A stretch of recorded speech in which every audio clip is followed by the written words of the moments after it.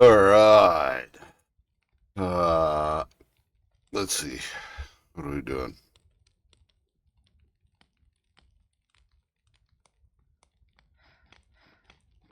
Why is it so warm? Oh, standing right next to the fire barrel. That's why. Standing right next to a fire barrel, burning my butt cheeks.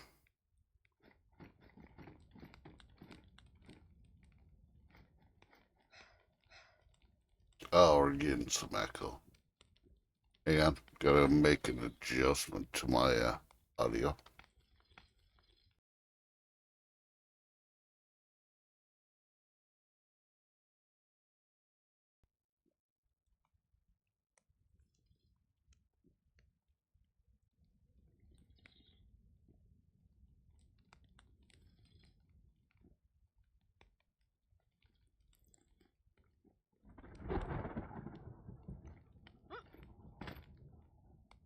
All fixed. Okay. Um, looking at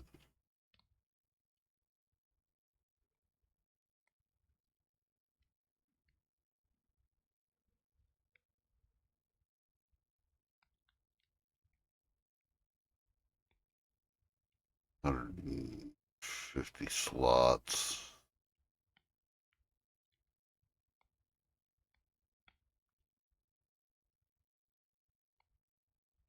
It's 150 slots. Should have. Oh, it won't have. The update took the fucking weapon slots off again, off of Baller Z stuff. It's bullshit. It's for the jacket. Doesn't give you the fucking full readout of it anymore. The same price though.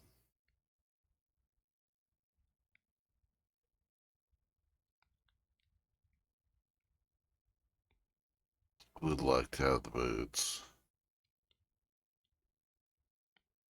Believe they have the knife slot.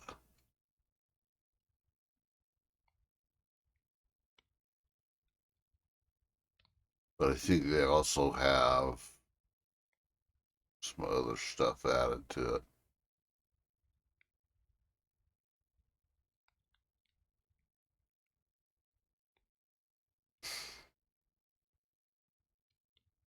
That shirt's 150 slots.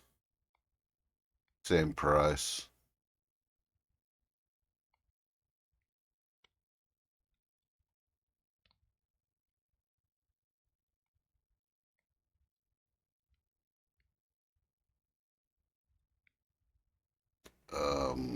That's 150 slots.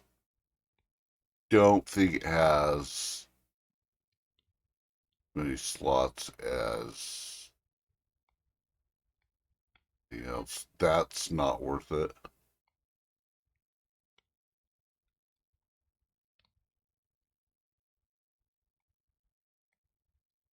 Um, 3 million.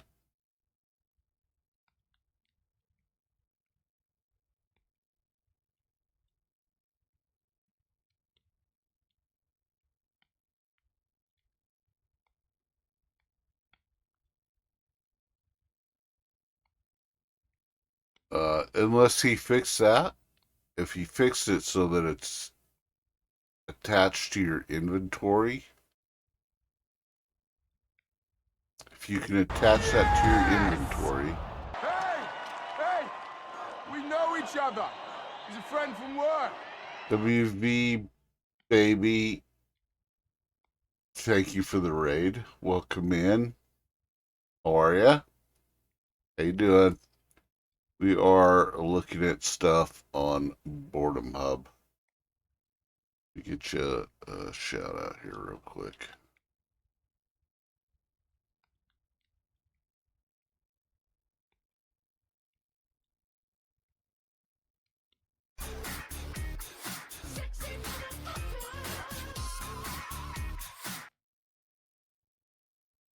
I forgot what I was talking to myself about, but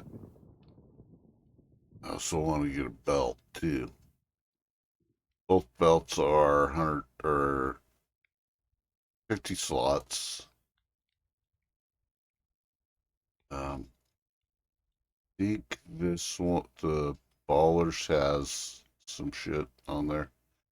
But thank you for the raid. Thanks for coming in. Thanks for chilling out. We're gonna do some Stephen King tonight. Before we hop on to a loft, I want to try to wait till Will wakes up, and then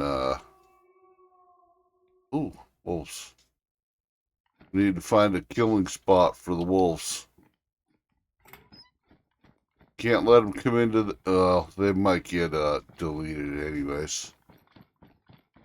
But if we run over here out of the safe zone and find a spot where we can uh, terminate the wolves.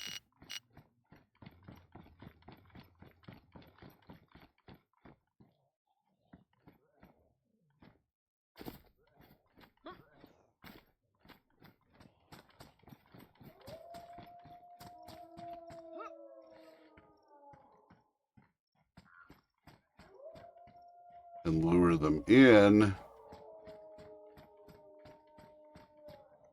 Now, I don't know if I'm still in the safe zone, but nope, we are good to go right here. So if they come over here, we can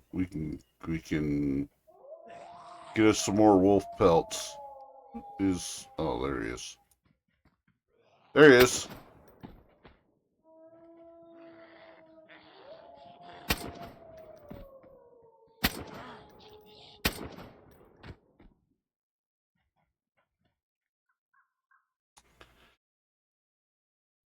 Hadn't stopped in for a minute and wanted to say hello. Well, welcome in. We'll stand here and wait on the wolves for a minute. Like I said, we're going to be doing some Stephen King tonight in the background. And then we're going to be doing a demo tonight. Like I said, I kind of want to wait for Will because this is something that he suggested. The game is called The Loft. It's a free demo that you can download and play before you go and purchase the game. It looks like a fun kind of game. You can fly your own floating island of land around and spruce it up and do stuff with it. So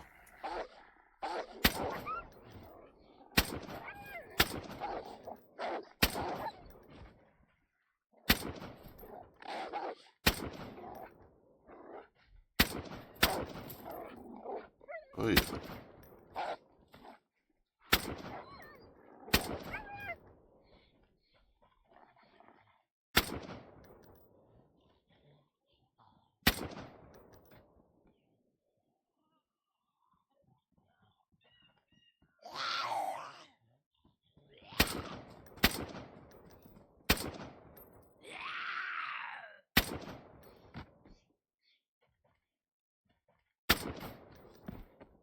Oh, shot her in the elbow and killed her. Death by elbow shot. Okay, so now we got some free wolves to chop up and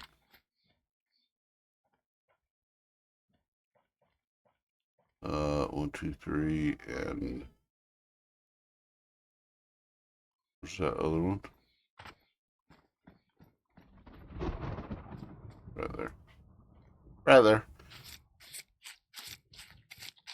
I don't know about good shot. A good shot is like take everything down one shot, pow, pow, pow, pow, and then you're done. But I don't know. I'm still trying to wake up.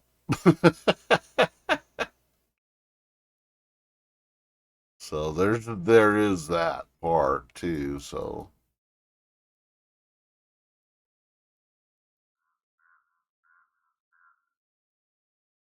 uh,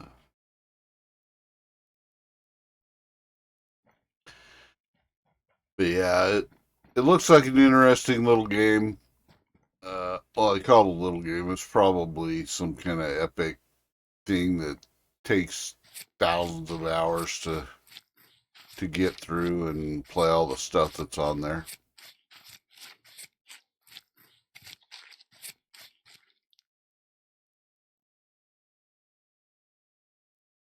But yeah,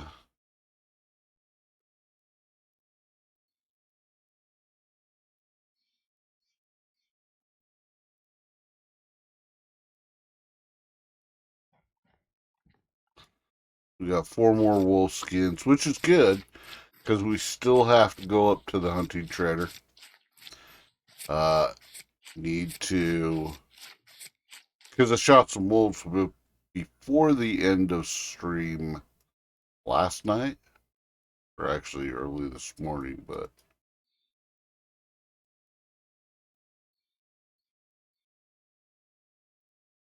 need to go sell all those.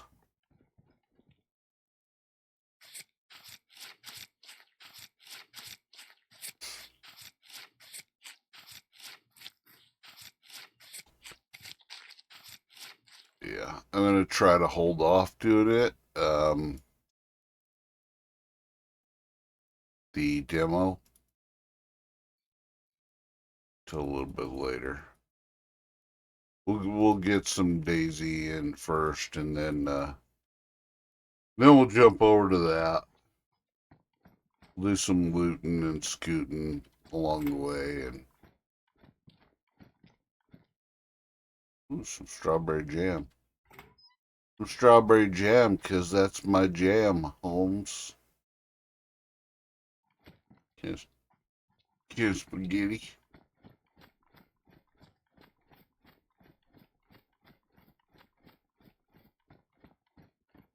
Can of spaghettis.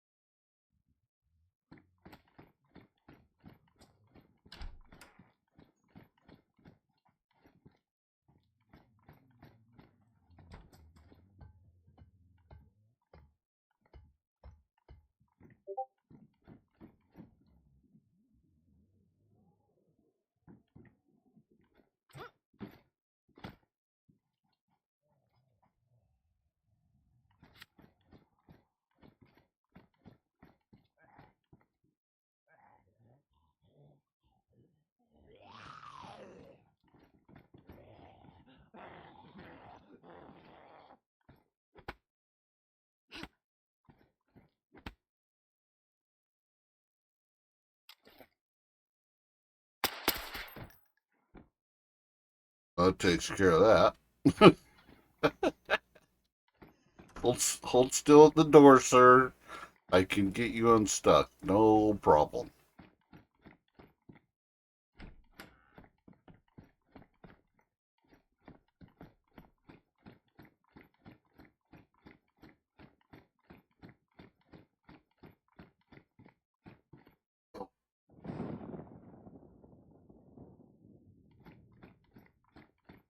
Itchy nose. Get the itchy nose.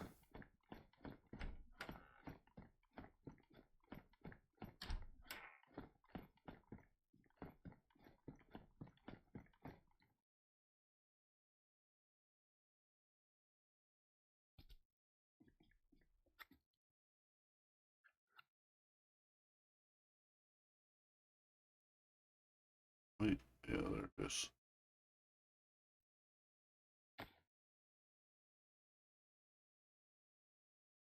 Leather shoes. I have another pair.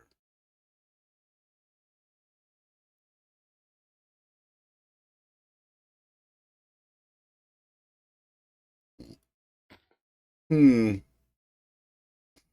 I want to try something too. Can I fix that? Can. I don't think I have to, but I think even the ruined pelts sell. So, just in case you ever play on the Boredom Hub, uh, you don't have to repair pelts. You just sell them. And they sell. Ruined pelts sell the same as repaired ones, so.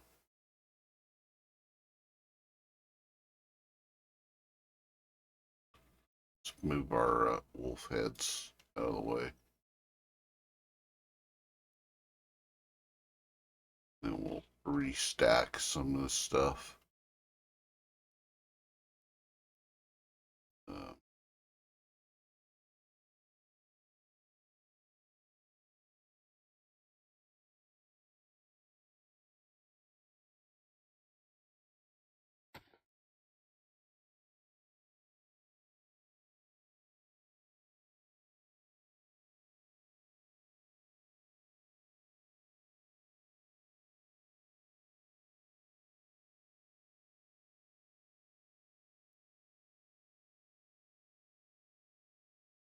do, do, do, do, do.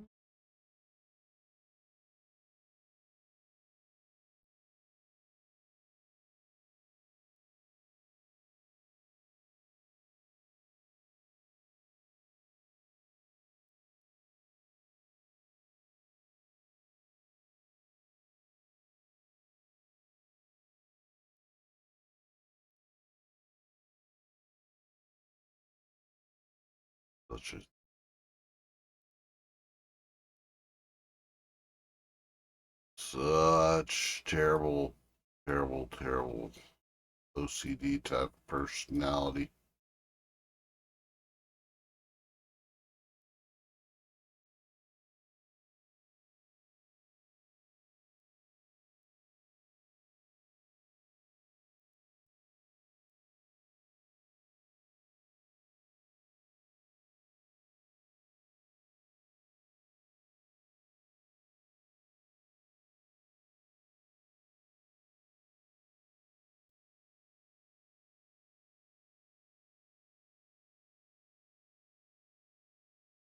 That was not what I wanted. Not in the slightest. Keep forgetting those are headdresses. You do that and it puts it on your dome. Puts it on your melon. A bunch of stuff to sell too. Got lots of stuff that I need to get sold.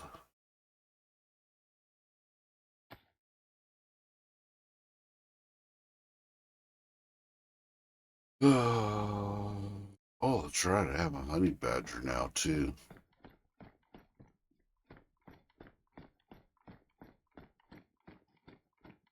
Honey badger would be good for shooting wolves. It's just a little bit smaller caliber.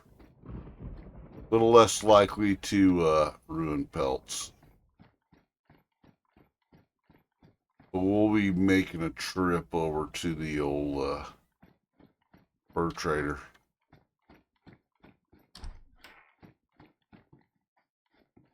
Go sell some stuff up at the hunting trader and make some more money. We definitely need either the BoredomHub jacket or the shirt for the baller shirt. Either one, I mean, they're the same size, but the baller shirt uh, will have more spaces. Like the BoredomHub stuff, I think is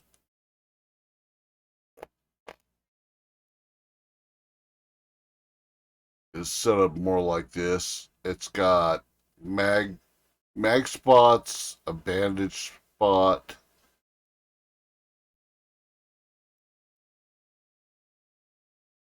No, Ballers has 3 mag slots, a first aid kit slot, and I think a canteen slot on their shirt.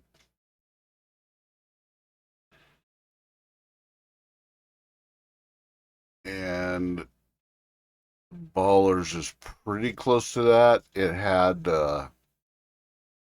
space for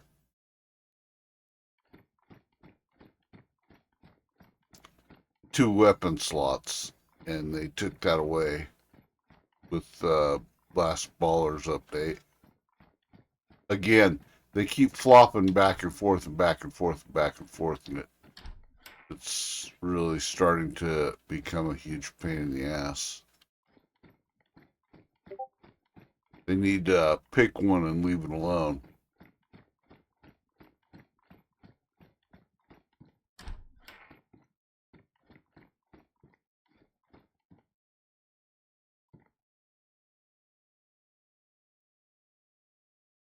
Pick a version and leave it be. Leave it be.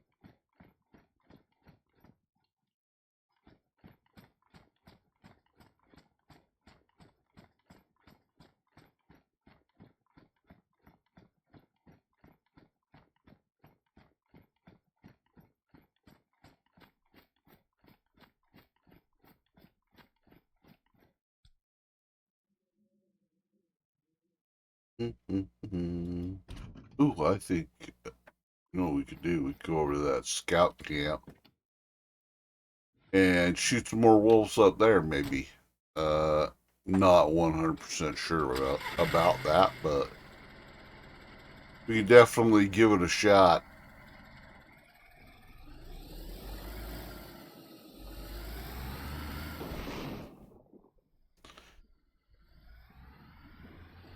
Definitely give it a shot.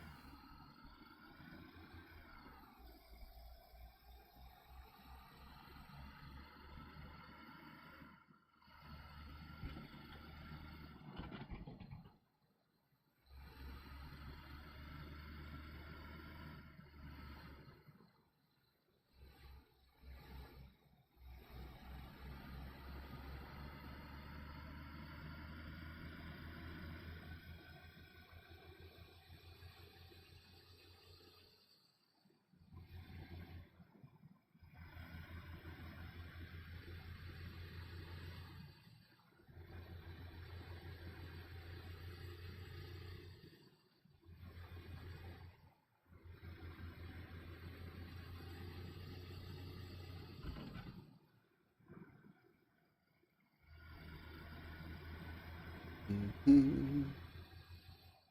Yeah, we'll go up to that uh, civilian, the civilian barracks to the southwest of us right here, and we will see if we can coax some more wolves out of the woodwork.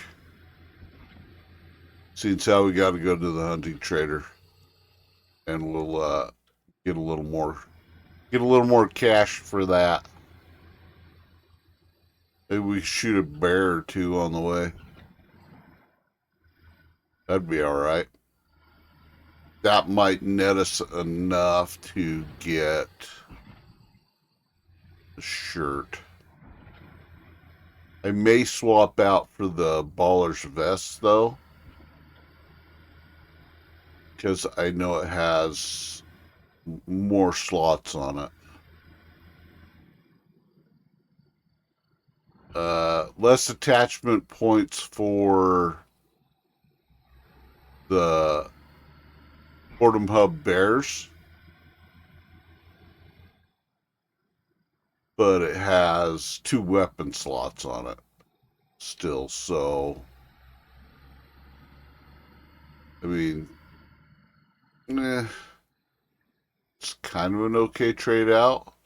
But when you have oversized guns like an alligator or an anti-material rifle or something that's like ginormous,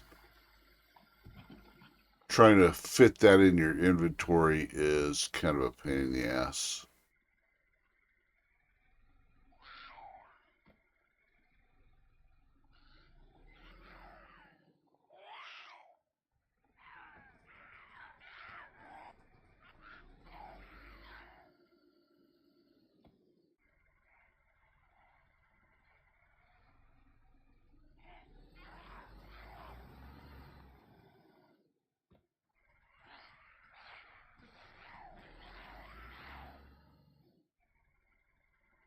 Okay, we're gonna have to get around these guys. Oh, unless they're gonna die. If they're gonna die, then we'll run them over.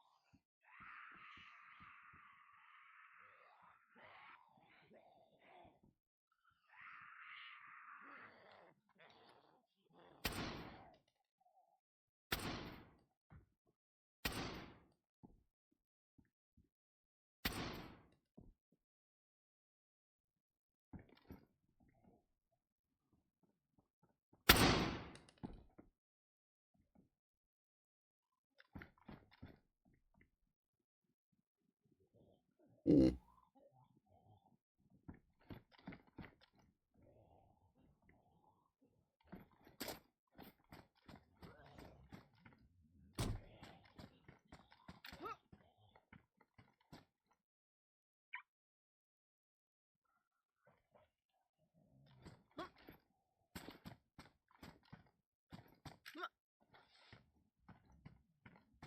I didn't look to see what was on the other side of the train. I was busy trying to run the zombies over.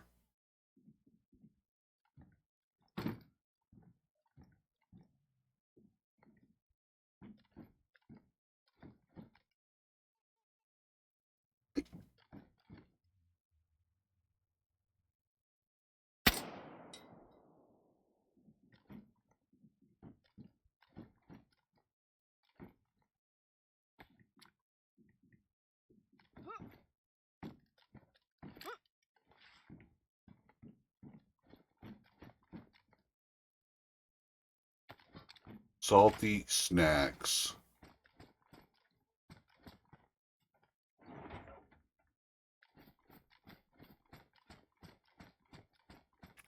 Gotta say, I haven't been too impressed with the train wrecks on BoredomHub.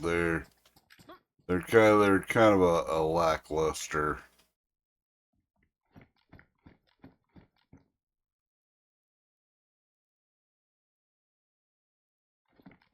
Hodgepodge of crap, to be honest. Normally on a lot of servers, when you find the train wrecks, you find like really, really good shit, you know? Or at least expensive base building items and shit like that. And some of these train wrecks on here have been real train wrecks. They're full of garbage. You know, powdered milk.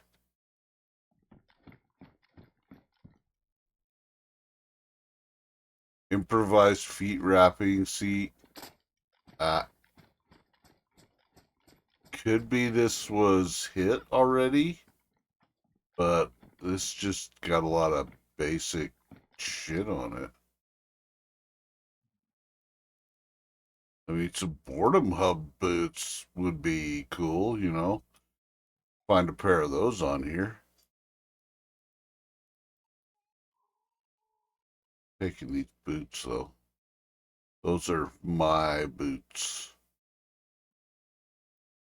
Those are my boots. I like those boots.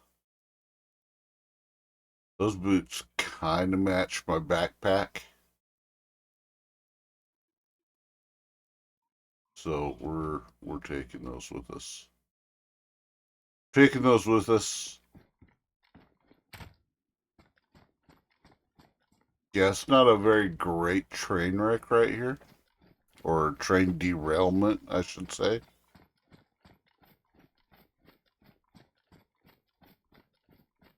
Not really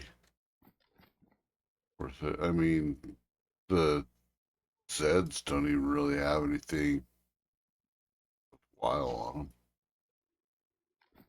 Flashlights, some duct tape.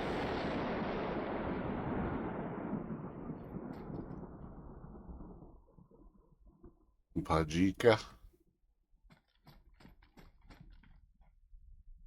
Not really a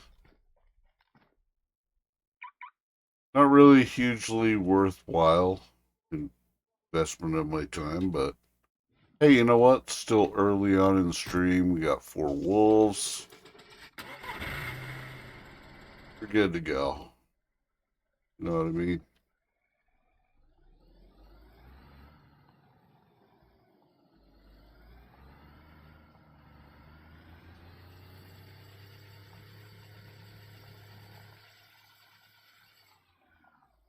Let's see if we can get some more wolves.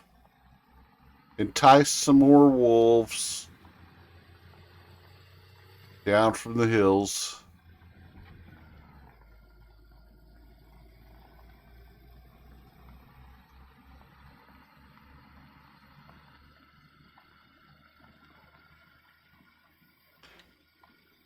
Oh, fence. Watch out for the fence. Oh, I think I got whiplash now. Oh, beating us up.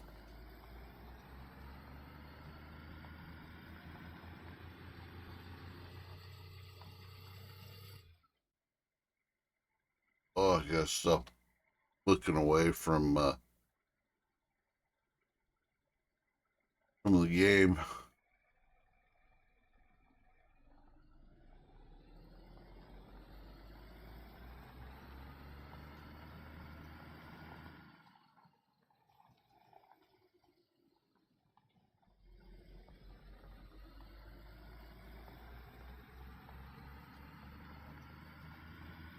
Stop looking away from the game.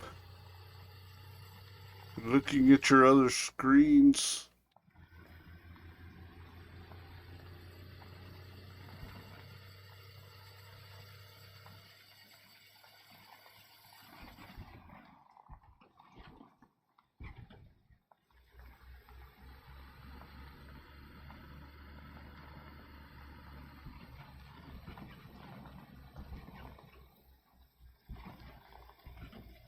Anyways, gonna try to wait for Will to wake up, and then we'll do some aloft. Oh, there's the military shit here now too. Oh, with wolves, wolf parts.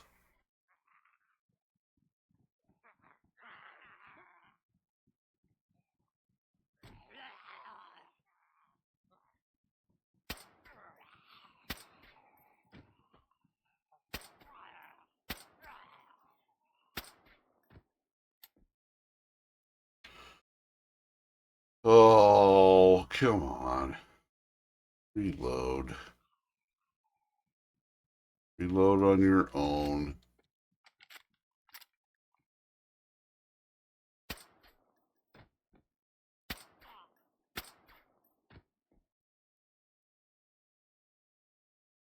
Someone else has been through here. There's wolf. Wolf parts. Somebody else has had the same idea. So there's probably nothing here taken.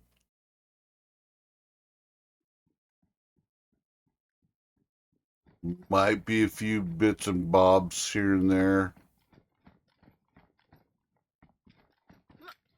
Oh, there's an ammo can.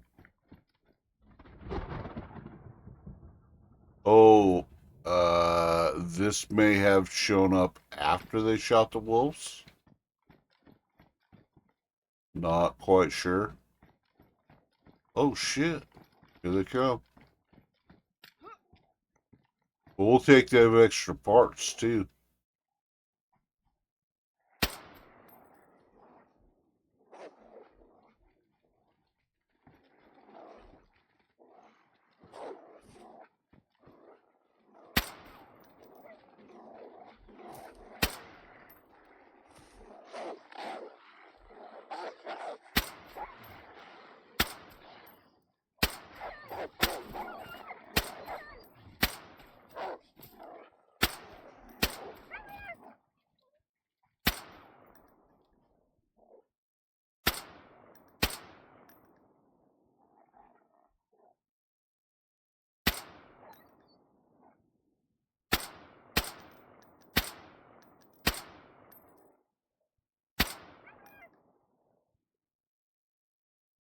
Okay, the other two took off.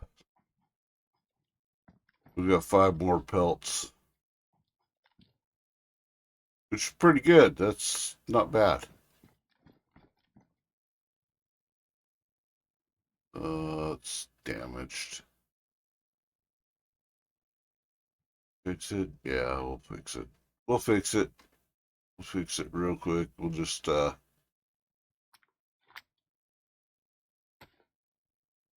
pull weapons cleaning kit out, and we will pull our sharpened stone out.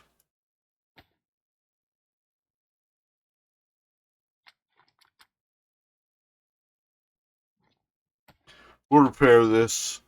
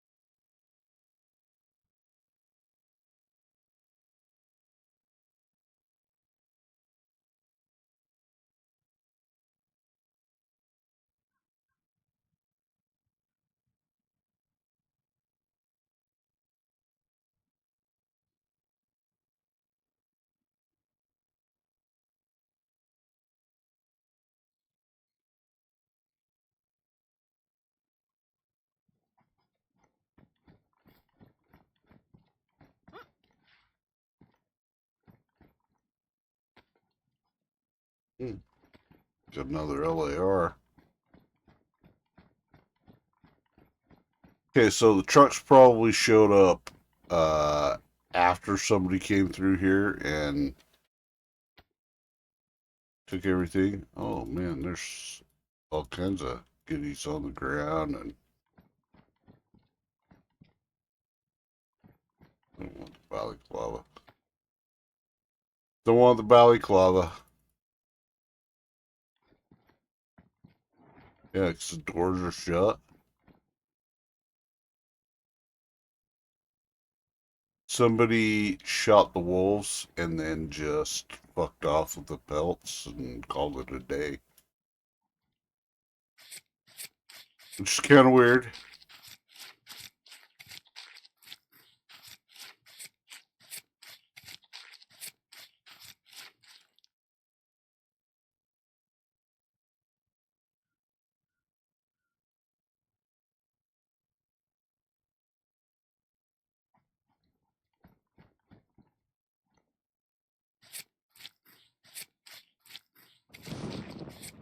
If I have to make room, I'll put some stuff in the inventory of the car and we'll call it good.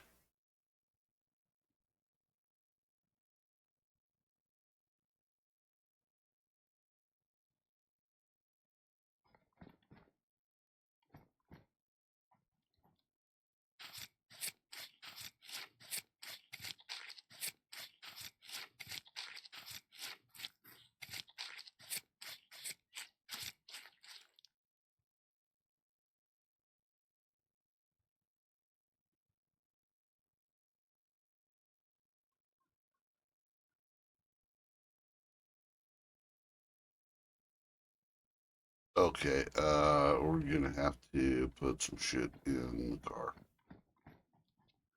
No choice.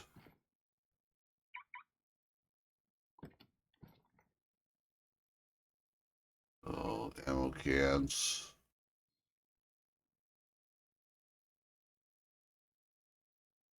Put the ammo cans in there. Put this shit in here.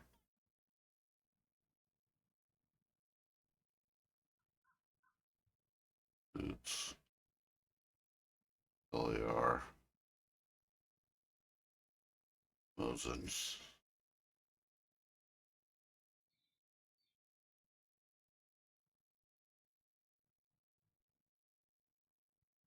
Addresses. Put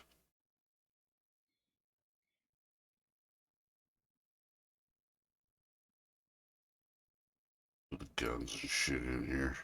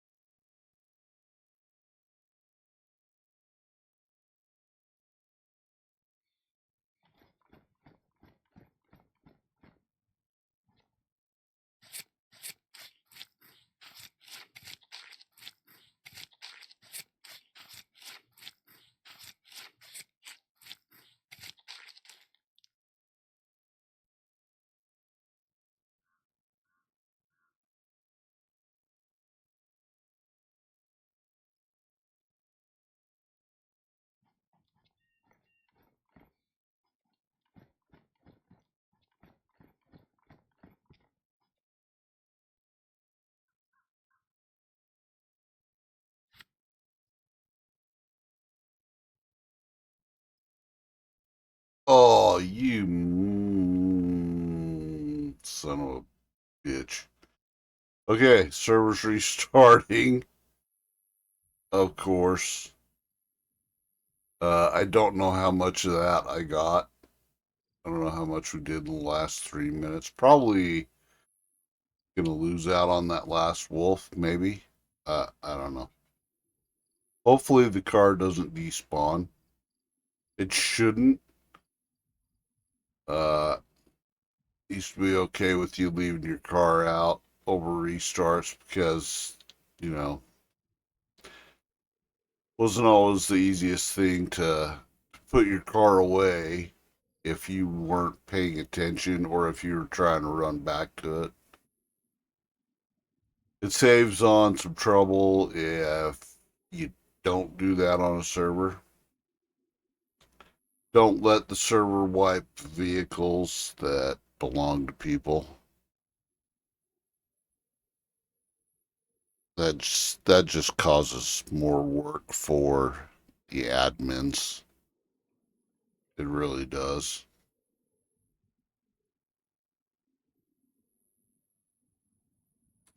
In the meantime, I'm going to run to the restroom. I'll be right back. Just enjoy the screen work of Nathaniel, and we'll get back into it.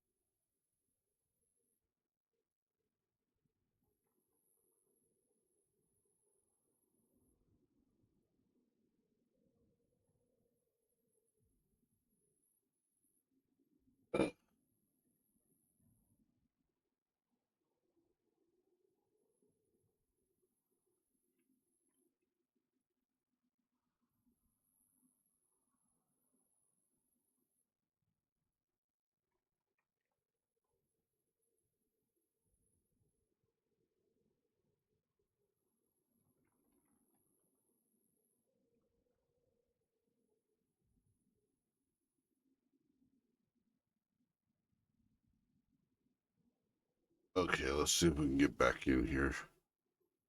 Usually pretty good about doing quick restarts.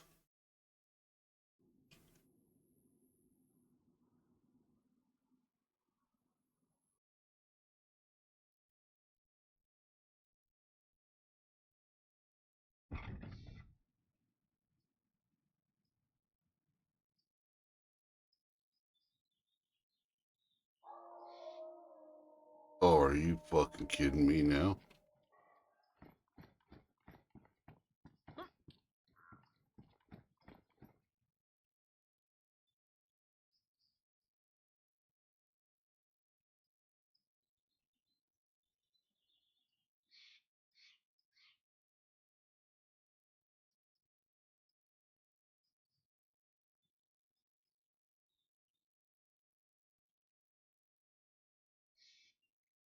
May have to shoot the wolves. take the pelts and leave some other shit behind.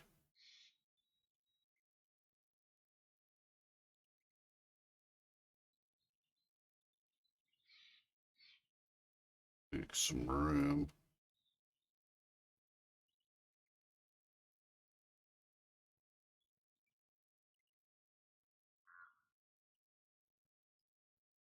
You know, it would figure that something like this would happen.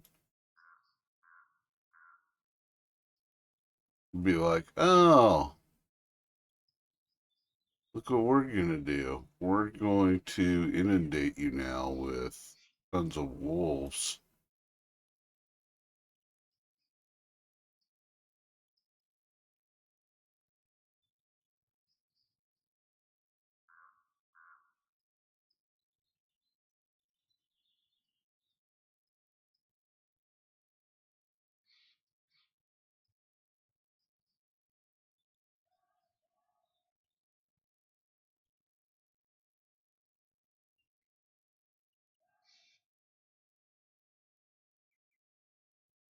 I hold perfectly still. Maybe they will not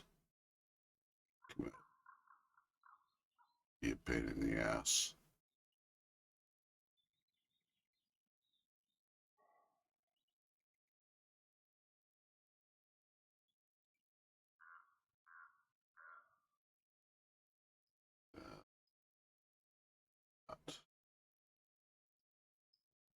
Back in there.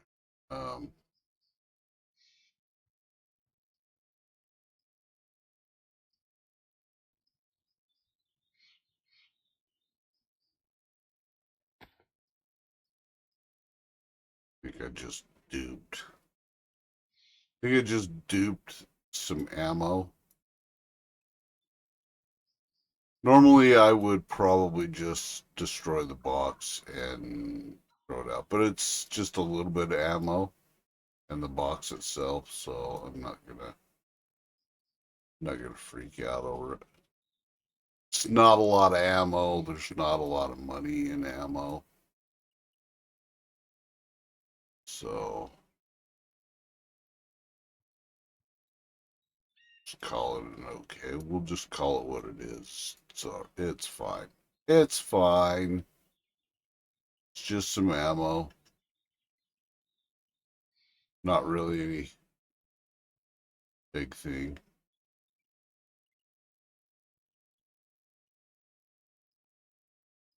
So I do not see.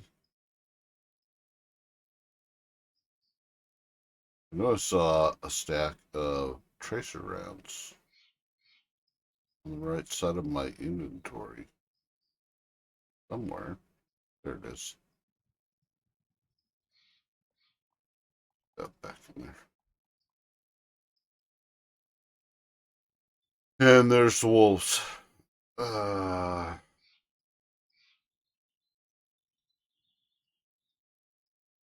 it's not a whole lot of inventory space, so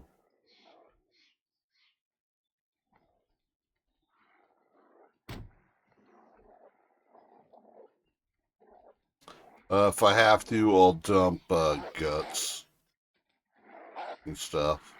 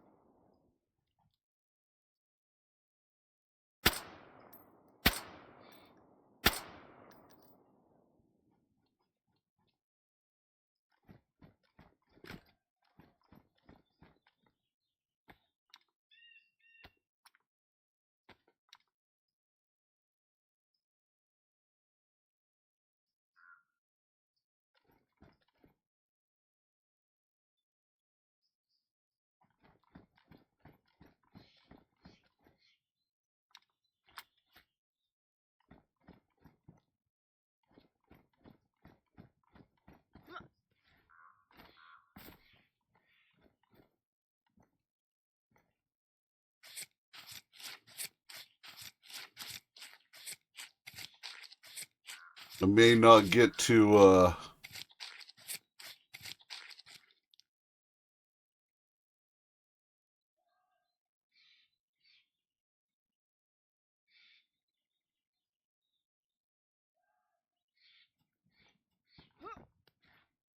may not even get to loot anything around here.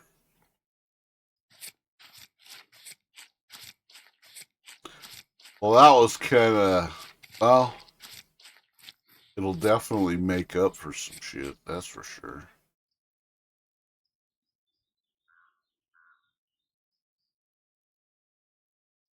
Yeah, if I have to, I will start tossing guts out.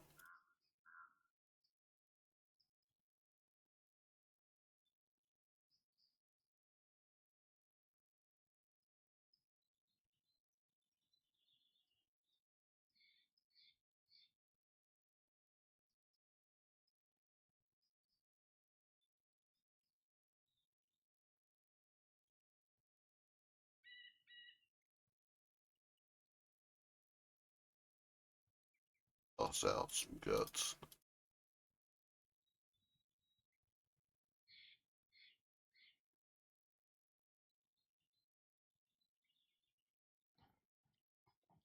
Toss out some guts. More important for us to take the headdress and the wolf pelts.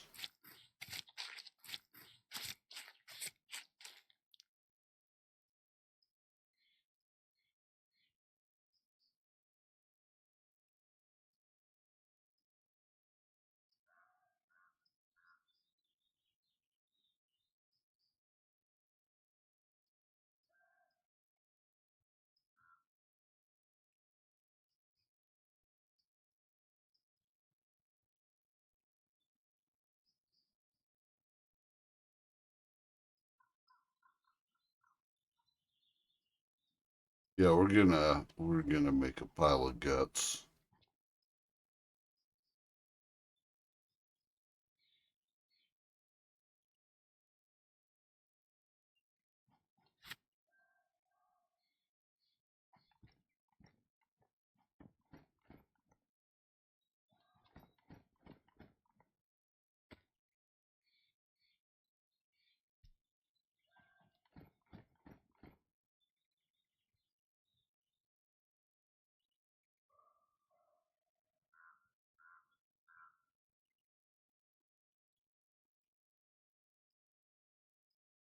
Actually, you know what?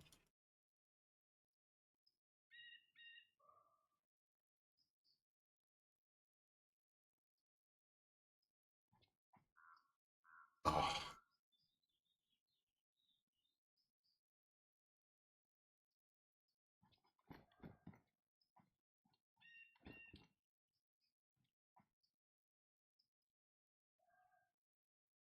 fuck it.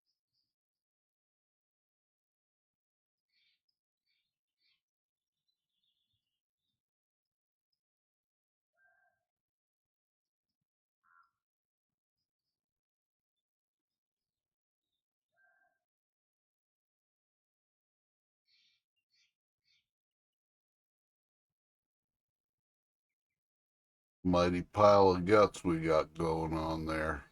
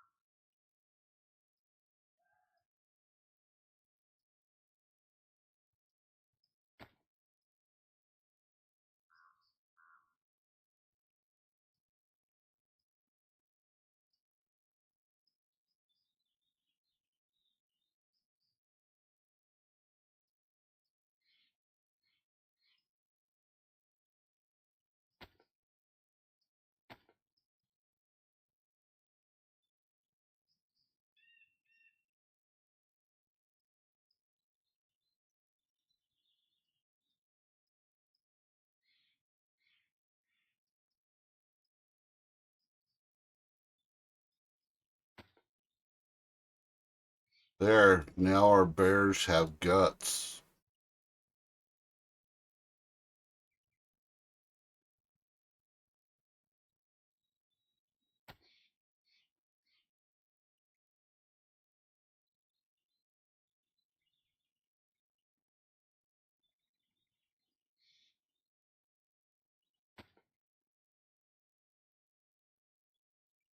I didn't think about doing this. You'd think for somebody who's a massive hoarder would have no problem figuring this part out.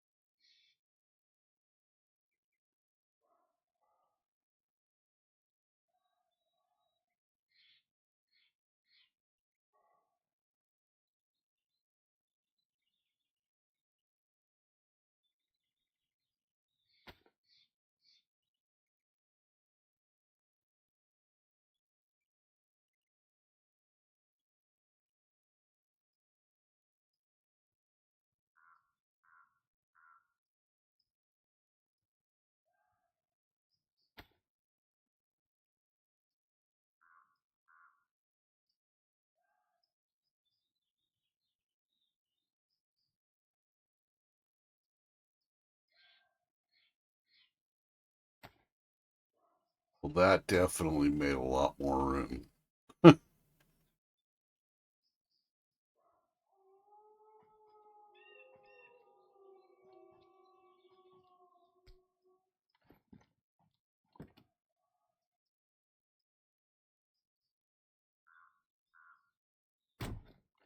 And here comes some more wolves.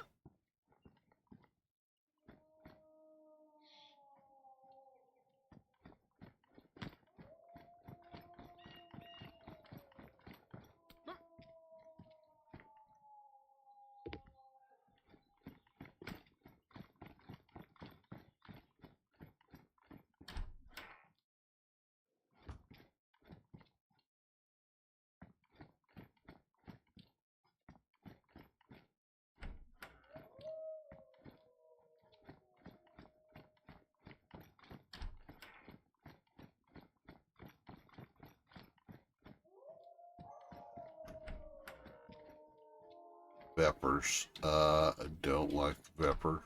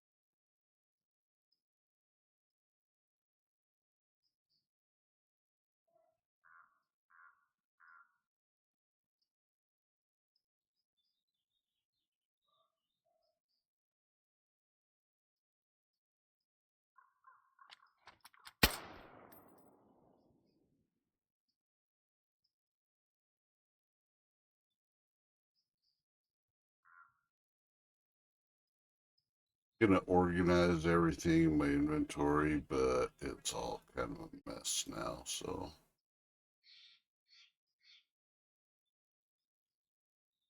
line up all the pelts on one side and then pelts will just get thrown into the other side. If the wolves even keep coming, they may not even be headed my way. Be kind of weird, but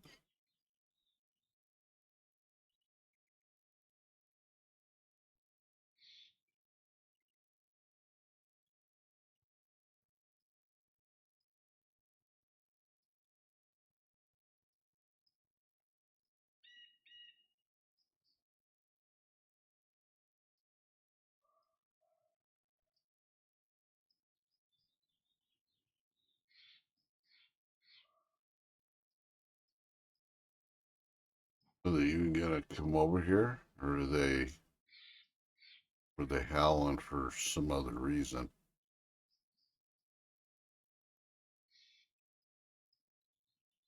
That's a fucking other ammo can sitting on top of that.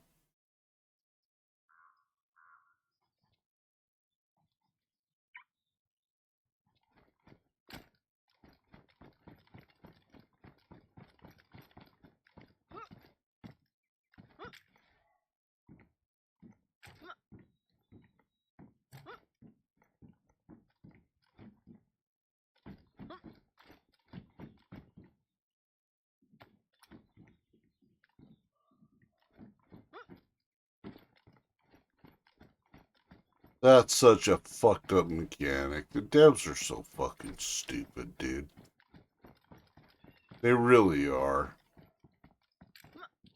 How can you not leap forward off of like a building? If you're moving, they need to put momentum back in the game for jumping mechanics and shit. Cause they really went and fucked that shit all to hell. I could have swore I just heard a wolf growl.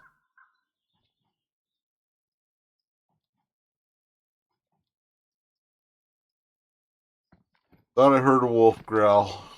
Maybe I was mistaken. I don't know.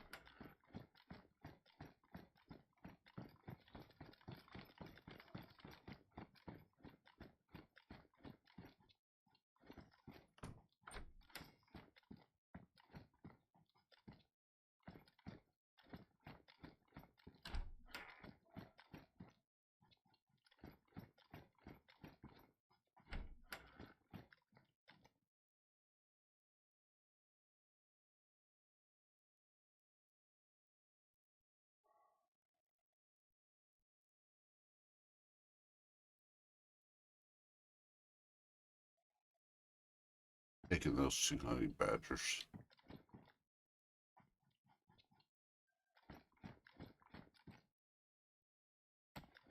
And the weapon cleaning kit.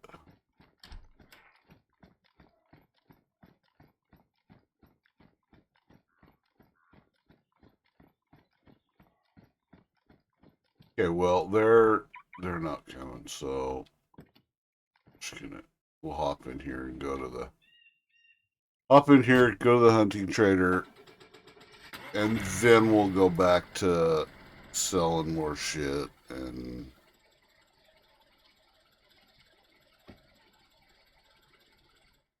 doing that kind of thing.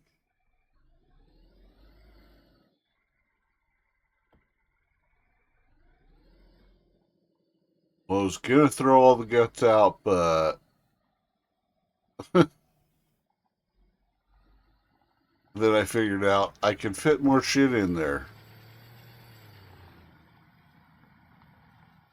And that's why we need to get the bigger shirt and the belt and add the bears to one of the belts.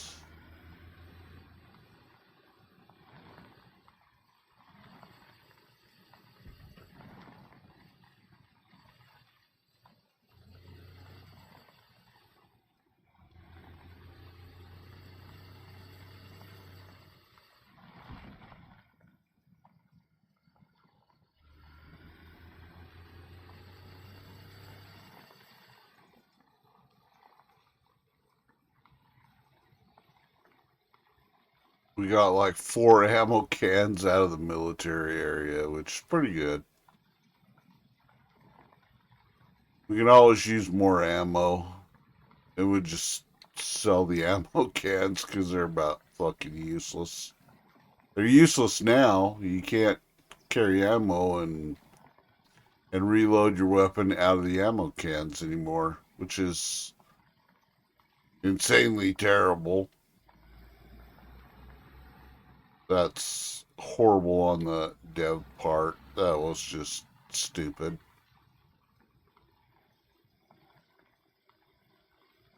They need to take that out of the vanilla files.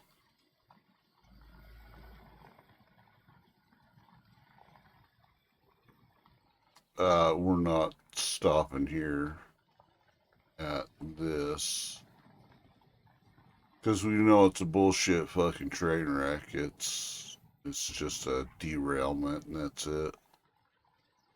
There's nothing there. At least nothing worthwhile. Unless you need a military jacket of some kind.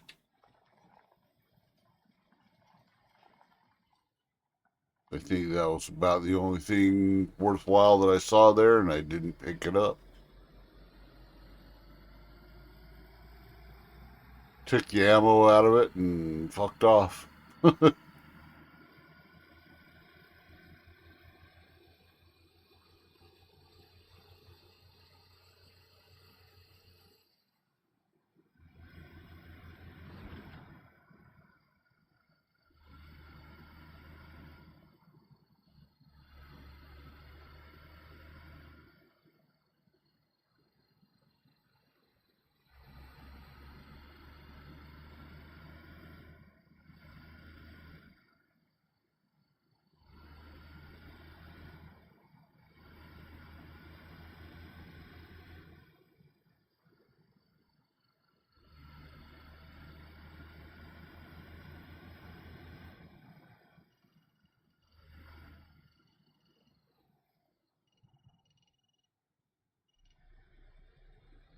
The Grad.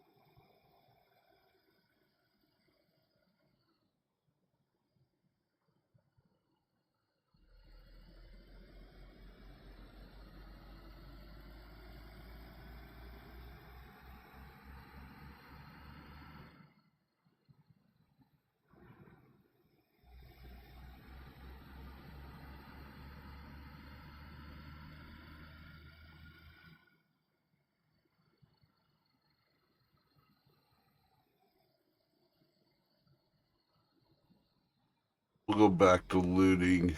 Our regularly looting schedule after we go to the hunting trader.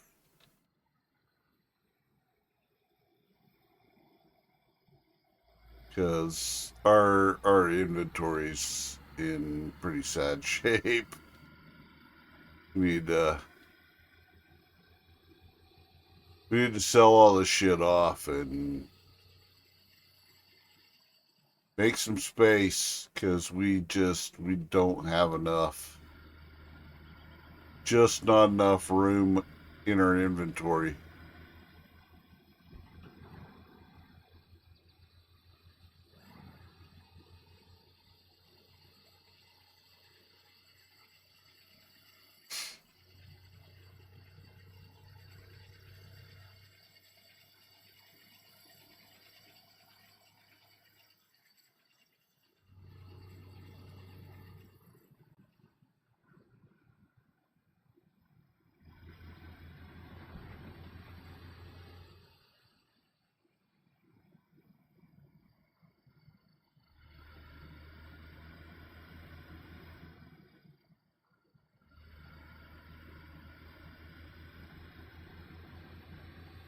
And we'll buy a shirt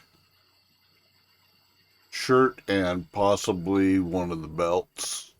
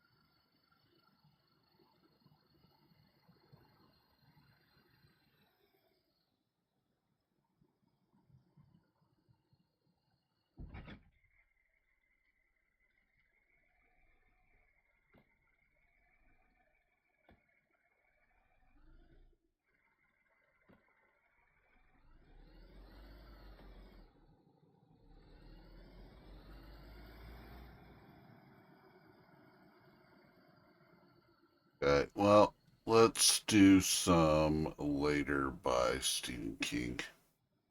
We'll get into that. Or on this boring ass drive. King. Read by Seth Newrick.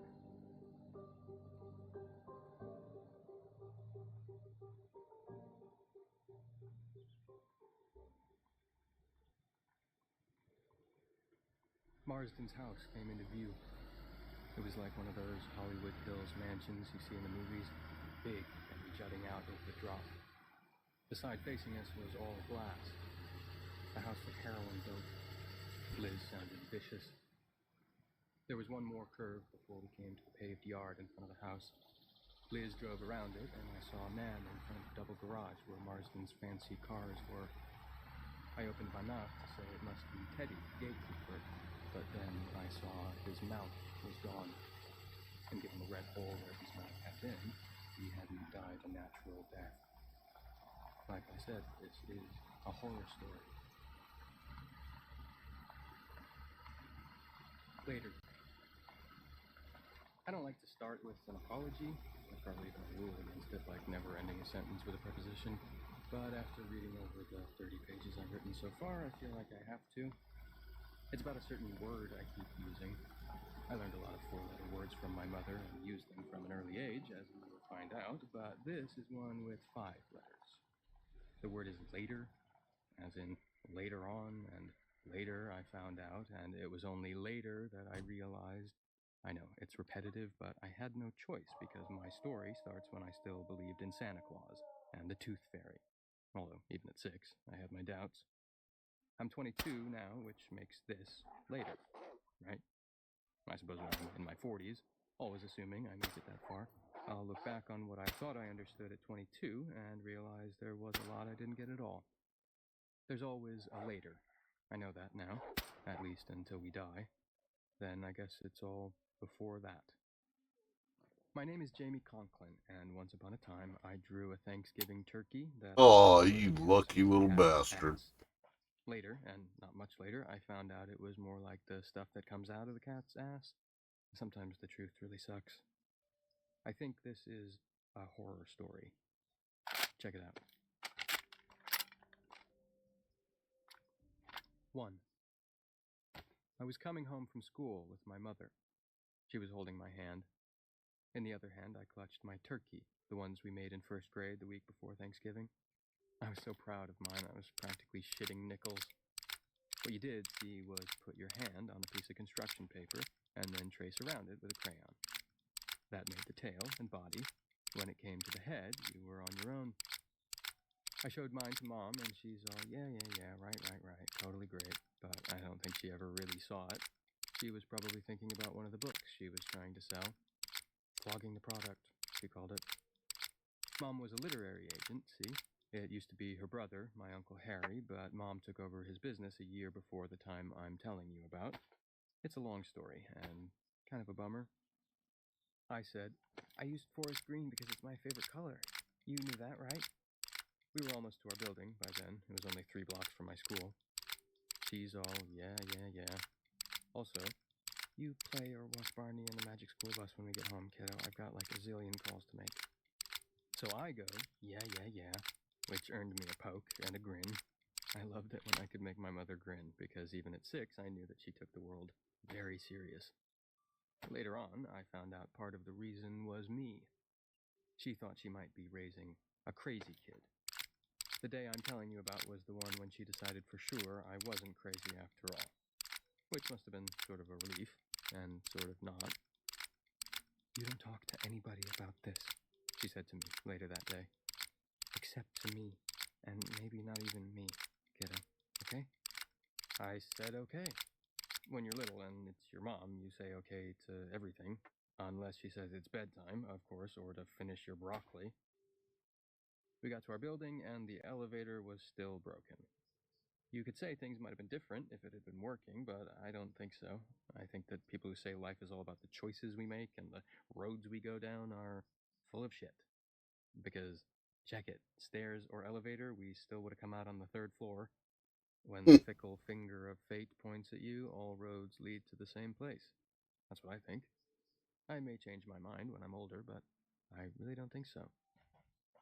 Fuck this elevator, Mom said. Then, you didn't hear that, kiddo. Hear what?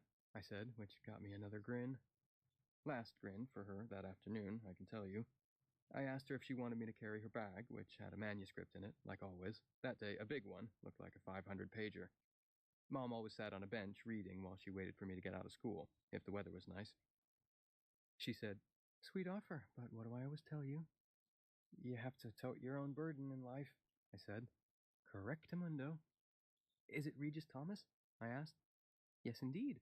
Good old Regis who pays our rent. Is it about Roanoke? Do you even have to ask, Jamie? Which made me snicker. Everything good old Regis wrote was about Roanoke. That was the burden he toted in life. We went up the stairs to the third floor, where there were 2 other apartments plus ours at the end of the hall. Ours was the fanciest one. Mr. and Mrs. Burkett were standing outside 3A, and I knew right away something was wrong because Mr. Burkett was smoking a cigarette, which I hadn't seen him do before and was illegal in our building anyway. His eyes were bloodshot, and his hair was all crazied up in gray spikes. I always called him Mr., but he was actually Professor Burkett and taught something smart at NYU. English and European literature, I later found out. Mrs. Burkett was dressed in a nightgown, and her feet were bare. That nightgown was pretty thin, and I could see most of her stuff right through it.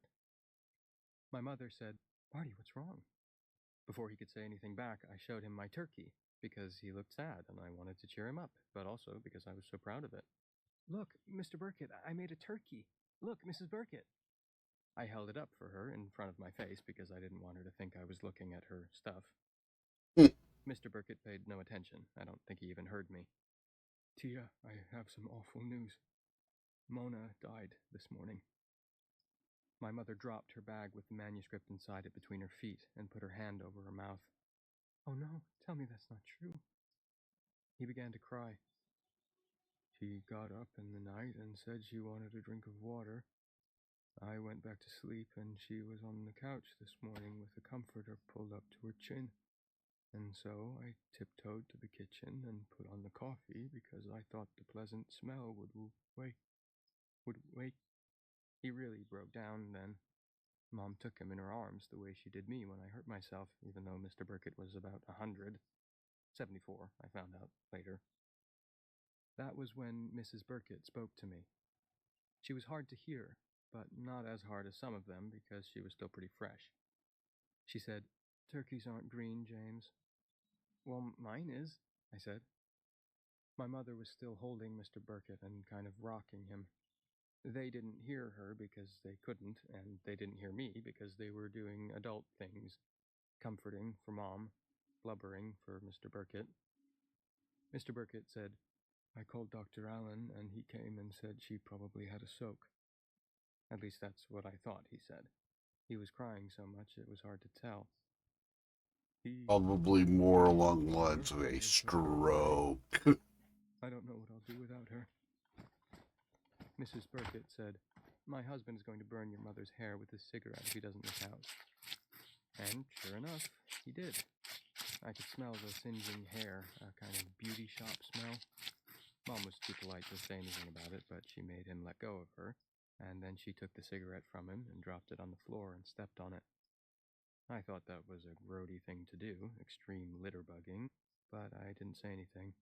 I got that it was a special situation. I also knew that talking to Mrs. Burkett anymore would freak him out. Mom, too.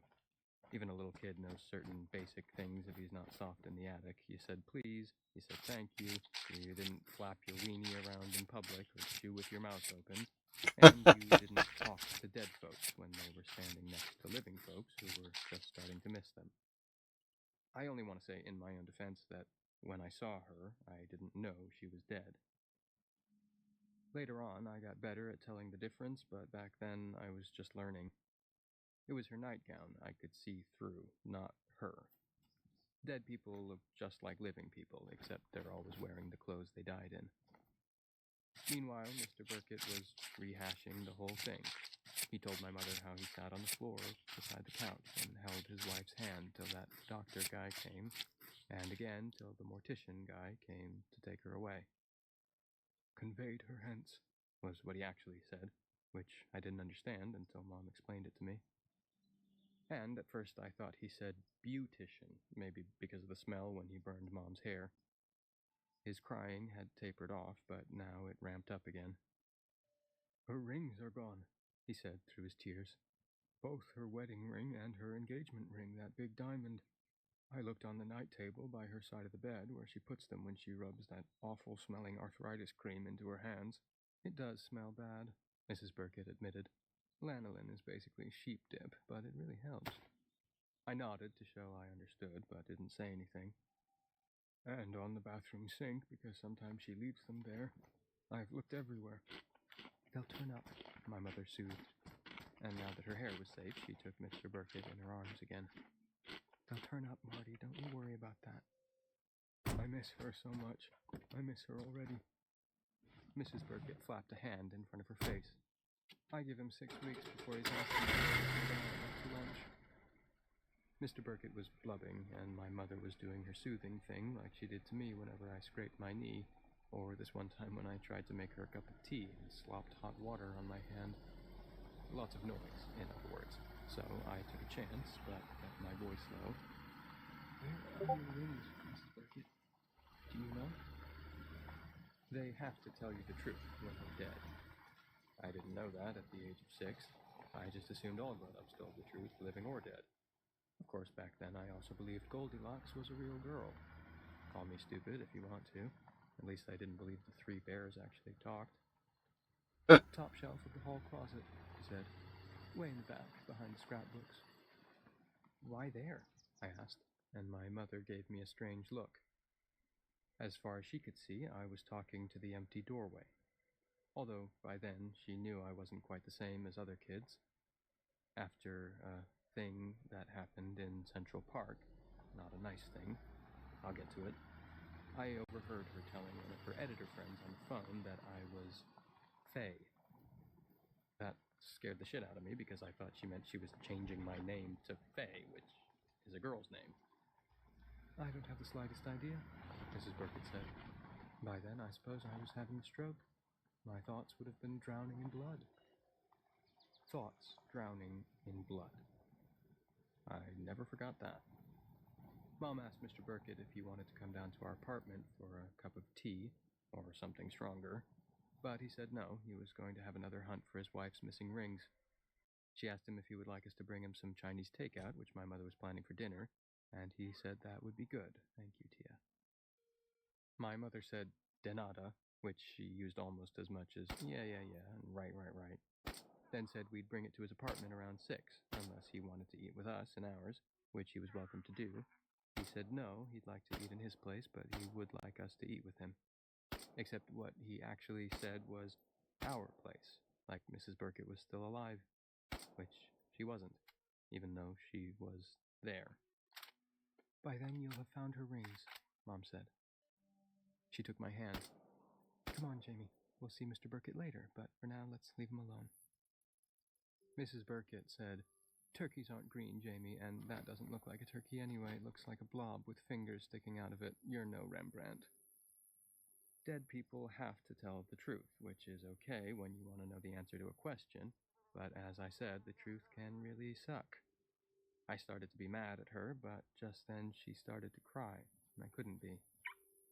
She turned to Mr. Burkett and said, "We'll make sure you don't miss the belt loop in the back of your pants now. Dolores McGowan, I should smile and kiss a pig." She kissed his cheek, or kissed at it. I couldn't really tell which. "I loved you, Marty. Still do." Mr. Burkett raised his hand and scratched the spot where her lips had touched him, as if he had an itch. I suppose that's what he thought it was.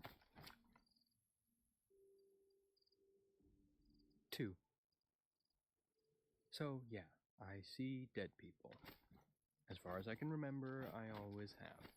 But it's not like in that movie with Bruce Willis. It can be interesting, it can be scary sometimes, the Central Park dude. It can be a pain in the ass, but mostly it just is. Like being left-handed, or being able to play classical music when you're like 3 years old, or getting early onset Alzheimer's, which is what happened to Uncle Harry when he was only 42.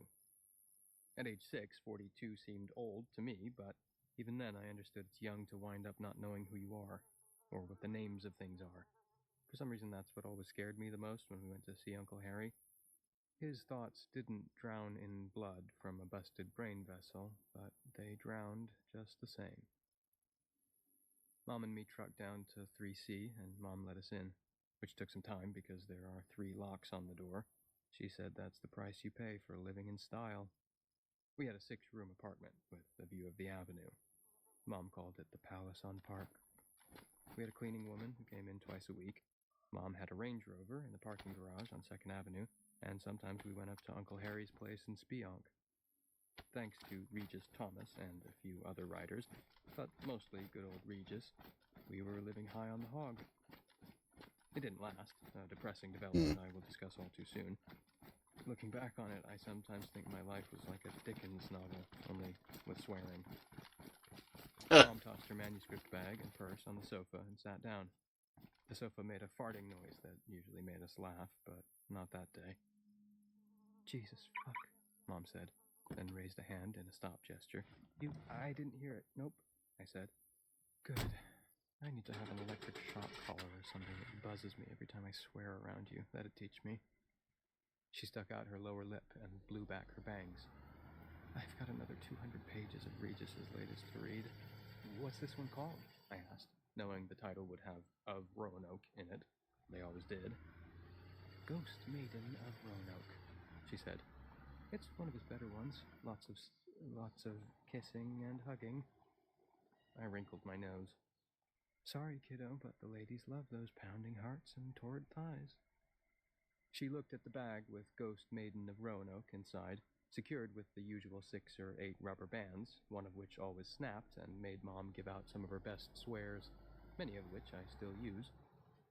Now I feel like I don't want to do anything but have a glass of wine, maybe the whole bottle. Mona Burkett was a prize pain in the ass. He might actually be better off without her, but right now he's gutted. I hope to God he's got relatives, because I don't relish the idea of being comforter-in-chief. She loved him too, I said. Mom gave me a strange look. Yeah? You think? I know. She said something mean about my turkey, but then she cried and kissed him on the cheek. You imagined that, James, she said, but half-heartedly. She knew better by then, I'm sure she did, but grown-ups have a tough time believing, and I'll tell you why.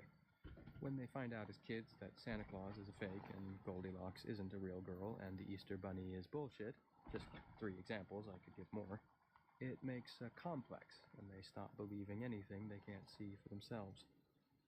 Nope, didn't imagine it. She said I'd never be Rembrandt. Who is that? An artist, she said, and blew her bangs back again.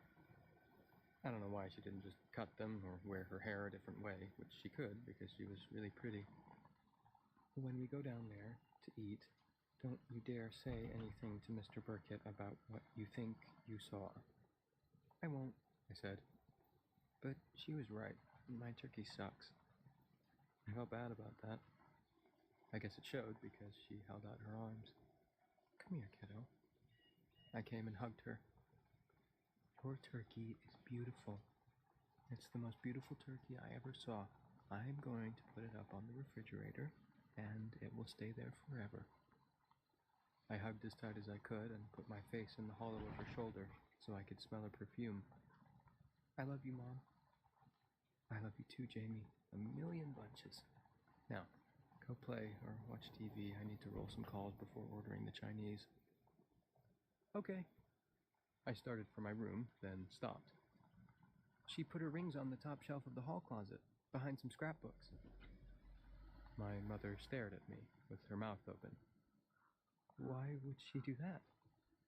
I asked her, and she said she didn't know. She said by then her thoughts were drowning in blood.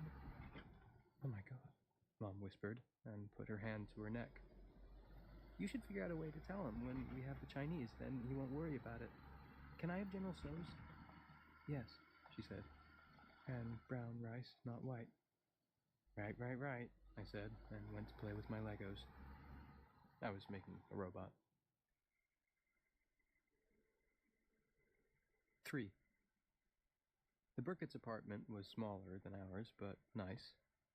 After dinner, while we were having our fortune cookies, mine said, "A feather in the hand is better than a bird in the air," which makes no sense at all. Mom said, "Have you checked the closets? For her rings, I mean." Why would she put her rings in a closet? A sensible enough question. Well, if she was having a stroke, she might not have been thinking too clearly. We were eating at the little round table in the kitchen nook. Mrs. Burkett was sitting on one of the stools at the counter and nodded vigorously when Mom said that. "Maybe I'll check," Mr. Burkett said. He sounded pretty vague. "Right now I'm too tired and upset." "You check the bedroom closet when you get around to it," Mom said. "I'll check the one in the hall right now. A little stretching will do me good after all that sweet and sour pork." Mrs. Burkett said, "Did she think that up all by herself? I didn't know she was that smart." Already she was getting hard to hear. After a while I wouldn't be able to hear her at all, just see her mouth moving, like she was behind a thick pane of glass. Pretty soon after that, she'd be gone. "My mom's plenty smart," I said. "Never said she wasn't," Mr. Burkett said. "But if she finds those rings in the front hall closet, I'll eat my hat." Just then, my mother said, "Bingo!" and came in with the rings on the palm of one outstretched hand. The wedding ring was pretty ordinary, but the engagement ring was big as an eyeball, a real sparkler. "Oh my God," Mr. Burkett cried. "How in God's name?" "I prayed to St. Anthony," Mom said, but cast a quick glance my way, and a smile. "Tony, Tony, come around. Something's lost that must be found, and as you see, it worked."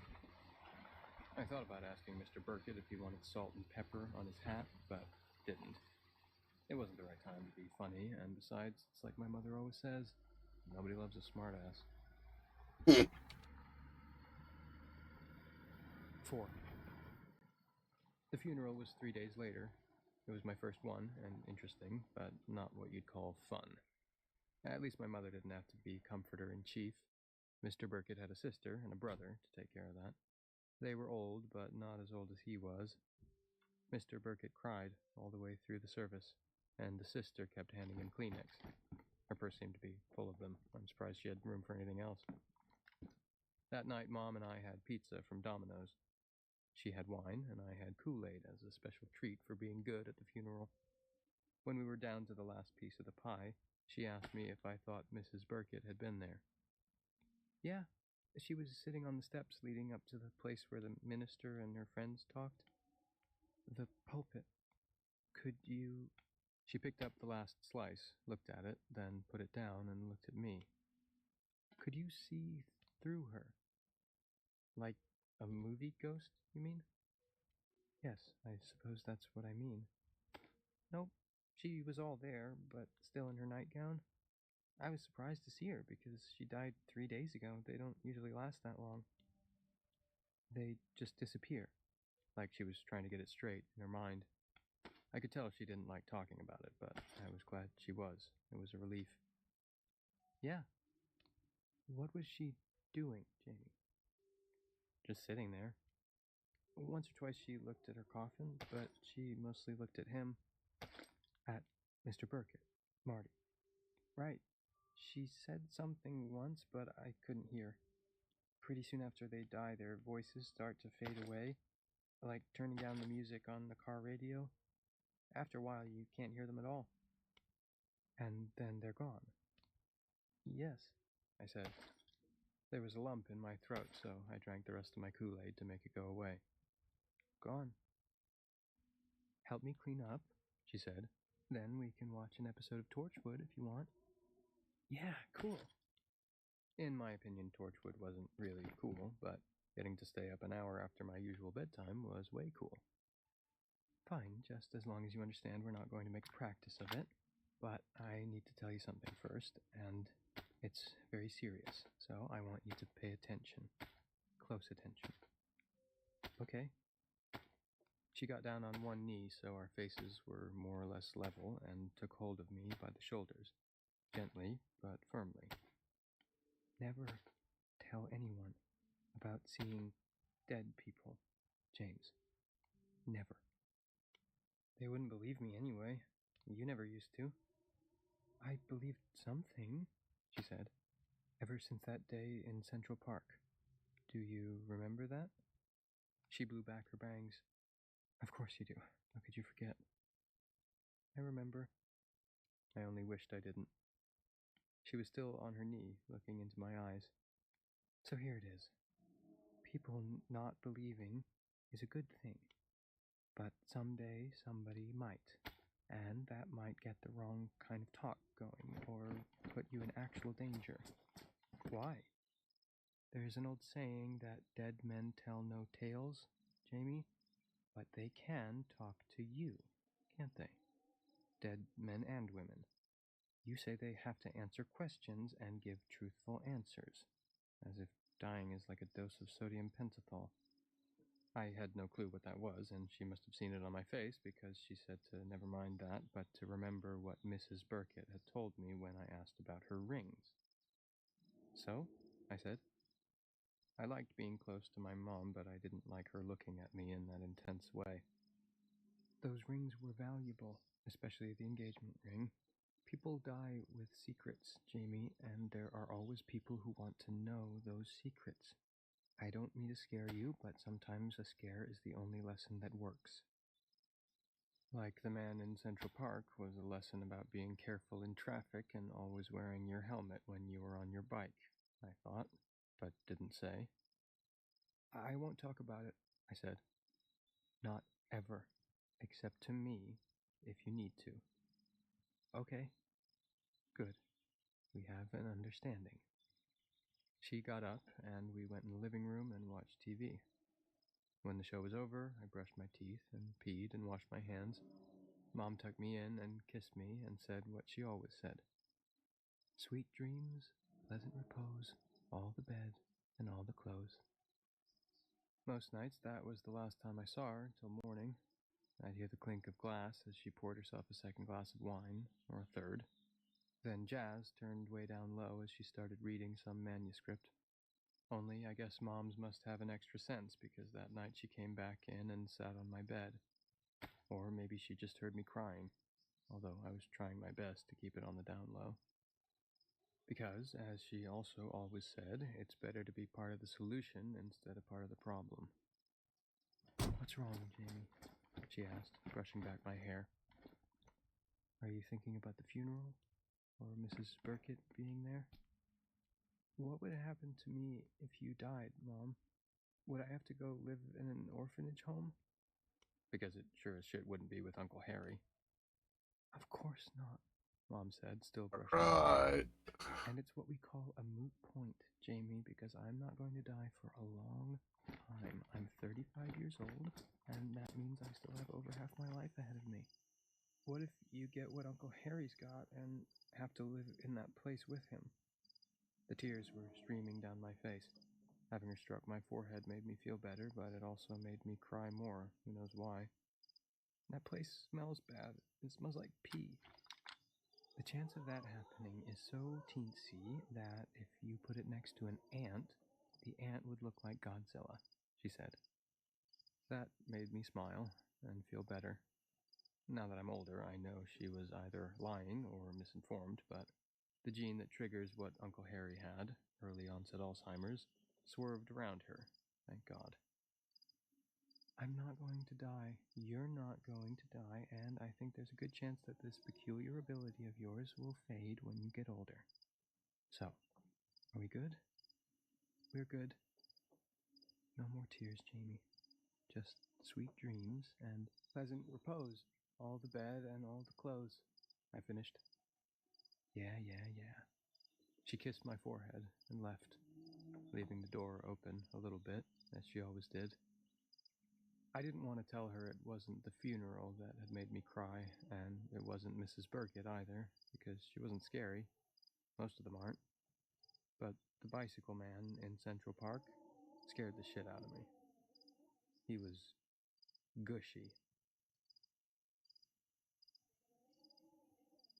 5. We were on the 86th Street Traverse, heading for Wave Hill in the Bronx, where one of my preschool friends was having a big birthday party. Talk about spoiling a kid rotten, Mom said. I had my present to give Lily in my lap. We went around a curve and saw a bunch of people standing in the street. The accident must have just happened. A man was lying half on the pavement and half on the sidewalk, with a twisted-up bicycle beside him. Someone had put a jacket over his top half. His bottom half was wearing black bike shorts with red stripes up the sides, and a knee brace, and sneakers with blood all over them. It was on his socks and legs, too. We could hear approaching sirens. Standing next to him was the same man, in the same bike shorts and knee brace. He had white hair with blood in it. His face was caved in, right down the middle, I think maybe from where he hit the curb. His nose was like in two pieces, and so was his mouth. Cars were stopping, and my mother said, "Close your eyes." It was the man lying on the ground she was looking at, of course. "He's dead." I started to cry. "That man is dead." We stopped. We had to, because of the other cars in front of us. "No, he's not," Mom said. "He's asleep, that's all. It's what happens sometimes when someone gets banged hard. He'll be fine. Now close your eyes." I didn't. The smashed-up man raised a hand and waved at me. They know when I see them. They always do. "His face is in two pieces." Mom looked again, to be sure, saw the man was covered down to his waist, and said, "Stop scaring yourself, Jamie. Just close your—" "He's there," I pointed. My finger was trembling. Everything was trembling. "Right there, standing next to himself." That scared her. I could tell by the way her mouth got all tight. She laid on her horn with one hand. With the other, she pushed the button and rolled down her window and started waving at the cars ahead of her. "Go," she shouted. "Move! Stop staring at him, for Christ's sake, this isn't a fucking movie."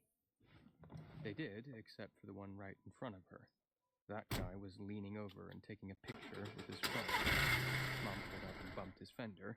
He gave her the bird.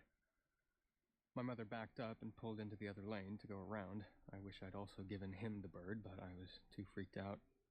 Mom barely missed a police car coming the other way and drove for the far side of the park as fast as she could.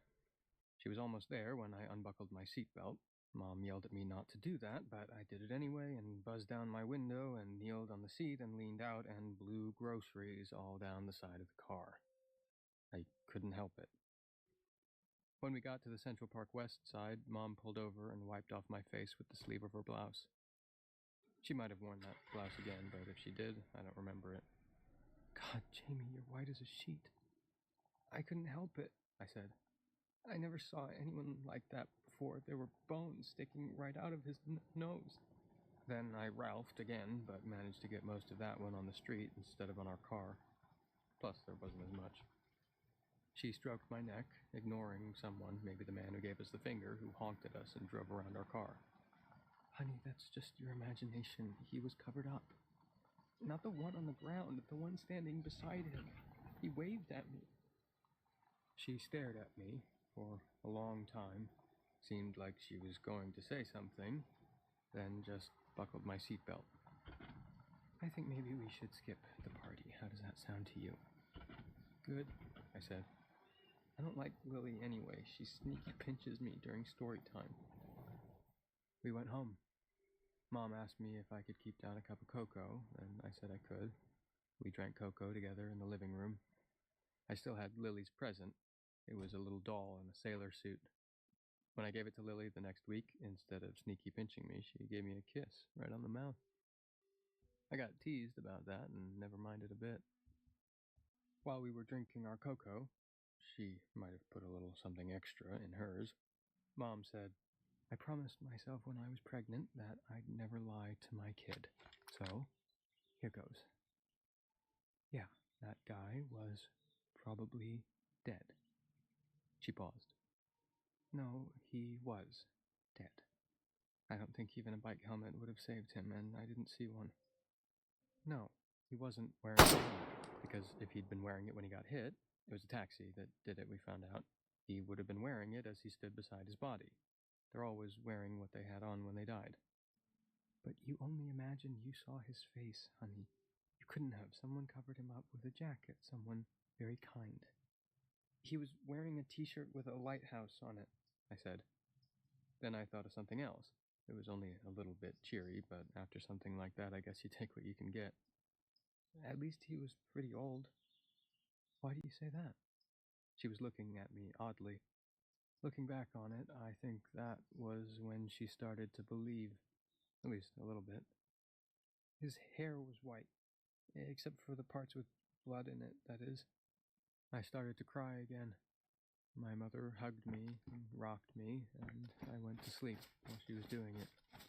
I tell you what, there's nothing like having a mother around when you're thinking of scary shit. We got the Times delivered to our door. My mother usually read it at the table in her bathrobe while we ate breakfast, but the day after the Central Park Man, she was reading one of her manuscripts instead. When breakfast was over, she told me to get dressed, and maybe we'd ride the Circle Line. So it must have been a Saturday. I remember thinking it was the first weekend the Central Park Man was dead again. That made it real all over again. I did what she said, but first I went into her bedroom while she was in the shower. The newspaper was on the bed, open to the page where they put dead folks who are famous enough for the Times. The picture of the Central Park Man was there. His name was Robert Harrison. At 4, I was already reading at a 3rd grade level. My mother was very proud of that. And there were no tough words in the headline of the story, which was all I read. CEO of Lighthouse Foundation dies in traffic accident. I saw a few more dead people after that. The saying about how in life we are in death is truer than most people know. And sometimes I said something to Mom, but mostly I didn't, because I could see it upset her. It wasn't until Mrs. Burkett died and Mom found her rings in the closet that we really talked about it again. That night, after she left my room, I thought I wouldn't be able to sleep, and if I did, I would dream about the Central Park Man with his split-open face and bones sticking out of his nose, or about my mother in her coffin, but also sitting on the steps to the pulpit, where only I could see her. But so far as I can remember, I didn't dream about anything. I got up the next morning feeling good, and Mom was feeling good, and we joked around like we sometimes did. And she stuck my turkey on the fridge and put a big smackaroo on it, which made me giggle. And she walked me to school, and Mrs. Tate told us about dinosaurs. And life went on for 2 years in the good ways it usually did. Until, that is, everything fell apart. 6. When Mom realized how bad things were, I heard her talking to Anne Staley, her editor friend, about Uncle Harry on the phone. Mom said, "He was soft even before he went soft. I realize that now." At 6, I wouldn't have had a clue, but by then I was 8 going on 9, and I understood, at least partly. She was talking about the mess her brother had gotten himself and her into even before the early onset Alzheimer's carried off his brains like a thief in the night. I agreed with her, of course. She was my mother, and it was us against the world, a team of 2. I hated Uncle Harry for the jam we were in. It wasn't until later, when I was 12 or maybe even 14, that I realized my mother was also partly to blame. She might have been able to get out while there was still time. Probably could have, but she didn't. Like Uncle Harry, who founded the Conklin Literary Agency, she knew a lot about books, but not enough about money. She even got 2 warnings. One was from her friend Liz Dutton. Liz was an NYPD detective and a great fan of Regis Thomas's Roanoke series. Mom met her at a launch party for one of those books, and they clicked, which turned out to be not so good. I'll get to it, but for now, I'll just say that Liz told my mother that the Mackenzie Fund was too good to be true. This might have been around the time Mrs. Burkett died, I'm not sure about that, but I know it was before the fall of 2008 when the economy went belly up, including our part of it. Uncle Harry used to play racquetball at some fancy club near Pier 90 where the big boats dock. One of the friends he played with was a Broadway producer who told him about the Mackenzie Fund. The friend called it a license to coin money, and Uncle Harry took him seriously about that. Why wouldn't he? The friend had produced like a bazillion musicals that ran on Broadway for a bazillion years, plus all over the country, and the royalties just poured in. I knew exactly what royalties were. I was a literary agent's kid. Uncle Harry checked it out, talked to some big bug who worked for the fund, although not to James Mackenzie himself, because Uncle Harry was just a small bug in the great scheme of things, and put in a bunch of money. The returns were so good that he put in more, and more. When he got the Alzheimer's, and he went downhill really fast, my mother took over all the accounts, and she not only stuck with the Mackenzie Fund, she put even more money into it. Monty Grisham, the lawyer who helped with contracts back then, not only told her not to put in more, he told her to get out while the getting was good. That was the other warning she got, and not long after, she took over the Conklin agency. He also said that if a thing looked too good to be true, it probably was. I'm telling you everything I found out in little driblets and drablets, like that overheard conversation between Mom and her editor pal. I'm sure you get that, and I'm sure you don't need me to tell you that the Mackenzie Fund was actually a big fat Ponzi scheme. The way it worked was Mackenzie and his merry band of thieves took in mega millions and paid back big percentage returns while skimming off most of the investment dough. They kept it going by roping in new investors, telling each one how special he or she was because only a select few were allowed into the fund. So select few, it turned out, were thousands. Everyone from Broadway producers to wealthy widows who stopped being wealthy almost overnight. A scheme like that depends on investors being happy with their returns and not only leaving their initial investments in the fund, but putting in more.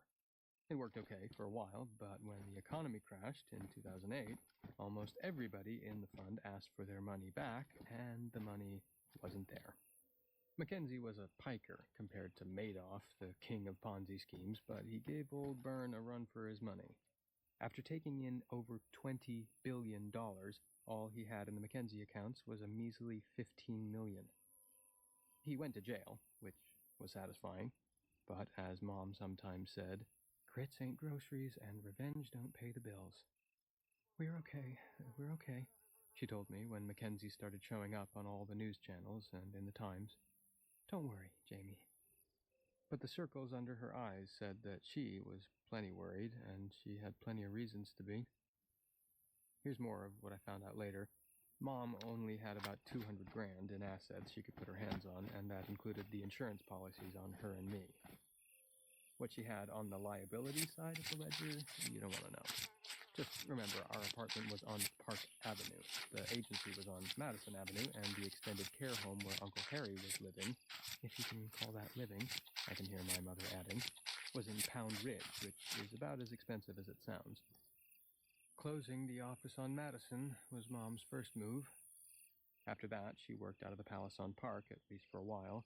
She paid some rent in advance by cashing in those insurance policies I mentioned, including her brother's, but that would only last 8 or 10 months. She rented Uncle Harry's place in Speonk. She sold the Range Rover. We don't really need a car in the city anyway, Jamie, she said. And a bunch of first edition books, including a signed Thomas Wolfe of Look Homeward Angel. She cried over that one, and said she didn't get half of what it was worth, because the rare book market was also in the toilet thanks to a bunch of sellers as desperate for cash as she was. Our Andrew Wyeth painting went too, and every day she cursed James Mackenzie for the thieving, money-grubbing, motherfucking, cock-sucking, bleeding, hemorrhoid-on legs that he was. Sometimes she also cursed Uncle Harry, saying he'd be living behind a garbage dumpster by the end of the year, and it would serve him right. And, to be fair, later on she cursed herself for not listening to Liz and Monty. I feel like the grasshopper who played all summer instead of working, she said to me one night, January or February 2009, I think. By then, Liz was staying over sometimes, but not that night. That might have been the first time I noticed there were threads of gray in my mom's pretty red hair. Or maybe I remember because she started to cry, and it was my turn to comfort her, even though I was just a little kid and didn't really know how to do it. That summer, we moved out of the Palace on Park and into a much smaller place on 10th Avenue. Not a dump, Mom said. And the price is right. Also, I'll be damned if I move out of the city. That would be waving the white flag. I'd start losing clients. The agency moved with us, of course. The office was in what I suppose would have been my bedroom if things hadn't been so fucking dire. My room was an alcove adjacent to the kitchen. It was hot in the summer and cold in the winter, but at least it smelled good. I think it used to be the pantry. She moved Uncle Harry to a facility in Bayonne. The less said about that place, the better. The only good thing about it, I suppose, was that poor Uncle Harry didn't know where he was anyway. He would have pissed his pants just as much if he'd been in the Beverly Hilton. Other things I remember about 2009 and 2010, my mother stopped getting her hair done. She stopped lunching with friends and only lunched with clients of the agency if she really had to, because she was the one who always got stuck with the check. She didn't buy many new clothes, and the ones she did buy were from discount stores. And she started drinking more wine. A lot more. There were nights when she and her friend Liz, the Regis Thomas fan and detective I told you about, would get pretty soused together. The next day, Mom would be red-eyed and snappy, puttering around in her office in her pajamas. Sometimes she'd sing, "Crappy days are here again. The skies are fucking drear again." On those days, it was a relief to go to school. A public school, of course. My private school days were over, thanks to James Mackenzie. There were a few rays of light in all that gloom. The rare book market might have been in the shithouse, but people were reading regular books again. Novels to escape and self-help books because, let's face it, in 2009 and 10, a lot of people needed to help themselves. Mom was always a big mystery reader, and she'd been building up that part of the Conklin stable ever since taking over for Uncle Harry. She had 10 or maybe even a dozen mystery authors. They weren't big-ticket guys and gals, but their 15% brought in enough to pay the rent and keep the lights on in their new place. Plus, there was Jane Reynolds, a librarian from North Carolina. Her novel, a mystery titled Dead Red, came in over the transom, and Mom just raved about it. There was an auction for who would get to publish it. All the big companies took part, and the rights ended up selling for $2 million. 300,000 of those scoots were ours, and my mother began to smile again. "It will be a long time before we get back to Park Avenue," she said, "and we've got a lot of climbing to do before we get out of the hole Uncle Harry dug for us, but we just might make it." "I don't want to go back to Park Avenue anyway," I said. "I like it here." She smiled and hugged me. "You're my little love." She held me at arm's length and studied me. "Not so little anymore either. Do you know what I'm hoping, kiddo?" I shook my head. "That Jane Reynolds turns out to be a book-a-year babe, and that the movie of Dead Red gets made. Even if neither of those things happen, there's good old Regis Thomas and his Roanoke saga. He's the jewel in our crown." Only Dead Red turned out to be like a final flash of sunlight before a big storm moves in. The movie never got made, and the publishers who bid on the book got it wrong, as they sometimes do. The book flopped, which didn't hurt us financially. The money was paid, but other stuff happened, and that 300 grand vanished like dust in the wind. First, Mom's wisdom teeth went to hell and got infected. She had to have them all pulled. That was bad. Then Uncle Harry, troublesome Uncle Harry, still not 50 years old, tripped in the Bayonne care facility and fractured his skull. That was a lot worse. Mom talked to the lawyer who helped her with book contracts and took a healthy bite of our agency fee for his trouble. He recommended another lawyer who specialized in liability and negligence suits. That lawyer said we had a good case, and maybe we did, but before the case got anywhere near a courtroom, the Bayonne facility declared bankruptcy. The only one who made money out of that was the fancy slip-and-fall lawyer, who banked just shy of $40,000. "Those billable hours are a bitch," Mom said one night when she and Liz Dutton were well into their second bottle of wine. Liz laughed because it wasn't her 40,000. Mom laughed because she was squiffed. I was the only one who didn't see the humor in it because it wasn't just the lawyer's bills. We were on the hook for Uncle Harry's medical bills as well. Worst of all, the IRS came after Mom for back taxes Uncle Harry owed. He had been putting off that other uncle, Sam, so he could dump more money into the Mackenzie Fund, which left Regis Thomas. the jewel in our crown. 7. Now check this out. It's the fall of 2009. Obama is president, and the economy is slowly getting better. For us, not so much. I'm in the 3rd grade, and Miss Pierce has me doing a fractions problem on the board, because I'm good at shit like that. I mean, I was doing percentages when I was 7. Literary agent's kid, remember? The kids behind me are restless because it's that funny little stretch of school between Thanksgiving and Christmas. The problem is as easy as soft butter on toast, and I'm just finishing when Mr. Hernandez, the assistant principal, sticks his head in. He and Miss Pierce have a brief, murmured conversation, and then Miss Pierce asks me to step out into the hall.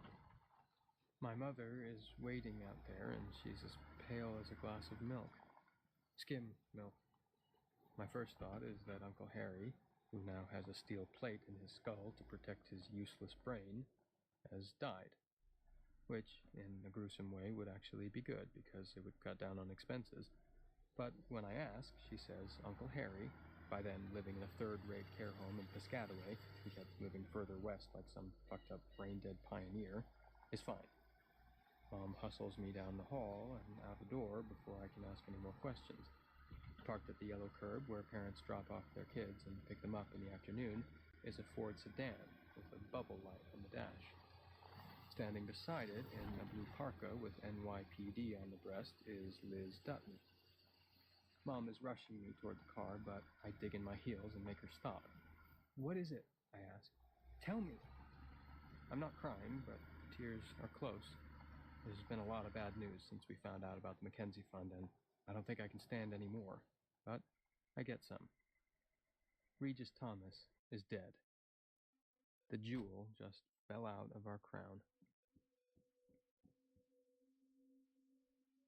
8. Oops. I have to stop here and tell you about Regis Thomas. My mother used to say that most writers are as weird as turds that glow in the dark, and Mr. Thomas was a case in point. The Roanoke Saga, that's what he called it, consisted of 9 books when he died, each one as thick as a brick. Old Regis always serves up a heaping helping, Mom said once.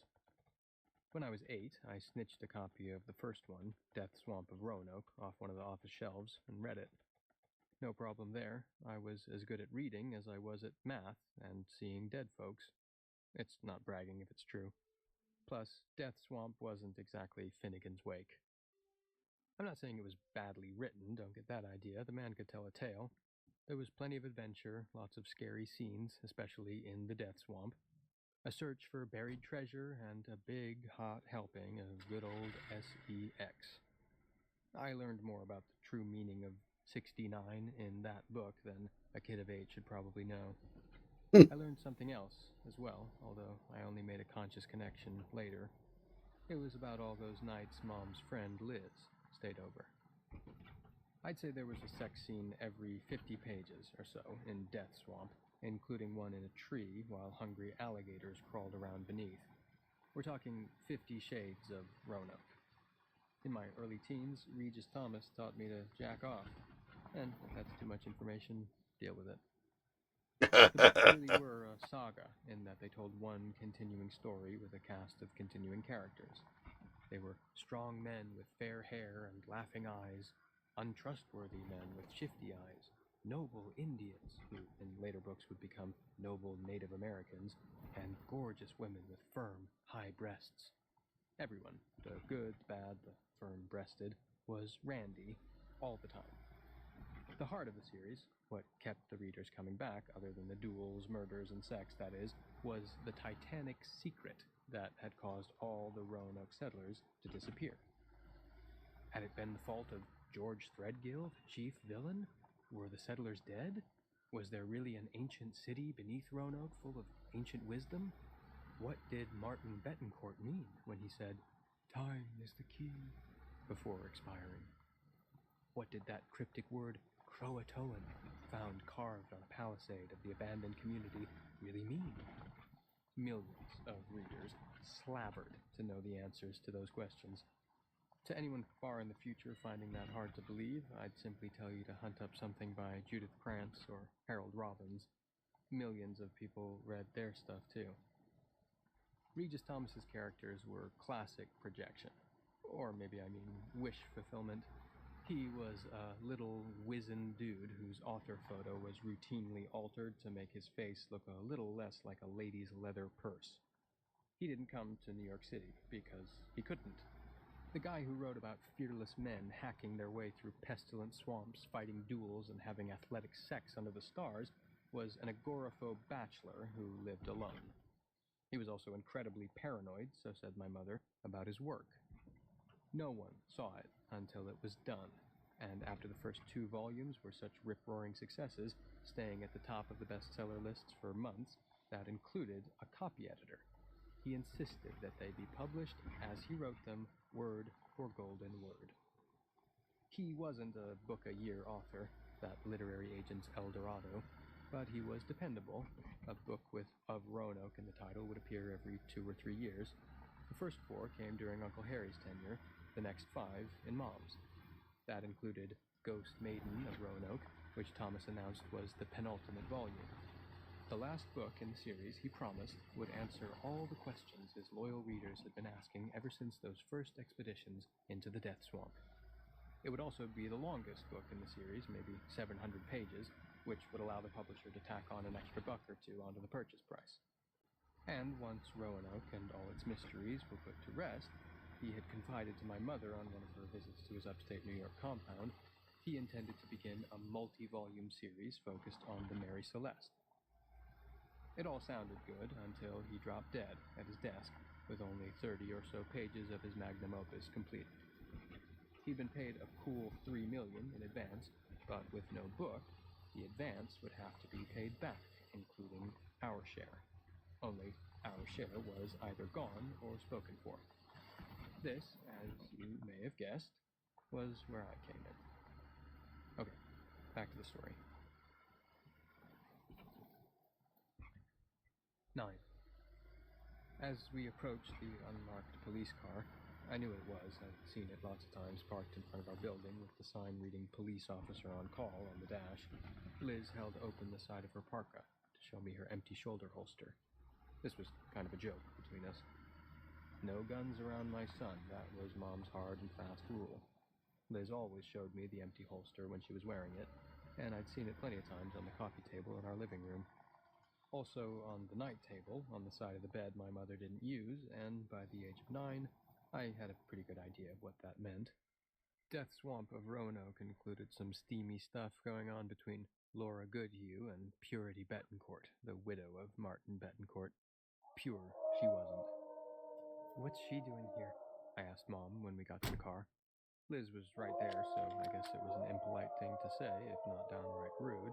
But I had just been jerked out of class and been told before we even got outside that our meal ticket had been revoked. "Get in, champ," Liz said.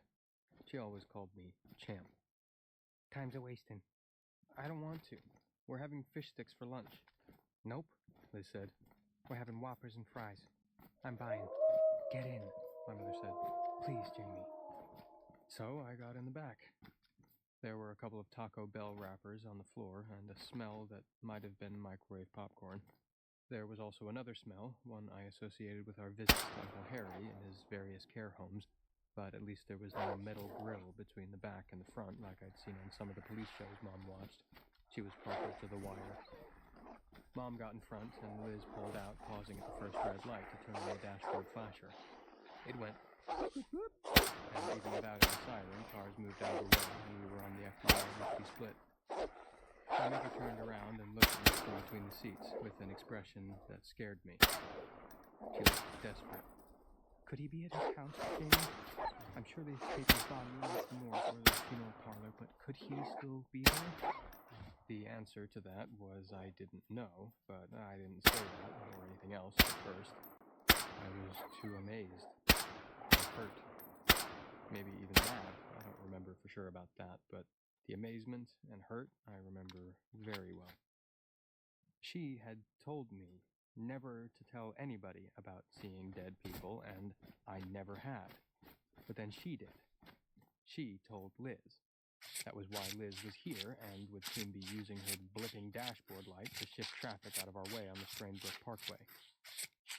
At last, I said, How long has she known? I saw Liz wink at me in the rearview mirror, the kind of wink that said, "We've got a secret." I didn't like it. It was Mom and me who were supposed to have the secret. Mom reached over the seat and grasped me by the wrist. Her hand was cold. "Never mind that, Jamie. Just tell me if he could still be there." "Yeah, I guess, if that's where he died." Mom let go of me and told Liz to go faster, but Liz shook her head. "Not a good idea. We might pick up a police escort and they'd want to know what the big deal was. Am I supposed to tell them we need to talk to a dead guy before he disappears?" I could tell by the way she said it that she didn't believe a word of what Mom had told her. She was just humoring her, joshing her along. That was okay with me. As for Mom, I don't think she cared what Liz thought as long as she got us to Croton-on-Hudson. "As fast as you can, then." "Roger that, TT." I never liked her calling Mom that. It's what some kids in my class called having to go to the bathroom, but Mom didn't seem to mind. On that day, she wouldn't have cared if Liz called her Bonnie Boobs a lot. Probably wouldn't have even noticed. "Some people can keep secrets and some people can't," I said. I couldn't help myself, so I guess I was mad. "Stop it," my mother said. "I can't afford to have you sulking." "I'm not sulking," I said, sulkily.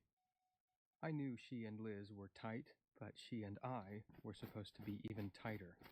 She could have at least asked me what I thought about the idea before spilling our greatest secret some night when she and Liz were in bed after climbing what Regis Thomas called the ladder of passion. "I can see you're upset, and you can be pissed off at me later, but right now, I need you, kiddo." It was like she had forgotten Liz was there, but I could see Liz's eyes in the rearview mirror and knew she was listening to every word. "Okay." She was scaring me a little. "Chill, Mom." She ran her hand through her hair and gave her bangs a yank for good measure. "This is so unfair. Everything that's happened to us that's still happening is so fucking fucked up." She ruffled my hair. "You didn't hear that." "Yes, I did," I said, because I was still mad. But she was right. Remember what I said about being in a Dickens novel only with squares? You know why people read books like that? Because they're so happy that fucked up shit isn't happening to them. "I've been juggling bills for 2 years now and never dropped a single one. Sometimes I had to let the little ones go to pay the big ones. Sometimes I let the big ones go to pay a bunch of little ones. But the light stayed on, and we never missed a meal, right?" Yeah, I said, thinking it might raise a smile. It didn't. "But now," she gave her bangs another yank, leaving them all clumpy, "now half a dozen things have come due at once, with the goddamn infernal revenue leading the pack. I'm drowning in a sea of red ink, and I was expecting Regis to save me. Then the son of a bitch dies at the age of 59. Who dies at 59 if they're not 100 pounds overweight or using drugs?" "People with cancer," I said. Mom gave a watery snort and yanked her poor bangs. "Easy, T," Liz murmured. She laid her palm against the side of Mom's neck, but I don't think Mom felt it. "The book could save us. The book, the whole book, and nothing but the book." She gave a wild laugh that scared me even more. "I know he only had a couple of chapters done, but nobody else knows it because he didn't talk to anybody but my brother before Harry got sick, and now me. He didn't outline or keep notes, Jamie, because he said it straight-jacketed the creative process. Also, because he didn't have to, he always knew where he was going." She took my wrist again and squeezed so hard she left bruises. I saw them later that night. "He still might know." 10. We did the drive-thru at the Tarrytown Burger King, and I got a Whopper, as promised. Also a chocolate shake. Mom didn't want to stop, but Liz insisted. "He's a growing boy, T. He needs chow, even if you don't." I liked her for that, and there were other things I liked her for, but there were also things I didn't like. Big things. I'll get to that. I'll have to. But for now, let's just say my feelings about Elizabeth Dutton, Detective 2nd Grade NYPD, were complicated. She said one other thing before we got to Croton-on-Hudson, and I need to mention it. She was just making conversation, but it turned out to be important later. I know that word again. Liz said Thumper had finally killed someone. The man who called himself Thumper had been on the local news every now and then over the last few years, especially on New York 1, which Mom watched most nights while she was making supper, and sometimes while we were eating if it had been an interesting news day. Thumper's reign of terror, thanks New York 1, had actually been going on even before I was born, and he was sort of an urban legend. You know, like Slender Man or The Hook, only with explosives. Who? I said. Who did he kill? How long until we get there? Mom asked. She had no interest in Thumper. She had her own fish to fry. A guy who made the mistake of trying to use one of Manhattan's few remaining phone booths, Liz said, ignoring my mother. Bomb squad thinks it went off the second he lifted the receiver. 2 sticks of dynamite. Do we have to talk about this? Mom asked. And why is every goddamn light red? 2 sticks of dynamite taped onto the little ledge where people can put their change, Liz went on, undeterred. Thumper's a resourceful SOB, gotta give him that. They're gonna crank up another task force. This will be the 3rd since 1996, and I'm gonna try for it. I was on the last one, so I got a shot, and I could use the OT. Light screen, Mom said. Go. Liz went. 11. I was still eating a few last French fries, cold by then, but I didn't mind, when we turned onto a little dead-end street called Cobblestone Lane. There might have been cobblestones on it once, but now it was just smooth tar. The house at the end of it was Cobblestone Cottage. It was a big stone house with fancy carved shutters and moss on the roof. You heard me. Moss. Crazy, right? There was a gate, but it was open. There were signs on the gate posts, which were the same gray stone as the house. One said, "Do not trespass. We are tired of hiding the bodies." The other showed a snarling German shepherd and said, "Beware attack dog." Liz stopped and looked at my mother, eyebrows raised. The only body Regis ever buried was his pet parakeet, Francis, Mom said, named after Francis Drake, the explorer, and he never had a dog. Allergies, I said from the back seat. Liz drove up to the house, stopped, and turned off the blippy dashboard light. Garage doors are shut, and I see no cars. Who's here? Nobody, Mom said. The housekeeper found him, Mrs. Quayle, Davina. She and a part-time gardener with the whole staff. Nice woman. She called me right after she called for an ambulance. Ambulance made me wonder if she was sure he was really dead, and she said she was because she worked in a nursing home before coming to work for Regis, but he still had to go to the hospital first. I told her to go home as soon as the body was removed. She was pretty freaked out. She asked about Frank Wilcox. He's Regis's business manager, and I said I'd get in touch with him. In time, I will, but the last time I spoke to Regis, he told me Frank and his wife were in Greece. Press? Liz asked. He was a best-selling writer. Jesus, I don't know. Mom looked around wildly, as if expecting to see reporters hiding in the bushes. I don't see any. They may not even know yet, Liz said. If they do, if they heard it on the scanner, they'll go after the cops and the EMTs first. The body's not here, so the story's not here. We got some time, so calm down. I'm staring bankruptcy in the face. I've got a brother who may live in a home for the next 30 years, and a boy who might like to go to college someday, so don't tell me to calm down. Jamie, do you see him? You know what he looks like, right? Tell me you see him. I know what he looks like, but I don't see him, I said. Mom groaned and slapped the heel of her palm against her poor, clumped-up bangs. I grabbed for the door handle, and surprise, surprise, there wasn't one. I told Liz to let me out, and she did. We all got out. Knock on the door, Liz said. If no one answers, we'll go around and boost Jamie up so we can look in the windows. We could do that because the shutters, with fancy little ornamental doodads carved into them, were all open. My mother ran to try the door, and for the moment, Liz and I were alone.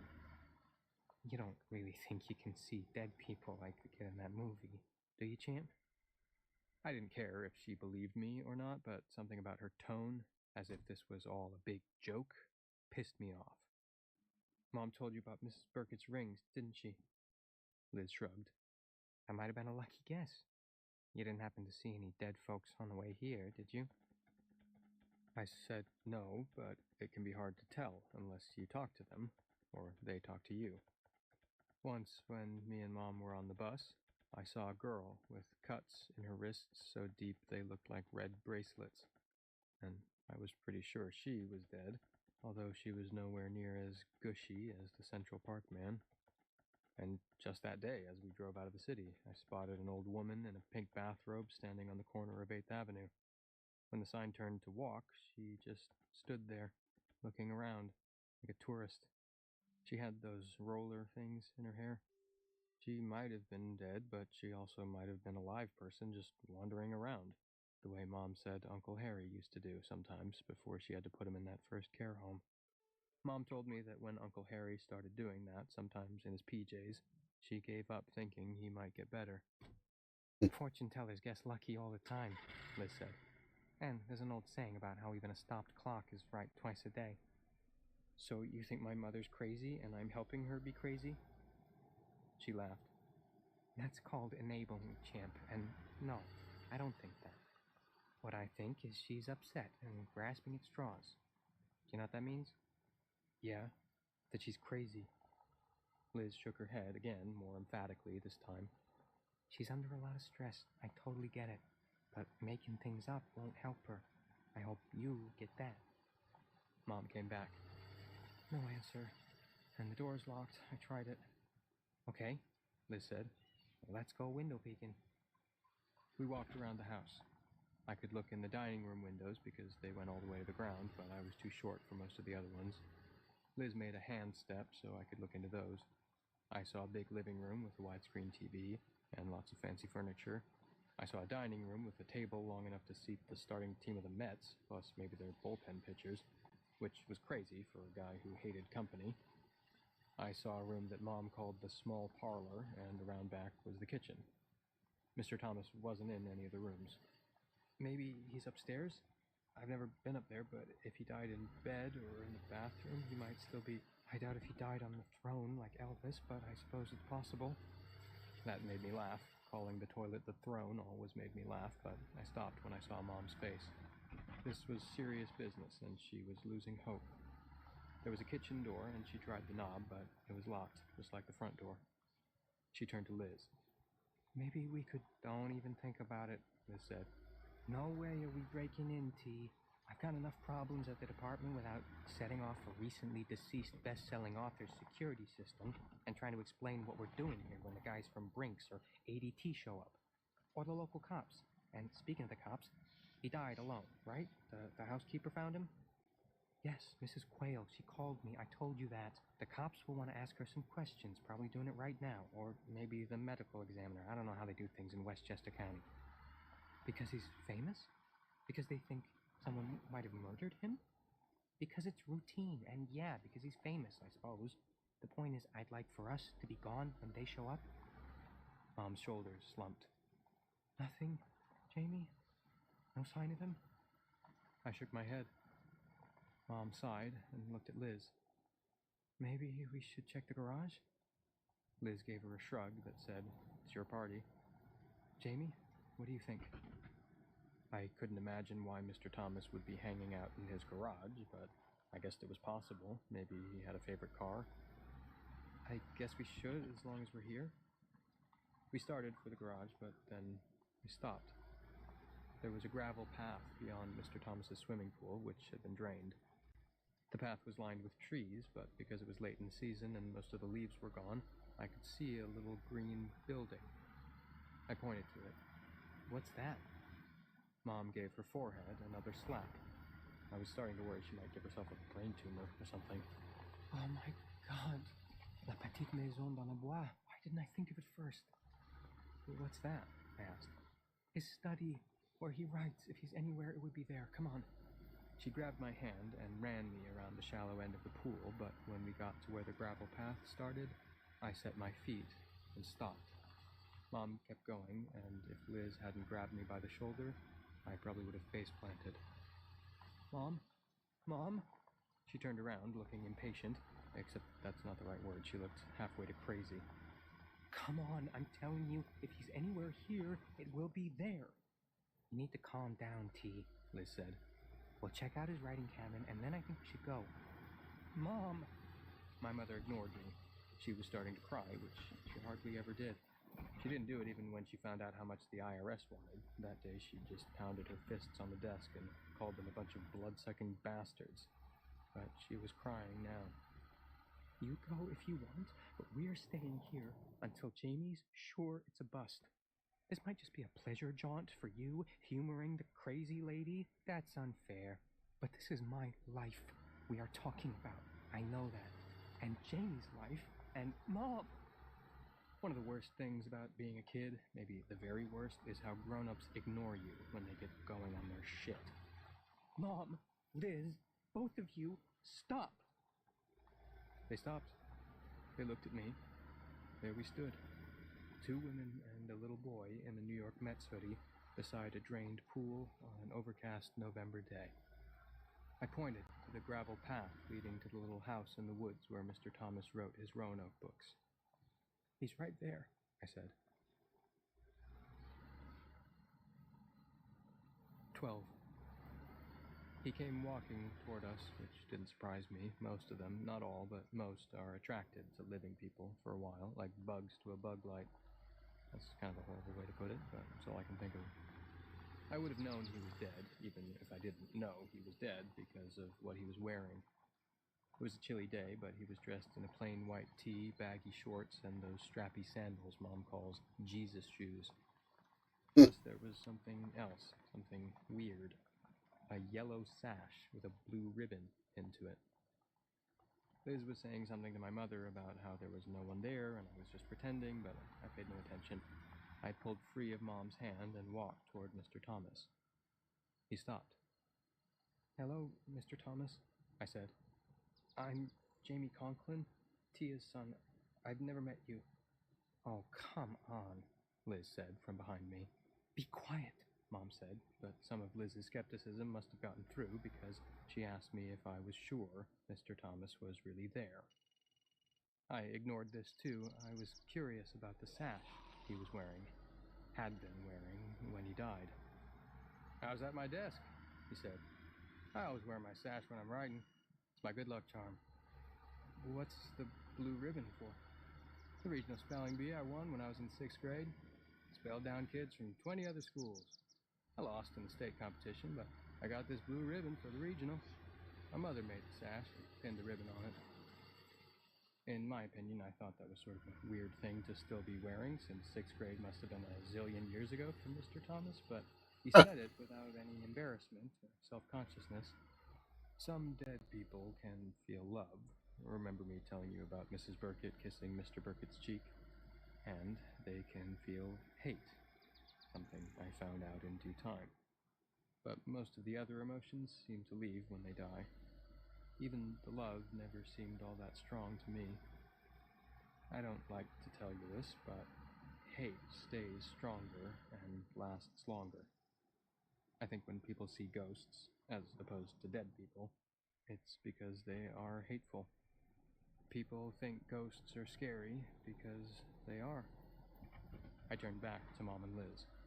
Mom, did you know Mr. Thomas wears a sash when he writes? Her eyes widened. That was in the salon interview he did 5 or 6 years ago. He's wearing it now? Yeah, it's got a blue ribbon on it from the spelling bee he won. In the interview, he laughed and called it my silly affectation. Maybe so, Mr. Thomas said. But most writers have silly affectations and superstitions. We're like baseball players that way, Jimmy. And who can argue with 9 straight New York Times bestsellers? I'm Jamie, I said. Liz said, You told Champ there about the interview, T. Must have. Or he read it himself. He's a hell of a good reader. He knew, that's all. And he... Be quiet, my mother said fiercely. Liz raised her hands, like surrendering. Mom stepped up beside me, looking at what to her was just a gravel path with nobody on it. Mr. Thomas was standing right in front of her, with his hands in the pockets of his shorts. They were loose, and I hoped he wouldn't push down on his pockets too hard, because it looked to me like he wasn't wearing any undies. Tell him what I told you to tell him. What Mom wanted me to tell him was that he had to help us, or the thin financial ice we'd been walking on for a year or more was going to break, and we'd drown in a sea of debt. Also that the agency had begun to bleed clients because some of her writers knew we were in trouble and might be forced to close. Rats deserting a sinking ship was what she called them one night when Liz wasn't there and Mom was into her 4th glass of wine. I didn't bother with all that blah-de-blah, though. Dead people have to answer your questions, at least until they disappear, and they have to tell the truth. So I just got to the chase. Mom wants to know what the secret of Roanoke is about. She wants to know the whole story. Do you know the whole story, Mr. Thomas? Of course. He shoved his hands deeper into his pockets, and now I could see a line of air running down the middle of his stomach from below his navel. I didn't want to see that, but I did. I always have everything before I write anything. And keep it all in your head? I have to. Otherwise, someone might steal it, put it on the internet, spoil the surprises. If he'd been alive, that might have come out sounding paranoid. Dead, he was just stating a fact, or what he believed was a fact. And hey, I thought he had a point.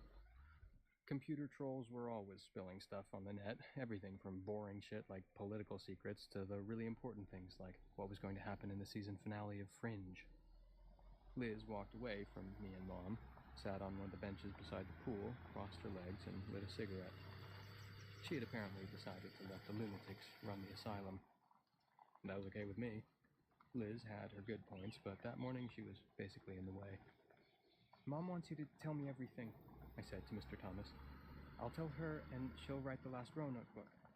She'll say you sent her almost all of it before you died, along with notes about how to finish the last couple of chapters. Alive, he would have howled at the idea of someone else finishing his book. His work was the most important thing in his life, and he was very possessive of it. But now, the rest of him was lying on a mortician's table somewhere, dressed in the khaki shorts and the yellow sash he'd been wearing as he wrote his last few sentences. The version of him talking to me was no longer jealous or possessive of his secrets. Can't you do that? Was all he asked. Mom had assured me and Liz on the way out to Cobblestone Cottage that she really could do that. Regis Thomas insisted that no copy editor should sully a single one of his precious words, but in fact, Mom had been copy editing his books for years, without telling him, even back when Uncle Harry was still in his right mind and running the business.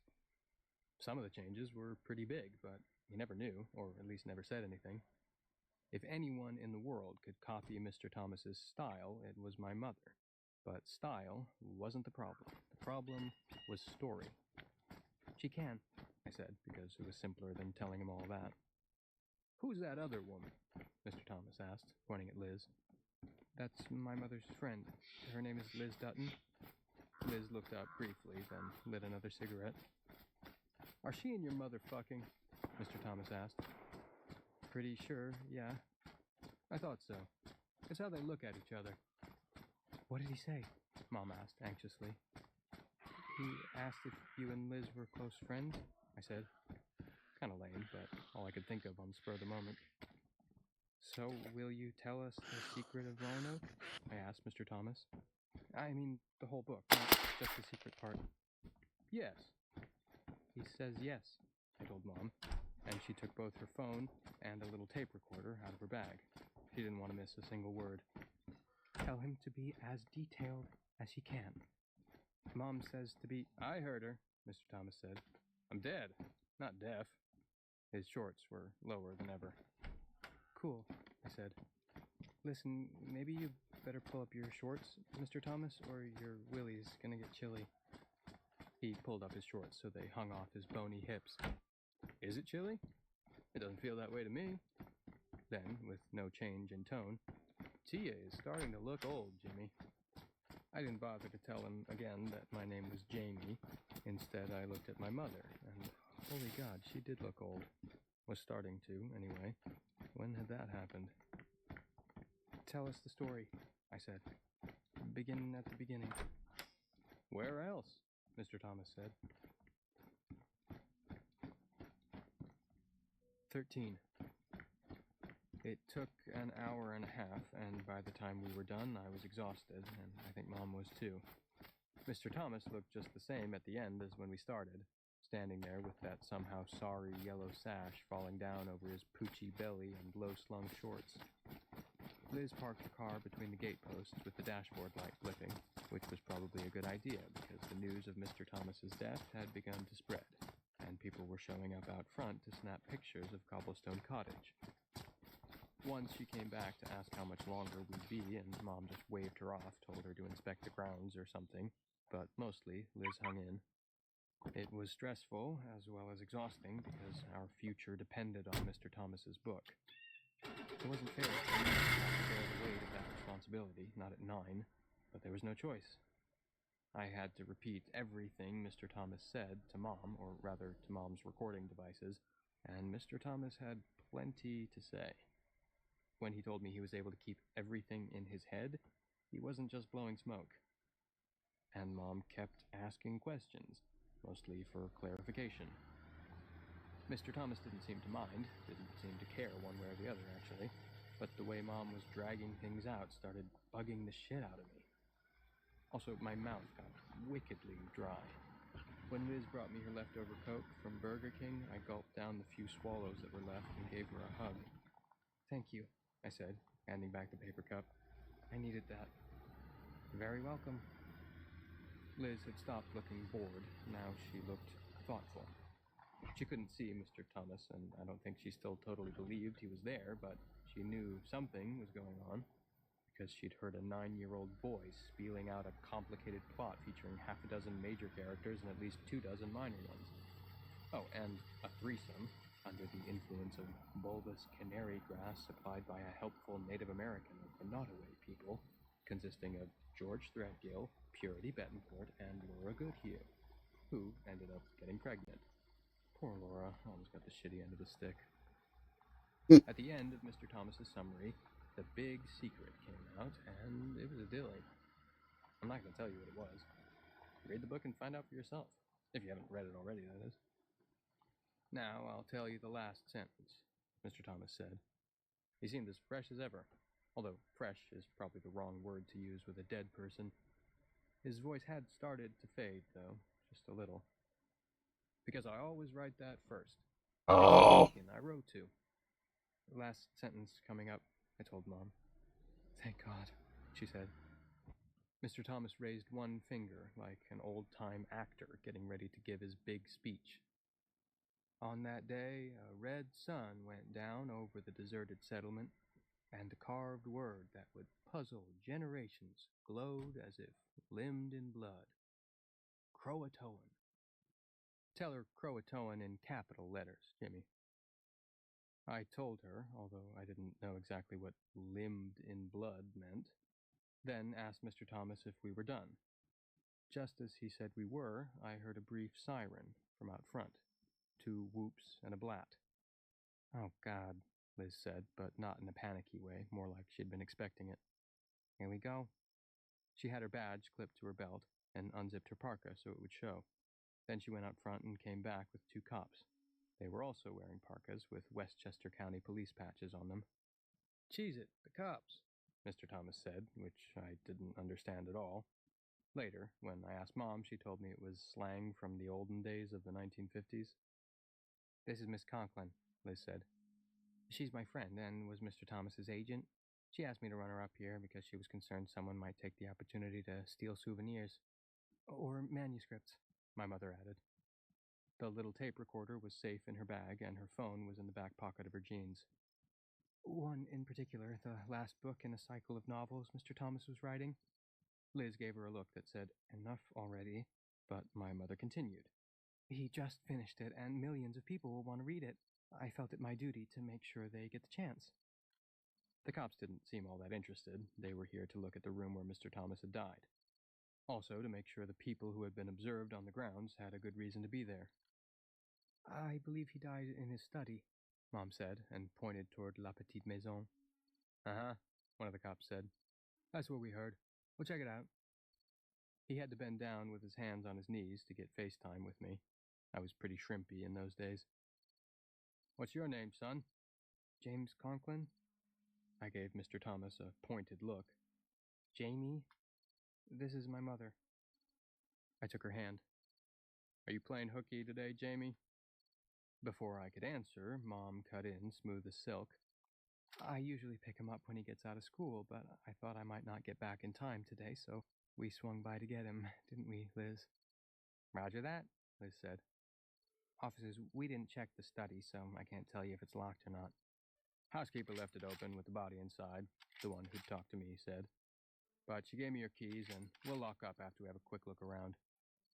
You might tell them there was no foul play, Mr. Thomas said. I had a heart attack. Hurt like the devil. I was going to tell them no such thing. I was only 9, but that didn't make me stupid. Is there also a key to the gate? Liz asked. She was being all pro now. Because it was open when we arrived. There is, and we'll lock it when we leave, the second cop said. Good move parking your car there, detective. Liz spread her hands as if to say it was all in a day's work. Well, if you're set, we'll get out of your way.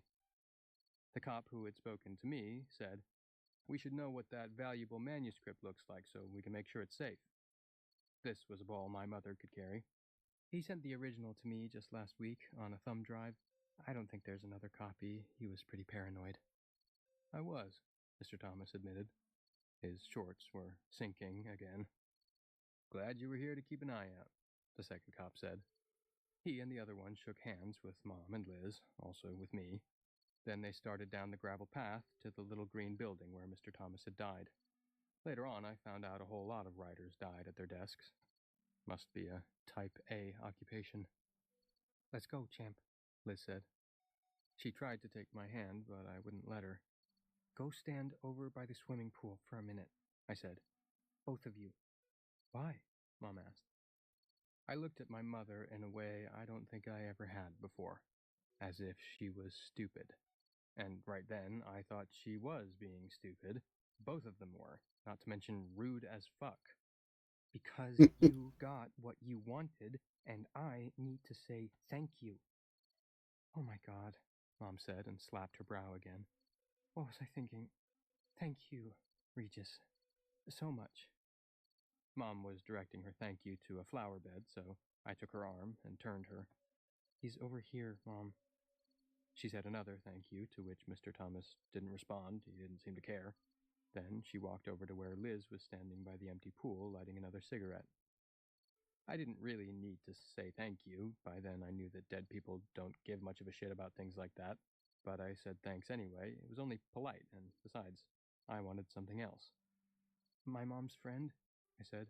Liz? Mr. Thomas didn't reply, but he looked at her. She still mostly thinks I'm making it up about seeing you. I mean, she knows something weird happened because no kid could make up that whole story. By the way, I loved what happened to George Threadgill. Thank you. He deserved no better. But she'll work it around in her head, so in the end she's got it the way she wants it. She will rationalize, if that's what you call it. It is. Well, is there any way you can show her you're here? I was thinking about how Mr. Burkett scratched his cheek when his wife kissed him. I don't know. Jimmy, do you have any idea what comes next for me? I'm sorry, Mr. Thomas, I don't. I suppose I will find out for myself. He walked toward the pool, where he'd never swim again. Someone might fill it when warm weather returned, but by then he would be long gone. Mom and Liz were talking quietly and sharing Liz's cigarette. One of the things I didn't like about Liz was how she'd gotten my mother smoking again. Only a little, and only with her, but still. Mr. Thomas stood in front of Liz, drew in a deep breath, and blew it out. Liz didn't have bangs to blow on. Her hair was pulled back tight and tied in a ponytail, but she still slitted her eyes the way you will when the wind gusts in your face, and recoiled. She would have fallen into the pool, I think, if Mom hadn't grabbed her. I said, Did you feel that? Stupid question. Of course she had. That was Mr. Thomas, who was now walking away from us, back toward his study. Thanks again, Mr. Thomas, I called. He didn't turn, but raised a hand to me before putting it back in the pocket of his shorts. I was getting an excellent view of his plumber's crack. That's what Mom called it when she spotted a guy wearing low-riding jeans. And if that's also too much information for you, too bad. We made him tell us in 1 hour everything it had taken him months of thinking to come up with. He couldn't say no, and maybe that gave him the right to show us his ass. Of course, I was the only one who could see it. 14. It's time to talk about Liz Dutton, so check it out. Check her out. She was about 5'6", my mom's height, with shoulder-length black hair, when it wasn't yanked back in her cop-approved ponytail, that was. And she had what some of the boys in my 4th grade class would call, as if they had any idea what they were talking about, a smokin' hot bod. She had a great smile and gray eyes that were usually warm, unless she was mad, that is. When she was mad, those gray eyes could turn as cold as a sleety day in November.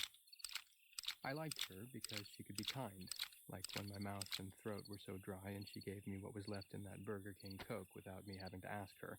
My mother was just fixated on getting the ins and outs of Mr. Thomas's unwritten last book. Also, she would sometimes bring me a Matchbox car to add to my growing collection, and once in a while would get right down on the floor beside me and we'd play together. Sometimes she'd give me a hug and ruffle my hair. Sometimes she'd tickle me until I screamed for her to stop or I'd pee myself, which she called watering my jockeys. I didn't like her because sometimes, especially after our trip to Cobblestone Cottage, I'd look up and catch her studying me like I was a bug on a slide.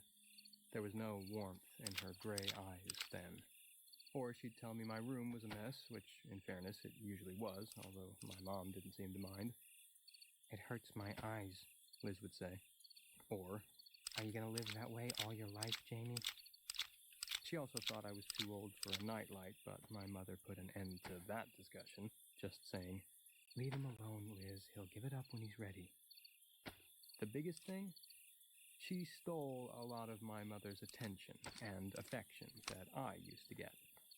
Much later, when I read some of Freud's theories in a sophomore We science are class, listening to yeah, Later I had a by classic Stephen mother King. fixation seeing Liz as a rival. Well, duh. But not Of read course, by I him. was jealous, and I had good reason to be.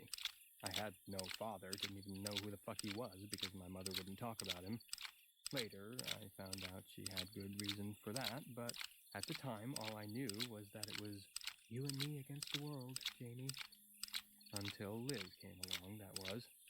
And remember this, I didn't have a whole lot of Mom even before Liz, because Mom was too busy trying to save the agency after she and Uncle Harry got fucked by James Mackenzie. I hated that he and I had the same first name. Mom was always mining for gold in the slush pile, hoping to come across another Jane Reynolds.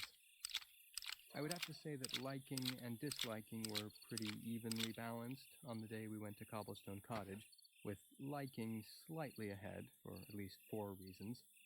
Matchbox cars and trucks were not to be sneezed at. Sitting between them on the sofa and watching The Big Bang Theory was fun and cozy. I wanted to like who my mother liked. Liz made her happy. Later, there it is again, not so much. That Christmas was excellent. I got cool presents from both of them, and we had an early lunch at Chinese Tuxedo before Liz had to go to work. Because, she said, crime never takes a holiday. So Mom and me went to the old place on Park Avenue. Mom stayed in touch with Mr. Burkett after we moved, and sometimes the 3 of us hung out. "Because he's lonely," Mom said. "But also because why, Jamie?" "Because we like him," I said, and that was true. We had Christmas dinner in his apartment. Actually, turkey sandwiches with cranberry sauce from Zabar's, because his daughter was on the West Coast and couldn't come back. I found out more about that later. And yes, because we liked him. As I may have told you, Mr. Burkett was actually Professor Burkett, now emeritus, which I understood to mean that he was retired but still allowed to hang around NYU and teach the occasional class in his super smart specialty, which happened to be E&E, English and European literature. I once made the mistake of calling it lit, and he corrected me, saying lit was either for lights or being drunk. Anyway, even with no stuffing and only carrots for veg, it was a nice little meal, and we had more presents after. I gave Mr. Burkett a snow globe for his collection. I later found out it had been his wife's collection, but he admired it, thanked me, and put it on the mantel with the others. Mom gave him a big book called The New Annotated Sherlock Holmes, because back when he was working full-time, he'd taught a course called Mystery and Gothic in English Fiction. He gave Mom a locket that he said had belonged to his wife. Mom protested and said he should save it for his daughter. Mr. Burkett said that Siobhan had gotten all the good pieces of Mona's jewelry, and besides, if you snooze, you lose. Meaning, I guess, that if his daughter, from the sound of it, I thought her name was Shivonn, couldn't bother to come east, she could go whistle. I sort of agreed with that, because who knew how many more Christmases she might have her father around. He was older than God. Besides, I had a soft spot for fathers, not having one myself. I know they say you can't miss what you've never had, and there's some truth to that, but I knew I was missing something. My present for Mr. Burkett was also a book. It was called 20 Unexpurgated Fairy Tales. Do you know what unexpurgated means, Jamie? Once a professor, always a professor, I guess. I shook my head. What do you reckon? He was leaning forward with his big, gnarly hands between his skinny thighs, smiling. Can you guess from the context of the title? Uncensored? Like R-rated? Nailed it, he said. Well done. I hope there's not a lot of sex in them, Mom said. He reads at a high school level, but he's only 9. No sex, just good old violence, Mr. Burkett said. I never called him Professor in those days because it seemed stuck up somehow. For instance, in the original tale of Cinderella, which you'll find here, the wicked stepsisters, Mom turned to me and stage whispered, Spoiler alert. Mr. Burkett was not to be deterred. He was in full teaching mode. I didn't mind. It was interesting. In the original, the wicked stepsisters cut off their toes in their efforts to make the glass slipper fit. Ew. I said this in a way that meant, gross, tell me more. And the glass slipper wasn't glass at all, Jamie.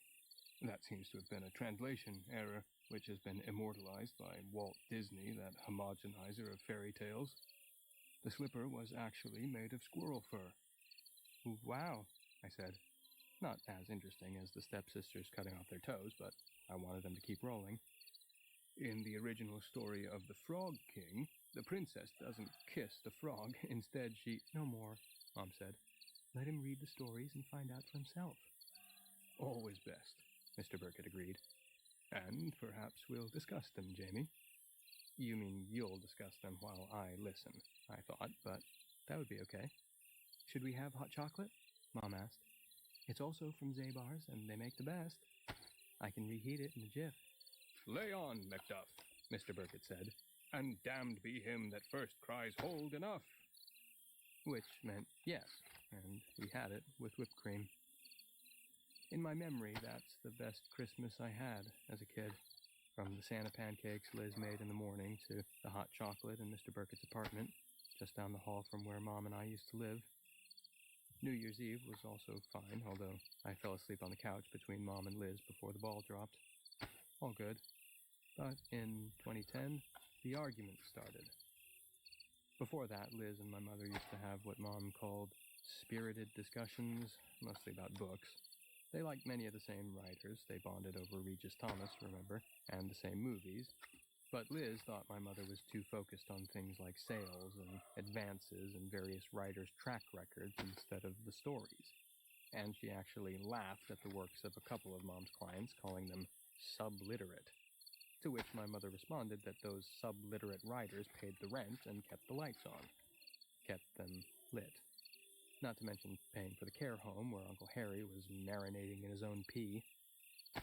Then the arguments began to move away from the more or less safe ground of books and films and get more heated. Some were about politics. Liz loved this Congress guy, John Boehner. My mother called him John Boner, which is what some kids of my acquaintance called a stiffy. Or maybe she meant to pull a boner, but I don't really think so. Mom thought Nancy Pelosi, another politician which you probably know as she's still around, was a brave woman working in a boys' club. Liz thought she was your basic liberal dingleberry. The biggest fight they ever had about politics was when Liz said she didn't completely believe Obama had been born in America. Mom called her stupid and racist. They were in the bedroom with the door shut. That was where most of their arguments happened. But their voices were raised. Morning, Will. I could hear every word from the living room. A few minutes later, Liz left, slamming the door on her way out, and didn't come back for almost a week. When she did, they made up in the bedroom with the door closed. I heard that too, because the making up part was pretty noisy. Groans and laughter and squeaky bed springs. They argued about police tactics too, and this was still a few years before Black Lives Matter. That was a sore point with Liz, as you might guess. Mom decried what she called racial profiling, and Liz said, "You can only draw a profile if the features are clear. Didn't get that then, don't get it now." Mom said when black people and white people were sentenced for the same type of crime, it was the black people who got hit with the heaviest sentences, and sometimes the white people didn't do time at all. Liz countered by saying, "You show me a Martin Luther King Boulevard in any city, and I'll show you a high crime area." The argument started to come closer together, and even at my tender age, I knew one big reason why. They were drinking too much. Hot breakfasts, which my mother used to make twice or even 3 times a week, pretty much ceased. I'd come out in the morning and they'd be sitting there in their matching bathrobes, hunched over mugs of coffee, their faces pale and their eyes red. There'd be 3, sometimes 4 empty bottles of wine in the trash with cigarette butts in them. My mother would say, "Get some juice and cereal for yourself while I get dressed, Jamie."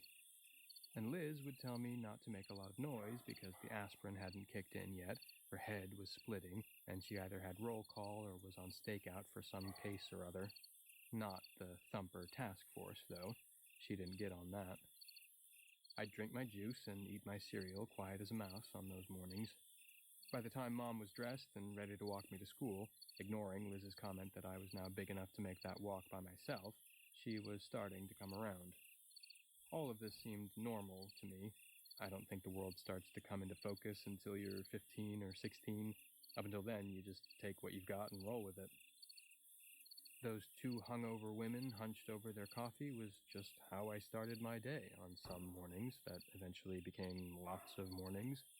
I didn't even notice the smell of wine that began to permeate everything. Only part of me must have noticed because years later in college, when my roomie spilled a bottle of Zinfandel in the living room of our little apartment, it all came back and it was like getting hit in the face with a plank. Liz's snarly hair, my mother's hollow eyes, how I knew to close the cupboard where we kept the cereal, slowly and quietly. I told my roomie I was going down to the 7-Eleven to get a pack of cigarettes. Yes, I eventually picked up that particular bad habit, but basically I just had to get away from that smell. Given a choice between seeing dead folks, yes, I still see them, and the memories brought on by the smell of spilled wine, I'd pick the dead folks. Any day of the fucking week. 15. My mother spent 4 months writing The Secret of Roanoke with her trusty tape recorder always by her side. I asked her once if writing Mr. Thomas's book was like painting a picture. She thought about it and said it was more like one of those paint-by-numbers kits where you just followed the directions and ended up with something that was supposedly suitable for framing. She hired an assistant so she could work on it pretty much full-time. She told me on one of our walks home from school, which was just about the only fresh air that she ever got during the winter of 2009 and 2010, that she couldn't afford to hire an assistant and couldn't afford not to. Barbara Means was fresh out of the English program at Vassar and was willing to toil in the agency at bargain basement wages for the experience, and she was actually pretty good, which was a big help. I liked her big green eyes, which I thought were beautiful. Mom wrote, Mom rewrote, Mom read the Roanoke books, and little else during those months, wanting to immerse herself in Regis Thomas's style. She listened to my voice, she rewound and fast-forwarded, she filled in the picture. One night, deep into their second bottle of wine, I heard her tell Liz that if she had to write another sentence containing a phrase such as "firm thrusting breasts tipped with rosy nipples," she might lose her mind. She also had to field calls from the trades, and once from page 6 of the New York Post, about the state of the final Thomas book because all sorts of rumors were flying around. All this came back to me and vividly when Sue Grafton died without writing the final book of her alphabet series of mysteries. Mom said she hated the lying. "Ah, but you're so good at it. I remember Liz saying, which earned her one of the cold looks I saw from my mother more and more in the final year of their relationship. She lied to Regis's editor as well, telling her Regis had instructed her not long before he died that the manuscript of Secret should be withheld from everyone, except Mom, of course, until 2010, in order to build reader interest. Liz said she thought that was a little bit shaky, but Mom said it would fly. Fiona never edited him anyway, she said. Meaning Fiona Yarbrough, who worked for Doubleday, Mr. Thomas's publisher. Her only job was writing Regis a letter after she got each new manuscript, telling him that he'd outdone himself this time. Once the book was finally turned in, Mom spent a week pacing and snapping at everyone, I was not excluded from said snappery, waiting for Fiona to call and say, "Regis didn't write this book, it doesn't sound a bit like him. I think you wrote it, Tia." But in the end, it was fine. Either Fiona never guessed or didn't care. Certainly the reviewers never guessed when the book was crashed into production and appeared in the fall of 2010. Publishers Weekly. Thomas saved the best for last. Kirkus Reviews. Fans of sweet, savage historical fiction will once more be in bodice-ripping clover. Dwight Garner in the New York Times. The trudging, flavorless prose is typical Thomas, the rough equivalent of a heaping plate of food from an all-you-can-eat buffet in a dubious roadside restaurant. Mom didn't care about the reviews, she cared about the huge advance and the refreshed royalties from the previous Roanoke volumes. She bitched mightily about only getting 15% when she had written the whole thing, but got a small measure of revenge by dedicating it to herself. "Because I deserve it," she said. "I'm not so sure," Liz said. "When you think about it, T, you were just the secretary. Maybe you should have dedicated it to Jamie." This earned Liz another of my mom's cold looks, but I thought Liz had something there. Although when you really thought about it, I was also just the secretary. It was still Mr. Thomas's book, dead or not. 16. Now check this out. I told you at least some of the reasons why I liked Liz, and there were probably a few more. I told you all of the reasons I didn't like Liz, and there were probably a few more of those too. What I never considered until later, yep, there's that word again, was the possibility that she didn't like me. Why would I? I was used to being loved, almost blasé about it. I was loved by my mother and my teachers, especially Mrs. Wilcox, my third-grade teacher, who hugged me and said she'd miss me on the day school let out. I was loved by my best friends, Frankie Ryder and Scott Abramowitz, although, of course, we didn't talk or didn't think about it that way. And don't forget Lily Reinhardt, who once put a big smackaroo on my mouth. She also gave me a Hallmark card before I changed schools. It had a sad-looking puppy on the front, and inside it said, "I'll miss you every day you're away." She signed it with a little heart over the I in her name, also X's and O's. Liz at least liked me, at least for a while, I'm sure of it, but that began to change after Cobblestone Cottage. That was when she started to see me as a freak of nature. I know. That was when Liz started to be scared of me. And it's hard to like what you're scared of. Maybe impossible. Although she thought 9 was old enough for me to walk home from school by myself, Liz sometimes came for me instead of Mom if Liz was working what she called the swing shift, which started at 4 in the morning and ended at noon. It was a shift detectives tried to avoid, but Liz got it quite a bit. That was another thing I never wondered about then, but later, there it is again, right. I realized that she wasn't exactly liked by her bosses, or trusted. It didn't have anything to do with the relationship she had with my mother. When it came to sex, the NYPD was slowly moving into the 21st century. It wasn't the drinking either, because she wasn't the only cop who liked to put it away. But certain people she worked with had begun to suspect that Liz was a dirty cop. And, spoiler alert, they were right. 17. I need to tell you about 2 particular times Liz got me after school. On both occasions she was in her car, not the one we took out to Cobblestone Cottage, but the one she called her personal. The first time was in 2011, while she and Mom were still a thing. The second was in 2013, a year or so after they stopped being a thing. I'll get to that. But first things first. I came out of school that day in March with my backpack slung over just one shoulder, which was how the cool 6th grade boys did it, and Liz was waiting for me at the curb in her Honda Civic. On the yellow part of the curb, as a matter of fact, which was for handicapped people, but she had her little police officer on call sign for that, which you could argue should have told me something about her character, even at the tender age of 11.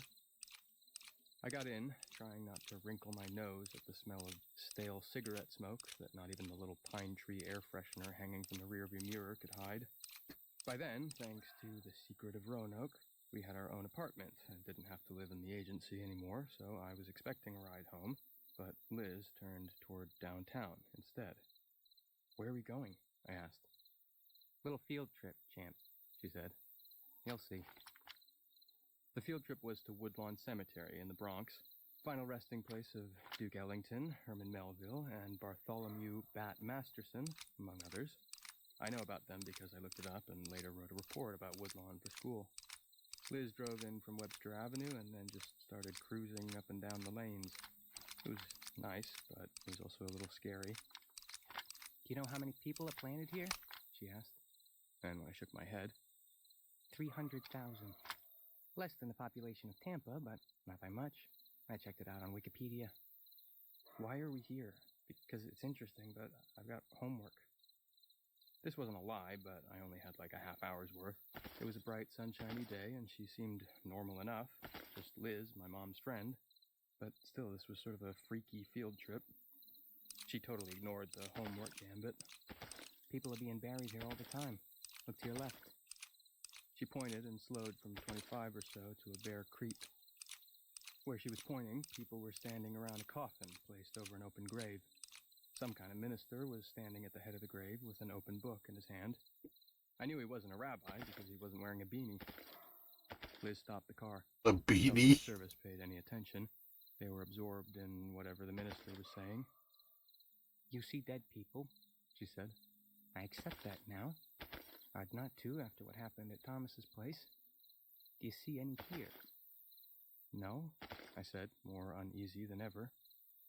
Not because of Liz, but because I'd just gotten the news that we were currently surrounded by 300,000 dead bodies. Even though I knew the dead went away after a few days, a week at most, I almost expected to see them standing beside their graves, or right on top of them, then maybe converging on us like in a fucking zombie movie. "Are you sure?" I looked at the funeral, or graveside service, or whatever you call it. The minister must have started a prayer because all the mourners had bowed their heads. All except one, that was. He was just standing there and looking unconcernedly up at the sky. "That guy in the blue suit," I said finally. "The one who's not wearing a tie. He might be dead, but I can't be sure. There's nothing wrong with them when they die, nothing that shows. They look pretty much like anyone else." "I don't see a man without a tie," she said. "Well, okay then, he's dead." "Do they always come to their burials?" Liz asked. "How should I know? This is my first graveyard, Liz. I saw Mrs. Burkett at her funeral, but I don't know about the graveyard because me and Mom didn't go to that part. We just went home." "But you see him." She was staring at the funeral party like she was in a trance. "You could go over there and talk to him the way you talked to Regis Thomas that day." "I'm not going over there." I don't like to say I squawked this, but I pretty much did. "In front of all his friends, in front of his wife and kids, you can't make me." "Mellow out, champ," she said, and ruffled my hair. "Just trying to get it straight in my mind. How did he get here, you think? Because he shouldn't take an Uber." "I don't know. I want to go home." "Pretty soon," she said, and we continued our cruise of the cemetery, passing tombs, monuments, and about 1 billion regular gravestones. We passed 3 more graveside ceremonies in progress, 2 small, like the first one, where the star of the show was attending sight unseen, and 1 humongous one, where about 200 people were gathered on a hillside, and the guy in charge, beanie, check, plus a cool-looking shawl, was using a microphone. Each time, Liz asked me if I could see the dead person, and each time I told her I didn't have a clue. "You probably wouldn't tell me if you did," she said. "I can tell you're in a pissy mood." "I'm not in a pissy mood." "You are, though, and if you tell T I brought you out here, we'll probably have a fight. I don't suppose you could tell her we went for ice cream, could you?" We were almost back to Webster Avenue by then, and I was feeling a little better, telling myself Liz had a right to be curious, that anyone would be. "Maybe if you actually bought me one." "Bribery! That's a Class B felony." She laughed, gave my hair a ruffle, and we were pretty much all right again. We left the cemetery, and I saw a young woman in a black dress sitting on a bench and waiting for her bus. A little girl in a white dress and shiny black shoes was sitting beside her. The girl had golden hair and rosy cheeks, and a hole in her throat. I waved to her. Liz didn't see me do it. She was waiting for a break in traffic so she could make her turn. I didn't tell her what I saw. That night, Liz left after dinner to either go to work or go back to her own place, and I almost told my mother. In the end, I didn't. In the end, I kept the little girl with the golden hair to myself. Later, I would think that the hole in her throat was from the little girl choking on food, and that they cut into her throat so she could breathe, but it was too late. She was sitting there beside her mother, and her mother didn't know. But I knew. I saw. When I waved to her, she waved back. 18. While we were eating our ice cream at Lickety Split, Liz phoned my mother to tell her where we were, what we were up to. Liz said, "It must be so strange what you can do. So weird. Doesn't it freak you out?" I thought of asking her if it freaked her out to look up at night and see the stars and know they go on forever and ever, but didn't bother. I just said no. You get used to marvelous things. You take them for granted. You can try not to, but you do. There's too much wonder, that's all. It's everywhere. 19. I'll tell you about the other time Liz picked me up from school very soon, but first I have to tell you about the day they broke up. That was a scary morning, believe me. I woke up that day even before my alarm clock went off because Mom was yelling. I'd heard her mad before, but never that mad. "You brought it into the apartment where I live with my son."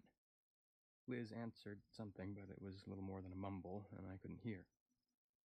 "Do you think that matters to me?" Mom shouted. "On the cop shows, that's what they call serious weight. I could go to jail as an accessory." "Don't be dramatic," Liz said, louder now. "There was never any chance of—" "That doesn't matter," Mom yelled. "It was here. It still is here on the fucking table beside the fucking sugar bowl. You brought drugs into my house. Serious weight. Would you stop saying that? This isn't an I episode of back, Law and chat. Order." I'm gonna go grab a drink. Liz was also getting loud, getting mad. I stood with one ear pressed against my bedroom door, barefoot and dressed in my pajamas, my heart starting to pound.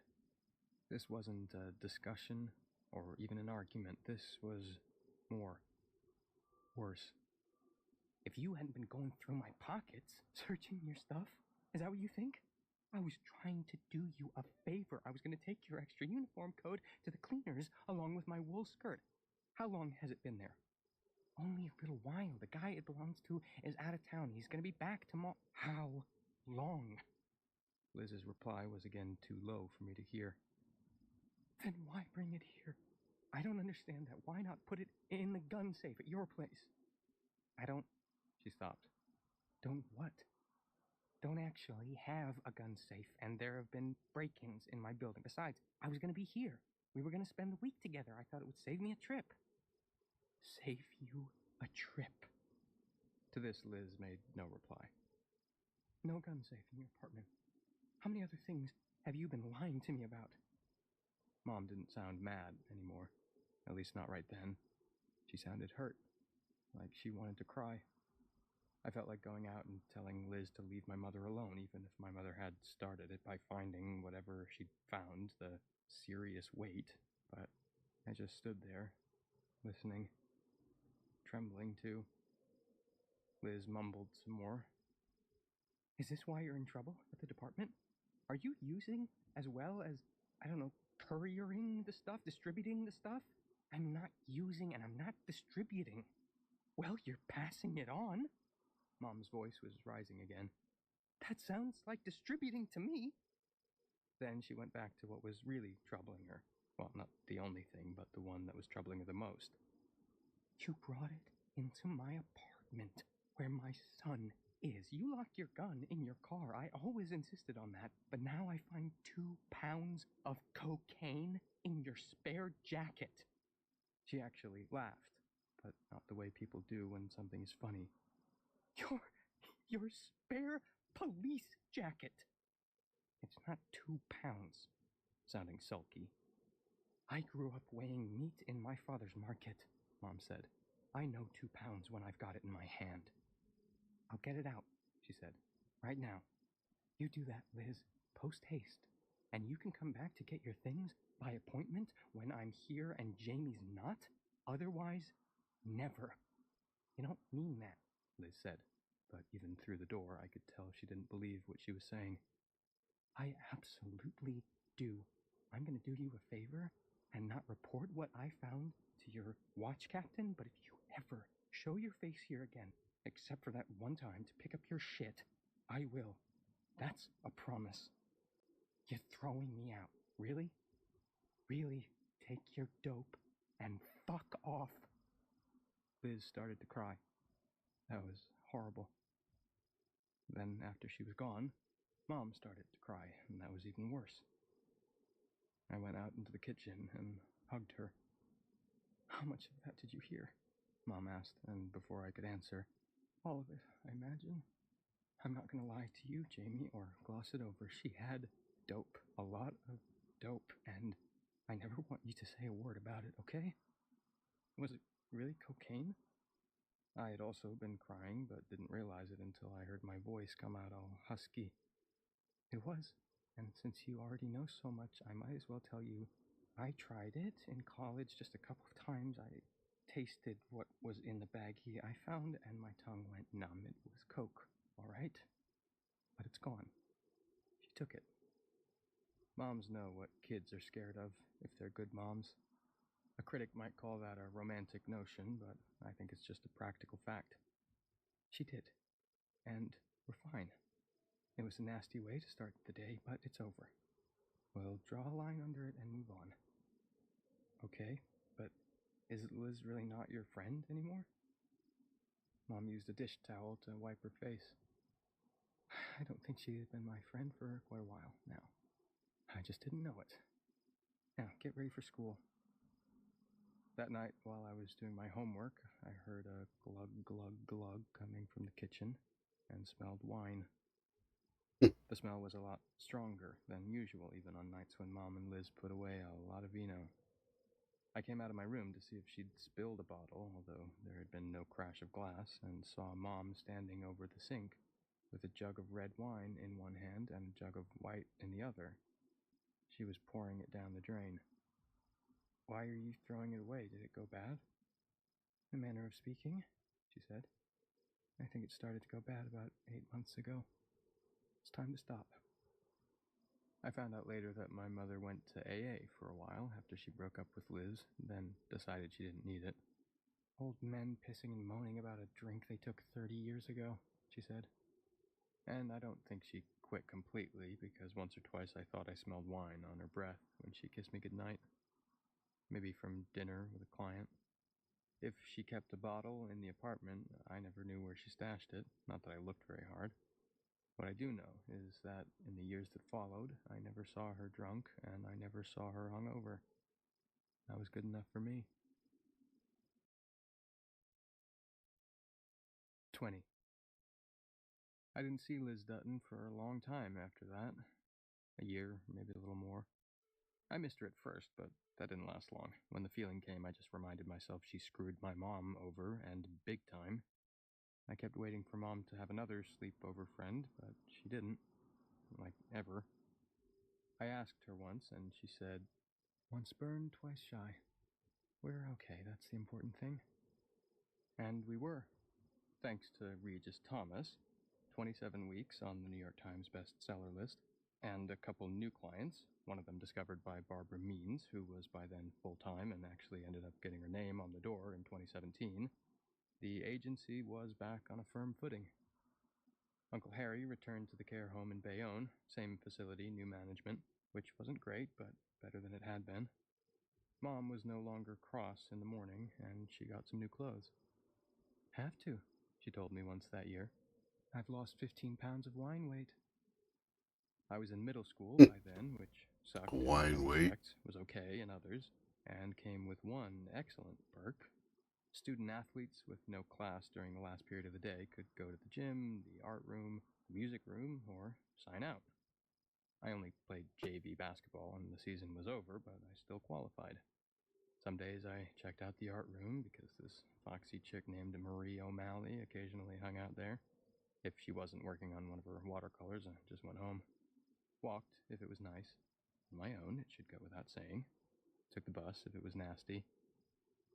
On the day Liz Dutton came back into my life, I didn't even bother looking for Marie because I'd gotten a new Xbox for my birthday and I wanted to hit it.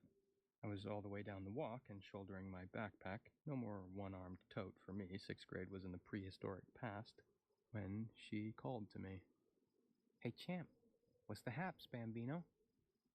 She was leaning against her personal, legs crossed at the ankles, wearing jeans and a low-cut blouse. It was a blazer over the blouse instead of a parka, but it still had NYPD on the breast, and she flapped it open in the old way to show me her shoulder holster. Only this time it wasn't empty.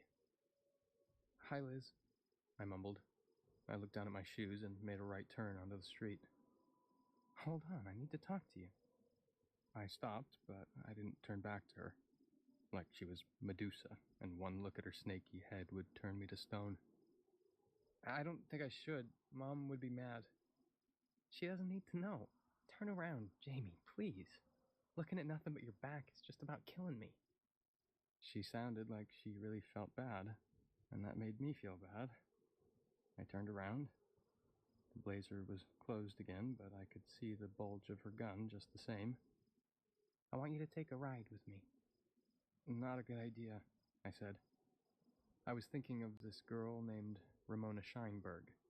She was in a couple of my classes at the beginning of the year, but then she was gone, and my friend Scott Abramowitz told me her father snatched her during a custody suit and took her to some place where there was no extradition. Scott said he hoped it was at least a place with palm trees. "I need what you can do, champ," she said. "I really do." I didn't reply to that, but she must have seen I was wavering because she gave me a smile. It was a nice one that lit up those gray eyes of hers. They weren't a bit sleety that day. "Maybe it'll come to nothing, but I want to try. I want you to try." "Try what?" She didn't answer, not then, just held out a hand to me. "I helped your mother when Regis Thomas died. Won't you help me now?" Technically, I was the one who helped my mother that day. Liz just gave us a quick ride up the Sprained Brook Parkway, but she had stopped to buy me a Whopper when Mom just wanted to push on. And she gave me the rest of her Coke when my mouth was so dry from talking. So I got in the car. I didn't feel good about it, but I did it.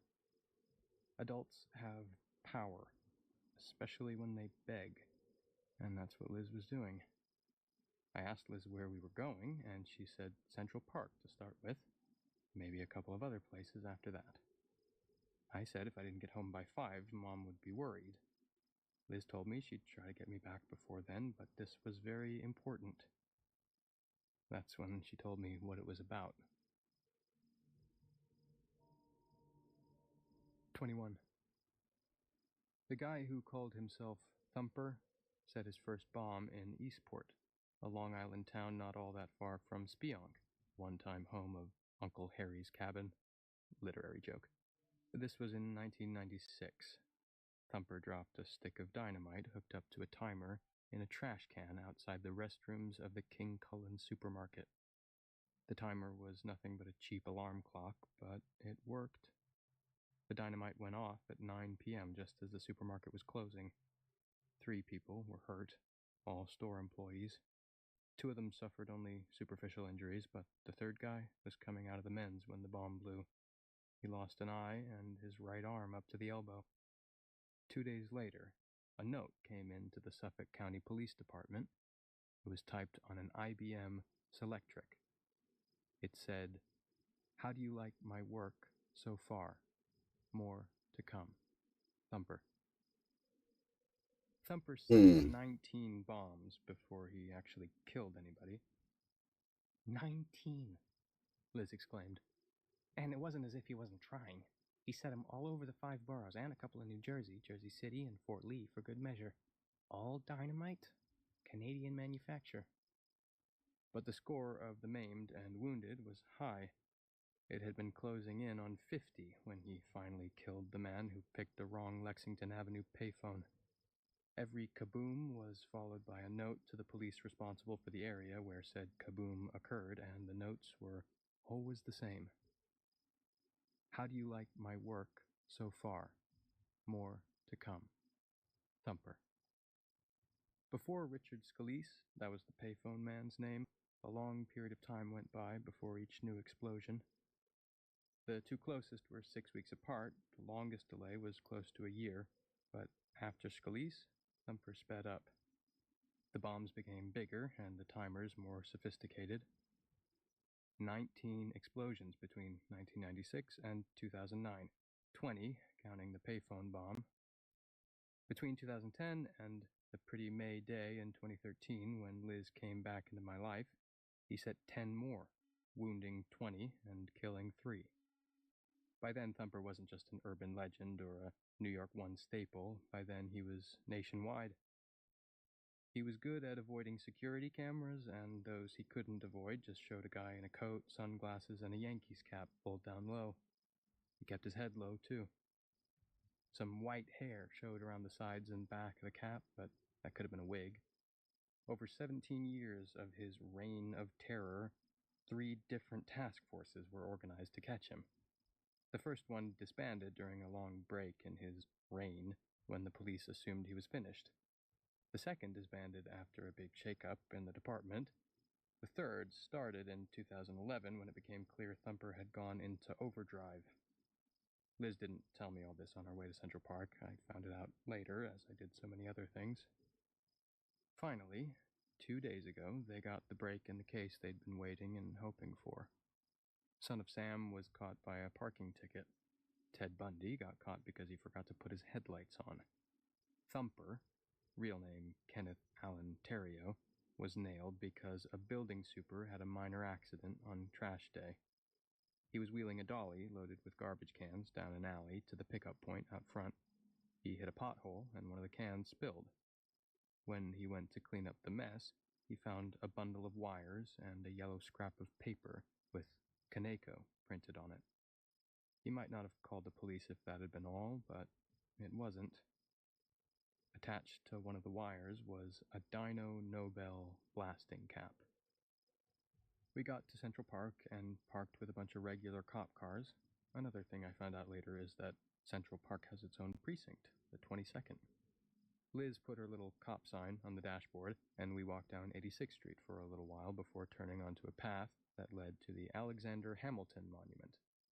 That's one thing I didn't find out later. I just read the fucking sign or plaque, whatever.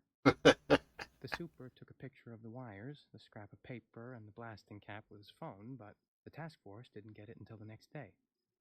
Yesterday, I said. Right. As soon as we saw it, we knew we had our guy. Sure, because of the blasting cap. Yeah, but not just that. The scrap of paper? Kaneko is a Canadian company that manufactures dynamite. We got a list of all the building's tenants and eliminated most of them without any field work because we knew we were looking for a male, probably single, and probably white.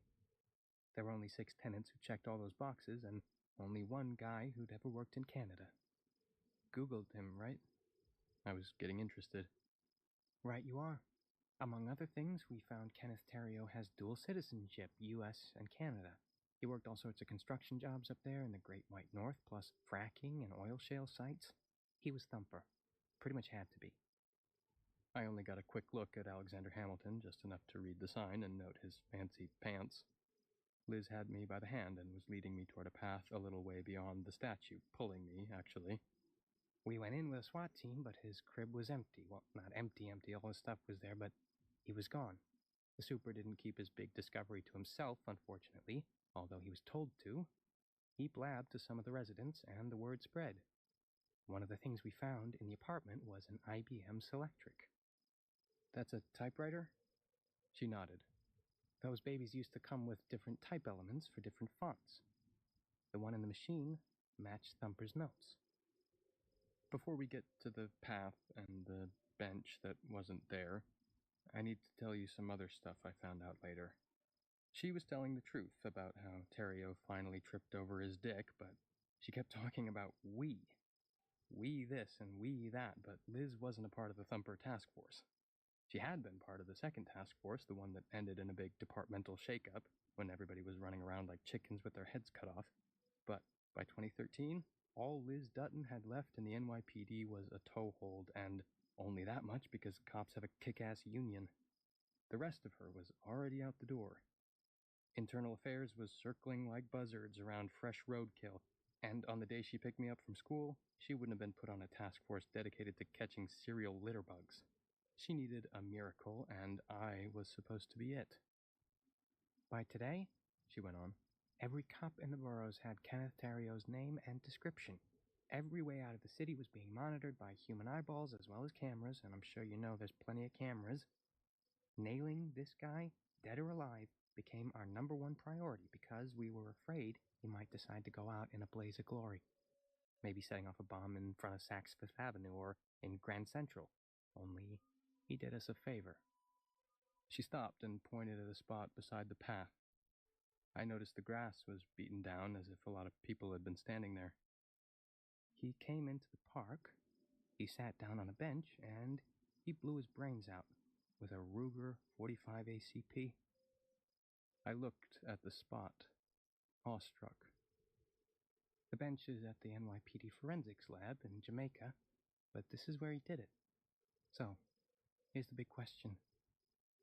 Do you see him? Is he here? I looked around. I had no clue what Kenneth Allen Terrio looked like, but if he'd blown his brains out, I didn't think I could miss him. I saw some kids throwing a frisbee for their dog to chase. The dog was off his leash, a Central Park no-no. I saw a couple of lady runners, a couple of boarders, a couple of old guys further down the path reading newspapers, but I didn't see any guy with a hole in his head, and I told her that. Fuck, Liz said. Well, all right. We got 2 more chances, at least that I can see. He worked as an orderly at City of Angels Hospital on 70th. Quite a come down from his construction days, but he was in his 70s, and the apartment building where he lived is in Queens. Which do you think, champ? I think I want to go home. He might be any place. Really? Didn't you say they hang around places where they spent time when they were alive? Before they, I don't know, pop off for good? I couldn't remember if I'd You said could that be in to her fucking exactly, Canada but it wasn't then. true. Still, I was feeling more and more like Ramona Scheinberg. Kidnapped, in other words. Why bother? He's dead, right? Case closed. Not quite. She bent down to look me in the eye. She didn't have to bend so far in 2013 because I was getting taller. Nowhere near the 6 feet I am now, but a couple of inches. There was a note pinned to his shirt. It said, "There's one more, and it's a big one.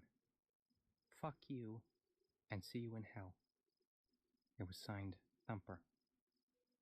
Well, that kind of changed things. 22. We went to City of Angels first because it was closer. There was no guy with a hole in his head out front, just some smokers, so we went in through the emergency room entrance. See. A lot of people were sitting around in there, and one guy was bleeding from the head. The wound looked like a laceration to me rather than a bullet hole, and he was younger than Liz said Kenneth Terrio was, but I asked Liz if she could see him, just to be sure. She said she could. We went to the desk where Liz showed her badge and identified herself as an NYPD detective. She asked if there was a room where the custodians put their stuff and changed their clothes for their shifts. The lady at the desk said there was, but the other police had already been there and cleaned out Terrio's locker. Liz asked if they were still there, and the lady said no, the last of them left hours ago.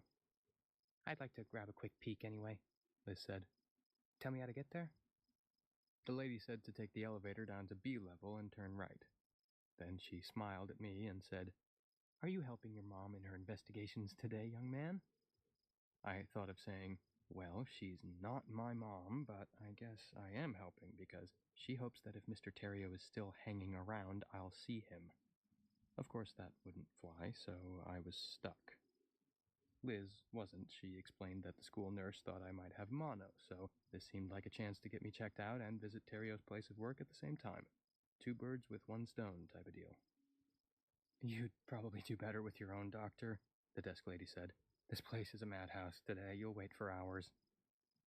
That's probably best, Liz agreed.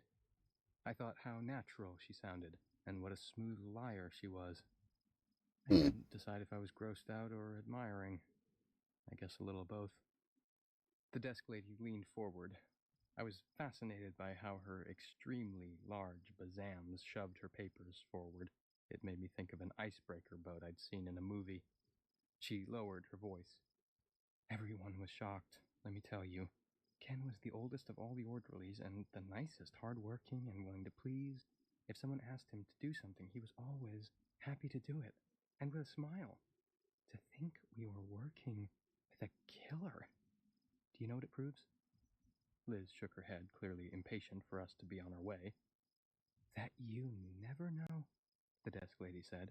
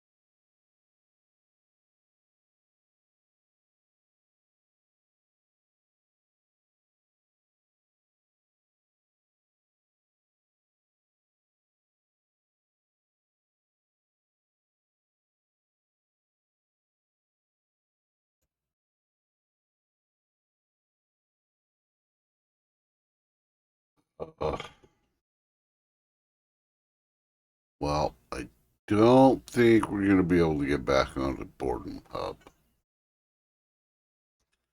Server's still currently locked.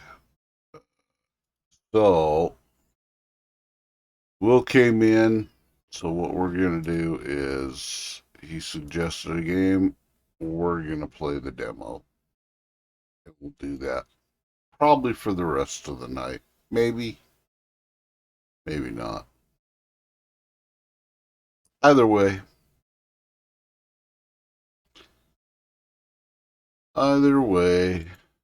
we will just go ahead and play the demo. I don't know how long the demo is. Might be just a short little snippet demo or something. Might be long enough for us to wait out. the server to come back up. I don't know. I guess we'll create a character.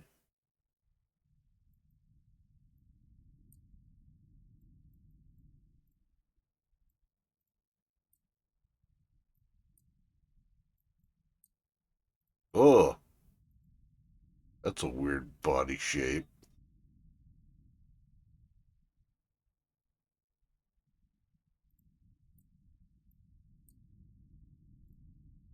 Eh, middle of the road.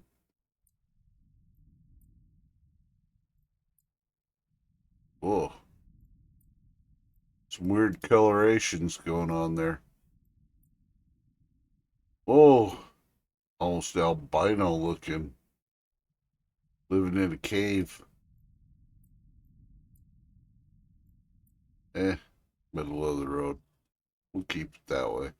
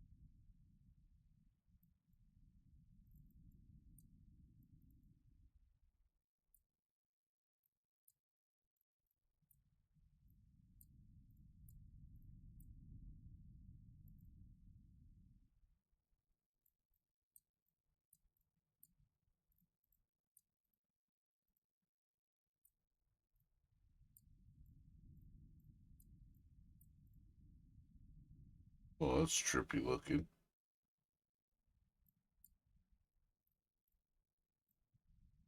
What happened to the long braided ponytail? That ain't it. Oh, that's the one.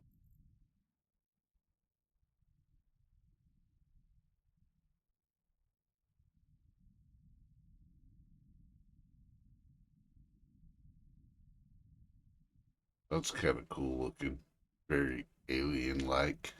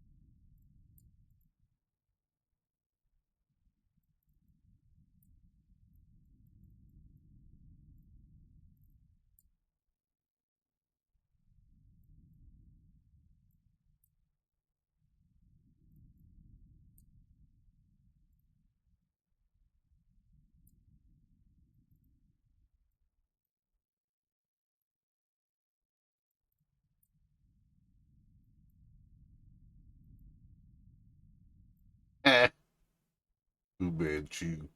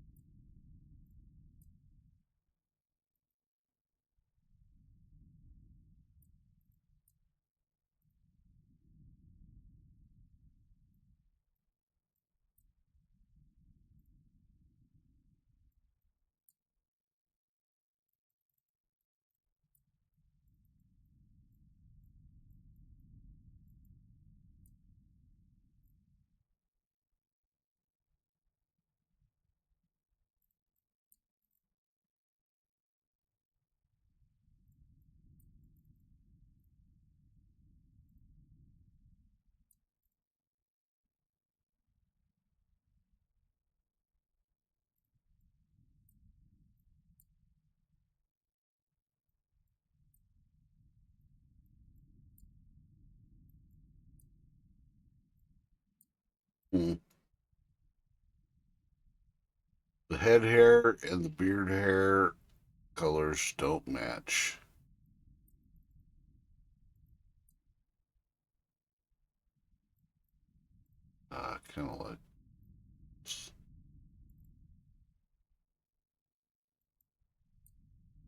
Kind of like the braided look too.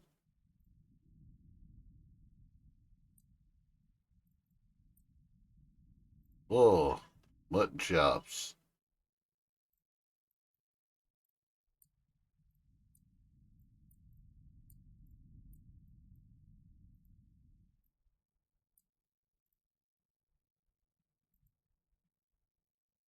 That one's looking.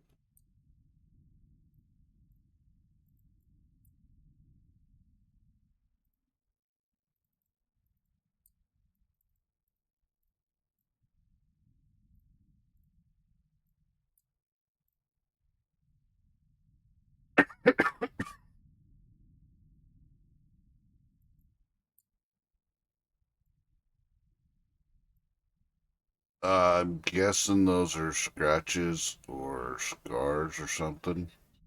I don't know.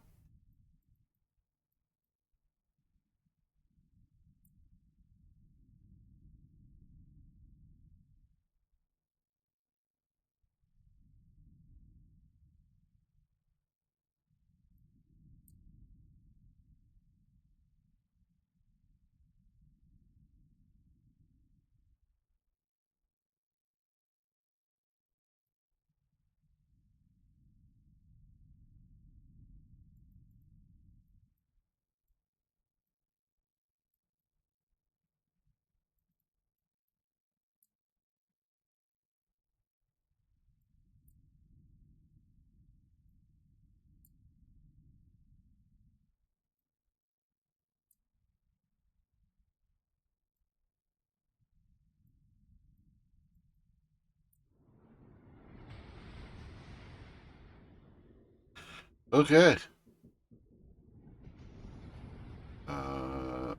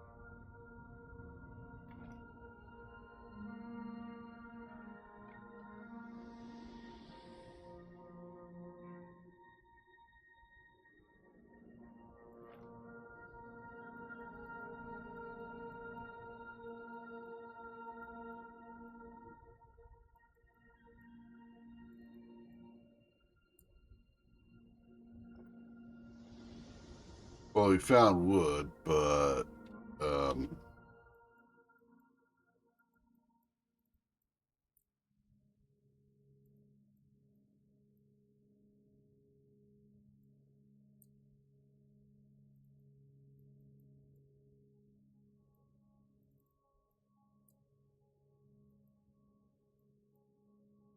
interact E.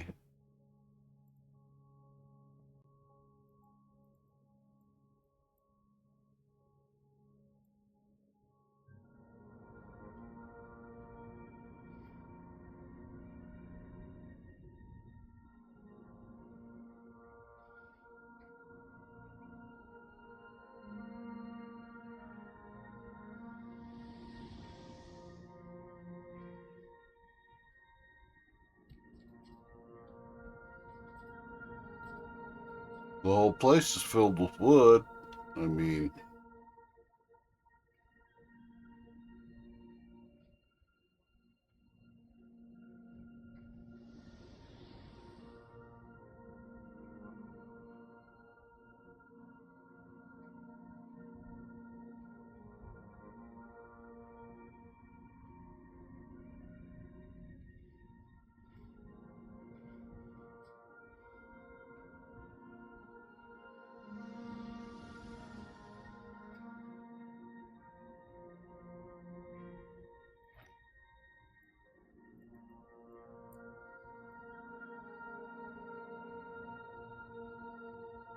it's crucial to build house structure, masts, and tools.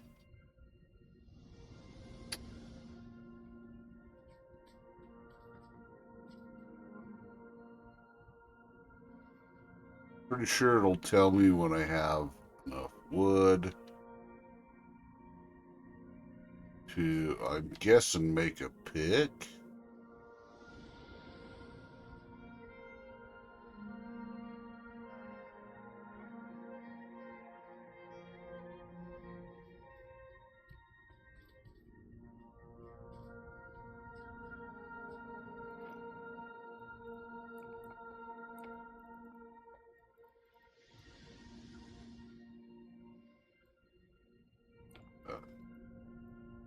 I don't know what that is, but we're taking it.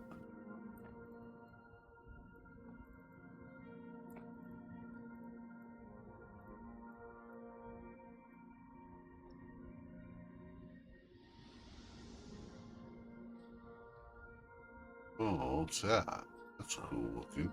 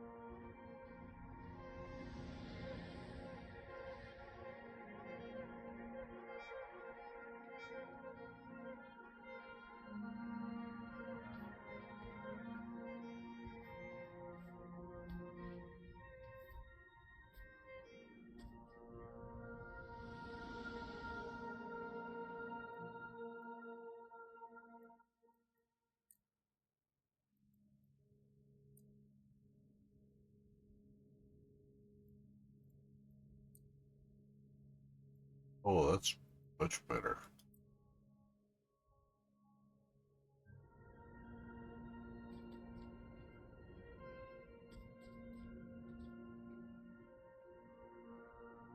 Gives us a much better viewpoint.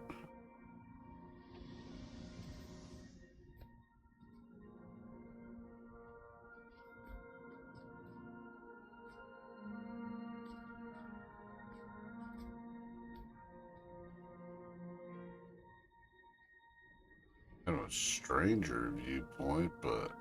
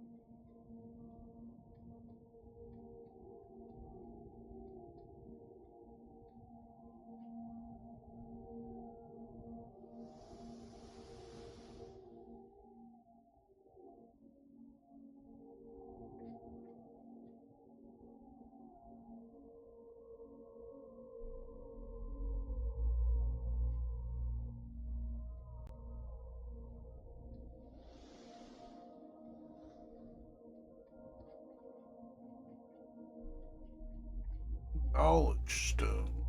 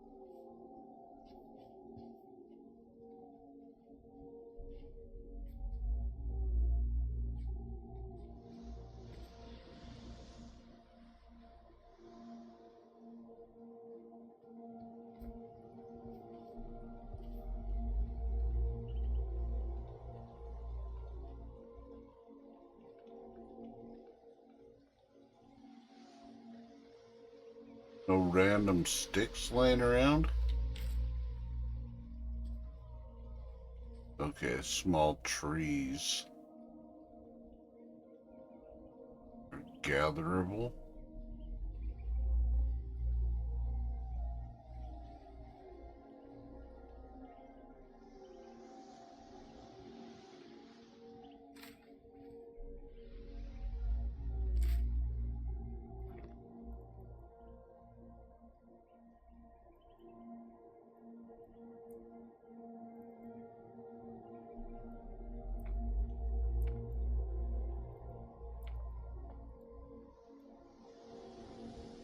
Chestnut leaves. Just in case I need to wipe my butt. Just in case I gotta wipe my butt.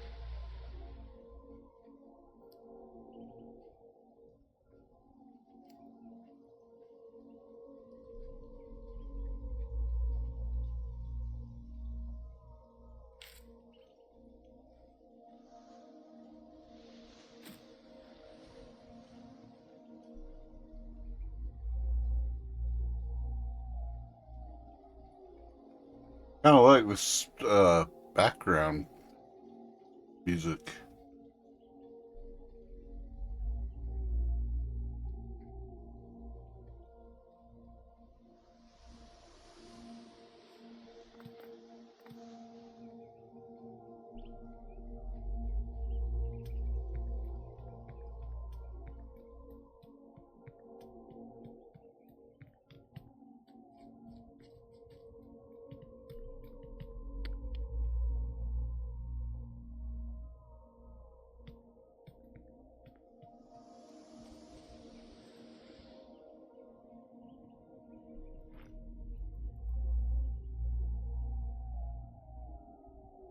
Beneficial mushroom with a healing factor can be milled to release its inoculating properties.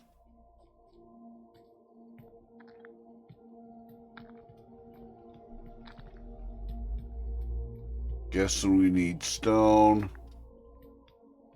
and wood, and we can make a stone axe and a stone pick and that kind of thing.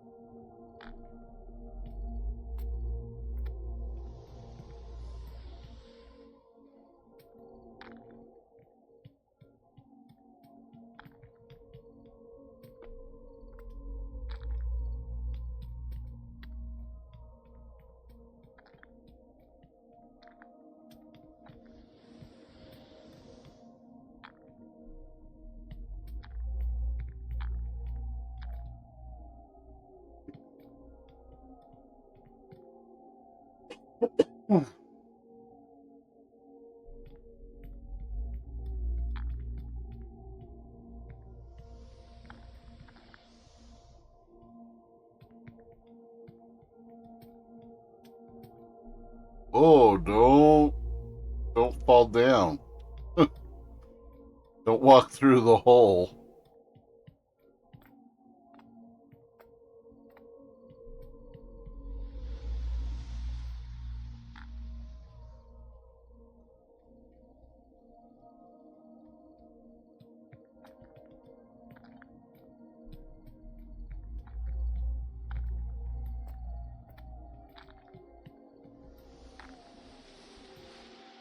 Yeah, this is a loft, Will.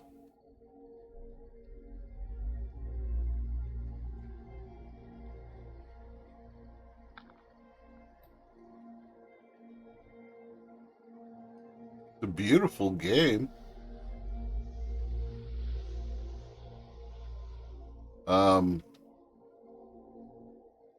not entirely sure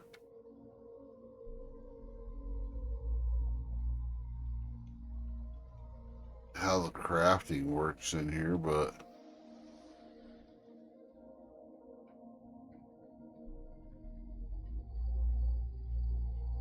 it's nighttime.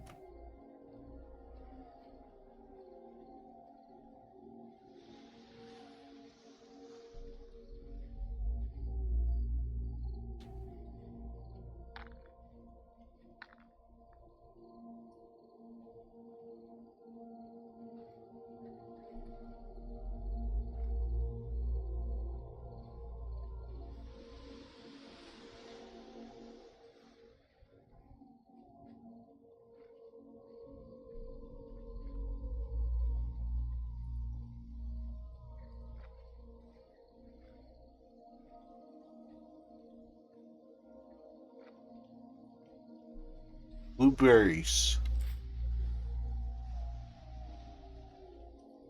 Um,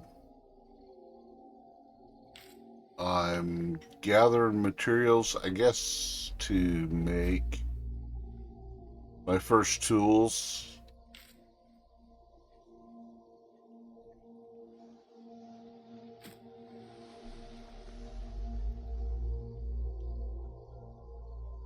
Small plants, organic material that can be crafted into food for animals.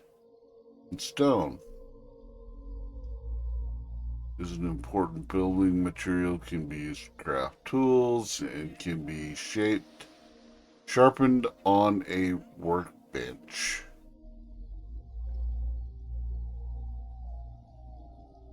Okay, so we'll be starting off doing some crafting. We gotta have a base location and don't know where my spawn point was.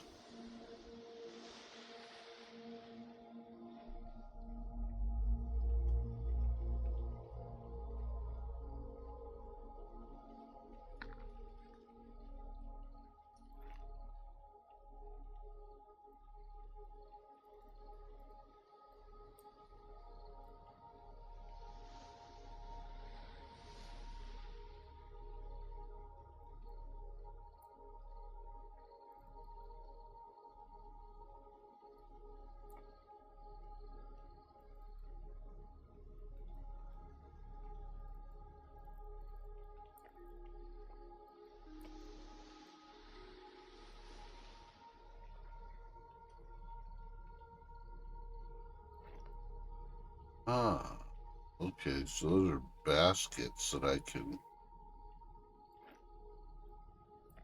take stuff out of or put stuff in the store.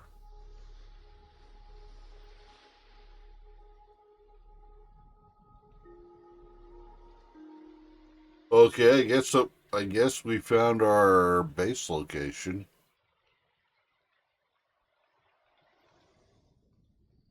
This will be our base of operations.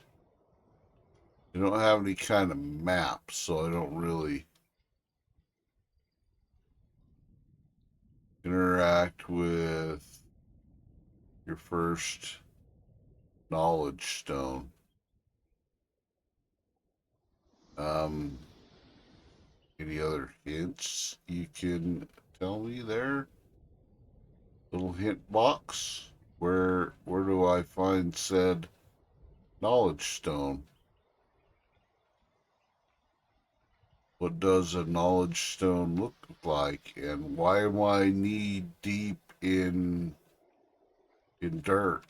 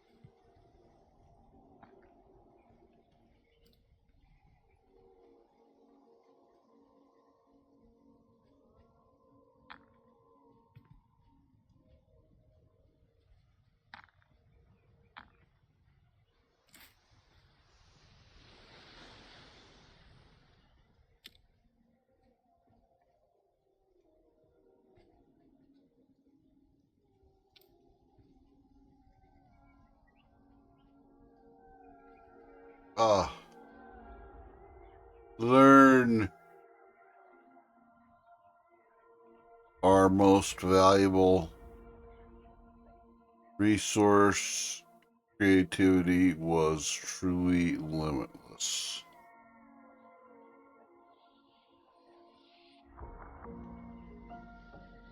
Workbench. Yay, workbench. Okay, so I have to find these knowledge stones to get smarter.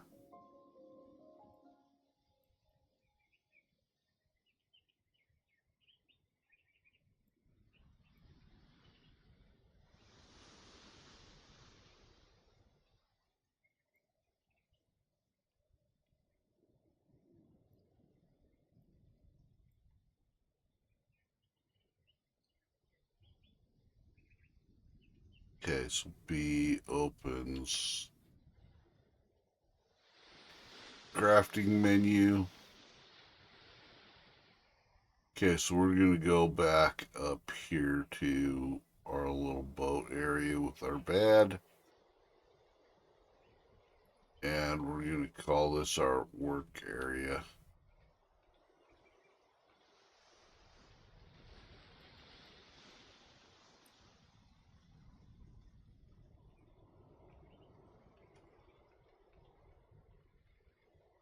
Oh, you can't spin it around or nothing.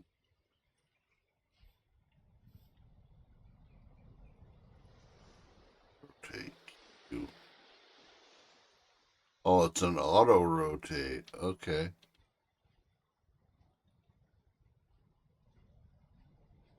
We kind of want this out of the way. Put it right there.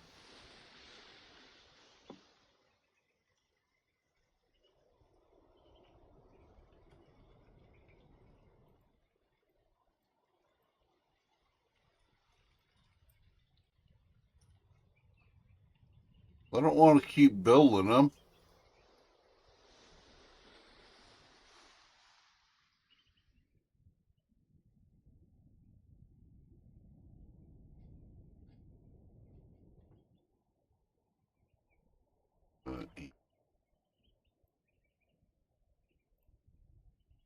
Mix only yellow dotted ingredients.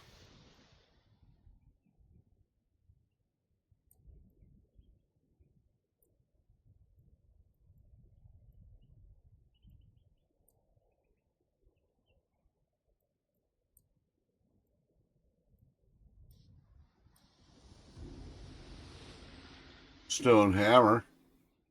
We can do that. Craft.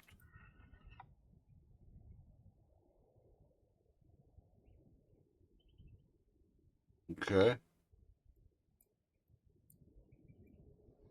Uh, leaves.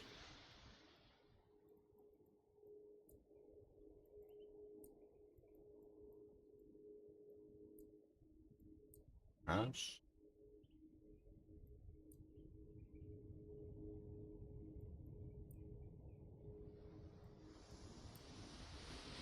Okay, well, we made a stone hammer.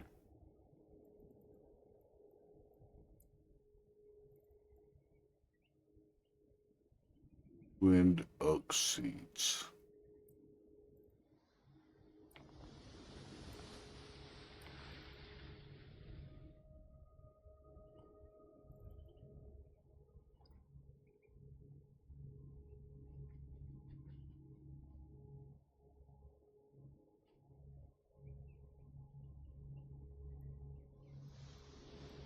Oh, okay, so we can build us a base of some kind. Oh. Grassy roof parts. Flat grassy roof. Okay, so it wants us to build.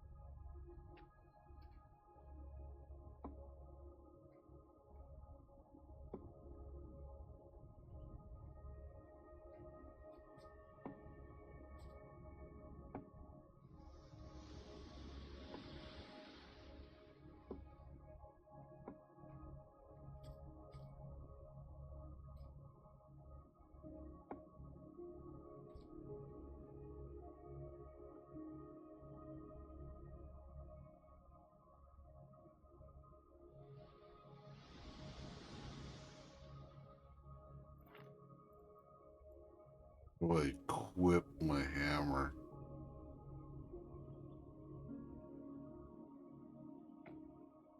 Okay.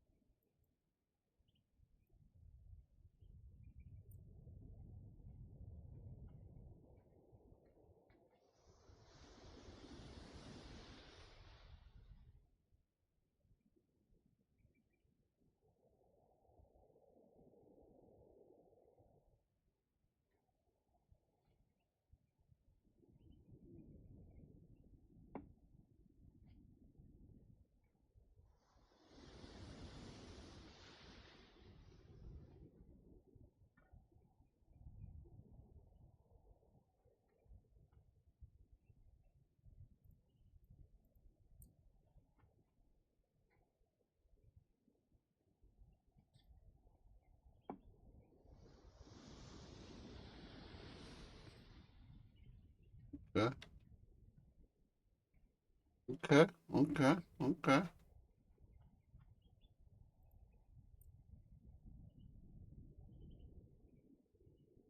Um,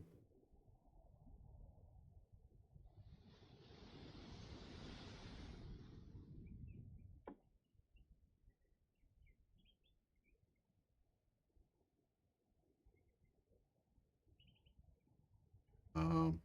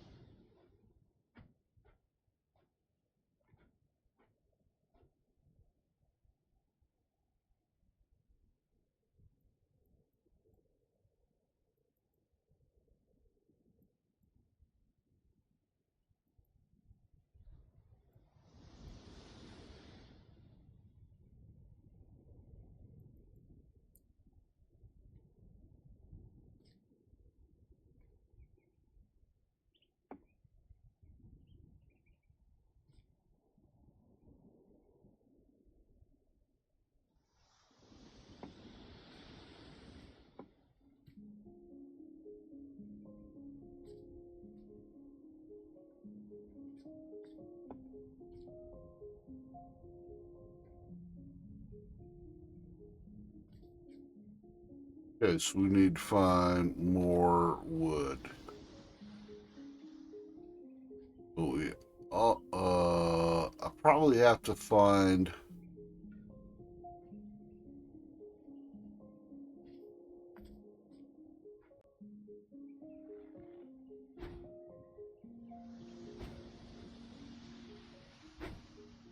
I don't know if that's actually doing anything.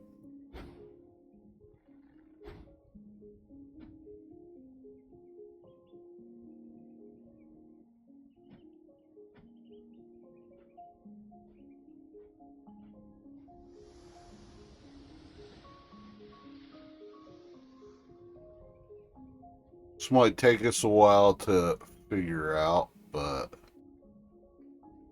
we're going to have to harvest some more materials. A lot of materials. Need an axe is what I need.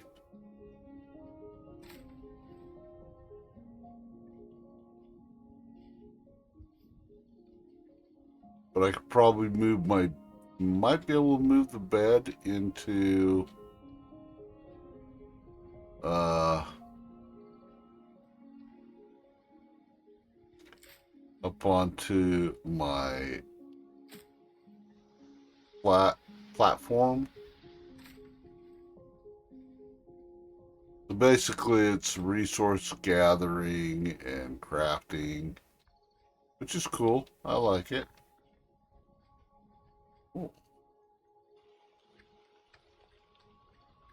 We'll play around on this a little bit, and then I'll see if we can get back into DayZ. Oh, soggy ground. Do you hear that? It's got squishy boot sounds. Oh, there's more pots here.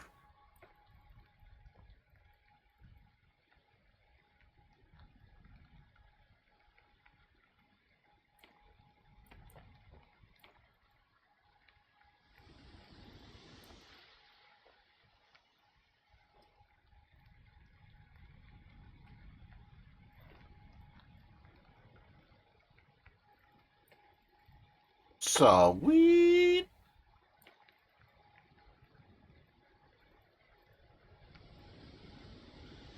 What is this? Is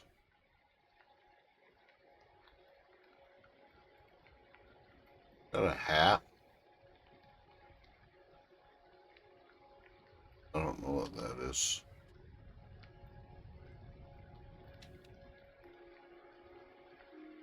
Sleeping in the rain. Oh, at least there's no health system thing.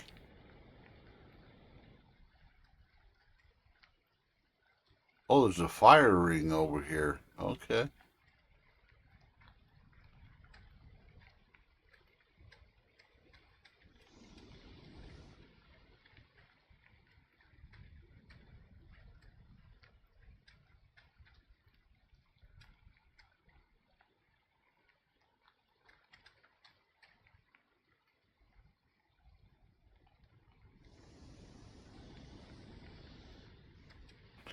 So we have to search for knowledge stones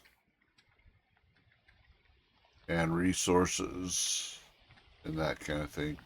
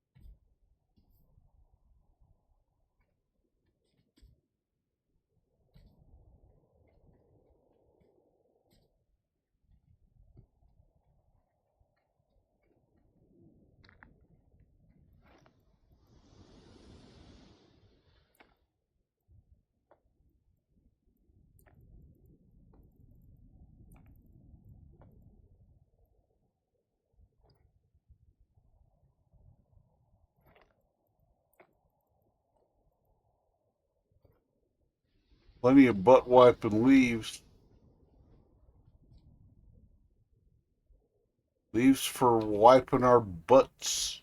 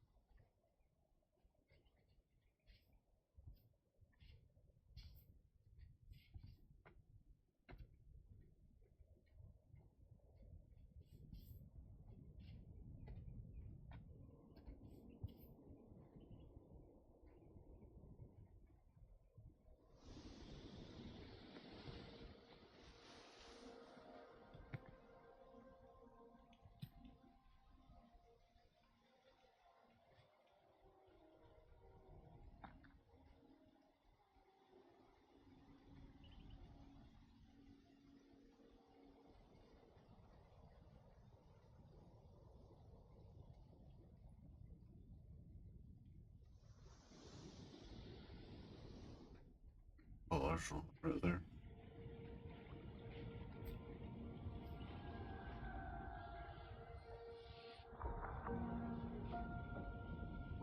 A leaf bed. Okay.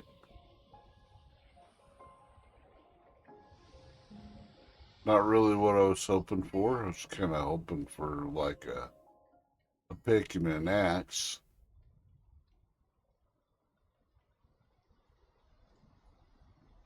Oh. How about a map? You guys want to make me a map? Use a map.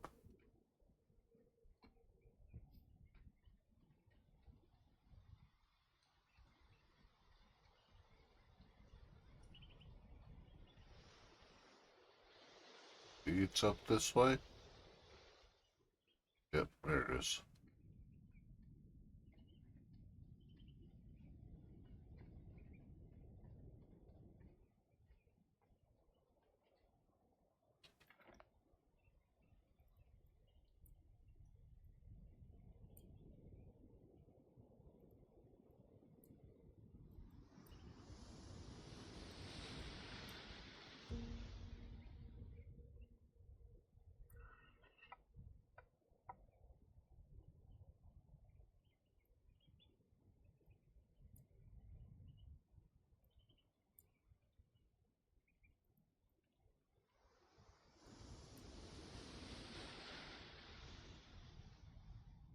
Yellow dotted ingredients.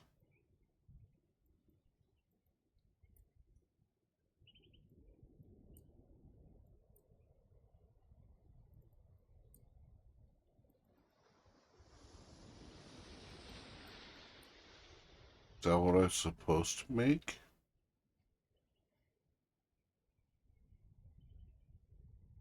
Craft a pickaxe. Well, I made an axe.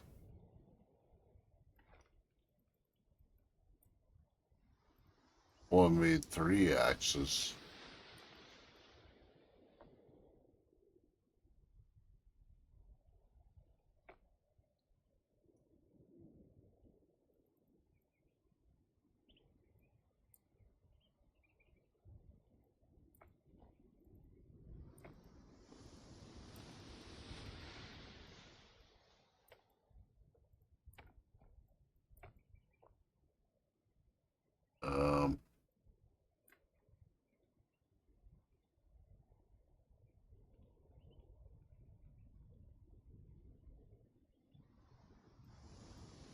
We need more paper.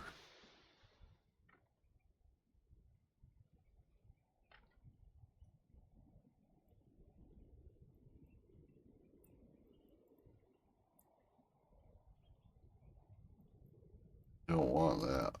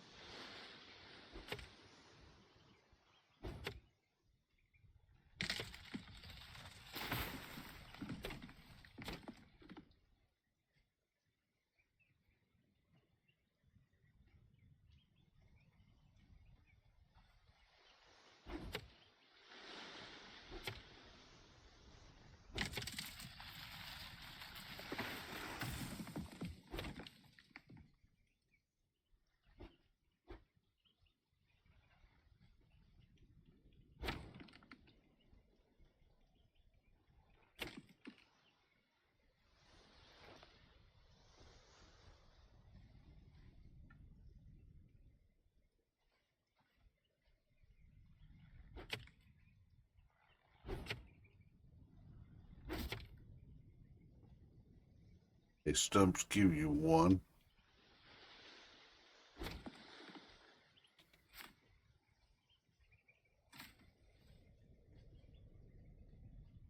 Yeah, we're gonna put Stephen King back on. So far, I've only been on for a couple minutes, Will. So, we're still learning. And I had to admit I also felt some admiration because she was trying to do the right thing and save lives. She was like the hero of a movie, the lone wolf who means to solve the case on her own. Maybe she did care about the innocent people who might be vaporized in Thumper's last bomb. Probably she did. But I know now she was also concerned with saving her job. I don't like to think it was her major concern, but in light of what happened later, I'll get to it, I have to think it was. Okay, one more shot, and stop looking at your dumb phone, champ. I know what time it is, and no matter how much trouble you're in, if I don't get you home before your mother shows up, I'll be in more. She'll probably take Barbara out for a drink before she goes home anyway. Barbara works for the agency now. I don't know why I said that exactly. Because I also wanted to save innocent lives, I suppose. Although that seemed rather academic to me because I didn't think we were going to find Kenneth Terrio. I think it was because Liz looked so beaten down, backed into a corner. Well, that's a lucky break, Liz said. All we need is one more. 23.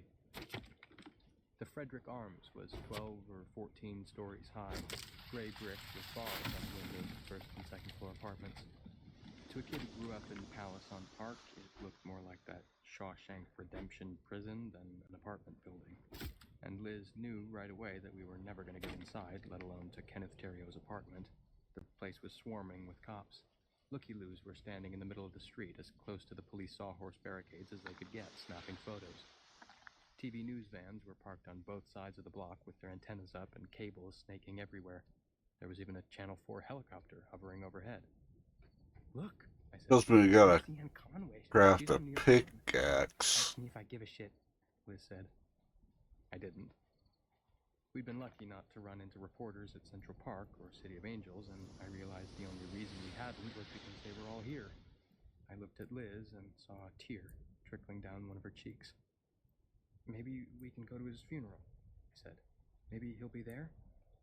He'll probably be cremated, privately, at the city's expense. Ah. He outlived them all. I'll take you home, champ. Sorry to drag you all this way. That's okay, Okay. I said, and patted her hand. I knew Mom wouldn't like me doing that, but Mom wasn't there. Liz Missing ingredients. For a bridge. A block away from the Frederick Arms, I glanced at a little grocery on my side and said, "Oh my God, there he is." She snapped a wide-eyed glance at me. Are you sure? Are you sure, Jamie? I leaned forward and vomited between my sneakers. That was all the answer she needed. 24. I can't really say if he was as bad as the Central Park man. That was a long time ago. He could have been worse.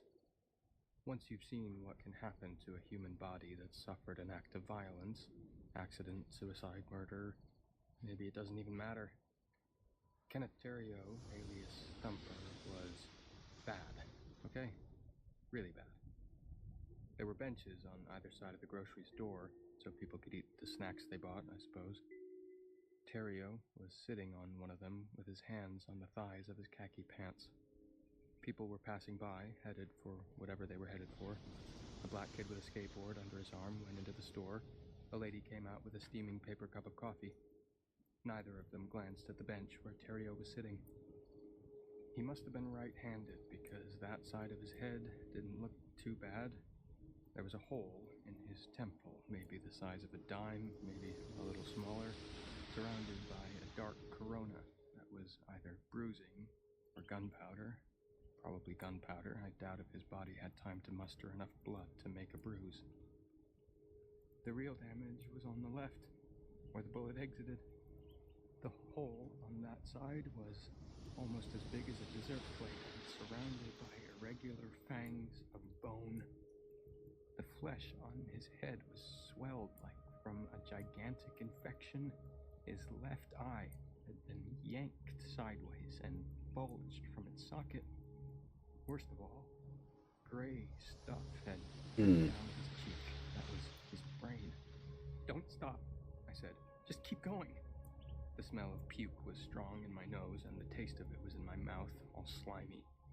Please, Liz, I can't. She swerved to the curb in front of a fire hydrant near the end of the block instead. You have to, and I have to. Sorry, champ, but we have to know. Now pull yourself together so people don't stare at us and think I've been abusing you. But you are, I thought. And you won't stop until you get what you want. The taste in my mouth was the ravioli I'd eaten in the school calf. As soon as I realized that, I opened the door, leaned out, and puked some more. Like on the day of the Central Park man when I never made it to Lily's birthday party at fancy schmancy Wave Hill. That was deja vu I could have done without. Champ. I turned to her and she was holding out a wad of Kleenex. Show me a woman without Kleenex in her purse and I'll show you no one at all. Wipe your mouth and then get out of the car. Try to look normal. Let's get this done. I could see she meant it. We weren't going to leave until she had what she wanted. Man up, I thought. I can do this. I have to because lives are at stake. I wiped my mouth and got out. Liz put her little sign on the dashboard, the police version of get out of jail free, and came around to where I was standing on the sidewalk, staring into a laundromat at a woman folding clothes. That wasn't very interesting, but at least it kept me from looking at the ruined men up the street. For the time being, anyway. Soon, I'd have to. Worse, oh God, I'd have to talk to him. If he even could talk. I held out my hand without thinking. 13 was probably too old to be holding hands with a woman who people passing by would assume was my mother, if they bothered thinking about us at all. But when she took it, I was glad. Glad as hell. We started back to the store. I wished we'd had miles to walk, but it was only half a block. Milking? Where is he exactly? She asked in a low voice. I risked a look to make sure he hadn't moved. Nope, he was still on the bench. And now I could look directly into the crater where there had once been thoughts. His ear was still on, but it was crooked, and I found myself remembering a Mr. Potato Head I had when I was 4 or 5. My stomach clenched again. Get it together, champ. Don't call me that anymore, I managed to say. I hate it. Duly noted. Where is he? Sitting on the bench. The one on this side of the door? Or this side? Yeah. I was looking at him again. We were so close now, I couldn't help it. And I saw an interesting thing. A man came out of the store with a newspaper under his arm and a hot dog in one hand. The hot dog was in one of those foil bags that's supposed to keep them hot. Believe that and you'll believe the moon is made of green cheese. He started to sit down on the other bench, already pulling his hot dog out of the bag. Then he stopped, looked either at me and Liz or the other bench, and walked on down the block to eat his pup somewhere else. He didn't see Terrio. He would have run if he had, most likely screaming his head off, but I think he felt him. No, I don't just think it, I know it. I wish I'd paid more attention at that time, but I was upset, as I'm sure you understand, and if you don't, you're an idiot. Terrio turned his head. It was a relief because the move hid the worst of the exit wound. It wasn't a relief because his face was normal on one side and a little bloated out of shape on the other, like that guy Two-Face in the Batman comics. Worst of all, now he was looking at me. I see them, and they know I do. It's always been that way. Ask him where the bomb is, Liz said. She was speaking from the corner of her mouth like a spy in a comedy. A woman with a baby in a papoose carrier came up the sidewalk. She gave me a distrustful glance, maybe because I looked funny, or maybe because I smelled of puke, maybe both. I was past the point of caring. All I wanted to do was what Liz Dutton had brought me here to do, then get the fuck out. I waited until the woman with the baby went inside. Where's the bomb, Mr. Terrio? The last bomb. At first, he didn't reply, and I was thinking, okay, his brains are blown out, he's here, but he can't talk, end of story.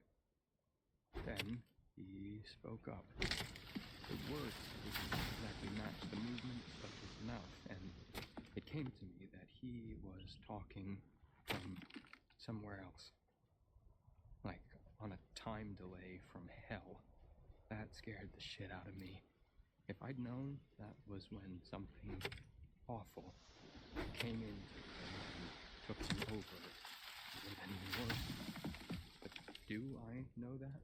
Like, for sure? No, but I almost know it. I don't want to tell you. That stunned me to silence. I had never gotten such a reply from a dead person before. True, my experience was limited, but up until then, I would have said they had to tell you the truth. First time, every time. What did he say? Liz asked, still talking from the corner of her mouth. I ignored her and spoke to Terrio again. Since there was no one around, I spoke louder, enunciating every word the way you would for a person who is deaf or only had a shaky grasp on English. Where is the last bomb? I also would have said that the dead can't feel pain, that they are beyond it. And Terrio certainly did not seem to be suffering from the cataclysmic self-inflicted wound in his head, but now his half-bloated face twisted as if I were burning him or stabbing him in the belly instead of just asking him a question. Don't want to tell you. What what did he... We began again, but then the lady with the baby came back out. She had a lottery ticket. The baby in the papoose had a Kit Kat finger, which he was smearing all over his face. Then he looked at the bench where Terrio was sitting and started crying. The mom must have thought her kid was looking at me because she gave me another glance, mega distrustful this time, and hurried on her way. Jim, shut up. I said. Then, because my mother would have hated me talking to any grown-up like that, Please. I looked back to Terrio. His grimace of pain made his ruined face look more ruined than ever, and all at once I decided I didn't care. He had maimed enough people to fill a hospital ward. He had killed people. And if the note he'd pinned to his shirt wasn't a lie, he had died trying to kill even more. I decided I hoped he was suffering. Where is it, you motherfucker? He clasped his hands around his middle, bent over like he had cramps, groaned. Then he gave it up. King Cullen. The King Cullen supermarket in Eastport. Why? Seemed right to finish where I started, He said, and drew a circle in the air with one finger. Complete the circle. No, why do it at all? Why set all those bombs? He smiled, and the way it kind of squelched the bloated side of his face, I still see that, and I'll never be able to unsee it. Because, He said. Because what? because I felt like it. He said. 25. When I told Liz everything Terrio had said, she was excited and nothing else. I could understand that. She wasn't the one looking at a man who'd pretty much blown off one whole side of his head. She told me she had to go into the store and get some stuff. And leave me here with him? No, go back down the street. Wait by the car. I'll only be a minute.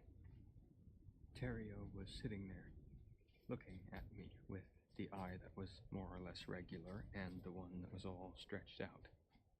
I could feel his gaze. It made me think of the time I went to camp and got fleas and had to have this special stinky shampoo like 5 times before they were all gone. Shampoo wouldn't fix the way Terrio made me feel. Only getting away from him would do that, so I did what Liz said. I walked as far as the laundromat and looked in at the woman who was still folding clothes. Yeah, you gotta find the And gave me a wave. shit for making The girl with the hole in her throat and how she pickaxe. waved to me. And for one horrible moment, I thought the laundromat lady was also dead. Only a dead person wouldn't be folding clothes. They only stood around or sat around like Terrio. So I gave her a return wave. I even tried to smile. Then I turned back to the store. I told myself it was to see if Liz was coming out yet, but that wasn't why. I was looking to see if Terrio was still looking at me. He was. He raised one hand, palm up, 3 fingers tucked into his palm, one finger pointing. He curled it once, then twice, very slowly. Come here, boy. I walked back, my legs seeming to move of their own accord. I didn't want to, but couldn't seem to help myself. She doesn't care about you, Kenneth Terrio said. Not a fig, not one single fig. She's using you, boy. Fuck you for saving lives. There was no one passing by, but even if somebody had been, he or she wouldn't have heard me. He had stolen all of my voice, but a whisper. What she's saving is her job. You don't know that. You're just some random psycho. Still, only a whisper, and I felt on the verge of peeing myself. He didn't say anything, only grinned. That was his answer. Liz came out, She had one of those cheap plastic bags they gave you in stores like that back then. She looked at the bench where the ruined man she couldn't see was sitting, and then at me. What are you doing here, Jamie? I told you to go to the car. And before I could answer, quick and harsh like I was a perp in a TV cop show interrogation room. Did he tell you something else? That you only care about saving your job, I thought of saying, but maybe I already knew that. No, I said. I want to go home, Liz. We will. As soon as I do one more thing. 2, actually. I've also got to get your mess out of my car. She put an arm around my shoulders, like a good mom would, and walked me up past the laundromat. I would have waved to the clothes-folding lady again, but her back was turned. I set something up. I didn't really think I'd have a chance to use it, but thanks to you. When we were next to her car, she took a flip phone out of the store bag. It was still in its blister pack. I leaned against the window of a shoe repair place and watched her fiddle with it until she got it working. It was now 4:15. If Mom went for a drink with Barbara, we could still get back before she came home, but could I keep the afternoon's adventures to myself? I didn't know, and right then it didn't seem that important. I wished Liz could at least have driven around the corner. I thought she could have smelled my puke for that long after what I'd done for her, but she was too wound up. Plus, there was the bomb to consider. I thought of all the movies I'd seen where the clock is counting down to nothing, and the hero is wondering whether to cut the red wire or the blue one. Now she was calling. Colton. Yeah, this is... Shut up. Just listen. It's time to do your thing. You owe me a favor, a big one, and this is it. I'm gonna tell you exactly what to say. Record it. Shut up, I said! She sounded so vicious that I took a step back. I'd never heard Liz like that, and realized that I was seeing her for the first time in her other life. The police life where she dealt with scum buckets. Record it, then write it down, then call me back. Do it right away. Campfire. I snuck a look back at the store. Both benches Oh, were empty. cool. That Oh, should little have been a relief, sparklies. but somehow I didn't feel relieved. Ready? Okay. Liz closed her eyes, shutting out everything but what she wanted to say. She spoke slowly and carefully. If Ken Terrio was really Thumper, I'll break in there and say, I want to record this. You wait until I say, go ahead, start again. Got that? She listened until Colton, whoever he was, said he got it. You say, if Ken Terrio was really Thumper, he was always talking about finishing where he started. I'm calling you because we talked in 2008. I kept your card. You got that? Another pause. Liz nodding. Good. I'll say, who is this? And you hang up. Do it right away. This is time sensitive. Screw it up and I'll fuck you big time. You know I can. She ended the call. She paced around on the sidewalk. I snuck another look at the benches. Empty. Maybe Terrio, whatever remained of him, was heading back home to check out the scene at the good old Frederick Arms. The drumbeat intro to Rumor Has It came from the pocket of Liz's blazer. She took out her real phone and said, hello. She listened, then said, hold on, I want to record this. She did that, then said, go ahead, start again. Once the script was played out, she ended the call and put her phone away. It's not as strong as I'd like, she said. But will they care? Probably not once they find the bomb, I said. Liz gave a little start, and I realized she had been talking to herself. Now that I'd done what she wanted, I was just baggage. She had a roll of paper towels and a can of air freshener in the bag. She cleaned up my puke, dropped it in the gutter, $100 fine for littering, I found out later, and then sprayed the car with something that smelled like flowers. Get in, she told me. I'd been turned away, so I didn't have to look at what remained of my lunchtime ravioli. As far as cleaning up the mess went, I thought she owed me that. But when I turned back to get in the car, I saw Kenneth Terrio standing by the trunk, close enough to reach out and touch me, and still grinning. I might have screamed, but when I saw him, I was between breaths, and my chest wouldn't seem to expand and grab another one. It was as if all the muscles had gone to sleep. I'll be seeing you, Terrio said. The grin widened, and I could see a cake of dead blood between his teeth and cheek. Champ? 26. We only drove 3 blocks before she stopped again.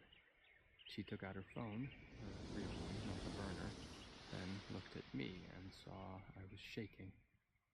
I maybe could have used a hug then, but all I got was a pat on the shoulder, presumably sympathetic. Delayed reaction, kiddo. I know all about it. It'll pass. Then she made a call, identified herself as Detective Dutton, and asked for Gordon Bishop.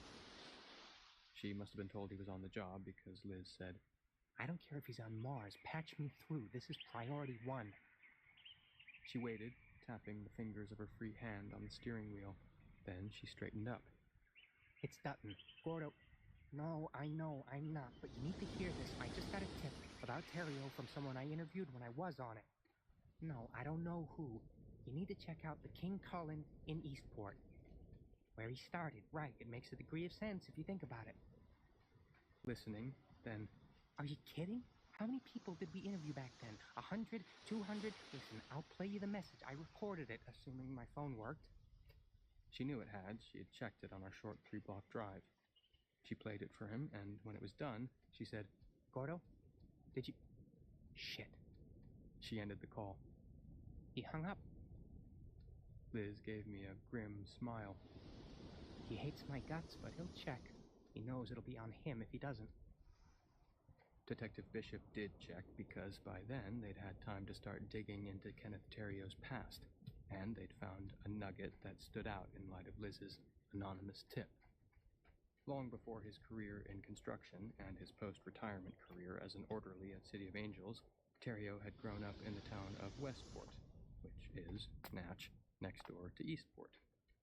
As a high school senior, he'd been working as a bag boy and a shelf stocker at King Cullen, where he was caught shoplifting. The first time he did it, Terrio was warned. The second time, he got canned. But stealing, it seemed, was a hard habit to break. Later in life, he moved on to dynamite and blasting caps. A good supply of both was later found in a Queen's storage locker. All of it old, all of it from Canada. I guess the border searches were a lot less thorough in those days. Can we go home now? I asked Liz. Please. Yes. Are you going to tell your mother about this? I don't know. She smiled. It was a rhetorical question. Of course you will. And that's okay. It doesn't bother me in the slightest. You know why? Because nobody would believe it? She patted my hand. That's right, champ. Hole in one. 27. Liz dropped me off on the corner and sped away. I walked down to our building. My mother and Barbara hadn't gone for that drink after all. Barb had a cold and said she was going home right after work. Mom was on the steps with her phone in her hand. She flew down the steps when she saw me coming and grabbed me in a panicky hug that squeezed the breath out of me. Where the fuck were you, James? She only called me that when she was super pissed, which you might have already guessed. How could you be so thoughtless? I've been calling everyone. I was starting to think you'd been kidnapped. I even thought of calling. She Okay, turned to me Sid. and held me at arm's length. I could see she had been crying and was starting to again, and that made me feel really bad, even though none of it had been my fault. I think only your mother can truly make you feel lower than whale shit. Was it Liz? And, without waiting for an answer, it was. Then, in a low and deadly voice, that bitch. I had to go with her, Mom, I said. I really had to. Then I started to cry too. 28. We went upstairs. Mom made coffee and gave me a cup. My first, and I've been a fool for the stuff ever since. I told her almost everything. How Liz had been waiting outside school. How she told me lives depended on finding Thumper's last bomb. How we went to the hospital and to Terrio's building. I even told her how awful Terrio looked with half his head blown out of shape on one side. What I didn't tell her was how I turned around to see him standing behind Liz's car, close enough to grab my arm. If dead people can grab, a thing I never wanted to find out one way or the other. And I didn't tell her what he'd said. But that night, when I went to bed, it clanged in my head like a cracked bell. I'll be seeing you, champ. Mom kept saying, okay, and I understand, all the time looking more distressed. But she had to know what was happening on Long Island, and so did I. She turned on the TV, and we sat on the couch to watch. Louis Dodley of New York One was doing a stand-up on a street with police sawhorses blocking it off. Police appear to be taking this tip very seriously, he was saying. According to a source in the Suffolk County Police Department, I remembered the news helicopter flying over the Frederick Arms and figured it must have had enough time to chop her out to Long Island, so I grabbed the remote from my mother's lap and flipped over to Channel 4. And there, sure enough, was the roof of the King Cullen supermarket. The parking lot was full of police cars. Parked by the main doors was a big van that just about had to belong to the bomb squad. I saw 2 helmeted cops with a pair of dogs on harnesses going inside. The chopper was too high to see if the bomb squad cops were wearing bulletproof vests and flak jackets as well as helmets, but I'm sure they were. Not the dogs, though. If Thumper's bomb went off while they were inside, the dogs would be blown to mush.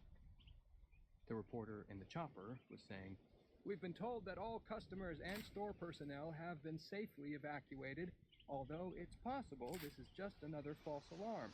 There have been many during Thumper's reign of terror." Yep, he actually said that. "Taking these things seriously is always the wisest course. All we know now is that this was the site of Thumper's first bomb, and that no bomb has been found yet. Let's send it back to the studio." The promo behind the news anchors had a picture of Terrio, maybe his City of Angels ID because he looked pretty old. He was no movie star, but he looked a hell of a lot better than he had sitting on that bench. Liz's manufactured tip might not have been taken so seriously had it not caused one of the older detectives in the department to recall a case from his childhood, that of George Metesky, dubbed the Mad Bomber by the press. Metesky planted 33 pipe bombs during his own reign of terror, which lasted from 1940 to 1956, and the seed was a similar grudge, in his case against Consolidated Edison. Some quick researcher in the news department had also made the connection, and Metesky's face came up next on the promo behind the anchors, but Mom didn't bother looking at the old guy, who, I thought, looked weirdly like Terrio in his orderly's uniform. She had grabbed her phone, then went muttering into her bedroom for her address book, presumably having deleted Liz's number after their argument about the serious weight. A commercial for some pill came on, so I crept to her bedroom door to listen. If I'd waited, I wouldn't have heard jack shit, because the call didn't last that long. "It's Tia, Liz. Listen to me and don't say a word. I'm going to keep this to myself for reasons that should be obvious to you, but if you ever bother my son again, if he even sees you, I will burn your life to the ground. You know I can do it. All it would take is one single push. Stay away from Jamie." I scurried back to the couch and pretended to be absorbed in the next commercial, which turned out to be as useless as tits on a bull. "You heard that?"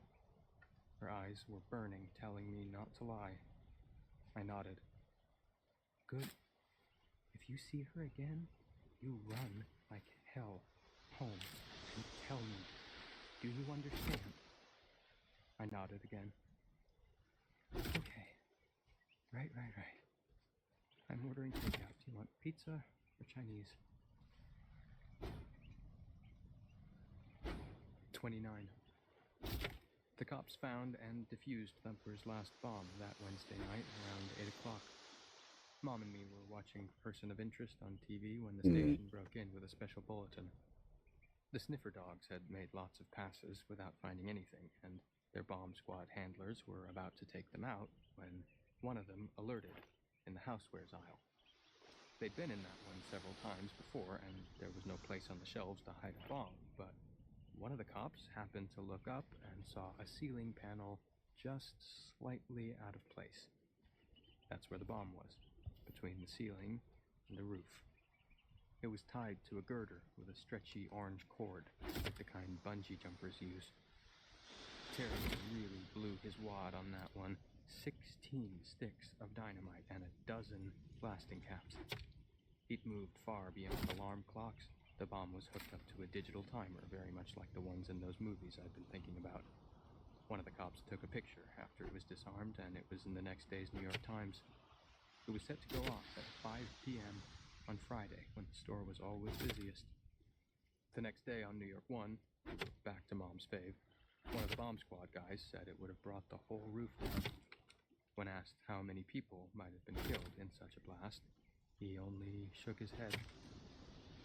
That Thursday night, as we ate dinner, my mother said, "You did a good thing, Jamie. A fine thing.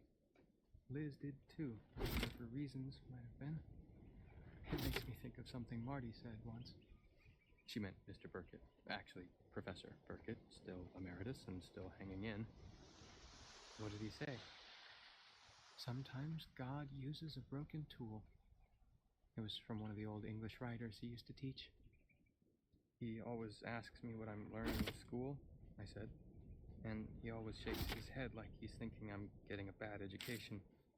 Mom laughed. "There's a man who's stuffed with education, and he's still totally sharp and in focus. Remember when we had Christmas dinner with him?" "Sure, turkey sandwiches with cranberry dressing, the best, plus hot chocolate." "Yes, that was a good night. It will be a shame when he passes on. Eat up. There's apple crisp for dessert. Barbara made it. And, Jamie?" I looked at her. "Could we not talk about this anymore?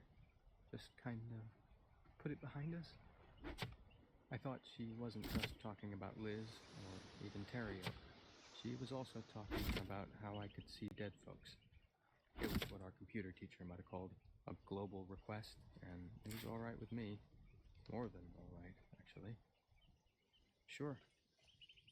Right then, sitting in our brightly lit kitchen nook and eating pizza, I really thought we could put it behind us. Only I was wrong.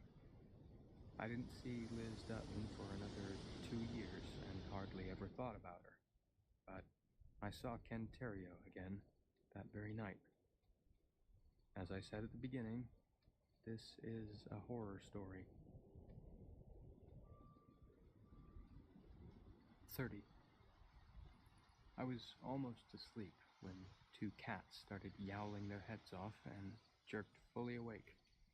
We were on the 5th floor, and I might not have heard it, and the clatter of a trash can that followed if my windows hadn't been cracked to let in some fresh air. I got up to shut it and froze with my hands on the sash. Terrio was standing across the street in the spreading glow of a street lamp, and I knew right away that the cats hadn't been yowling because they were fighting. They had been yowling because they were scared. The baby in the papoose carrier had seen him, so had those cats. He scared them on purpose. He knew I would come to the window, just as he knew Liz called me champ. He grinned from his half-destroyed head.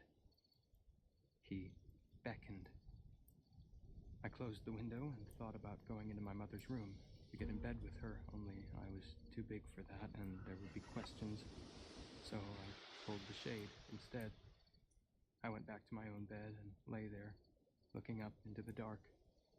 Nothing like this had ever happened to me before.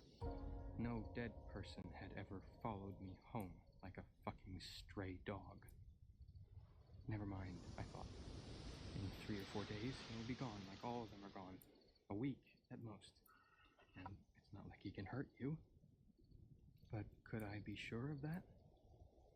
Lying there in the dark, I realized I wasn't. Seeing dead folks didn't mean knowing dead folks. At last, I went back to the window and peeked around the shade, sure he'd still be there. Maybe he'd even beckon again. One finger pointing and then curling. Come here. Come to me, champ. No one was under the streetlight. He was gone. I went back to bed, but it took me a long time to go to sleep. 31. I saw him again on Friday, outside of school. There were quite a few parents waiting for their kids. There always are on Fridays, probably because they're going somewhere for the weekend. And they didn't see Terrio, but they must have felt him, because they gave the place where he was standing a wide berth. No one was pushing a baby in a carriage, but if someone had been, I knew that baby would be looking at the empty spot on the sidewalk and bawling its head off. I went back inside and looked at some posters outside the office, wondering what to do. I supposed I'd have to talk to him, find out what he wanted, and I made up my mind to do it right then while there were people around. I didn't think he could hurt me, but I didn't know. I used the boys' room first because all at once I really had to pee, but when I was standing at the urinal, I couldn't squeeze out even a single drop. So I went out, holding my backpack by the strap instead of wearing it. I had never been touched by a dead person, not once. I didn't know if they could touch, but if Terrio tried to touch me or grab me, I intended to hit him with a sack full of books. Only he was gone. A week went by, then 2. I relaxed, figuring he had to be past his sell-by date. I was on the YMCA junior swim team, and on a Saturday in late May, we had our final practice for an upcoming meet in Brooklyn, which would take place the following weekend. Mom gave me $10 for something to eat afterwards and told me, as she always did, to make sure I locked my locker so no one would steal the money or my watch. Although why anyone would want to steal a lousy Timex, I have no idea. I asked her if she was coming to the meet. She looked up from the manuscript she was reading and said, "For the 4th time, Jamie, yes, I'm coming to the meet. It's on my calendar." It was only the 2nd time I'd asked, or maybe the 3rd, but I didn't tell her that, only kissed her on the cheek and headed down the hall to the elevator. When the doors opened, Terrio was in there, grinning his grin and staring at me from his good eye and the stretched out one. There was a piece of paper pinned to his shirt. The suicide note was on it. The note was always on it, and the blood spattered across it was always fresh. Your mother has cancer, champ. From the cigarettes. She'll be dead in 6 months. I was frozen in place, my mouth hanging open. The elevator doors rolled shut. I made some kind of sound, a squeak, a moan, I don't know, and leaned back against the wall so I wouldn't fall down. They have to tell you the truth, I thought. My mother is going to die. But then my head cleared a little, and a better thought came. I grasped it like a drowning man clutching at a floating piece of wood. But maybe they only have to tell the truth if you ask them questions. Otherwise, maybe they can tell you any kind of fake shit they want. I didn't want to go to swim practice after that, but if I didn't, Coach might call Mom to ask where I'd been. And she would want to know where I'd been, and what was I going to tell her? That I was afraid that Thumper would be waiting for me on the corner, or in the lobby of the Y? Or, somehow this was the most horrible, in the shower room, unseen by naked boys rinsing off the chlorine? Was I going to tell her that she had fucking cancer? So, I went. And as you might guess, I swam for shit. Coach told me to get my head on straight, and I had to pinch my armpit to keep from bursting into tears. I had to pinch it really hard. When I got home, Mom was still deep in her manuscript. I hadn't seen her smoking since Liz left, but I knew she sometimes drank when I wasn't there, with her authors and various editors, so I sniffed at her when I kissed her and didn't smell anything but a little perfume. Or maybe face cream, since it was Saturday, some kind of lady stuff anyway. Are you coming down with a cold, Jamie? dried off well after swimming, didn't you? Yeah. Mom, you're not smoking anymore, are you? So that's it. She put aside the manuscript and stretched. No, I haven't had one since Liz left. Since you kicked her out, I thought. Have you been to the doctor lately to get a checkup? She looked at me quizzically. What's this about? You've got that crease between your brows. Well, I said, you're the only parent I've got. If something happened to you, I couldn't exactly go live with Uncle Harry, could I?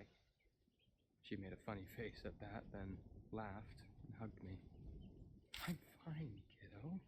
I had the old annual checkup 2 months ago, as a matter of fact, passed with flying colors. And she looked okay. In the pink, as the saying goes.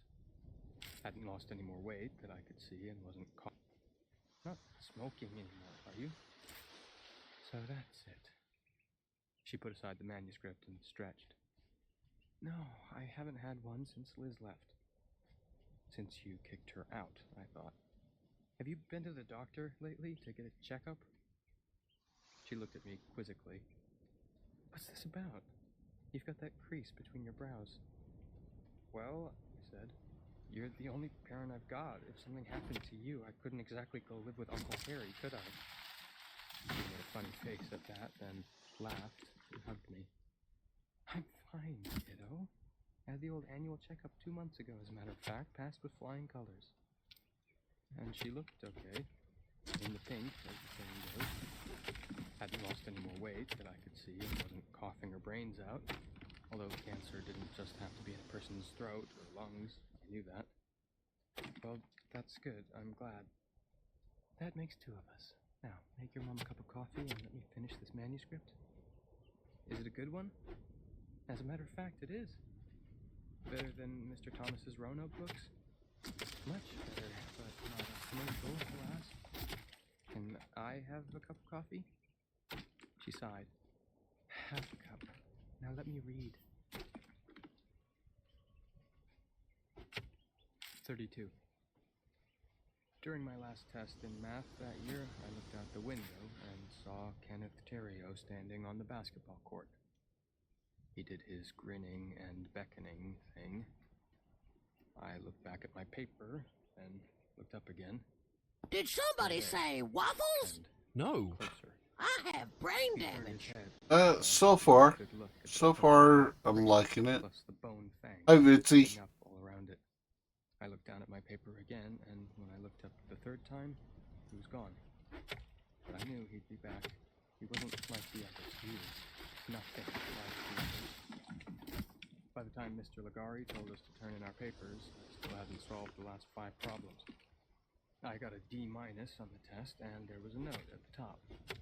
This is disappointing, Jamie. You must do better. What do I say? At least once in every class. What he said was that if you fell behind in math, you could never catch up. Math wasn't so special that way, although Mr. Ligari might think so. It was true for most classes. As if to underline the point, I bricked the history test later that day. Not because Terrio was standing at the blackboard or anything, but because I couldn't stop thinking he might be standing at the blackboard. I got the idea he wanted me to do badly in the courses. You could laugh at that, but there's another old saying that goes, it's not paranoid if it's true. A few lousy tests weren't going to stop me from passing everything, not that late in the year. And then it would be summer vacation, but what about next year? If he was still hanging around? Also, what if he was getting stronger? I didn't want to believe that, but just the fact that he was still there suggested it might be true. It probably was true. Telling somebody might help, and Mom was the logical choice. She believed me, but I didn't want to scare her. She'd already been scared enough, and she thought the agency was going to go under, and she wouldn't be able to take care of me and her brother. That I'd helped her out of that pickle might make her blame herself for the one I was in now. That made no sense to me, but it might to her. Besides, she wanted to put the whole seeing dead folks stuff behind her. And here's the thing, what could she do, even if I did tell her? Blame Liz for putting me with Terrio in the first place, but that was all. I thought briefly of talking to Miss Peterson, who was the school's guidance counselor, but she'd assume I was having hallucinations, maybe a nervous breakdown. She'd tell my mother. I even thought of going to Liz, but what could Liz do? Pull out her gun and shoot him? Good luck there, since he was already dead. Besides, I was done with Liz, or so I thought. I was on my own, and that was a lonely, scary place to be. My mother came to the swim meet where I swam like shit in every event. On the way home, she gave me a hug and told me everyone had an off day and I'd do better next time. Almost blurted everything out right then, ending with my fear, which I now felt was reasonably justified, that Kenneth Terrio was trying to ruin my life for screwing up his last and biggest bomb. If we hadn't been in a taxi, I realized since we were, I just put my head on her shoulder, as I had when I was small, and thought my hand turkey was the greatest work of art since the Mona Lisa. Tell you what, the worst part of growing up is how it shuts you up. 33. When I headed out of our apartment on the last day of school, Terrio was once again in the elevator, grinning and beckoning. He probably expected me to cringe back like I had the first time I saw him in there, but I didn't. I was scared, all right, but not as scared because I was getting used to him the way you might get used to a growth or a birthmark on your face, even if it was ugly. This time, I was more angry than scared because he wouldn't leave me the fuck alone. Instead of cringing, I lunged forward and put my arm out to stop the elevator doors. I wasn't gonna get in with him, Christ no, but I wasn't gonna let the doors close until I got a few answers. Does my mother really have cancer? Once again, his face twisted like I was hurting him, and once again I hoped I was. Does my mother have cancer? I don't know. The way he was staring at me, you know that old saying about that looks could kill? Then why did you say that? He was at the back of the car now, with his hands pressed to his chest, as if I was scaring him. He turned his head, showing me that enormous exit wound, but if he thought that was going to make me let go of the door, that he was wrong. Horrible as it was, I'd gotten used to it. Why did you say that? Because I hate you, Terrio said, and bared his teeth. Why are you still here? How can you be? I don't know. Go away. He said nothing. Go away. I'm not going away. I'm never going away. That scared the hell out of me, and my arm flopped down to my side, as if it had gained weight. We seen you, champ. The elevator doors rolled shut, but the car didn't go anywhere because there was no one to push any of the inside buttons. When I pushed the one on my side, the doors rolled open on an empty car, but I took the stairs anyway. I'll get used to him, I thought. I got used to the hole in his head, and I'll get used to him. It's not like he can hurt me.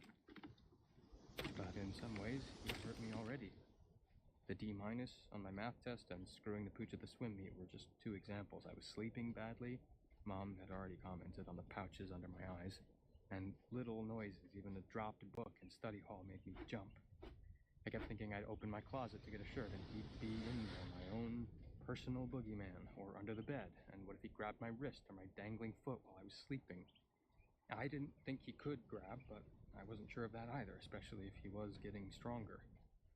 What if I woke up and he was lying in bed with me, maybe even grabbing at my junk? That was an idea that, once thought, couldn't be unthought.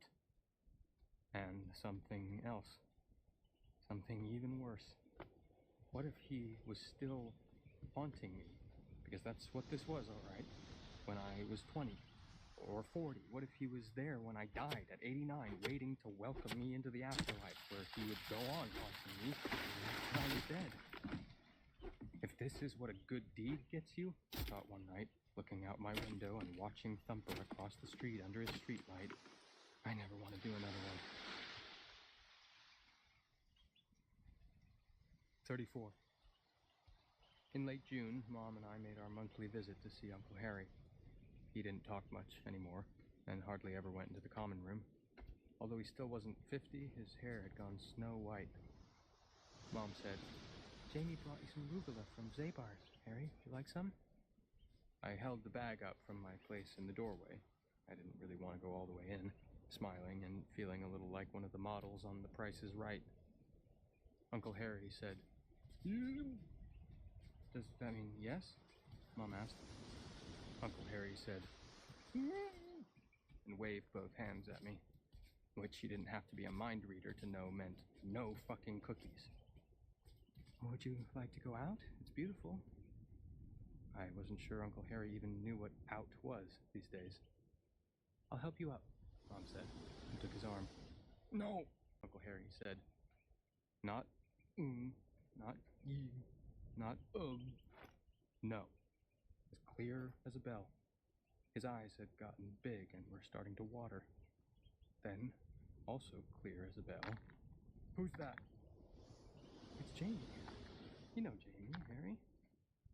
Only he didn't know me, not anymore, and it wasn't me he was looking at. He was looking over my shoulder. I didn't need to turn around to know what I was going to see there, but I did anyway. "What he's got is hereditary," Terrio said. "And it runs in the male line. You'll be like him, champ. You'll be like him before you know it." "Jamie?" Mom asked. "Are you okay?" "Fine," I said, looking at Terrio. "I'm just fine." But I wasn't. And Terrio's grin said he knew it too. "Go away," Uncle Harry said. "Go away! Go away! Go away!" So we did. All three of us. 35. I had just about decided to tell my mother everything. I needed to let it out even if it scared her and made her unhappy, when fate, as the saying is, took a hand.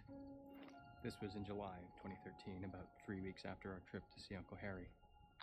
My mother got a call early one morning while she was getting ready to go to the office. I was sitting at the kitchen table, scarfing up Cheerios with one eye open. She came out of her bedroom, zipping her skirt. "Marty Burkett had a little accident last night. Tripped over or something going to the toilet, I imagined, and strained his hip. He says he's fine, and maybe he is, but maybe he's just trying to be macho." "Yeah," I said, mostly because it was safer to agree with my mom when she's rushing around and trying to do like 3 different things at once. Privately, I was thinking that Mr. Burkett was a little old to be a macho man, although it was amusing to think of him starring in a movie like Terminator: The Retirement Years, waving his cane and proclaiming, "I'll be back." I picked up my bowl and started to slurp the milk. "Jamie, how many times have I told you not to do that?" I couldn't remember if she ever had, because quite a few parental edicts, especially those concerning table manners, had a tendency to slide by me. "How else am I supposed to get it all?" she sighed. "Never mind. I made a casserole for our supper, but we could have burgers. If, that is, you could interrupt your busy schedule of watching TV and playing games on your phone long enough to take it to Marty." "I can't. Full schedule. I don't suppose you'd be willing to do that? And then call me and tell me how he's doing?"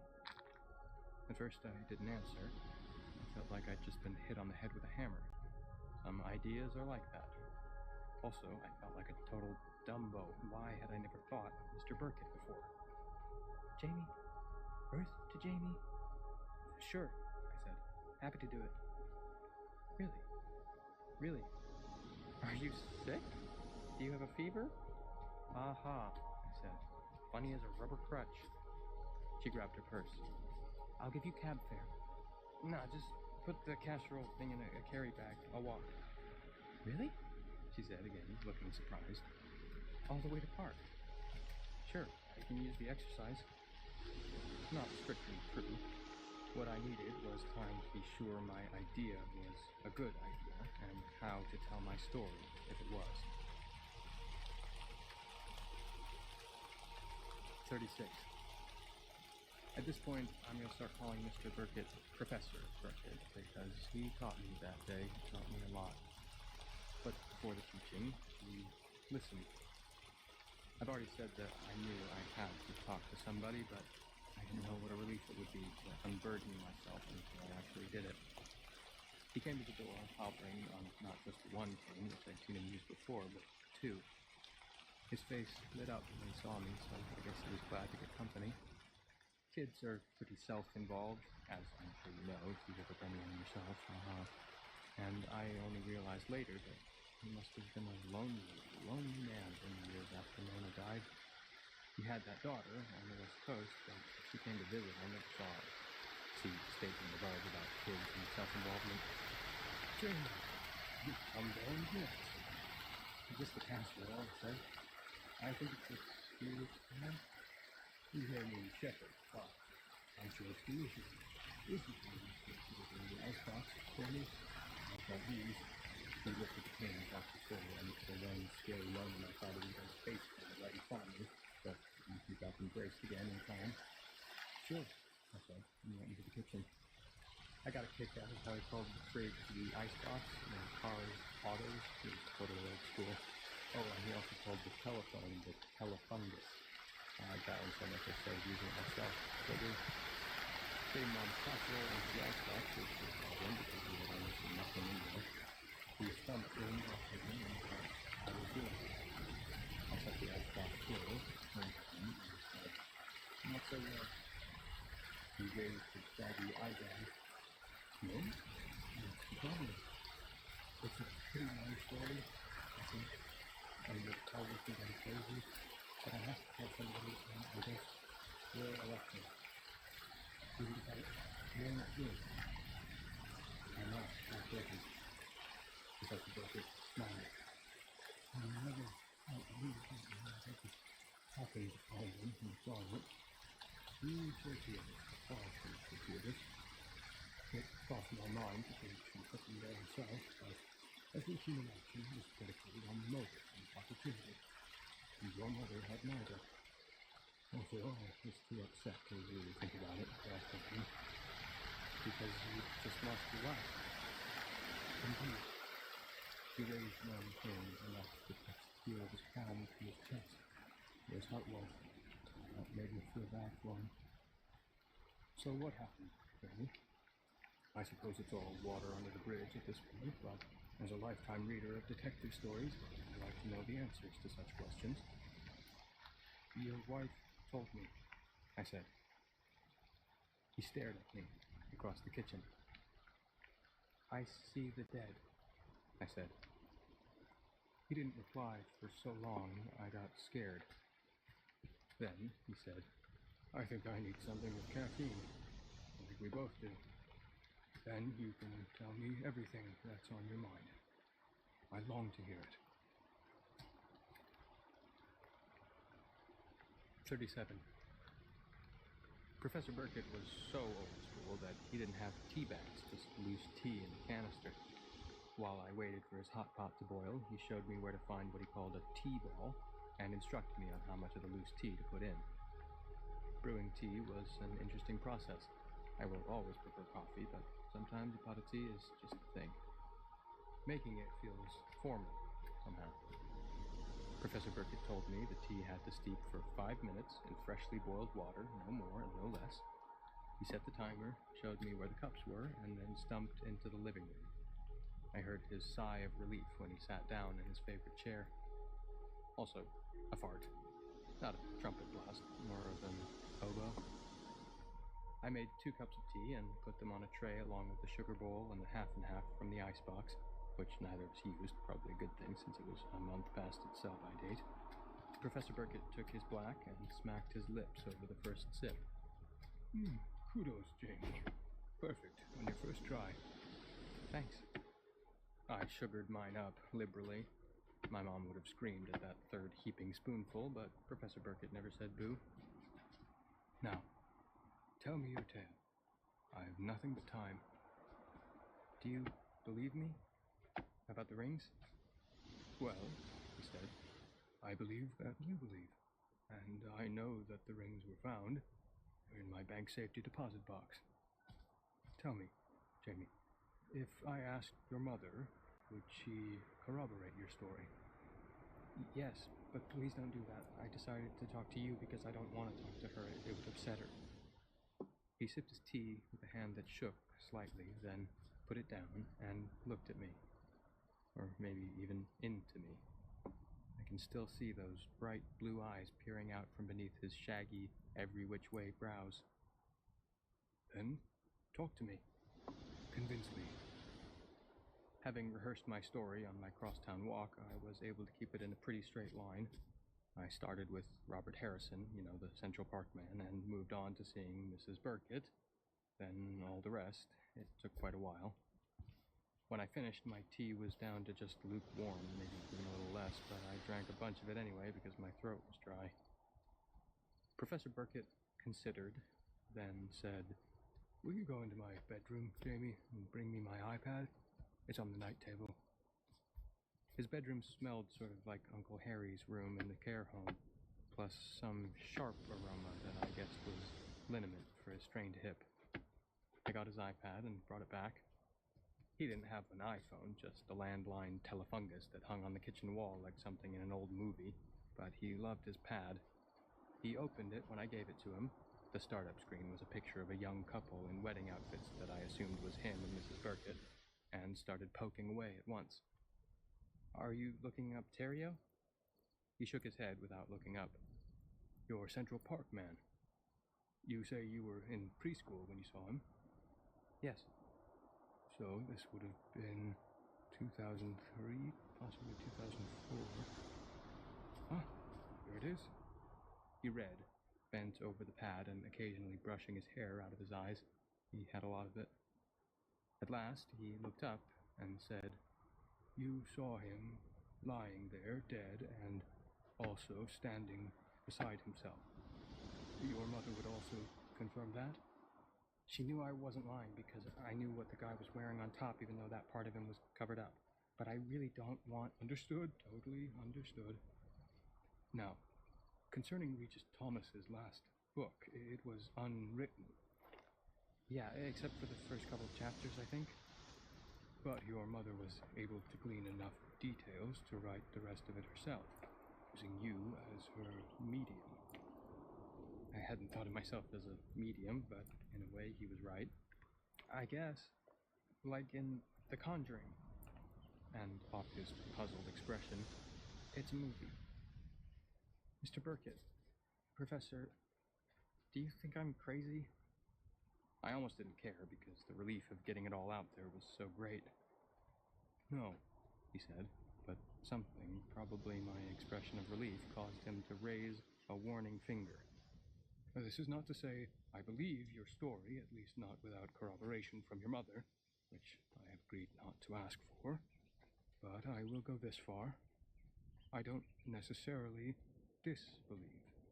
Mostly because of the rings, but also because that last Thomas book does indeed exist. Not that I've read it." He made a little face at that. "You say your mother's friend, ex-friend, could also corroborate the last and most colorful part of your story?" "Yes, but..." He raised his hand like he must have done 1,000 times to babbling students in class. "You don't want me to speak to her either, and I quite understand. I only met her once, and I didn't care for her. Did she really bring drugs into your home?" "I didn't see them myself, but if my mom said she did, she did." He put his pad aside and fondled his go-to cane, which had a big white knob on the top. "And Tia is well rid of her. And this Terrio, who you say is haunting you, is he here now?" "No," but I looked around to be sure. "You want to be rid of him, of course?" "Yes. I don't know how to do it." He sipped his tea, brooded over the cup, then set it down and fixed me with those blue eyes again. He was old. They weren't. "An interesting problem, especially for an elderly gentleman who's encountered all sorts of supernatural creatures in his reading life. The Gothics are full of them. Frankenstein's monster and Count Dracula being just the pair who show up most frequently on movie marquees. There are many more in European literature, folktales. Let's presume, at least for the moment, that this Terrio isn't just in your head. Let's presume he actually exists. I kept myself from protesting that he did exist. The professor already knew what I believed. He'd said so himself. Let us go a step further. Based on what you've told me about your other sightings of dead people, including my wife, all of them go away after a few days, disappear to, he waved his hand, to wherever, but not this Terrio. He's still around, and in fact, you think he may be getting stronger. I'm pretty sure he is. If so, perhaps he's not really Kenneth Terrio at all anymore. Perhaps what remains of Terrio after death has been infested. That's the correct word, not possessed by a demon. He must have seen my expression because he hastened to add, "We're just speculating here, Jamie. I'm going to speak frankly and say I think it far more likely that you're suffering from a localized fugue state that has caused hallucinations." In other words, crazy. At that point, I was still glad I'd told him, but his conclusion was maximo depressing, even though I'd been more or less expecting it. He waved a hand. "Bosh, I don't think that at all. You're obviously operating in the real world as well as ever. And I must admit, your story is full of things that are hard to explain in strictly rational terms. I don't doubt that you accompanied Tia and her ex-friend to the deceased Mr. Thomas's home, nor do I doubt that Detective Dutton took you to Terrio's place of employment and his apartment building. If she did those things, I am channeling Ellery Queen here, one of my favorite apostles of deduction, she must have believed in your mediumistic talents, which in turn leads us back to Mr. Thomas's home, where Detective Dutton must have seen something to convince her of that in the first place." "You lost me," I said. "Never mind." He leaned forward. "All I'm saying is that, although I lean toward the rational, the known, and the empiric, having never Hi, seen Eliane. had a flash of precognition, Time to I go. must Spending the admit there are weekend with my elements of the sister's story kids. I can't dismiss out of hand. Enjoy your weekend with the kiddos. Terrio, or something. Have fun. Play Nasty. board games or Haven't video seen games. Actually, Tell jokes and laugh. question then comes, Enjoy what your do you time. Now I was leaning forward, thinking of the book he'd given me, the one full of fairy tales, or really horror stories with very few happy endings. The stepsisters left their toes, the princess threw the frog against the wall, splat, instead of kissing him. Red Riding Hood actually encouraged the big bad wolf to eat Grandma so she could inherit Grandma's property. Can I? You've read all those books. There must be a way in at least one of them, or... A new idea struck me. Exorcism. What about that? Probably a non-starter, Professor Burkett said. I think a priest would be more apt to send you to a child psychiatrist than an exorcist. If your Terrio exists, Jamie, you may be stuck with him. I stared at him with dismay. But maybe that's all right. All right? How can it be all right? He lifted his cup, sipped, and set it down. Have you ever heard of the ritual of Chud? The Ritual of Chud. Now I'm 22, almost 23 in fact, and living in the land of later. I can vote, I can drive, I can buy booze and cigarettes, which I plan to quit soon. I understand that I'm still very young, and I'm sure that when I look back, I'll be amazed, hopefully not disgusted by how naive and wet behind the ears I was. Still, 22 is light years from 13. I know more now, but I believe less. Professor Burkett would never have been able to work the same magic on me now that he did back then. Not that I'm complaining. Kenneth Terrio, I don't know what he really was, so let's stick with that for now, was trying to destroy my sanity. The professor's magic saved it. It may even have saved my life. Later, when I researched the subject for an anthropology paper in college, NYU, of course. I discovered half of what he told me that day was actually true.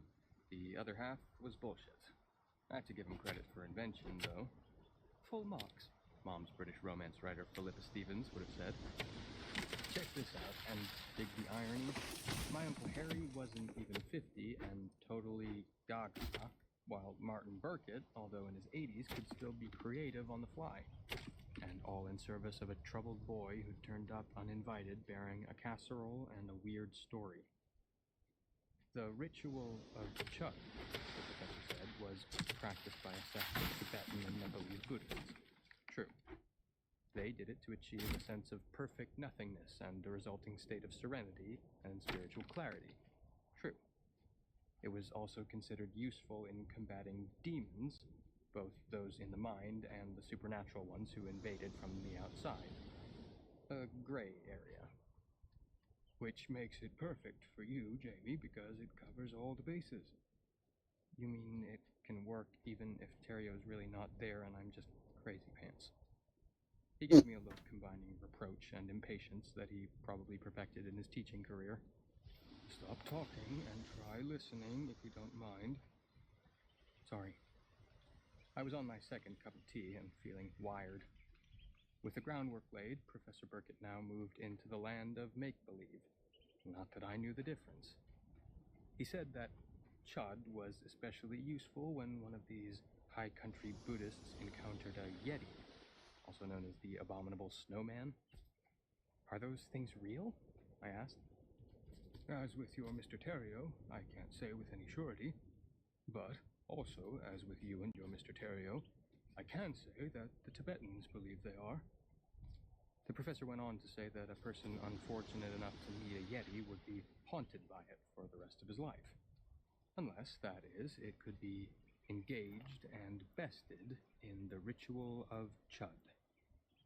If you're following this, you know that if bullshit was an event at the Olympics, the judges would have given Professor Burkett all 10s for that one, but I was only 13 and in a bad place, which is to say I swallowed it whole.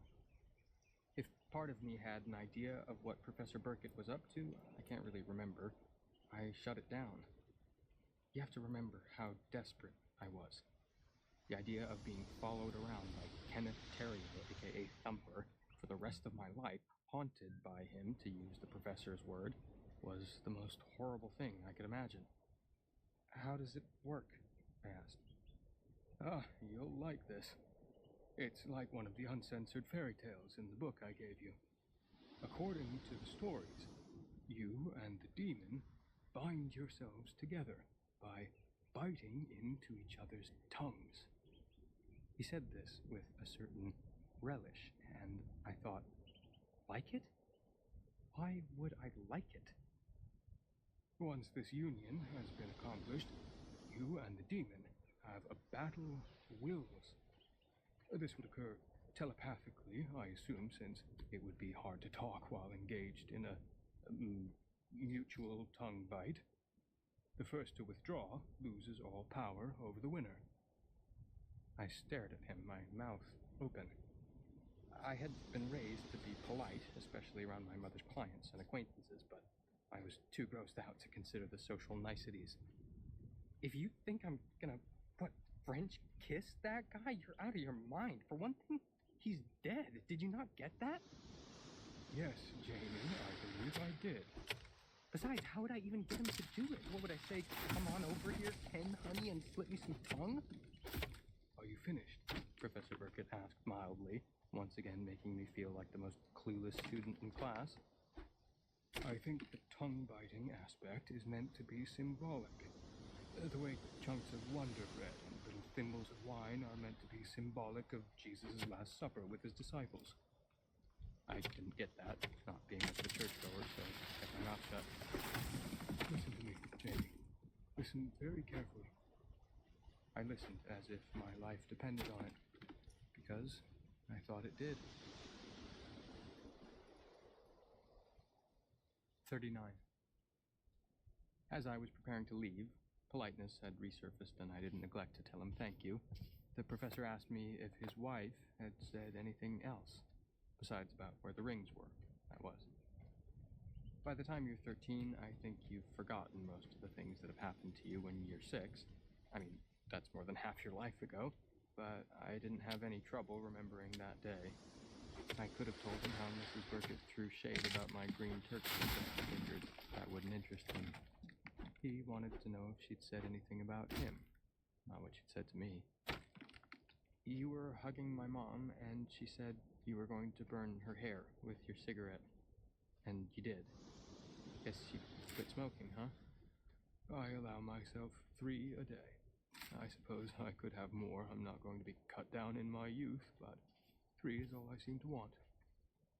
Did she say anything else? That you'd be having lunch with some woman in a month or 2? Her name might have been Debbie or Diana, something like that. Dolores. Was it Dolores McGowan? He was looking at me with new eyes, and all at once I wished we'd had this part of our conversation to start with. It would have gone a long way toward establishing my credibility. It might have been. He shook his head. Mona always thought I had eyes for that woman, God knows why. She said something about rubbing sheep dip into her hands? Lanolin, he said, for her swollen joints. I'll be damned. There was one other thing, too, about how you always missed the back loop on your pants. I think she said, who will do that now? My God, he said softly. Oh, my God. Jamie. Oh, and she kissed you on the cheek. It was just a little kiss, and years ago, but that sealed the deal, because he also wanted to believe, I guess, if not in everything, in her, in that kiss, that she had been there. I left while I was ahead. 40. Okay, I'm going to pause that right there. And we're going to jump back over to Daisy. Save that, and we will come back from time to time and keep playing this. It's kind of interesting. We might have to look up how to make the pickaxe because it still won't let me make it yet. So I'm guessing there's some kind of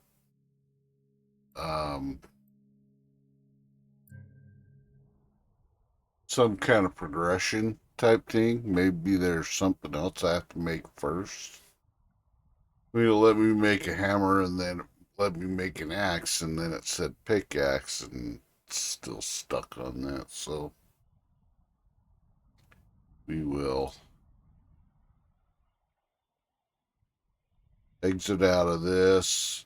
We will change the title back or game back over to Daisy.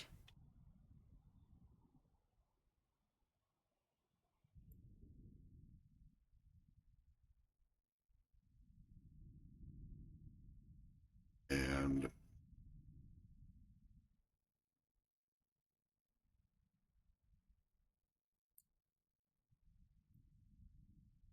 put the desktop.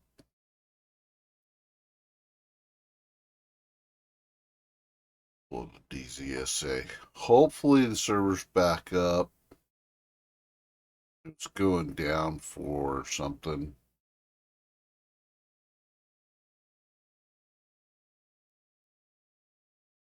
Hopefully this will. Hopefully they've had enough time to get the shit worked out. Hopefully the server's not locked. That way we can finish where we started at.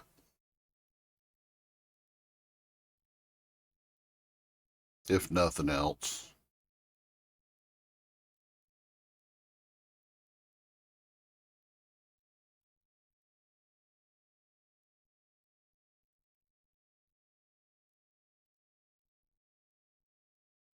Because I really want a shirt or a jacket. Oh, rag after Calvin's. Okay. So we will pull this up.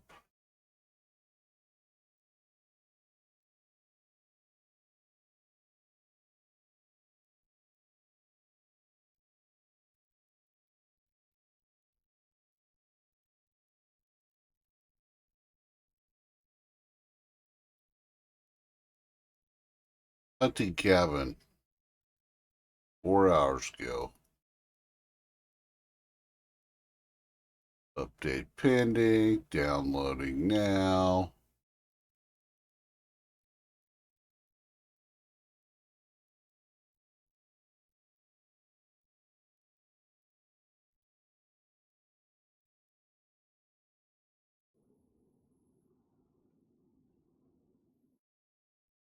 I think I have to close that in order to make this work.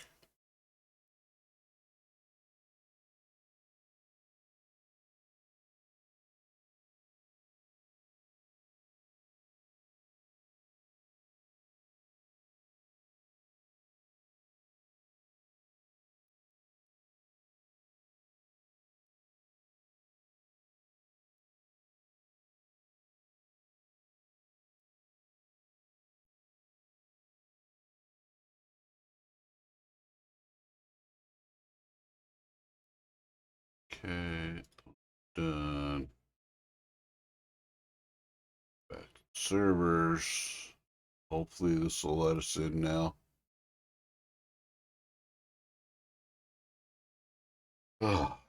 Hopefully everybody's having a pleasant Saturday morning.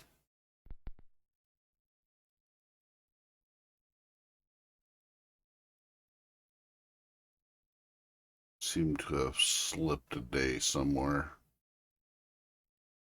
Feel like I lost Tuesday someplace.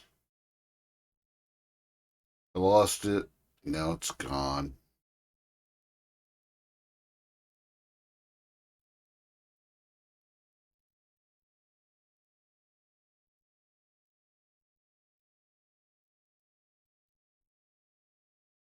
It's disappeared on me.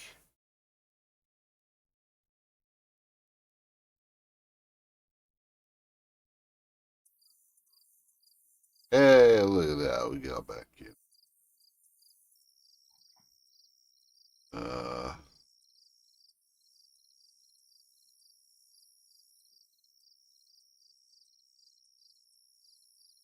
let's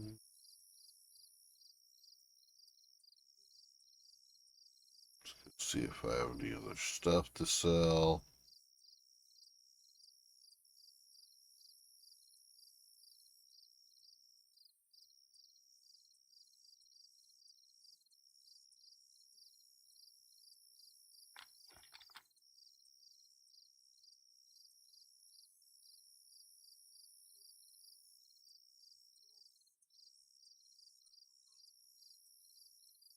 Could have swore I had 100 round mag.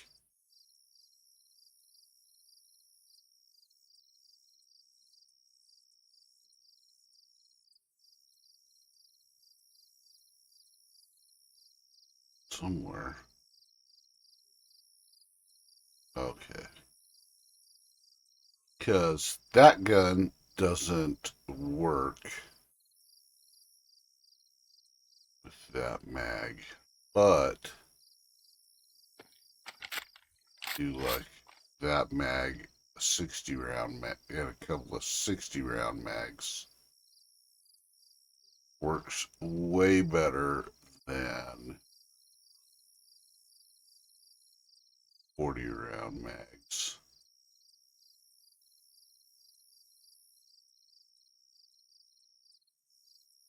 So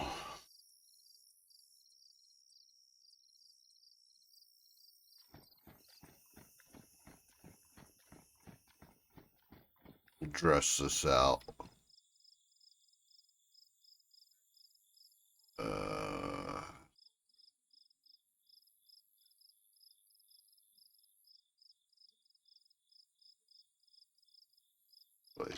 Bum, bum, bum, bum.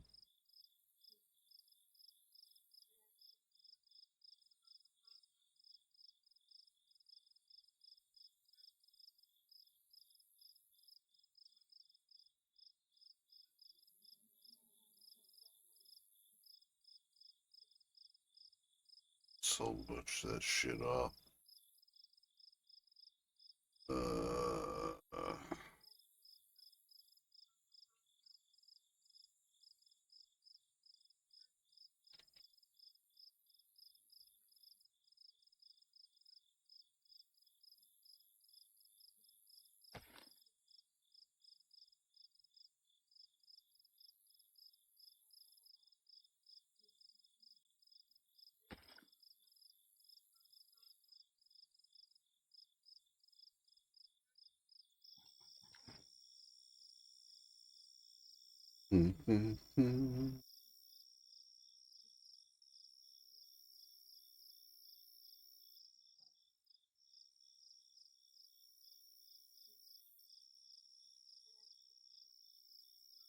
And let's see.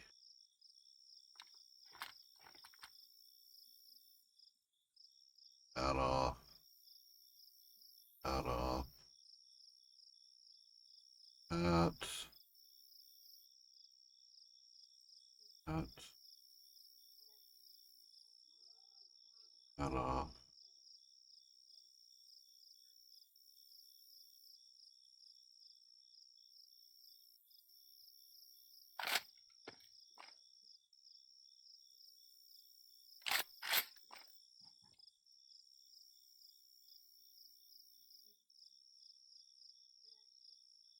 Sell that.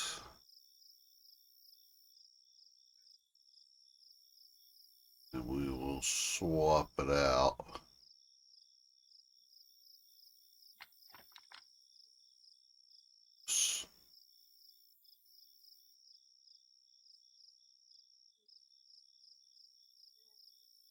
There we go.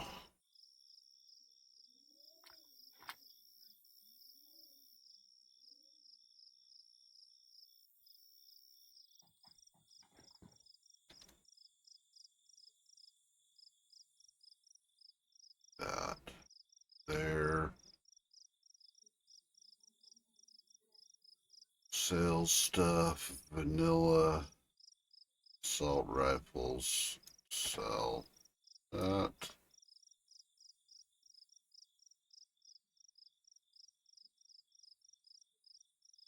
That back in my inventory.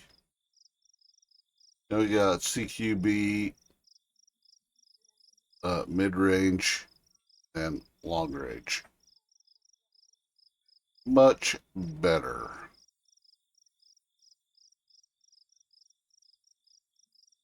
Let's see what I got in here. What I got. And until I find some Scar H mags, some 100 round I kept an eye out for Terry. snafu mags. That was second nature to me by then, but didn't see him, which was great, but I'd given up hoping that he was gone for good. He was a bad penny, and he'd turn up.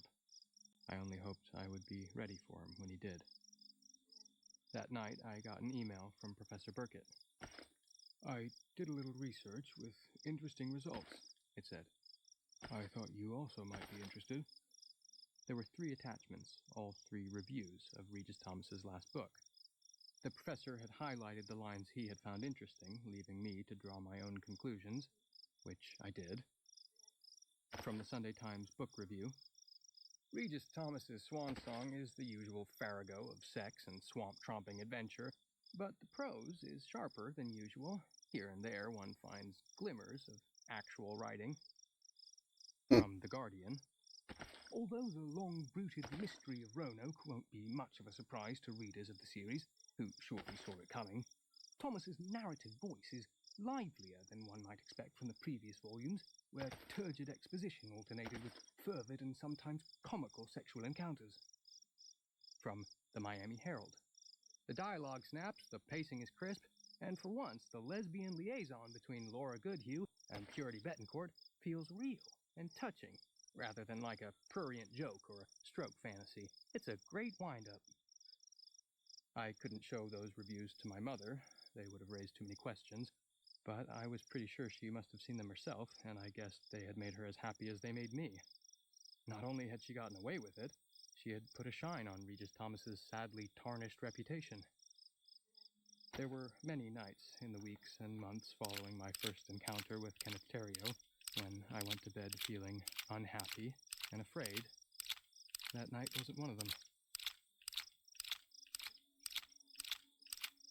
41. I'm not sure how many times I saw him the rest of that summer, which should tell you something. If it doesn't, here it is in plain English. I was getting used to him. I never would have believed it on the day when I turned around and saw him standing by the trunk of Liz Dutton's car, close enough to touch me. I never would have believed it on the day when the elevator opened and he was in there telling me my mother had cancer and grinning like it was the happiest news ever. But familiarity breeds contempt, so they say, and, in this case, the saying was true. It no doubt helped that he never did show up in my closet or under my bed, which would have been worse, because when I was little, I was sure that was where the monster was waiting to grab a dangling foot or arm. That summer, I read Dracula. Okay, not the actual book, but a kick-ass graphic novel I bought at Forbidden Planet. And in it, Van Helsing said that a vampire couldn't come in unless you invited him.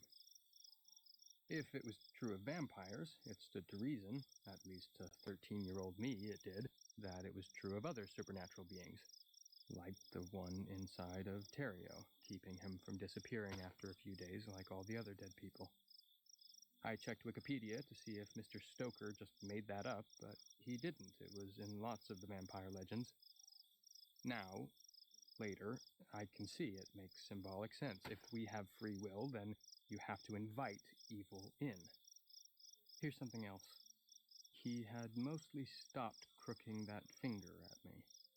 For most of that summer, he just stood at a distance, staring. The only time I did see him beckoning was kind of funny. If, that is, you can say anything about that undead motherfucker was funny. Mom got us tickets to see the Mets play the Tigers on the last Sunday in August. The Mets lost big, but I didn't care because Mom bagged a pair of awesome seats from one of her publisher friends. Contrary to popular belief, literary agents do have friends. They were on the third base side, just 2 rows up from the field.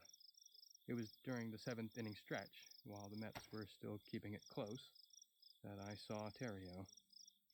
I looked around for the hot dog man, and when I looked back, my pal Thumper was standing near the third base coach's box. Same khaki pants, same shirt with blood all down the left side and spattering the suicide note. Head blown open like somebody lit off a cherry bomb in there. Grinning, and, yes, beckoning. The Tigers' infield was throwing the ball around, and just after I saw Terrio, a chuck from the shortstop to the third baseman went way wild. The crowd whooped and jeered, the usual stuff. Nice throw, Busher. My grandma could do better than that. But I just sat there with my hands clamped so tight the nails were biting into my palms.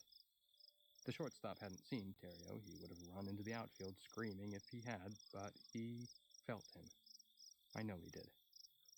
And here's something else. The third base coach went to retrieve the ball, then backed off and let it roll into the dugout. Shagging it would have brought him right next to the thing only I could see. Did the guy feel a cold spot, like in a ghost movie? I don't think so. I think he felt, just for a second or two, that the world was trembling around him, vibrating like a guitar string. I have reasons to think that. Mom said, "Okay, Jamie? You're not getting sunstroke on me, are you?" "I'm fine," I said, and clenched hands or not, I mostly was. "Do you see the hot dog man?" She craned around and waved to the nearest vendor, which gave me a chance to give Kenneth Terrio the finger. His grin turned into a snarl that showed all his teeth. Then he walked into the visitor's dugout. I'd where torment players that were on the field, motherfucker for the rest of his around on the days. bench to give him room without any idea why they were doing it. Terrio, not the kid. I sat back with a smile. I wasn't ready to think that I'd vanquished him, not with a cross or holy water, but by flipping him the bird. But the idea did kind of tiptoe in. People started to leave in the top of the ninth after the Tigers scored 7 and put the game out of reach. Mom asked me if I wanted to stay and watch the Mr. Met dash, and I shook my head. The dash was strictly for little kids. I had done it once back before Liz, back before that fucker James Mackenzie stole our money in his Ponzi scheme, even before the day Mona Burkett told me turkeys weren't green. Back when I was a little kid and the world was my oyster. That seems so long ago. 42. You may be asking yourself a question I never asked myself back then. Why me? Why Jamie Conklin? I have asked myself since, and I don't know. I can only guess. I think it was because I was different, and it inside the shell of Terrio, hated me for it, and wanted to hurt me, even destroy me, if it could. I think, call me crazy if you want, I offended it somehow. And maybe there was something else. I think, maybe, just maybe, the ritual of Chud had already begun. I think that once it started fucking with me, it couldn't stop. And as I said, just guessing here, its reasons might have been something else entirely, as unknowable as it was to me, and as monstrous. As I said, this is a horror story. 43. I was still scared of Terrio, but I no longer thought that I might chicken out if an opportunity came to put Professor Burkett's ritual into practice. I only needed to be ready. For Terrio to get close, in other words, not just be across the street or standing near third base at Citi Field. My chance came on a Saturday in October. I was going down to Grover Park to play touch football with a bunch of kids from my school. Mom left me a note that said she'd stayed up late reading Philippa Stevens' latest opus and was going to sleep in. I was to get my breakfast quietly and no more than half a cup of coffee. I was to have a good time with my friends and not come home with a concussion or a broken arm. I was to be back by 2 at the very latest. She left me lunch money, which I folded carefully into my pocket. There was a P.S. Would it be a waste of time to ask you to eat something green, even a scrap of lettuce on a hamburger? Probably, Mom. Probably, I thought, as I poured myself a bowl of Cheerios and ate them, quietly. When I left the apartment, Terrio wasn't on my mind. He spent less and less time there, and I used some of the newly available space to think about other things, mostly girls. I was dwelling on Valeria Gomez in particular as I walked down the hall to the elevator. Did Terrio decide to get close that day because he had a kind of window into my head and knew he was far from my thoughts? Sort of a low-grade telepathy? I don't know that either. I pushed the call button, wondering if Valeria would come to the game. It was quite possible because her brother Pablo played. I was deep in a daydream of how I caught a pass, evaded all the would-be touchers, and sped into the end zone with the ball held high. But I still stepped back when the elevator arrived. That had become second nature to me. It was empty. I pushed for the lobby. The elevator went down, and the door opened. There was a short stub of hallway, and then a door, locked from the inside, which gave on a little foyer. The door to the outside wasn't locked, so the mailman could come in and put the mail in the boxes. If Terrio had been out there, in the foyer, I couldn't have done what I did, but he wasn't in the foyer. He was inside, at the end of the hall, grinning away like doing so was going to be outlawed the day after tomorrow. He started to say something, maybe one of his bullshit prophecies, and if I'd been thinking of him instead of Valeria, I probably would have either frozen in place or stumbled back into the elevator car, whamming on the door close button for all I was worth. But I was being pissed at him for intruding on my fantasy, and all I remember thinking was what Professor Burkett told me on the day I brought him the casserole. The tongue biting in the ritual of Chud is only one ceremony before meeting an enemy, he said. There are many. The Maoris do a war cry dance as they face their opponents. Kamikaze pilots toasted each other and photographs of their targets with what they believed was magical sake. In ancient Egypt, members of warring houses struck each other on the forehead before getting out the knives and spears and bows. Sumo wrestlers clap each other on the shoulders. All come down to the same thing. I meet you in combat, where one of us will best the other. In other words, Jamie, don't bother sticking out your tongue. Just grab your demon and hold on for dear life. Instead of freezing or cringing, I bolted thoughtlessly forward with my arms out like I was about to embrace a long-absent friend. I screamed, but I think only in my head because nobody looked out from one of the ground floor apartments to see what was going on. Terrio's grin, the one that had always showed that lump of dead blood between his teeth and his cheek, disappeared, and I saw an amazing, wonderful thing. He was afraid of me. He cringed back against the door to the foyer, but it opened the other way, and he was pinned. I grabbed him. I can't describe how it went down. I don't think a much more gifted writer than I am could, but I'll do the best I can. Remember what I said about the world trembling or vibrating like a guitar string? That was what it was like on the outside of Terrio and all around him. I could feel it, shaking my teeth and jittering my eyeballs. Only there was something else on the inside of Terrio. It was something that was using him as a vessel and keeping him from moving on to wherever dead people go when their connection to our world rots away. It was a very bad thing, and it was yelling at me to let it go, or to let Terrio go. Maybe there was no difference. It was furious with me and scared, but mostly it was surprised. Being grabbed was the last thing it had expected. It struggled and would have gotten away if Terrio hadn't been pinned against the door. I'm sure of that.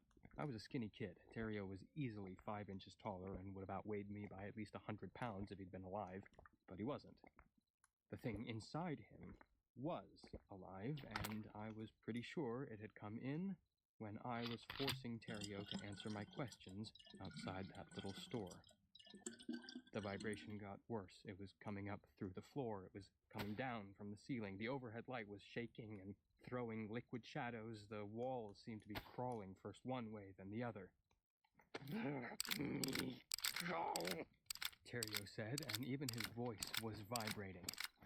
It sounded like when you put waxed paper over a comb and blew on it. His arms flew out to either side, then closed in and clapped me on the back. It immediately became hard to breathe. Let me go, and I'll let you go. No, I said, and hugged him tighter. This is it, I remember thinking. This is Chud. I'm in mortal combat with a demon right here in the front hall of my New York apartment building. I'll strangle the breath out of you. You can't, I said, hoping I was right about that. I could still breathe, but they were mighty short breaths. I began to think I could see into Terrio. Maybe it was a hallucination brought on by the vibration and the sense that the world was on the verge of exploding like a delicate wine glass, but I don't think so. It wasn't his guts I was looking at, but a light. It was bright and dark at the same time. It was something from outside the world. It was horrible.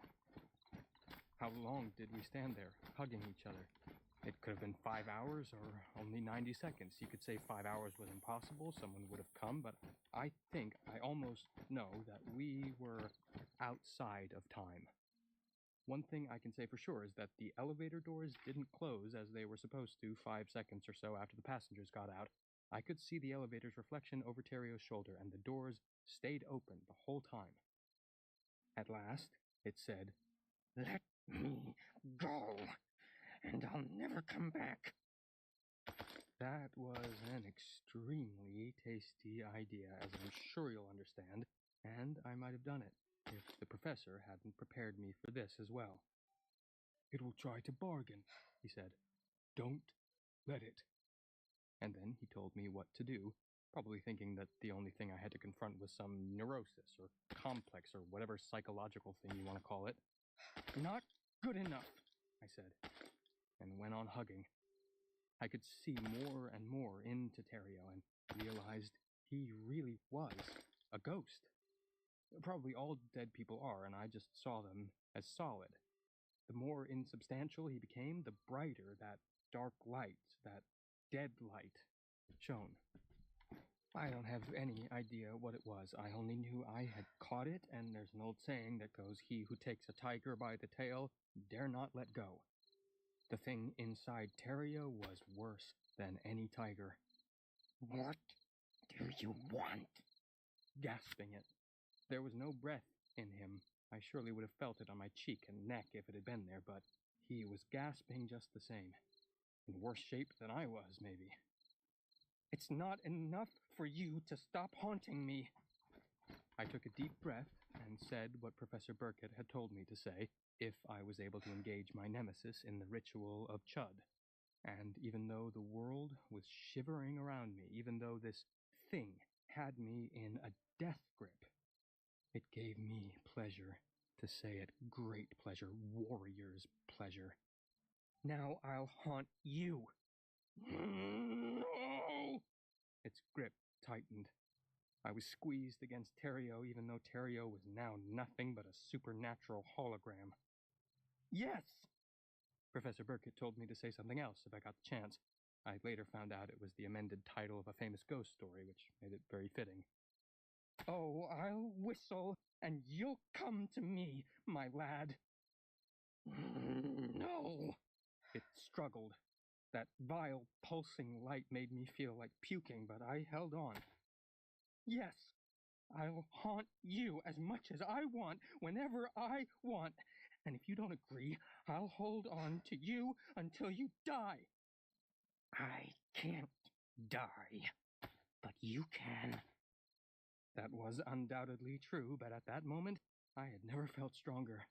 Plus, all the time, Terrio was fading, and he was that dead light's toehold in our world. I said nothing, only clutched, and Terrio clutched me. It went on like that. I was getting cold, feet and hands losing sensation, but I held on. I meant to hold on forever if I had to. I was terrified of the thing that was inside Terrio, but it was trapped. Of course, I was also trapped. That was the nature of the ritual. If I let go, it won. At last, it said, "I agree to your terms." I loosened my grip, but only a little. "Are you lying?" A stupid question, you might say, except it wasn't. "I can't." Sounding slightly petulant. "You know that." "Say it again. Say you agree." "I agree to your terms." "You know that I can haunt you." "I know, but I'm not afraid of you." Bold words, but as I'd already found out, Terrio could make as many untrue statements as it wanted to. Statements weren't answers to questions, and anybody who has to say they're not afraid is lying. I didn't have to wait until later to learn that. I knew it at 13. "Are you afraid of me?" I saw that cramped expression on Terrio's face again, as if he was tasting something sour and unpleasant, which was probably how telling the truth felt to the miserable son of a bitch. "Yes, you're not like the others. You see." "Yes, what?" "Yes, I'm afraid of you." Sweet. I let him go. "Get out of here, whatever you are, and go to wherever you go. Just remember, if I call you, you come." He whirled around, giving me one final look at the gaping hole in the left side of his head. He grabbed at the doorknob. His hand went through it and didn't go through it. Both. At the same time. I know, it's crazy, a paradox, but it happened. I saw it. The knob turned, and the door opened. At the same time, the overhead light blew out, and glass tinkled down from the fixture. There were a dozen or so mailboxes in the foyer, and half of them popped open. Terrio gave me one last hateful look over his bloody shoulder, and then he was gone, leaving the front door open. I saw him go down the steps, not so much running as plunging. A guy speeding past on his bike, probably a messenger, lost his balance, fell over, and sprawled in the street, cursing. I knew the dead could impact the living. That was no surprise. I'd seen it, but those impacts had always been little things. Professor Burkett had felt his wife's kiss. Liz had felt Regis Thomas blow on her face. But the things I'd just seen, the light that blew out, the jittery, vibrating doorknob that had turned, the messenger falling off his bike, were on an entirely different level. The thing I'm calling the deadlight almost lost its host while I was holding on, but when I let go, it did more than regain Terrio. It got stronger. That strength must have come from me, but I didn't feel any weaker, like poor Lucy Westenra while Count Dracula was using her as his personal lunch wagon. In fact, I felt better than ever, refreshed, invigorated. It was stronger. So what? I'd owned it, had made it my bitch. For the first time since Liz had picked me up from school that day and taken me hunting for Terrio, I felt good again, like someone who's had a serious illness and is finally on the mend. 44.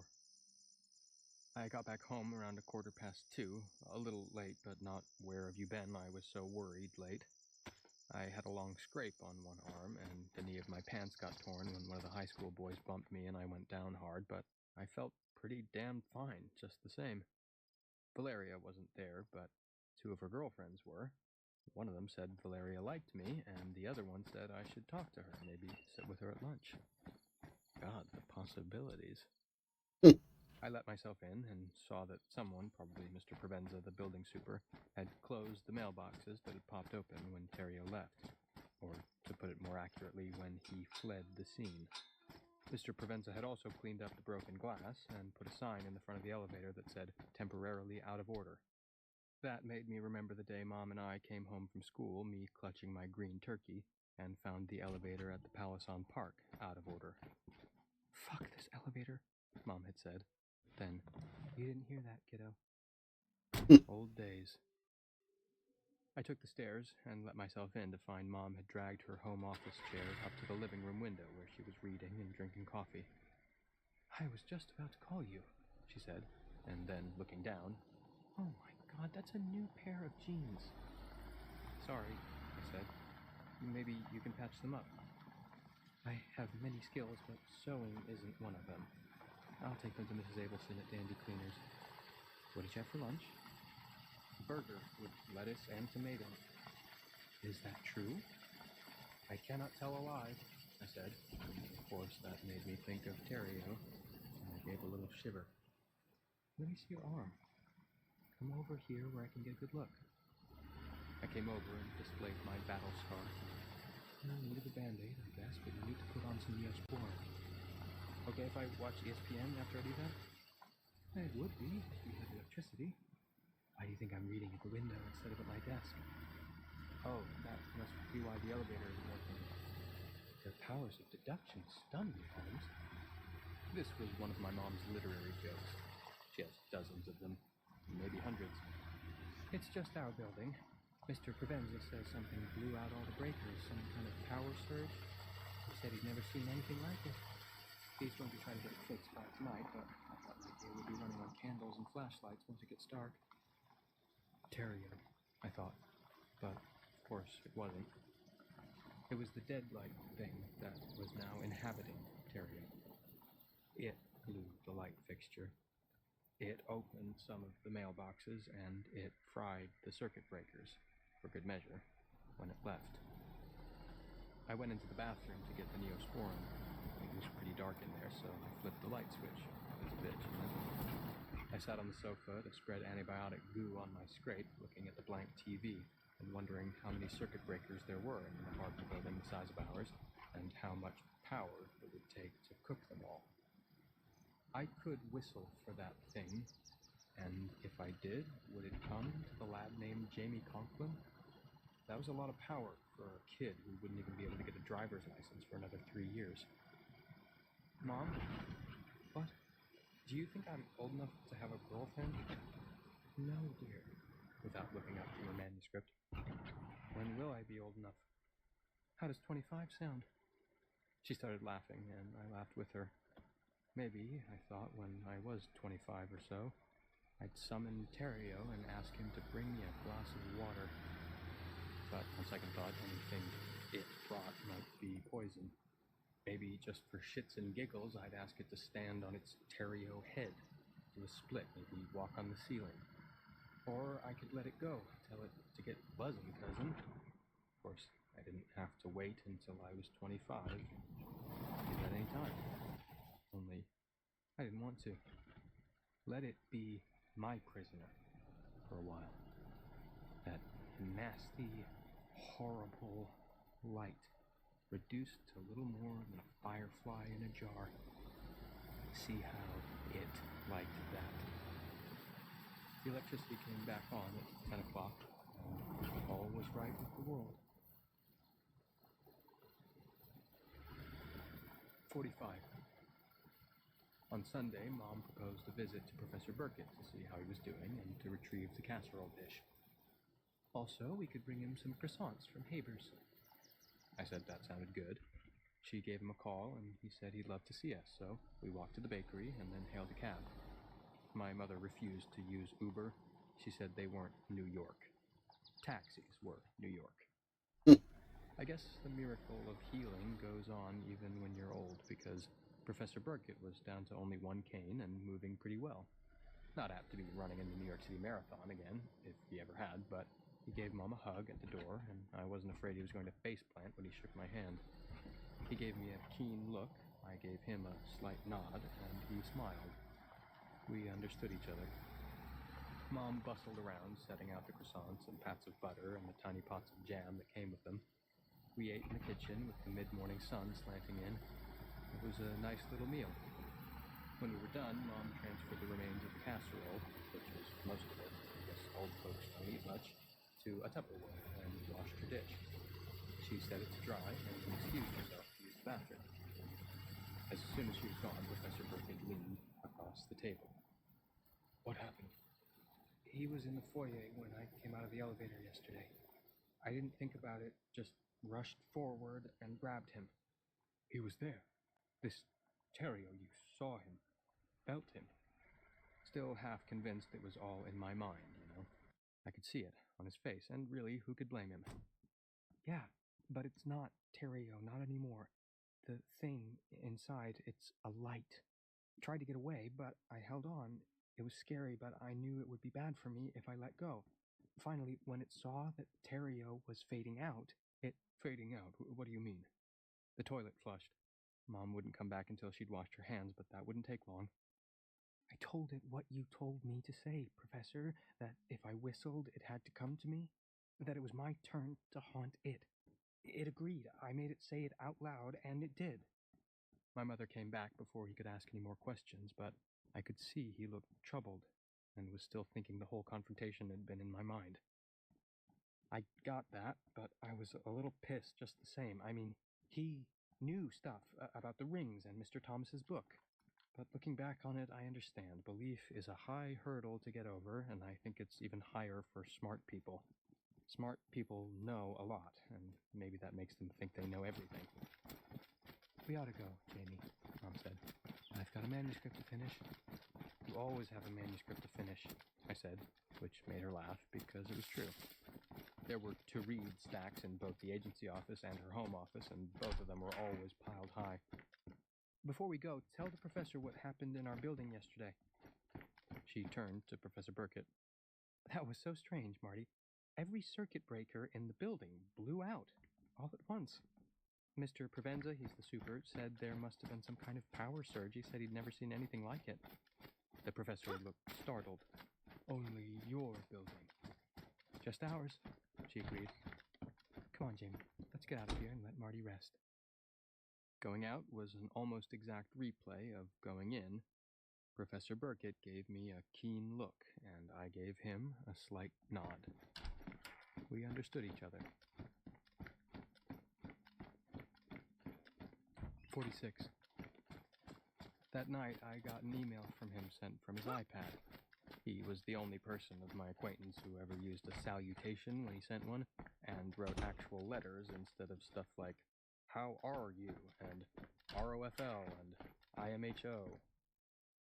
Dear Jamie, after you and your mother left this morning, I did some research concerning the discovery of the bomb at the Eastport supermarket, a thing I should have done earlier. What I found was interesting. Elizabeth Dutton did not figure prominently in any of the news stories. The bomb squad got most of the credit, especially the dogs, because people love dogs. I believe the mayor may have actually given a dog a medal. She was mentioned only as a detective who received a tip from an old source. I found it peculiar that she did not take part in the press conference following the successful defusing of the bomb, and that she did not receive an official commendation. She has, however, managed to keep her job. That may have been all the reward she wanted, and all her superiors felt she deserved. Given my research on this matter, plus the strange power outage in your building at the time of your confrontation with Terrio, plus other matters of which you have made me aware, I find myself unable to disbelieve the things you told me. I must add a word of caution. I did not care for the look of confidence on your face when you said it was your turn to haunt it, or that you could whistle for it and it would come. Perhaps it would, but I urge you not to do it. Tightrope walkers sometimes fall. Lion tamers can be mauled by cats they believe to be completely tamed. Under certain conditions, even the best dog may turn and bite his master.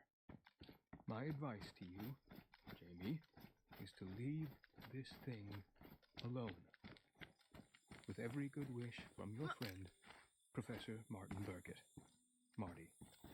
P.S. I am very curious to know the exact details of your extraordinary experience. If you can come and see me, I would listen with great interest. I am assuming you still do not want to burden your mother with the story, since it seems that matters have come to a successful conclusion. I wrote back right away. My response was much shorter, but I made sure to compose it as he had, like a snail mail letter. Dear Professor Burkett, I'd be glad to do that, but I can't until Wednesday because of a trip to the Metropolitan Museum of Art on Monday and intramural volleyball, boys against the girls, on Tuesday. If Wednesday is okay, I will come after school, like around 2:30, but I can only stay for an hour or so. I'll tell my mother I just wanted to visit you, which is true. Yours in friendship, James Conklin. Professor Burkett must have had his iPad in his lap. I could picture him sitting in his living room with all its framed pictures of old times, because he replied at once. Dear Jamie, Wednesday will be fine.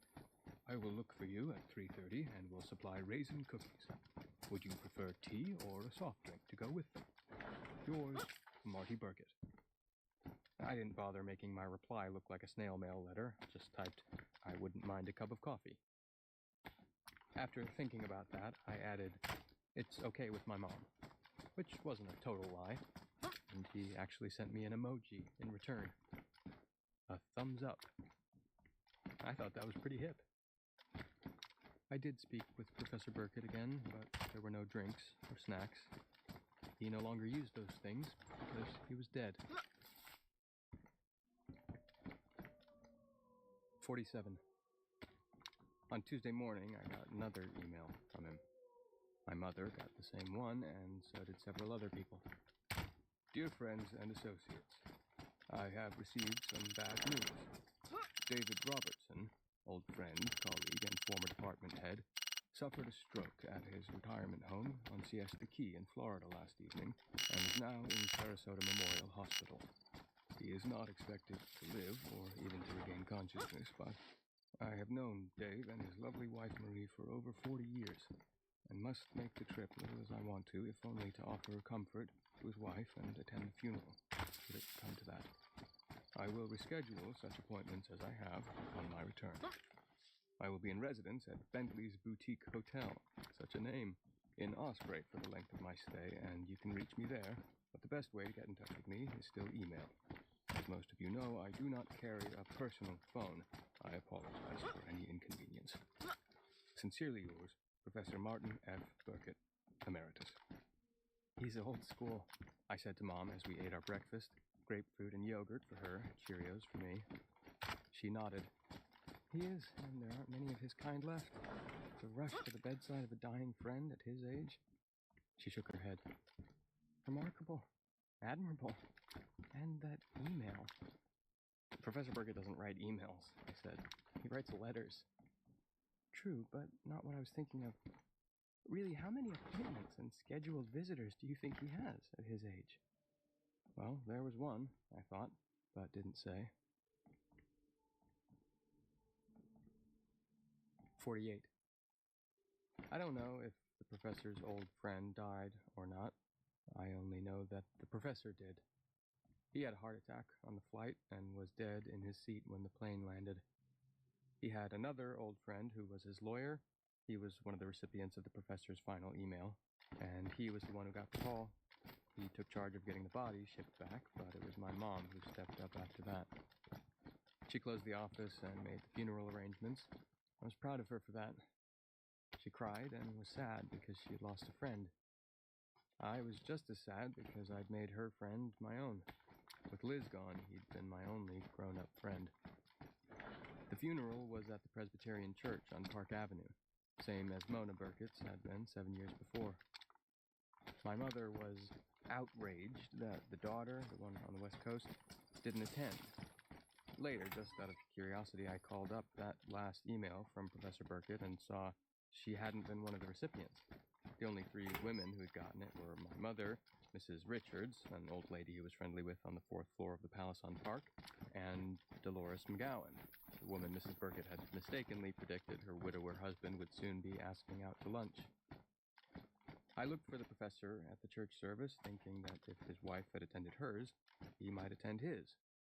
He wasn't there, but this time we went to the cemetery service as well, and I saw him, sitting on a gravestone 20 or 30 feet away from the mourners, but close enough to hear what was being said. During the prayer, I raised my hand and gave him a discreet wave. Not much more than a twiddle of the fingers, but he saw it and smiled and waved back. He was a regular dead person, not a monster, like Kenneth Terrio. And I started to cry. My mother put her arm around me. 49. That was on a Monday, so I never did get to the Metropolitan Museum of Art with my class. I got the day off school to go to the funeral, and when we got back, I told my mother I wanted to go for a walk, that I needed to think. That's fine, if you're okay. Are you okay, Jamie? Yes, I said, and gave her a smile to prove it. Be back by 5 or I'll worry. I will be. I got as far as the door before she asked me the question I'd been waiting for. Was he there? I thought about lying, like maybe that would spare her feelings, but maybe it would make her feel better instead. Yes, not at the church, but at the cemetery. How did he look? I told her he looked okay, and that was the truth. They're always wearing the clothes they had on when they died, which in Professor Burkett's case was a brown suit that was a little too big for him, but still looked quite cool, in my humble opinion. I liked that he'd put on a suit for the funeral. That was another part of being old school. And he didn't have his cane, possibly because he wasn't holding it when he died, or because he dropped it when the heart attack struck. Jamie, could your old mom have a hug before you go out on your walk? I hugged her a long time. 50. I walked to the Palace on Park. much older and taller than the little boy who had come home from school one fall day, holding his mother's hand on one side and his green turkey on the other. Older, taller, and maybe even wiser, but still that same person. We change, and we don't. I can't explain it. It's a mystery. I couldn't go inside the building, I had no key, but I didn't need to because Professor Burkett was sitting on the steps in his brown traveling suit. I sat down beside him. An old lady walked by with a little fluffy dog. The dog looked at the professor, the old lady didn't. Hello, Professor. Hello, Jamie. It had been 5 days since he died on the airplane, and his voice was doing that fade-out thing they do, as if he was talking to me from far away and getting farther all the time. And while he seemed as kind as ever, he also seemed sort of, I don't know, disconnected. Most of them do. Even Mrs. Burkett was that way, although she was chattier than most. Some don't talk at all unless you ask them a question, because they are watching the parade instead of marching in it. That's close, but still not quite right. It's as if they've got other, more important things on their minds. And for the first time, I realized that my voice must be fading for him as well. The whole world must be fading. Are you okay? Yes. Did it hurt? The heart attack? Yes, but it was over soon. He was looking out at the street, not at me, as if storing it up. Is there anything you need me to do? Only one thing. Never call for Terrio, because Terrio is gone. What would come is the thing that possessed him. I believe that in literature, that sort of entity is called a walk-in. I won't, I promise. Professor, why could it even possess him in the first place? Because Terrio was evil to start with? Is that why? I don't know, but it seems likely. Do you still want to hear what happened when I grabbed him? I thought of his email. The details. No. This disappointed me, but didn't surprise me. Dead people lose interest in the lives of the living. Just remember what I've told you. I will, don't worry. A faint shadow of irritation came into his voice. I wonder. You were incredibly brave, but you were also incredibly lucky. You don't understand because you're just a child, but take my word for it. That thing is from outside the universe. There are horrors there that no man can conceive of. If you truck with it, you risk death or madness or the destruction of your very soul. I'd never heard anyone talk about trucking with something. I suppose it was another of the professor's old school words, like icebox for refrigerator, but I got the gist. And if he meant to scare me, he had succeeded. The destruction of my soul? Jesus. I won't, I said. I really won't. He didn't reply, just looked out at the street with his hands on his knees. I'll miss you, Professor. All right. His voice was growing fainter all the time. Pretty soon I wouldn't be able to hear him at all. I'd only be able to see his lips moving. Can I ask you one more thing? Stupid question. When you ask, they have to answer, although you might not always like what you hear. Yes. I asked my question.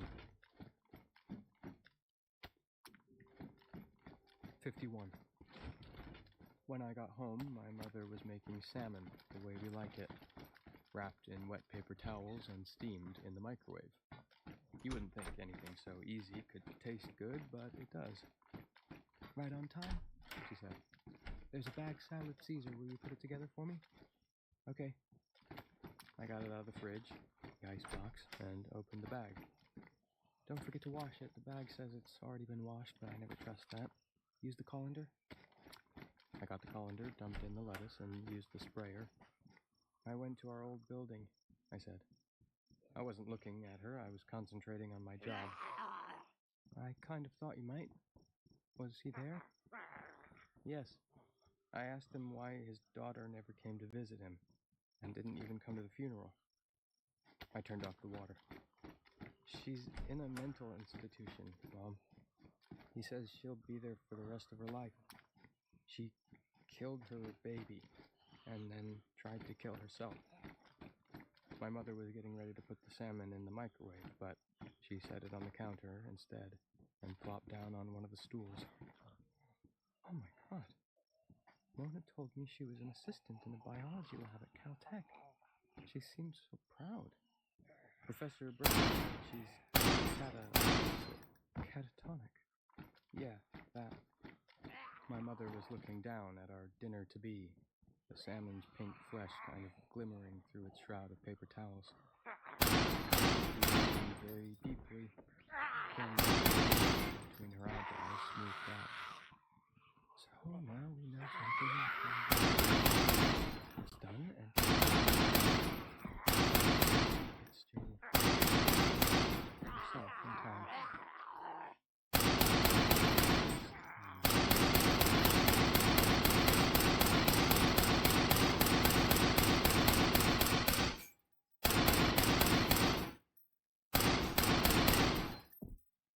52.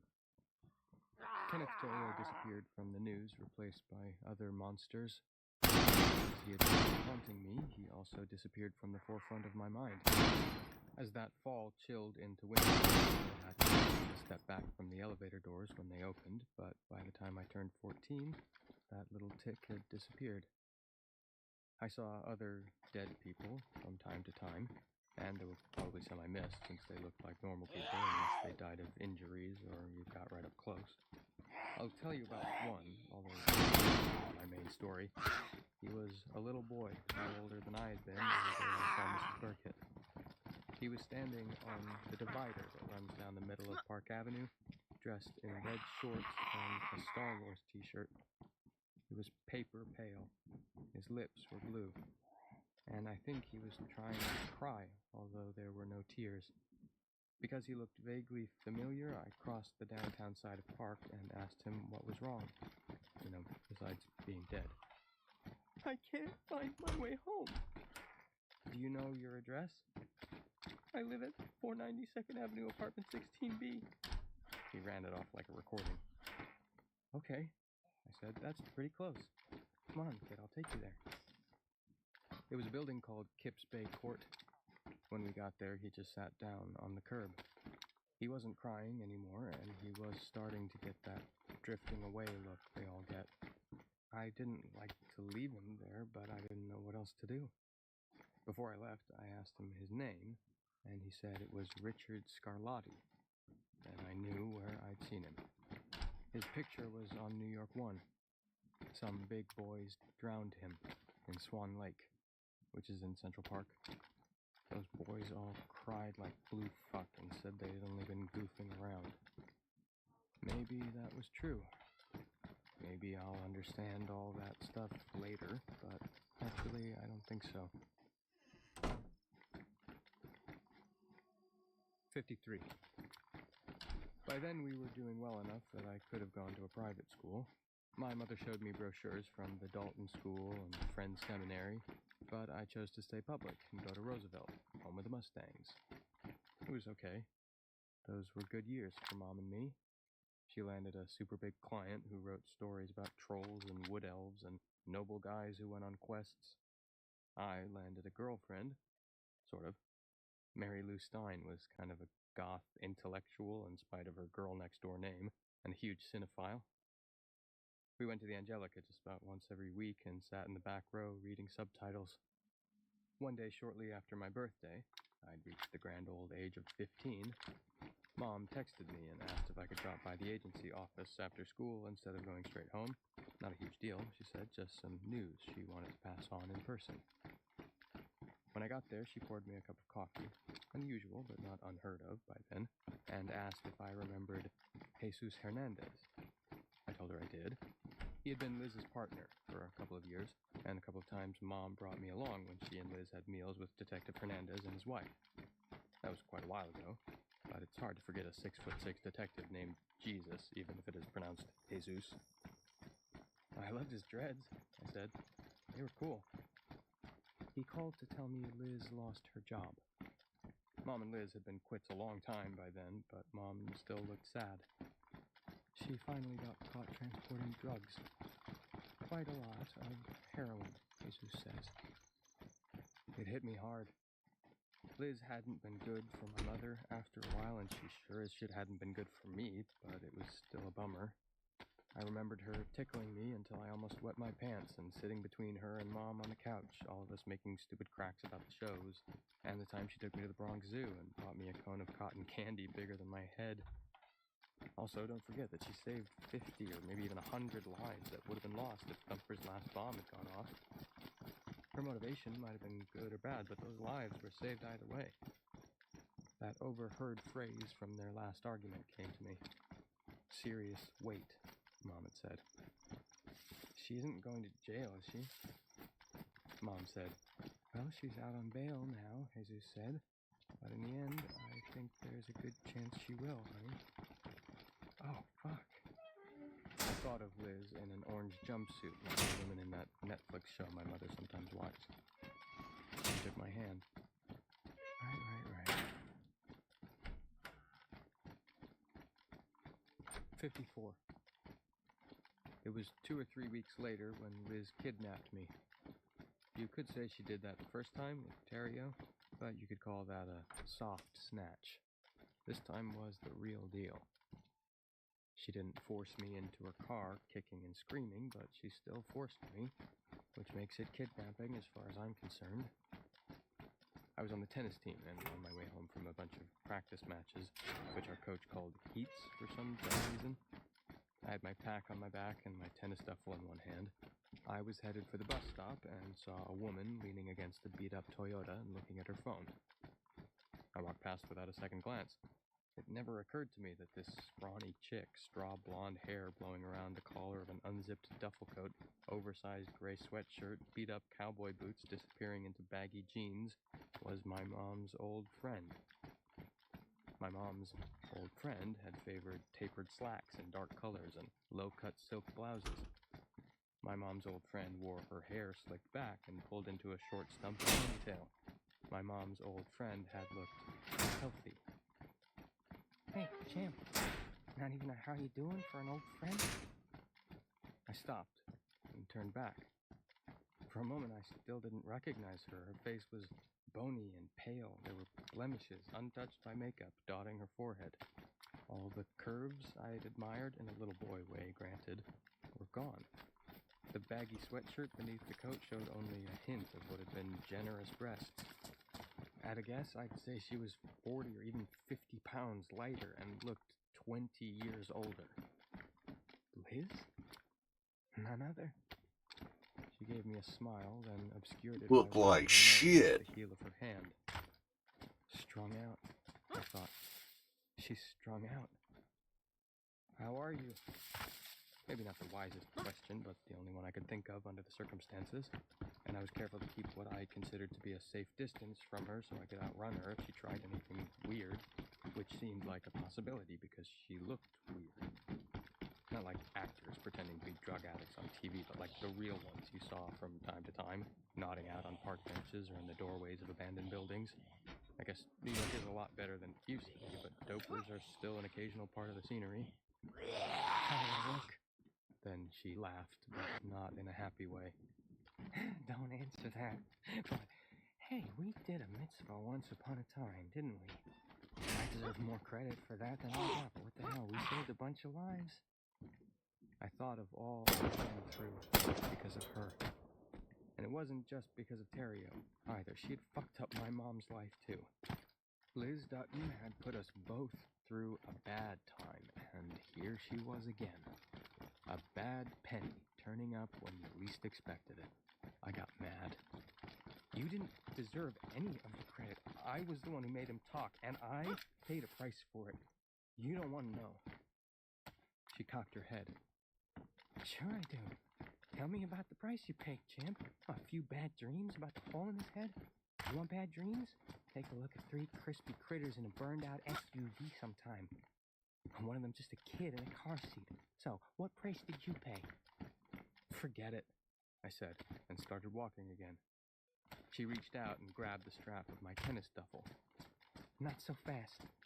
I need you again, champ. So saddle up. No way, and let go of my bag. She didn't, so I pulled. There was nothing to her, and she went to her knees, letting out a small cry and losing her grip on the strap. A man who was passing stopped and gave me the look adults give a kid when they see him doing something mean. You don't do that to a woman, kid. Fuck off, Liz told him, getting to her feet. I'm police. Whatever, man said, and got walking again. He didn't look back.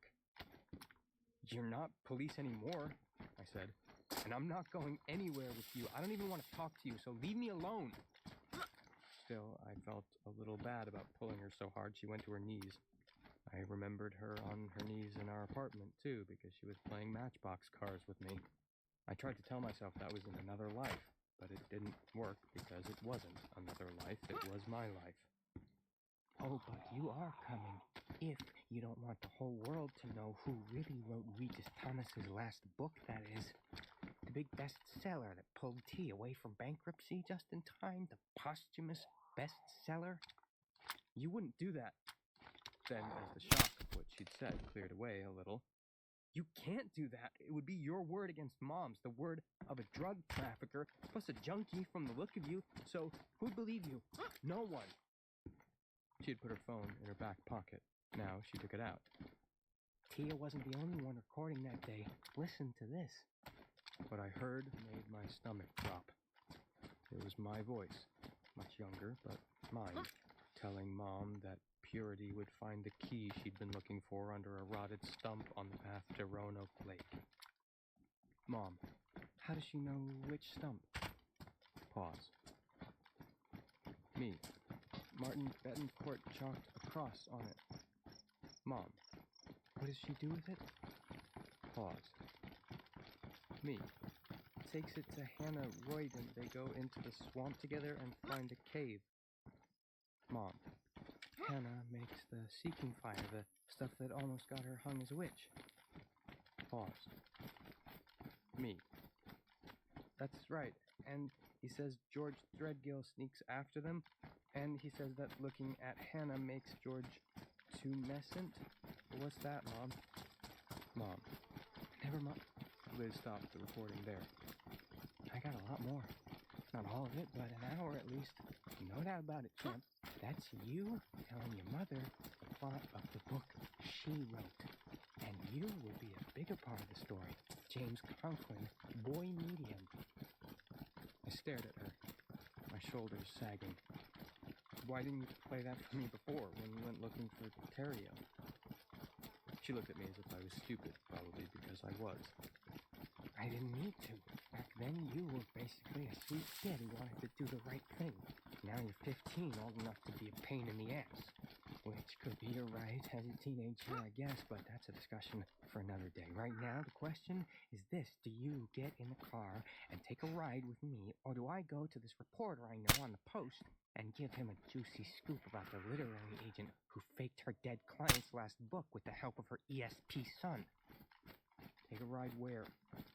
It's a mystery tour, champ. Get in and find out. I didn't see any choice. Okay, but one thing, stop calling me champ like I was your pet horse. Okay, champ. She smiled. Joking, just joking. Get in, champ. I got in. 55. Which dead person am I supposed to talk to this time? Whoever it is and whatever they know, I don't think it'll keep you from going to jail. Oh, I'm not going to jail, she said. I don't think I'd like the food, let alone the company. We passed a sign pointing to the Cuomo Bridge, which everybody in New York still calls the Tappan Zee, or just the Tap. I didn't like that. Where are we going? Renfield. The only Renfield I knew was the Count's fly-eating helper in Dracula. Where's that? Someplace in Terrytown? Nope, little town just north of New Paltz. It'll take us 2 or 3 hours, so settle back and enjoy the ride. I stared at her, more than alarmed, almost horrified. You've got to be kidding me! I'm supposed to be home for supper! Looks like Tia's gonna be eating in solitary splendor tonight. She took a small bottle of whitish-yellow powder from the pocket of her duffel coat, the kind that has a little gold spoon attached to the cap. She unscrewed it, one-handed, tapped some of the powder onto the back of the hand she was using to drive, and snorted it up. She screwed the cap back on, still one-handed, and repocketed the vial. The quick dexterity of the process spoke of long practice. She saw my expression and smiled. Her eyes had a new brightness. Never seen anyone do that before? What a sheltered life you've led, Jamie. I had seen kids smoke the herb. I'd even tried it myself, but harder stuff? No. I'd been offered ecstasy at a school dance and turned it down. She ran the palm of her hand up over her nose again. Not a charming gesture. I'd offer you some. I believe in sharing, but this is my own special blend.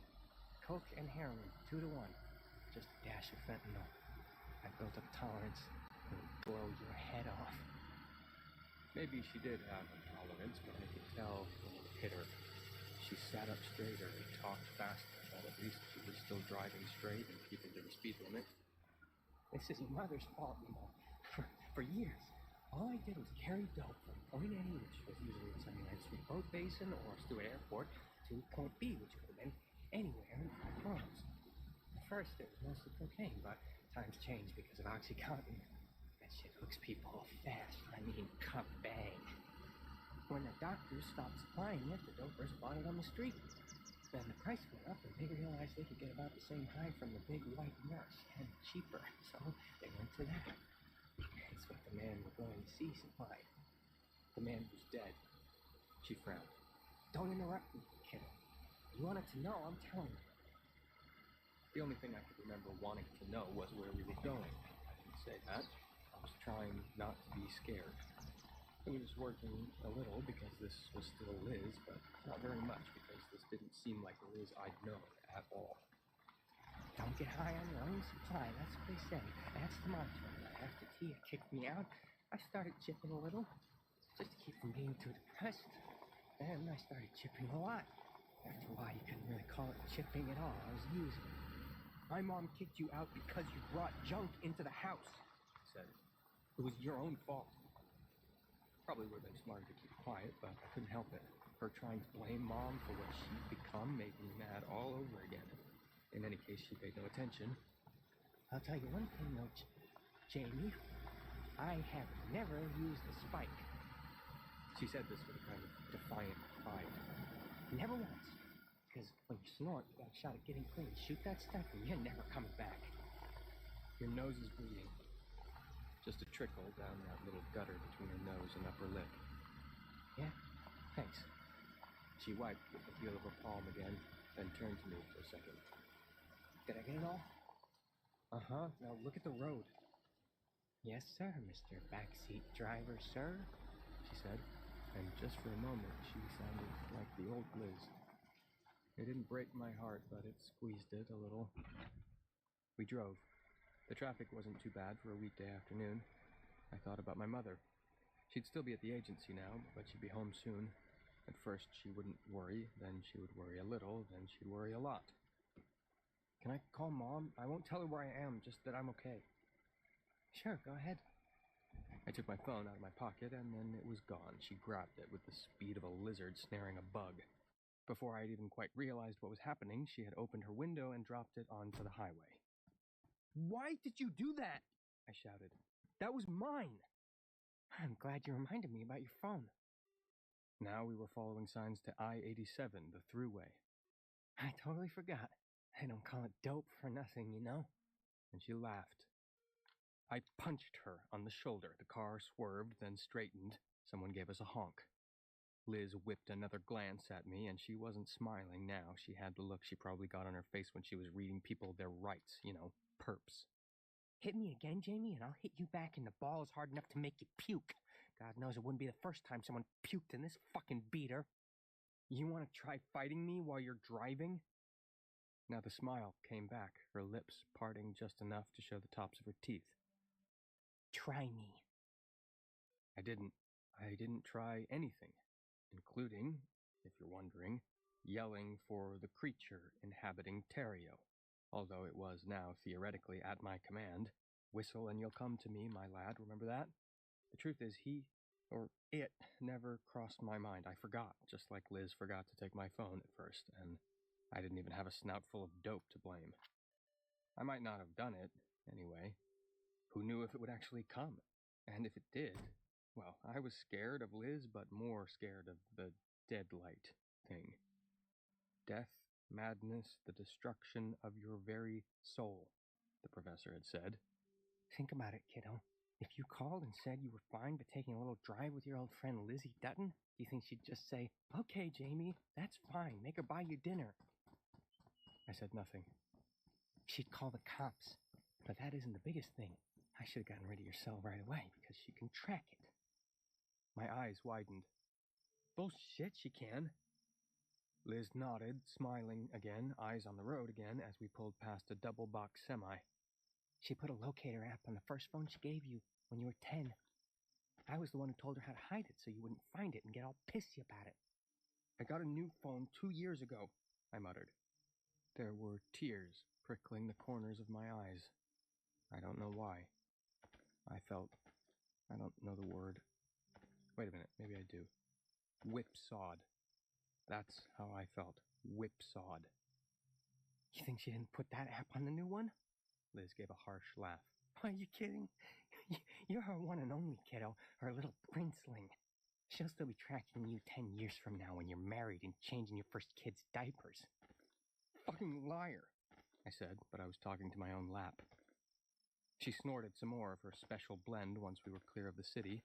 The movement's just as agile and practiced, but this time the car did swerve a little and we got another disapproving honk. I thought of some cop lighting us up, and at first I thought that would be good, that it would end this nightmare, but maybe it wouldn't be good.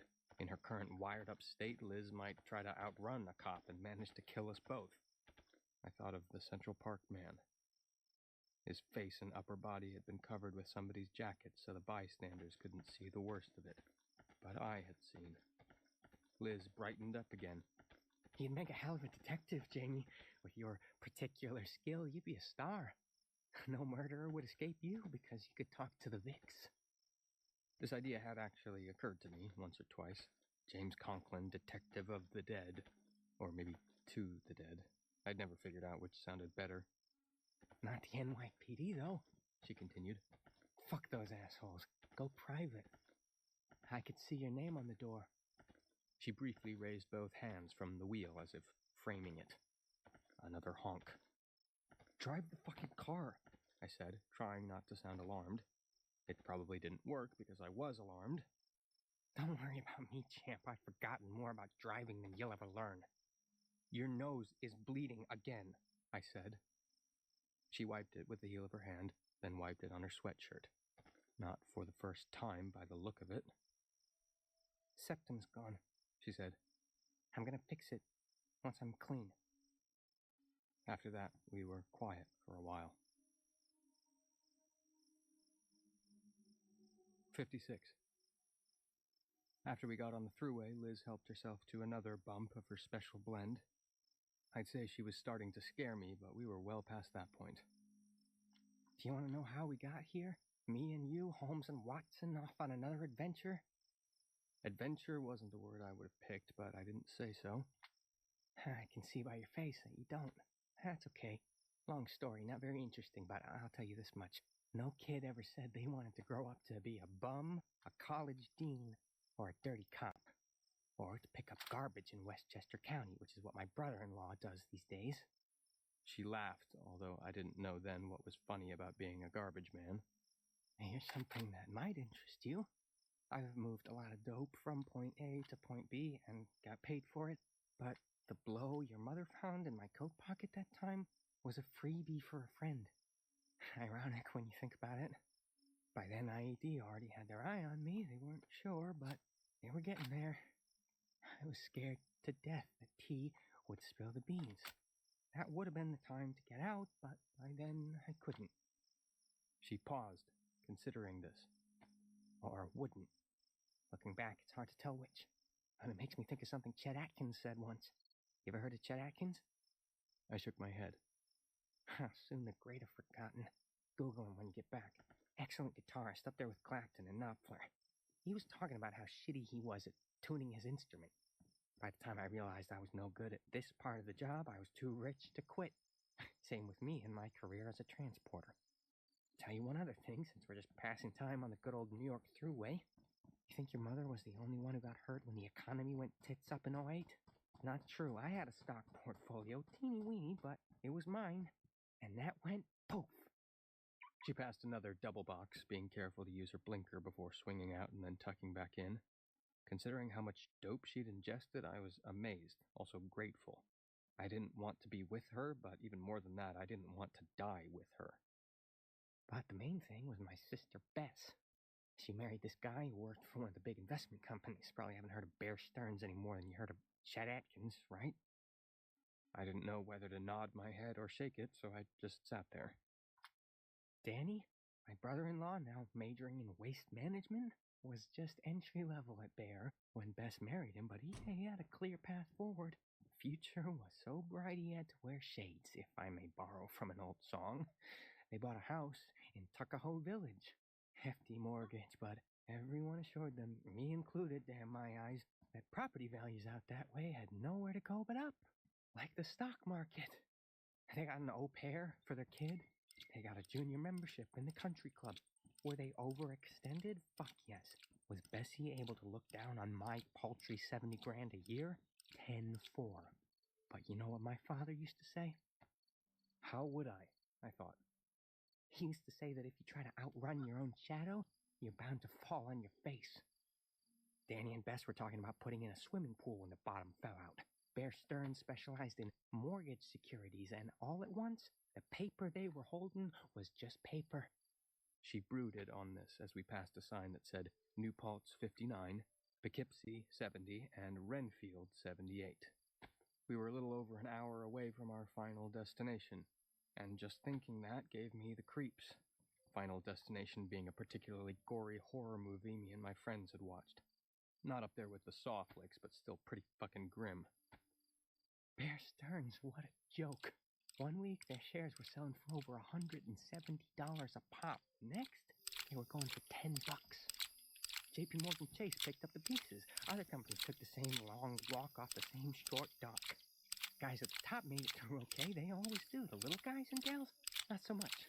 Go on YouTube, Jamie, and you can find clips of people coming out of their fancy midtown office buildings with their whole careers in cardboard boxes. Danny Miller was one of those guys. 6 months after joining the Green Hills Country Club, he was riding on a Green Wise garbage truck. And he was one of the lucky ones. As for their house, underwater. You know what that means? It so happened that I did. They owed more than it was worth. A-plus work, Jamie. Go to the head of the class. But it was the only asset they had, not to mention a place where Bess, Danny, and my niece Francine could lay down their heads at night without getting rained on. Bess said she had friends who were sleeping in their camper. Who do you think kicked in enough so they could keep up with the payments on that 4-bedroom white elephant? I'm guessing you did. Right. Bess stopped looking down on my 70 grand a year, I can tell you that. But was I able to do it on just my salary plus all the overtime I could glom? No way. Because I got part-time work as security in a couple of clubs? More no way. But I met people there, made connections, got offers. Certain lines of work are recession-proof. Funeral parlors always make out, repo companies and bail bondsmen, liquor stores, and the dope biz. Because good times are bad, people are going to want to get high. And okay, I like nice things. I won't apologize for it. I find nice things a comfort, and I felt like I deserved them. I was keeping a roof over my sister's head after all the years Bess high-hatted me because she was prettier, smarter, went to a real college instead of community deal, and, of course, she was hetero. Liz almost snarled this last. What happened? I asked. How did you lose your job? IAD blindsided me with a piss test I wasn't ready for. Not that they didn't know all along, they just couldn't get rid of me right away after I pitched in with Terrio. Wouldn't have looked good. So they waited, which I suppose was smart, and then they had me in a box. At least they thought they did. They tried to turn me, get me to wear a wire and all that good Serpico shit. But here's another saying, one I didn't learn from my father. Snitches wind up in ditches. And they didn't know I had an ace up my sleeve. What ace? You can think I was stupid if you want, but that was actually an honest question. You, Jamie. You're my ace. And ever since Terrio, I knew the time would come when I'd have to play it. 57. We drove through downtown Renfield, which must have had a big population of college kids, judging from the bars, bookstores, and fast food restaurants on its single main street. On the other side, the road turned west and began to rise into the Catskills. After 3 miles or so, we came to a picnic area overlooking the Wallkill River. Liz turned in and killed the engine. We were the only ones there. She took out her little bottle of special blend, seemed about to unscrew the cap, then put it away. Her duffel coat pulled open, and I saw more smears of dried blood on her sweatshirt. I thought about her saying her septum was gone. Thinking about how the powder she was snorting was eating into her flesh was worse than any Final Destination or Saw movie, because it was real. Time to tell you why I brought you here, kiddo. You need to know what to expect, and what I expect of you. I don't think we'll part friends, but maybe we can part on relatively good terms. I doubt that was another thing I didn't say. If you want to know how the dope biz works, watch The Wire. It's set in Baltimore instead of New York, but the dope biz doesn't change much from place to place. It's a pyramid, like any other big money organization. You've got your junior street dealers at the bottom, and most of them are juniors, so when they get popped, they get tried as juveniles. In family court one day, back on the street corner the next. Then you got your senior dealers who service the clubs, where I got recruited, and the fat cats who save money by buying in bulk. She laughed, and I didn't get why that was funny either. Go up a little, and you got your suppliers, your junior executives to keep things running smoothly, your accountants, your lawyers, and then the top boys. It's all compartmentalized, or at least it's supposed to be. The people at the bottom know who is directly above them, but that's all they know. The people in the middle know everyone below them, but still only one layer above them. I was different. Outside the pyramid, outside the hierarchy. Because you were a transporter, like in that Jason Statham movie? Pretty much. Transporters are supposed to know only 2 people, the ones we receive from at point A and the ones we turn the load over to at point B. Those at point B are the senior distributors who start the dope flowing down the pyramid to its final destination, the users. Final destination, there it was again. Only as a cop, dirty but still a cop, I pay attention. Okay? I don't ask many questions, doing that is dangerous, but I listen. Also, I have had, anyway, access to NYPD and DEA databases. It wasn't hard to trace the pyramid all the way to the tippy top. There may be a dozen people importing 3 major kinds of dope into the New York and New England territories, but the one I was working for lives right here in Renfield. Lived, I should say. His name is Donald Marsden. And when he filed his taxes, he listed developer as his former occupation and retired as his current one. He's retired, all right. Lived, I should say. Retired. It was Kenneth Terrio all over again. The kid gets the picture, Liz said. Fantastic. Mind if I smoke? I shouldn't have another bump until this is over. Then I'll treat myself to a double. Really redline the old blood pressure. She didn't wait for me to give permission, just lit up. But at least she rolled down her window to let the smoke out. Most of it, anyway. Donnie Marsden was known to his colleagues, his crew, as Donnie Biggs. For a good reason, he was one fat fuck. Pardon my political incorrectness. 300 ain't in it, dear. Try 4 1/4. He was asking for it, and he got it yesterday. Cerebral hemorrhage. Blew his brains out and didn't even need a gun. She dragged deep and shot smoke out her window. The daylight was still strong, but the shadows were getting long. Soon the light would start to fade. A week before he stroked out, I got word through 2 of my old contacts. This would be point B guys I stayed friendly with. Donnie received a shipment from China. Huge shipment, they said. not powder, pills. Knock off OxyContin. A lot of it for Donnie Biggs's personal sale. Maybe a kind of bonus. That'd be my guess anyway, because there really is no top of the pyramid, Jamie. Even the boss has bosses. This made me think of something Mom and Uncle Harry used to chant sometimes. They had learned it as kids, I guess, and Uncle Harry remembered it, even when all of the important stuff had blown away. Big fleas have little fleas upon their backs to bite 'em, and little fleas have lesser fleas, and so on ad infinitum. I supposed I might chant that to my own kids, if I ever had the chance to have them, that was. Pills, Jamie.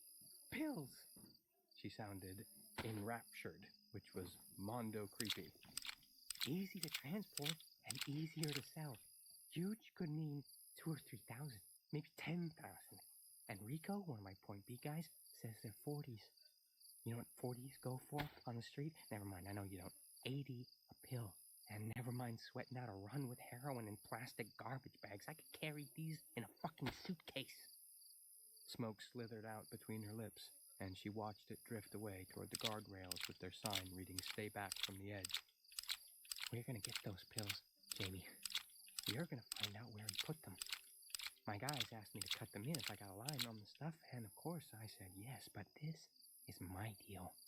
Besides, there might not be 10,000 tabs. There might be only 8,000 or 800.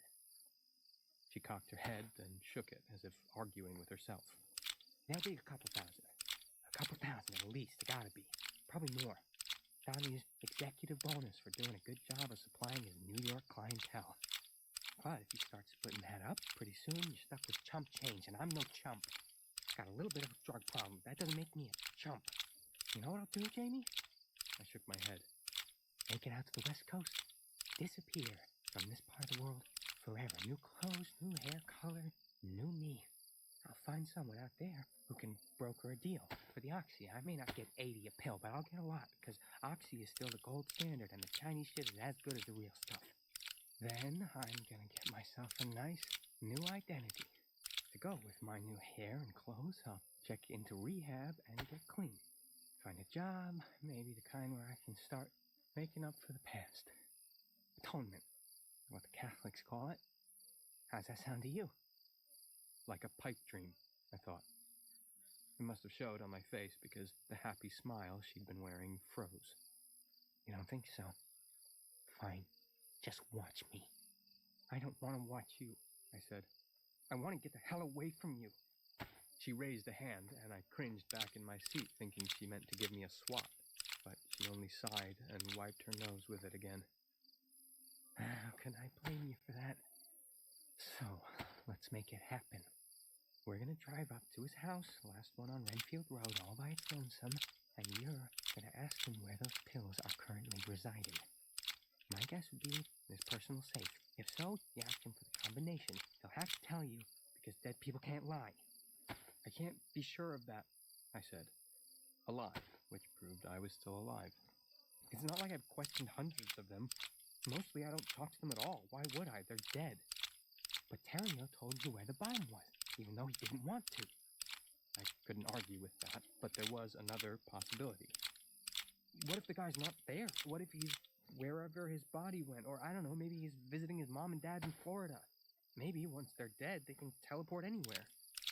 I thought that might shake her, but she didn't look upset at all. Thomas was at his place, wasn't he? That doesn't mean they all are, Liz. I'm pretty sure Marsden will be. She sounded very sure of herself. She didn't understand that dead people can be unpredictable.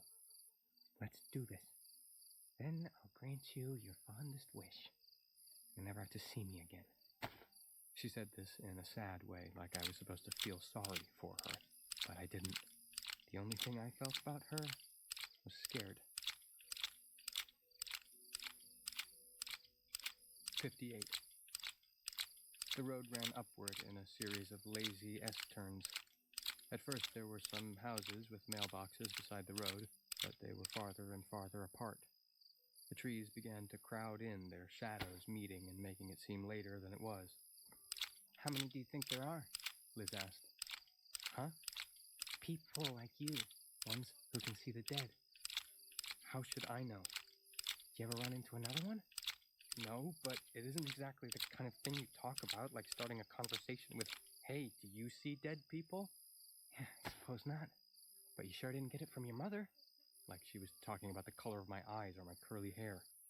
What about your father? I don't know who he is, or was, or whatever.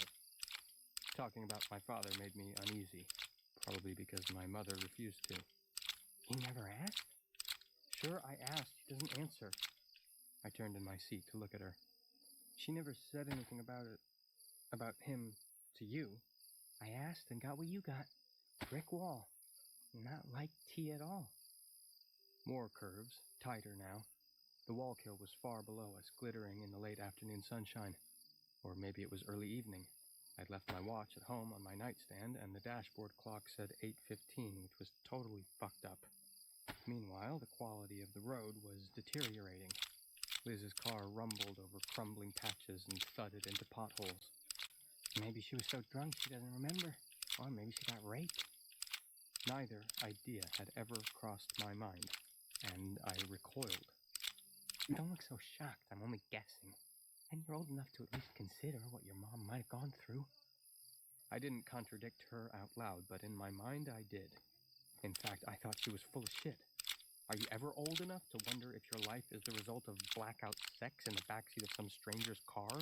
Or that your mom was hauled into an alley and raped? I really don't think so. That Liz did probably said all I needed to know about what she'd become, maybe what she was all along. Maybe the talent came from your dear old daddy-o. Too bad you can't ask him. I thought I wouldn't ask him anything if I ran across him. I thought I would just punch him in the mouth. On the other hand, maybe it came from nowhere.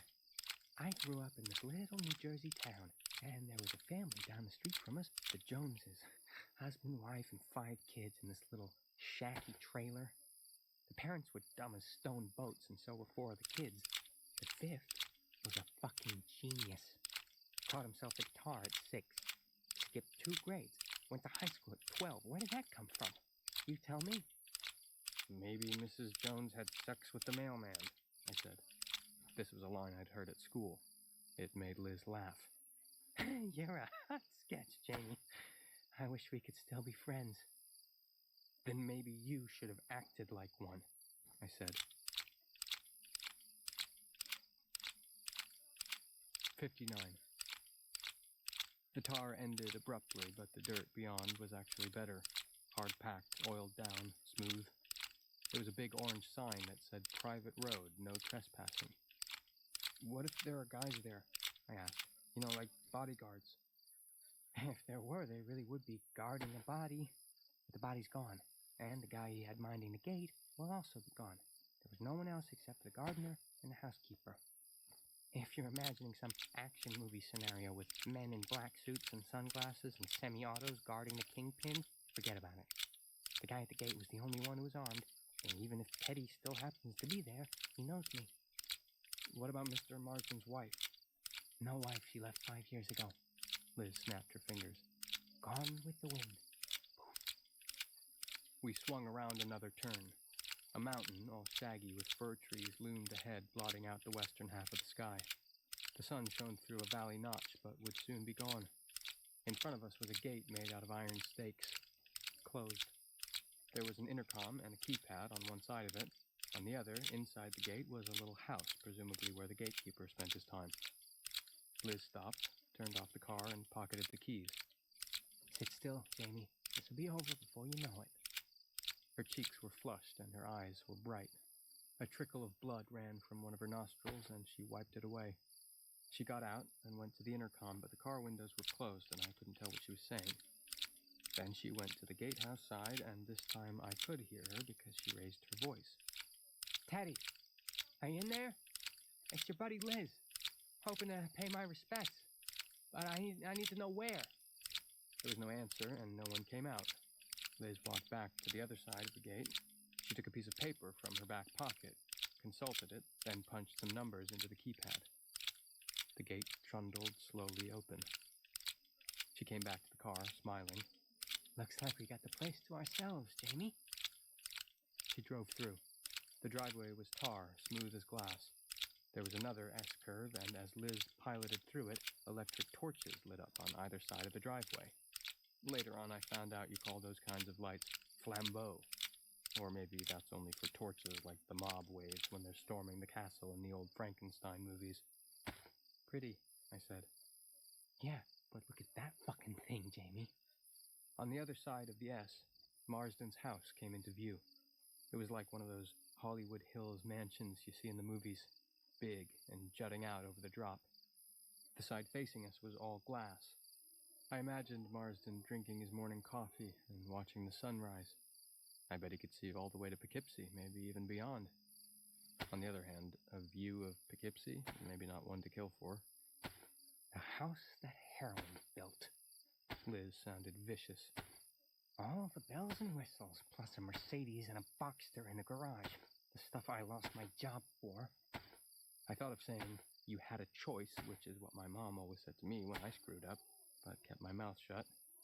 She was wired like one of Thumper's bombs, and I didn't want to set her off.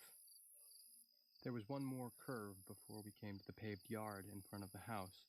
Liz drove around it, and I saw a man standing in front of the double garage where Marsden's fancy cars were. They sure hadn't taken Donnie Biggs to the morgue in his Boxster.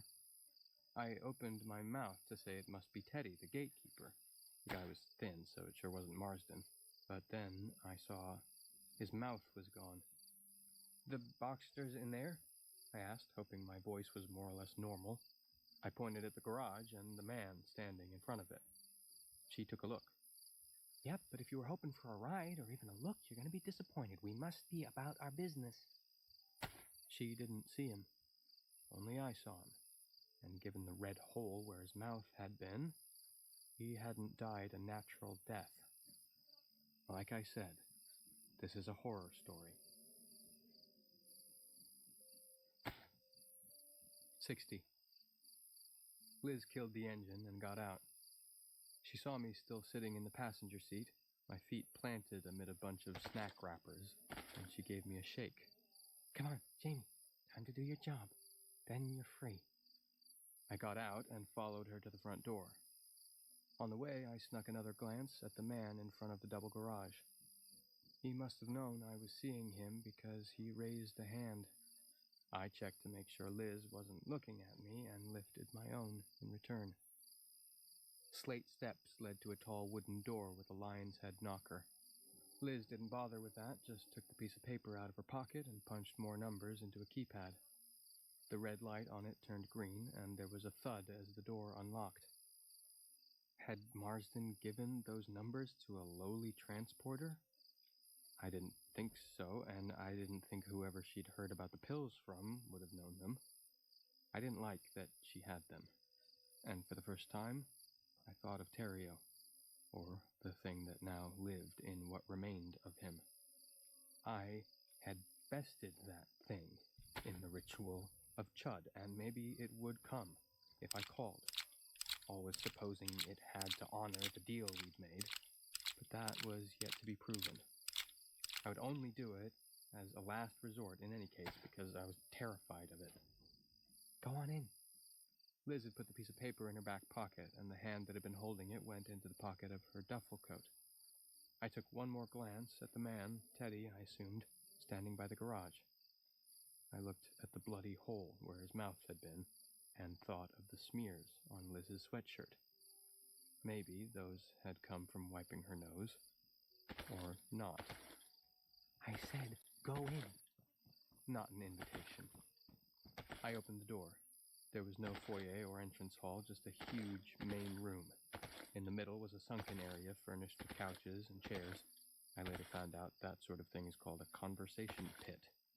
There was more expensive-looking furniture placed around it, maybe so folks could spectate on the conversations going on below, a bar that looked like it was on wheels, and stuff on the walls. I say stuff because it didn't look like art to me, just a bunch of splats and squiggles. But the splats were framed, so I guess it was art to Marsden. There was a chandelier over the conversation pit that looked like it weighed at least 500 pounds, and I wouldn't have wanted to sit under it. Beyond the conversation pit, on the far side of the room, was a swooping double staircase. The only one remotely like it I'd seen in real life, as opposed to in the movies or on TV, was at the Apple store on Fifth Avenue. Quite the joint, isn't it? Liz said. She shut the door, thud, and bammed the heel of her hand on the bank of light switches beside it. More flambeaux came on, plus the chandelier. It was a beautiful thing and cast a beautiful light, but I was in no mood to enjoy it. I was becoming more and more sure that Liz had already been here and shot Teddy before she came to get me. She won't have to shoot me if she doesn't know I saw him, I told myself, and although this made a degree of sense, I knew I couldn't trust logic to get me through this. She was high as a kite, practically vibrating. I thought again of Thumper's bombs. You didn't ask me, I said. Ask you what? If he's here. Well, is he? She didn't ask with any real concern in her voice, more like it was for form's sake. What was up with that? No, I said. She didn't seem upset like she had been when we were hunting for Terrio. Let's check the second floor. Maybe he's in the master bedroom, recalling all the happy times he spent there boinking his whores. There were many, after Madeline left, and probably before, too. I don't want to go up there. Why not? The place isn't haunted, Jamie. It is if he's up there. She considered this, then laughed. Her hand was still in the pocket of her jacket. I suppose you have a point, but since it's him we're looking for, go on up. Andale, andale. I gestured to the hall leading away from the right side of the great room. Maybe he's in the kitchen. Getting himself a snack? I don't think so. I think he's upstairs. Go on. I thought about arguing some more, or point-blank refusing, but then her hand might come out of her jacket pocket, and I had a pretty good idea of what would be in it. So I started up the right-hand staircase. The rail was cloudy green glass, smooth and cool. The steps were made out of green stone. There were 47 steps in all, I counted, and each one was probably worth the price of a Kia. On the wall at the top of this set of stairs was a gilt-framed mirror that had to be 7 feet tall. There was one just like it on the other side.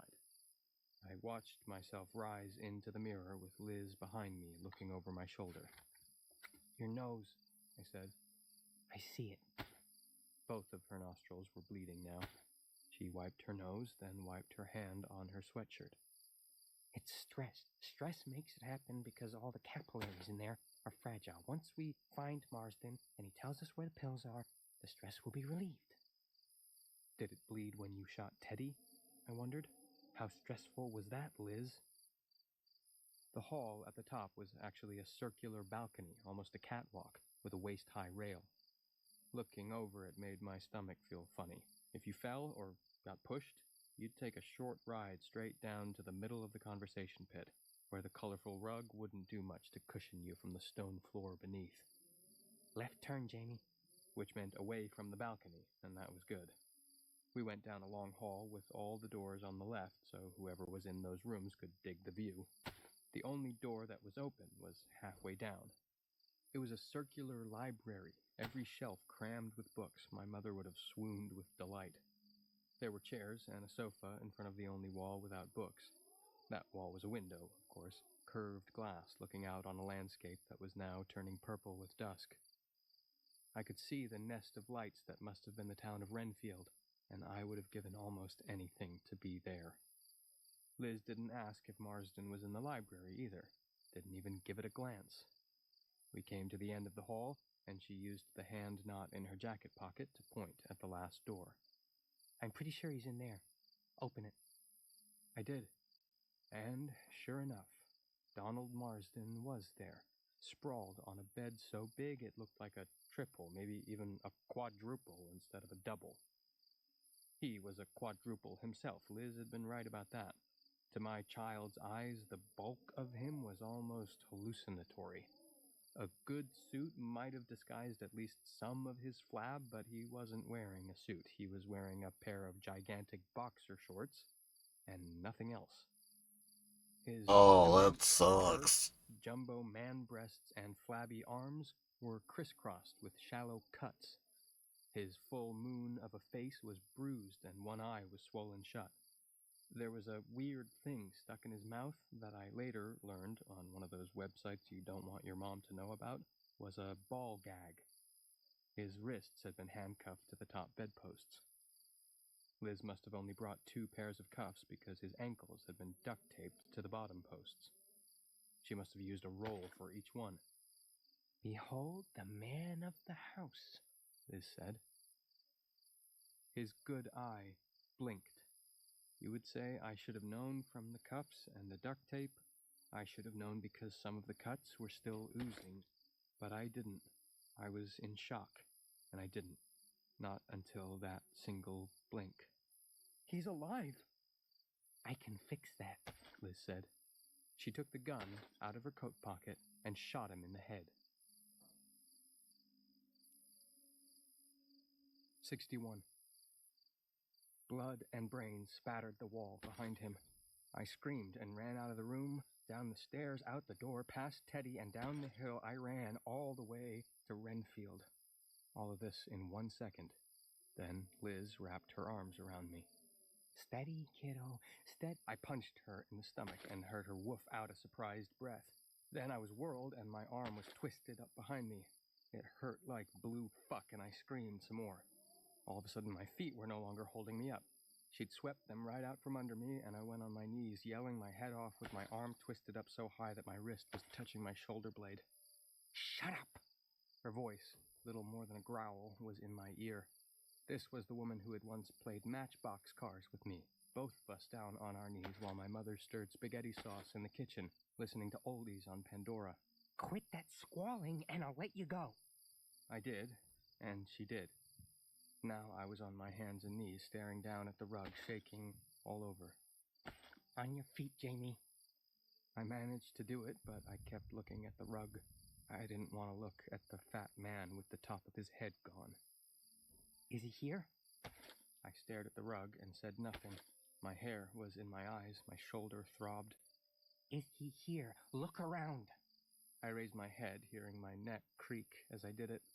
Instead of looking directly at Marsden, although I could still see him, he was too big to miss, I looked at the table beside his bed. There was a cluster of pill bottles on it.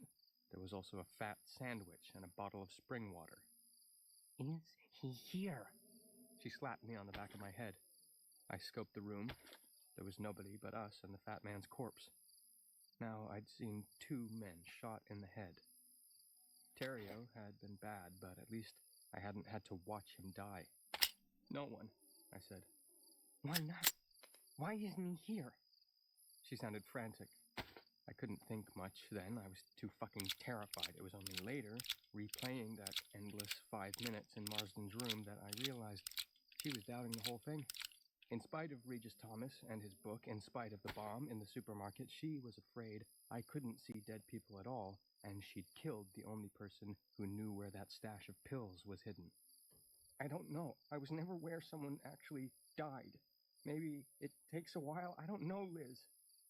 Okay, she said. We'll wait. Not in here, okay? Please, Liz, not where I have to look at him. In the hall, then. If I let go of you, are you going to be good? Yes. Not going to try to run? No. You better not. I'd hate to shoot you in the foot or the leg. That'd be the end of your tennis career. Back out.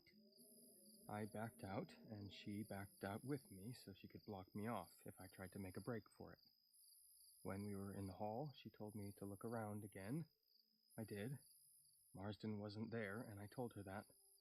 Damn. Then, you saw the sandwich, didn't you? I nodded. A sandwich and a bottle of water for a man who was bound to his jumbo bed, bound hand and foot. He loved his food, Liz said. I ate with him in a restaurant once. He should have had a shovel instead of a fork and spoon. What a pig. Why would you leave him a sandwich he couldn't eat? I wanted him to look at it. That's why. Just look. All day while I went to get you and bring you back. And believe me, a shot in the head is just what he deserved. Do you have any idea how many people he killed with his happy poison? Who helped him, I thought, and of course didn't say. How long do you think he would have lived anyway? 2 years? 5? I've been in his bathroom, Jamie. He's got a double-wide toilet seat. She made a sound somewhere Oh. between a laugh and a snort of disgust. Okay, let's stroll down to the balcony. We'll see if he's in the great room. Slow. I couldn't have gone fast if I wanted to because my thighs were trembling and my knees felt like jelly. You know how I got the gate code? Marston's UPS man. Guy has a hell of a coke habit. I could have slept with his wife if I wanted to. He'd have been happy to supply her if I kept supplying him. The house code I got from Teddy. Before you killed him. What else was I supposed to do? Like I was the dumbest kid in class. He could identify me. So can I thought. And that brought me back to the thing this lad, me, could whistle for. I'd have to do it. But I still didn't want to, because it might not work, yeah, but not just that. Rub a magic lamp and get a genie, okay, good for you. Rub it and summon a demon, a dead light, and God might know what would happen, but I didn't. We reached the balcony with its low rail and high drop. I peered over. Is he down there? No. The gun prodded me in the small of my back. Are you lying? No. She gave a harsh sigh. This isn't the way it's supposed to go. I don't know how it's supposed to go, Liz. For all I know, he could be outside talking with I stopped. She took hold of my shoulder and turned me around. There was blood all over her upper lip now. Her stress must have been very high. But she was smiling. You saw Teddy. I dropped my eyes, which was answer enough. You sly dog. She actually laughed. We'll go out and take a look if Marston doesn't show in here. But for the time being, let's just wait a little. We can afford to. His latest whore is visiting her relatives in Jamaica or Barbados or somewhere with palm trees. And he doesn't get company during the week, does all his business by phone these days. He was just lying there when I came in, watching that John Law court show on TV. Christ, I wish he'd at least been wearing some pajamas, you know? I said nothing. He told me there were no pills, but I could see in his face that he was lying, so I secured him and then cut him a little. Thought that might loosen his tongue, and you know what he did? He laughed at me. Said, yes, okay, there was oxy, a lot of it, but he'd never tell me where it was. Why should I? He said, you're gonna kill me anyway. That's when the penny dropped. Couldn't believe I hadn't thought of it before. Muy stupido. She hit the side of her head with the hand holding the gun. Me, I said. I was the penny that dropped. Yes, indeed. So I left him a sandwich and a bottle of water to admire, and I went to New York, and I got you, and we drove back, and nobody came, and here we are. So where the fuck is he? There, I said. What? Where? I pointed. She turned, and of course saw nothing, but I could see for both of us. Donald Marsden, also known as Donnie Biggs, was standing in the doorway of his circular library.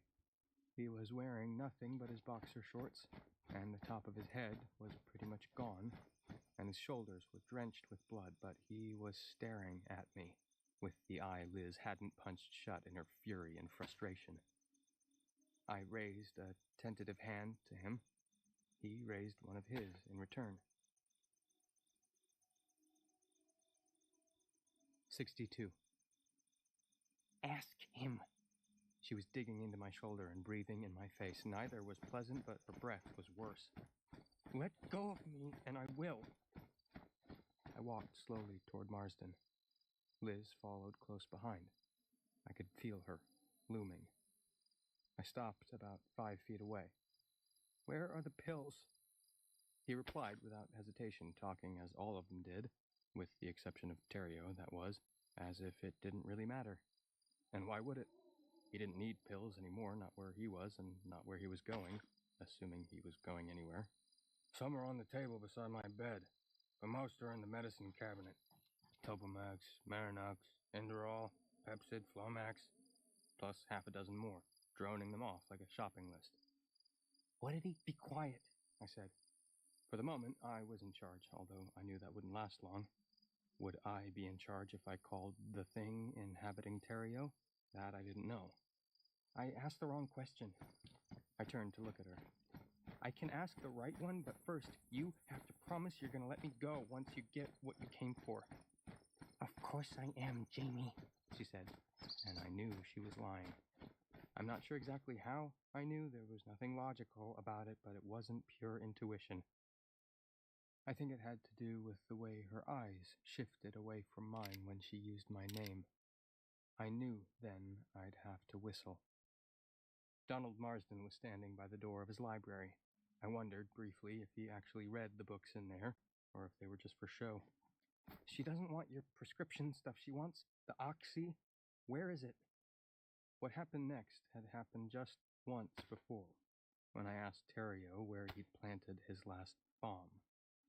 Marsden's words stopped matching the movements of his mouth, as if he was struggling against the imperative to answer. I don't want to tell you. Exactly what Terrio had said. Jamie, what? Be quiet, I said. Give me a chance. Then, to him, where is the oxy? When pressed, Terrio had looked like he was in pain, and I don't know, but think that's when the dead light thing came in. Marsden didn't look to be in physical pain, but something emotional was going on there, even though he was dead. He put his hands over his face like a child who's done something wrong and said, Panic room. What do you mean? What's a panic room? It's a place to go in case of a break-in. The emotion was gone fast as it had come. Marsden was back to his shopping list drone. I have enemies. She was one. I just didn't know it. Ask him where it is, Liz said. I was pretty sure I knew that, but I asked anyway. He pointed into the library. It's a secret room, I said, but since that wasn't a question, he made no response. Is it a secret room? Yes. Show me. He went into the library, which was now shadowy.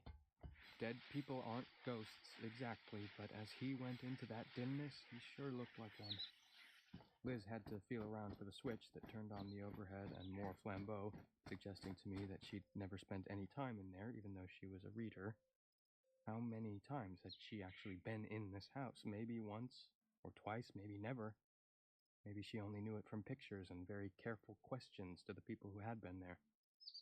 Marsden pointed to a shelf of books. Because Liz couldn't see him, I copied his gesture and said, That one. She went to it and pulled. I might have run right then, except she pulled me along with her. She was stoned and redlining with excitement, but she still had at least some of her cop instincts. She yanked on several shelves with her free hand, but nothing happened. She cursed and turned to me.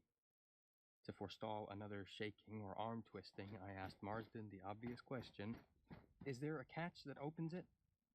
Yes. What's he saying, Jamie? God damn it, what's he saying? Besides being scary as fuck, she was driving me crazy with her questions. She had forgotten to wipe her nose, and now fresh blood was running over her upper lip, making her look like one of Bram Stoker's vampires, which, in my opinion, she sort of was. Give me a chance, Liz. Then, to Marsden, Where's the catch? Top shelf on the right, Marsden said. I told Liz. She stood on her toes, fumbled some more, and then there was a click. This time, when she pulled, the bookcase swung out on hidden hinges, revealing a steel door, another keypad, and another small red light above the numbers. Liz didn't have to tell me what to ask next. What's the code? Once again, he raised his hands and covered his eyes, that childish gesture that says, if I can't see you, you can't see me. It was a sad gesture, but I couldn't afford to be touched by it, and not just because he was a drug baron whose product had undoubtedly killed hundreds, maybe even thousands of people, and hooked thousands more. I had enough problems of my own. What is the code? Enunciating each word as I had with Terrio. This was different, but it was also the same. He told me. He had to. 73612, I said. She punched in the numbers, still holding onto my arm. I almost expected a thump and a hiss like an airlock opening in a science fiction movie, but the only thing that happened was the red light turning green. There was no handle or doorknob, so Liz pushed on the door, and it swung open. The room inside was as black as a black cat's asshole. Ask him where the light switches are. I did, and Marsden said, There aren't any. He had dropped his hands again. His voice was already starting to fade. At that moment, I thought maybe he was going so fast because he'd been murdered instead of dying a natural death or having an accident. Later on, I changed my mind. I think he wanted to be gone before we found out what was in there. Try just stepping inside, I said. She took a tentative step into the dark, never losing her hold on me, and overhead fluorescence came on. The room was stark. On the far side was an icebox. Professor Burkett's voice came back to me. A hot plate and a microwave. To the left and right were shelves stacked with cheap canned food, stuff like Spam and Dinty Moore beef stew and King Oscar sardines. There were also pouches containing more food. Later I found out those were what the Army calls MREs, meals ready to eat, and 6 packs of water and beer. There was a landline telefungus on one of the lower shelves. In the middle of the room was a plain wooden table.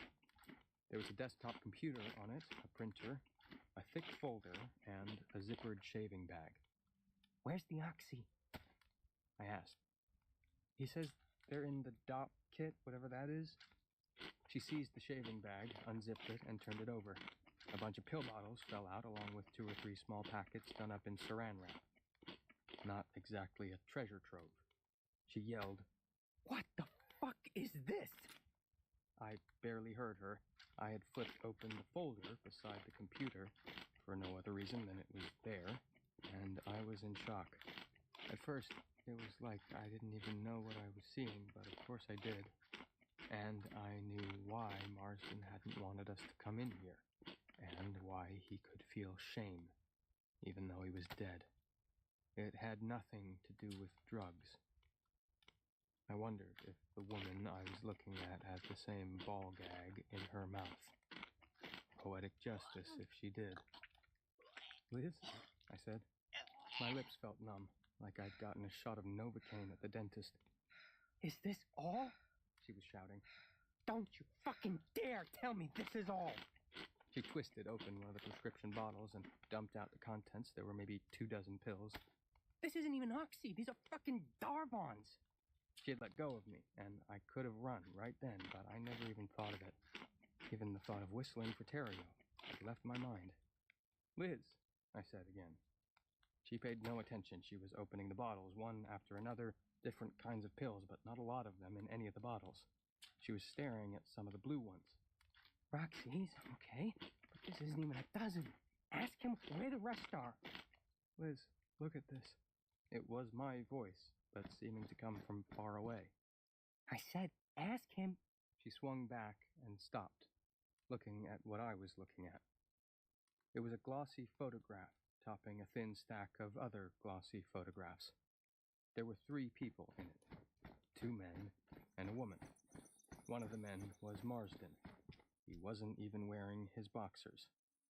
The other man was also naked. They were doing things to the woman with the gag in her mouth.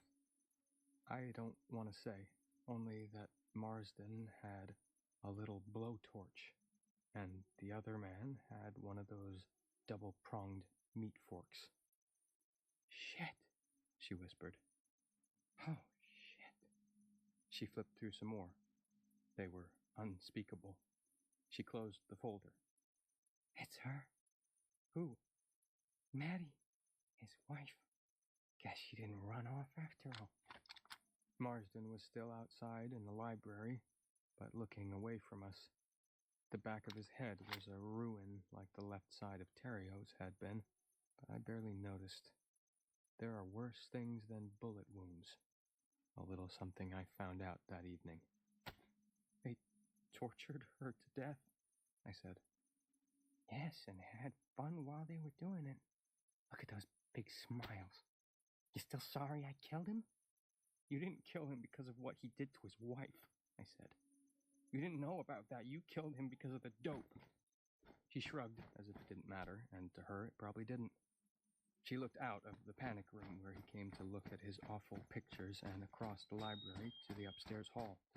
Is he still there? Yes, in the doorway. At first, he said there weren't any pills, but I knew he was lying. Then he said there were a lot. Maybe he was lying when he said that. He could, because he wasn't dead yet. But he told you they were in the panic room. He was already dead then. He didn't say how many. I asked Marsden. That's all you've got? That's all, he said. His voice was starting to drift. I told her you had a lot. He shrugged his bloody shoulders. As long as she believed I had what she wanted, I thought she'd keep me alive. But that tip she heard about you're getting a big private shipment? Just bullshit, he said. There's a lot of bullshit in this business. People say all sorts of shit just to hear themselves talk. Liz shook her head when I told her what he'd said, not believing it, not wanting to believe it, because if she did, it meant all her West Coast plans fell down. It meant she'd been conned. He's hiding something, she insisted. Somehow, somewhere. Ask him again where the rest of them are.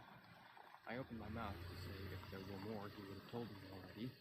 Then, probably because the terrible pictures had slapped a dazed part of me awake, I had an idea.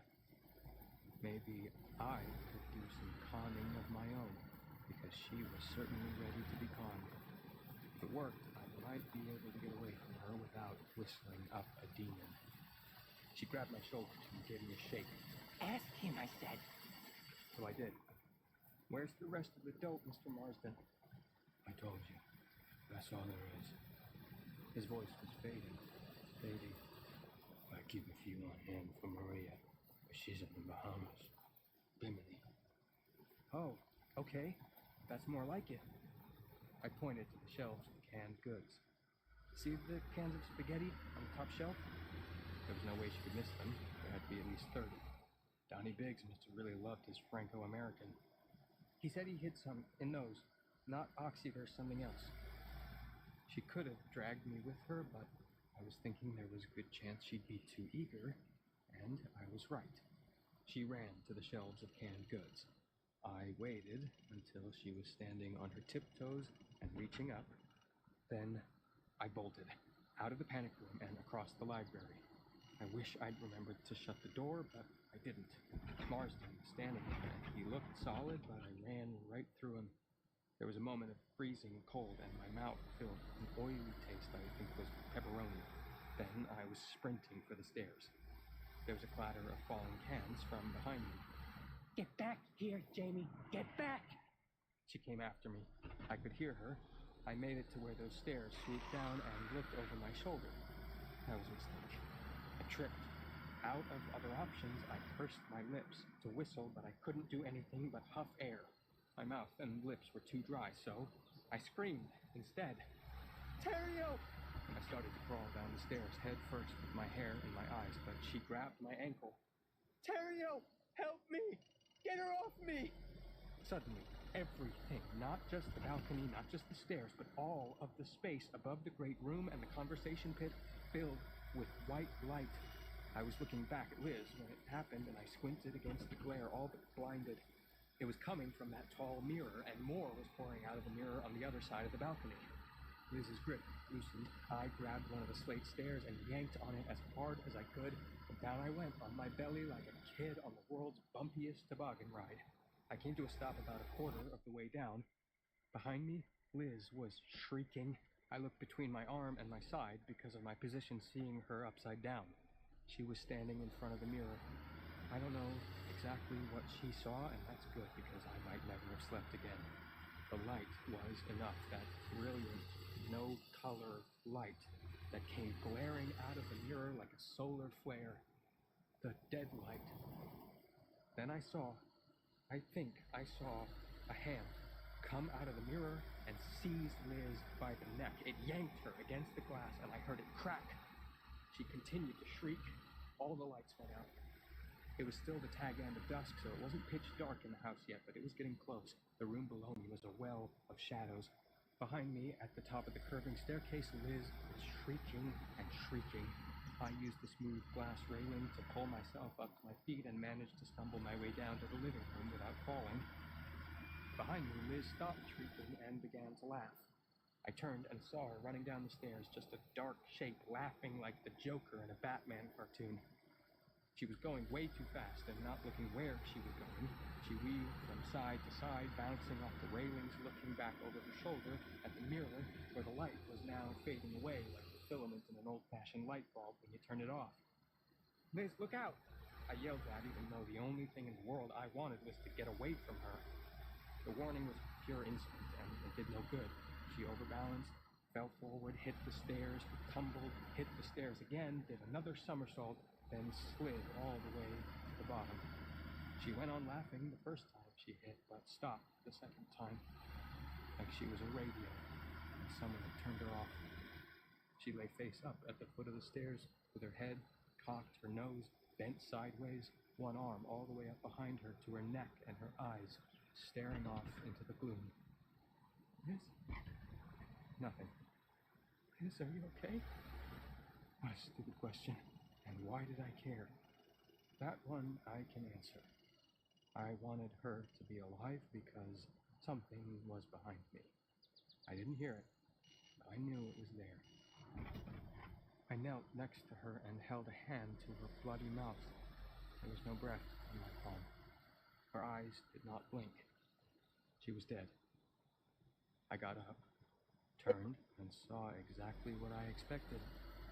Liz, standing there in her unzipped duffel coat and blood-stained sweatshirt. She wasn't looking at me. She was looking over my shoulder.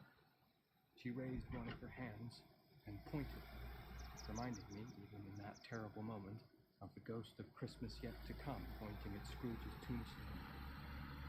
Kenneth Terry, what remained of him at least, was coming down the stairs. 63. He was like a burned log with fire still inside. I don't know any other way to put it. He had turned black, but his skin was cracked in dozens of places, and that brilliant dead light shone through. It was coming out of his nose, his eyes, even his ears. When he opened his mouth, it came out of there too. He grinned and lifted his arms. Let's try the ritual again and see who wins this time. I think you owe me that since I saved you from her. He hurried down the stairs toward me, ready for the big reunion scene. Instinct told me to turn tail and run, but something deeper told me to stand pat, no matter how much I wanted to flee that oncoming horror. If I did, it would grab me from behind, wrap its charred arms around me, and that would be the end. It would win, and I would become its slave, bound to come when it called. It would possess me, alive, as it had possessed Terrio dead, which would be worse. "Stop," I said, and the blackened husk of Terrio stopped at the foot of the stairs. Those outstretched arms were less than a foot from me. "Go away! I'm done with you, forever!" You'll never be done with me. And then it said one more word, one that made my skin pebble with goosebumps and the hair stand up at the nape of my neck. Champ. "Wait and see," I said. Brave words, but I couldn't keep the tremble out of my voice. Still, the arms were outstretched, the blackened hands with their brilliant cracks inches from my neck. If you really want to get rid of me for good, take hold. We'll do the ritual again. And it'll be fairer, because this time I'm ready for you. I was weirdly tempted. Don't ask me why, but a part of me that was far beyond ego and deeper than instinct prevailed. You may beat the devil once, through providence, bravery, dumbass luck, or a combination of all, but not twice. I don't think anyone but saints beat the devil twice, and maybe not even them. "Go!" It was my turn to point like Scrooge's last ghost. I pointed at the door. The thing raised Terrio's charred and sooty lip in a sneer. You can't send me away, Jamie. Don't you realize that? By now, we're bound to one another. You didn't think of the consequences. But here we are. I repeated my one word. It was all I could squeeze out of a throat that suddenly felt like it was the width of a pin. Terrio's body seemed poised to close the distance between us, to leap at me and close me in its awful embrace. But it didn't.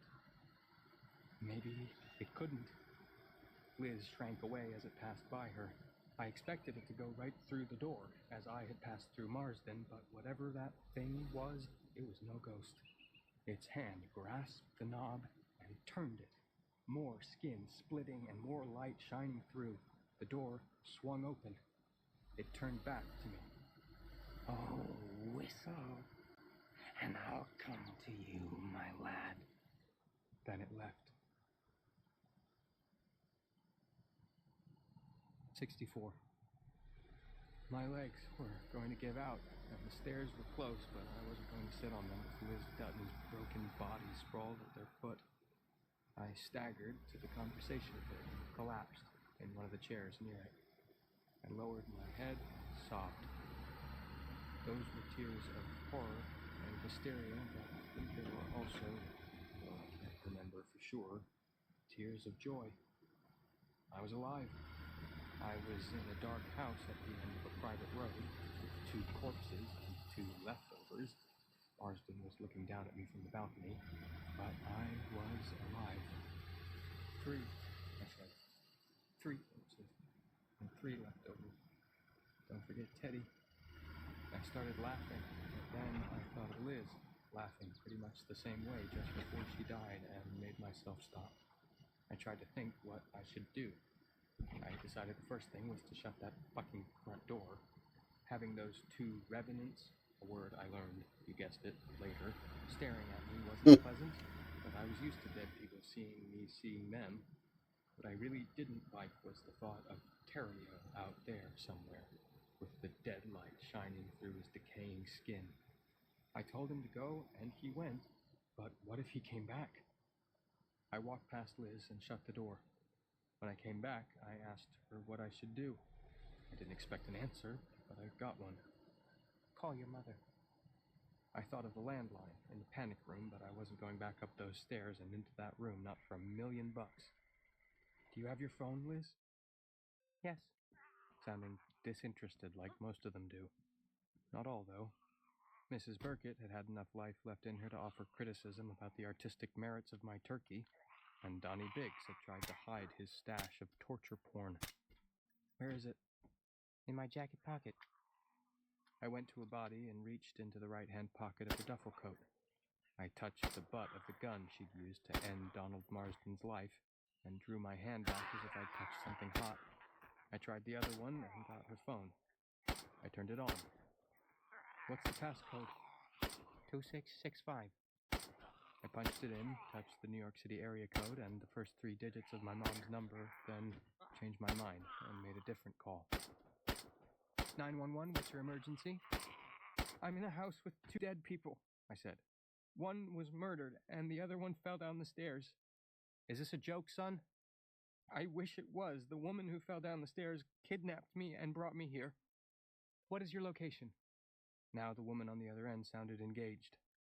It's at the end of a private road outside of Renfield, ma'am. I don't know how many miles or if there's a street number. Then I thought of what I should have said right away.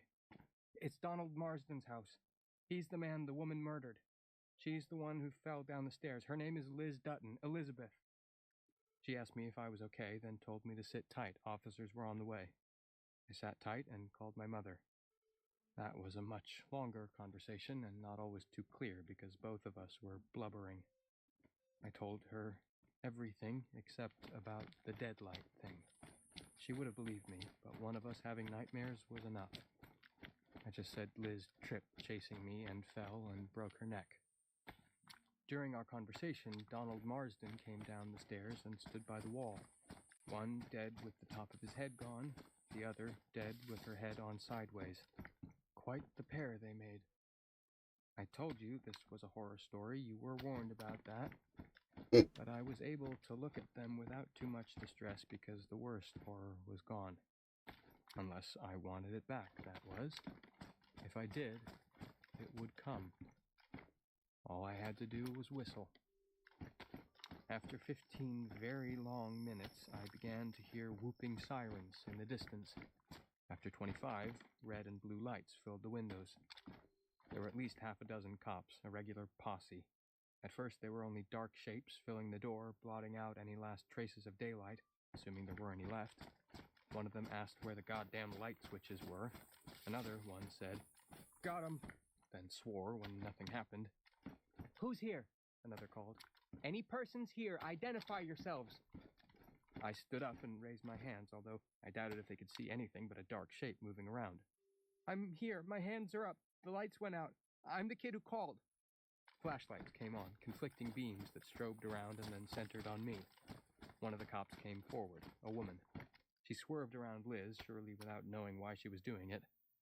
At first, her hand was on the butt of her holstered gun, but when she saw me, she let go of it, which was a relief. She took a knee. "Are you alone in the house, son?" I looked at Liz. I looked at Marsden, standing well away from the woman who had killed him. Even Teddy had arrived. He stood in the doorway the cops had vacated, perhaps drawn by the commotion, maybe just on a whim. 3 undead stooges. "Yes," I said.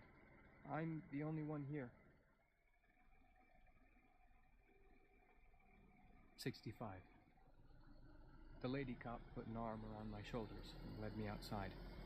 I started shivering. She probably thought it was from the night air, but of course it wasn't. She slipped off her jacket and put it over my shoulders, but that wasn't good enough. I put my arms down the 2 long sleeves and hugged it against me. It was heavy with cop things in the pockets, but that was okay with me. The weight felt good. There were 3 cruisers in the courtyard, 2 flanking Liz's little car and 1 behind it. As we stood there, another car pulled in, this one an SUV with Renfield Chief of Police on the side. I guessed it would be a holiday for drunks and speeders downtown because most of the town's force had to be right here. Another cop came out the door and joined the lady cop. "What happened in there, kid?" Before I could answer, the lady cop put a finger over my lips. I didn't mind. It actually felt sort of good. "No questions. Dwight, this boy's in shock. He needs medical attention." A burly man in a white shirt with a badge hung around his neck, the chief, I assumed, had gotten out of the SUV and was in time to hear this last. "You, take him, Caroline. Get him looked at. Are they confirmed dead?" "There's a body at the foot of the stairs. Looks like a woman. I can't confirm she's deceased, but from the way her head's turned, oh, she's dead, all right," I told them, then started crying. "Go on, Carol," the chief said. "Don't bother going all the way to county, either. Take him to Med now. No questions until I get there. Also, until we've got an adult who's responsible for him. Get his name?" "Not yet," Officer Caroline said. "It's been crazy. There's no lights in there." The chief bent toward me, hands on his upper thighs, making me feel like I was 5 again. "What's your handle, son?" How much for no questions, I thought. "Jamie Conklin, and it's my mother who's coming. Her name is Tia Conklin. I already called her." "Uh-huh." He turned to Dwight. "Why are there no lights? All the houses on the way up here had power." "Dunno, Chief," I said. "They went out when she was running down the stairs after me. I think that's why she fell." I could see he wanted to ask me more, but he just told Officer Caroline to get rolling. As she eased her way out of the courtyard and started down the curving driveway, I felt in my pants pockets and found Liz's phone, although I didn't remember putting it there. "Can I call my mom again and tell her we're going to the dock in the box?" "Sure." As I made the call, I realized that if Officer Caroline found out I was using Liz's phone, I could be in trouble. She might well ask how come I knew the dead woman's passcode, and I wouldn't be able to give a good answer. In any case, she didn't ask. Mom said she was in an Uber, which would probably cost a small fortune, so it was good the agency was back on a profitable basis, and they were making excellent time. She asked if I was really all right. I told her I really was, and that Officer Caroline was taking me to Med-Now in Renfield, but just to get checked out. She told me not to answer any questions until she got there, and I said I wouldn't. "I'm going to call Monty Grisham," she said. "He doesn't do this kind of legal work, but he'll know someone who does. I don't need a lawyer, Mom." Officer Caroline gave me a quick sideways glance when I said that. "I didn't do anything." "If Liz murdered someone and you were there, you need one. There will be an inquest. Press, I don't know what all. This is my fault. I brought that bitch into our house." Then she spat. fucking Liz. She was good at first. This was true, but all at once I felt very, very tired. I'll see you when you get here. I ended the call and asked Officer Caroline how long it would take us to get to the dock in the box. She said 20 minutes. I looked over my shoulder through the mesh blocking off the back seat, suddenly sure that Liz would be there, or, so much worse, Terrio. But it was empty. It's just you and me, Jamie, Officer Caroline said. Don't worry. I'm not, I said. But there was one thing I did have to worry about, and thank God I remembered that me and Mom might have been in a heap of trouble. I put my head against the window and half turned away from her. Going to take a little nap. You do that. There was a smile in her voice. I did take a little nap. First, I powered up Liz's phone, hiding it with my body, and deleted the recording she'd made of me passing on the plot of The Secret of Rome to my mom. If they took the phone and found out it wasn't mine, they'd make something up. They would just say I couldn't remember the safe word. But they couldn't hear that recording. No way. 66. The chief and 2 other cops turned up at the Mednow place an hour or so after Officer Caroline and I got there. Also, a guy in a suit who introduced himself as the county attorney. A doctor examined me and said I was basically fine, blood pressure a little high, but considering what I'd been through, that wasn't surprising. He felt sure it would be normal again by morning, and pronounced me your basic healthy teenager. I happened to be your basic healthy teenager who could see dead folks, but I didn't go into that. Me and the cops and the county attorney went into the staff break room to wait for my mother, and as soon as she got there, the questions started. That night we stayed at the Renfield Stardust Motel, and the next morning there were more questions. My mother was the one who told them she and Elizabeth Dutton had been in a relationship that ended when Mom discovered Liz was involved in the drug trade. I was the one who told them how Liz had scooped me up after tennis practice and took me to Renfield, where she was expecting to rob a big haul of oxy from Mr. Marsden's house. He finally told her where the drugs were, and she killed him, either because she didn't get the jackpot she was expecting, or because of the other stuff she found in that room. The pictures. There's one thing I don't understand, Officer Caroline said as I gave her back her jacket, which I had kept wearing. Mom gave her a wary, ready-to-protect-my-cub look, but Officer Caroline didn't see it. She was looking at me. She tied the guy up. She said she secured him. That was the word she used, because she used to be a cop, I guess. Okay, she secured him. And according to what she told you, also according to what we found upstairs, she tuned up on him a little, but not all that much. Would you get to the point? Mom said.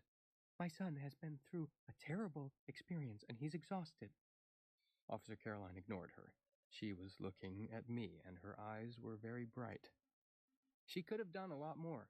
Tortured him until she got what she wanted, but instead, she left him, drove all the way to New York City, kidnapped you, and brought you back. Why did she do that? I don't know. You had a 2-hour ride with her, and she never said? All she said was she was glad to see me. I couldn't remember if she'd actually said that or not, so I guess it was technically a lie, but didn't feel like one. I thought of those nights on the couch, sitting between them and watching The Big Bang Theory, all of us laughing our heads off, and I started to cry, which got us out of there. Once we were in the motel with the door shut and locked, Mom said, if they ask you again, say that maybe she was planning to take you with her when she headed west. Can you do that? Yes, I said, wondering if maybe that idea had been knocking around someplace in Liz's mind all along. It wasn't a good thing to speculate on, but better than what I had thought, and still do today, that she planned to kill me. I didn't sleep in the connecting room. I slept on the couch in Mom's. I dreamed that I was walking on a lonely country road under a sickle moon. Don't whistle. Don't whistle, I told myself. But I did. I couldn't help myself. I was whistling Let It Be. I remember that very clearly. I hadn't gotten through more than the first 6 or 8 notes when I heard footsteps behind me. I woke up with my hands clapped over my mouth as if to stifle a scream. I've woken up the same way a few times in the years since, and it's never a scream I'm afraid of. I'm afraid I'll wake up whistling, and the deadlight thing will be there. Arms outstretched to hug. 67. There are plenty of drawbacks to being a kid. Check it out. Zits, the agony of choosing the right clothes to wear for school so you don't get laughed at, and the mystery of girls are only 3 of them. What I found out after my trip to Donald Marsden's house, my kidnapping, to be perfectly blunt, was that there are also advantages. One of them was not having to run a gauntlet of reporters and TV cameras at the inquest because I didn't have to testify in person. I gave a video deposition instead, with the lawyer Monty Grisham found for me on one side and my mom on the other. The press knew who I was, but my name never appeared in the media because I was that magic thing, a minor. The kids at school found out. The kids at school almost always find out everything, but nobody ragged on me. I got respect instead. I didn't have to figure out how to talk to girls because they came up to my locker and talked to me. Best of all, there was no trouble about my phone, which was actually Liz's phone. It no longer existed anyway. Mom tossed it down the incinerator. Bon voyage, and told me to say I'd lost it if anyone asked. No one did. As for why Liz came to New York and snatched me, the police came to the conclusion Mom had already suggested, all on their own. Liz had wanted a kid with her when she went west, maybe figuring a woman traveling with a kid would attract less attention. No one seemed to consider the possibility that I'd try to escape, or at least yell for help when we stopped for gas and grub in Pennsylvania or Indiana or Montana. Of course I wouldn't do that. I'd be a docile little kidnap victim, just like Elizabeth Smart, because I was a kid. The newspapers played it big for a week or so, especially the tabloids, partly because Marsden was a drug kingpin, but mostly because of the pictures found in his panic room. And Liz came off as sort of a hero. Weird, but true. Ex-cop dies after slaying torture porn Don, blared the Daily News. No mention that she'd lost her job as the result of an IAD investigation and a positive drug test, but the fact that she'd been instrumental in locating Thumper's last bomb before it could kill a bunch of shoppers was mentioned. The Post must have gotten a reporter inside Marsden's house. Cockroaches get in everywhere, Mom said. Or maybe they had pics of the Renfield place on file because their headline read, "Inside Donnie Biggs' House of Horrors." My mother actually laughed at that one, saying that the Post's understanding of the apostrophe was a nice parallel for their grasp of American politics. "Not Biggs apostrophe," she said when I asked. "Big apostrophe S." Okay, Mom, whatever. 68. Grammar Nazi. Before long, other news drove Donnie Biggs's House of Horrors from the front pages of the tabs, and my renown at school faded. It was like Liz said about Chet Atkins, how soon they forget. I found myself once more faced with the problem of talking to girls instead of waiting for them to come up to my locker, all round-eyed with mascara and pursed up with lip gloss, to talk to me. I played tennis and tried out for the class play. I ended up only getting a part with 2 lines, but I put my heart into them. I played video games with my friends. I took Mary Lou Stein to the movies and kissed her. She kissed me back, which was excellent. Cue the montage, complete with flipping calendar pages. It got to be 2016, then 2017. Sometimes I dreamed I was on that country road and would wake up with my hands over my mouth, thinking, did I whistle? God, did I whistle? But those dreams came less frequently. Sometimes I saw dead folks, but not too often, and they weren't scary. Once my mother asked me if I still saw them, and I said, hardly ever, knowing it would make her feel better. That was something I wanted, because she had been through a hard time too, and I got that. Maybe you're growing out of it, she said. Maybe I am, I agreed. This brings us to 2018. with our hero, Jamie Conklin, over 6 feet tall, able to grow a goatee, which my mother fucking loathed, accepted at Princeton, and almost old enough to vote. I would be old enough when the elections came around in November. I was in my room, hitting the books for finals, when my phone buzzed. It was Mom calling from the back of another Uber, this time on her way to Tenafly, where Uncle Harry was now residing. "It's pneumonia again," she said. "And I don't think he's going to get better this time, Jamie. They told me to come, and they don't do that unless it's very serious." She paused, then said, "Mortal. I'll be there as fast as I can."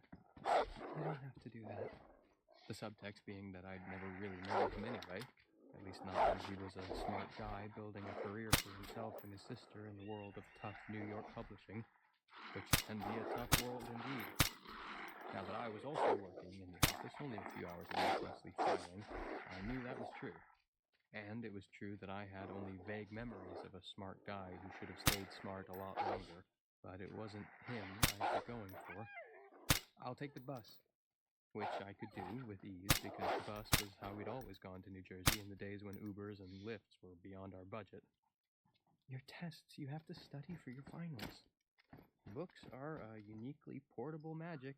I read that somewhere. I'll bring 'em. See you there." "We may have to stay overnight," she said. "Are you sure?"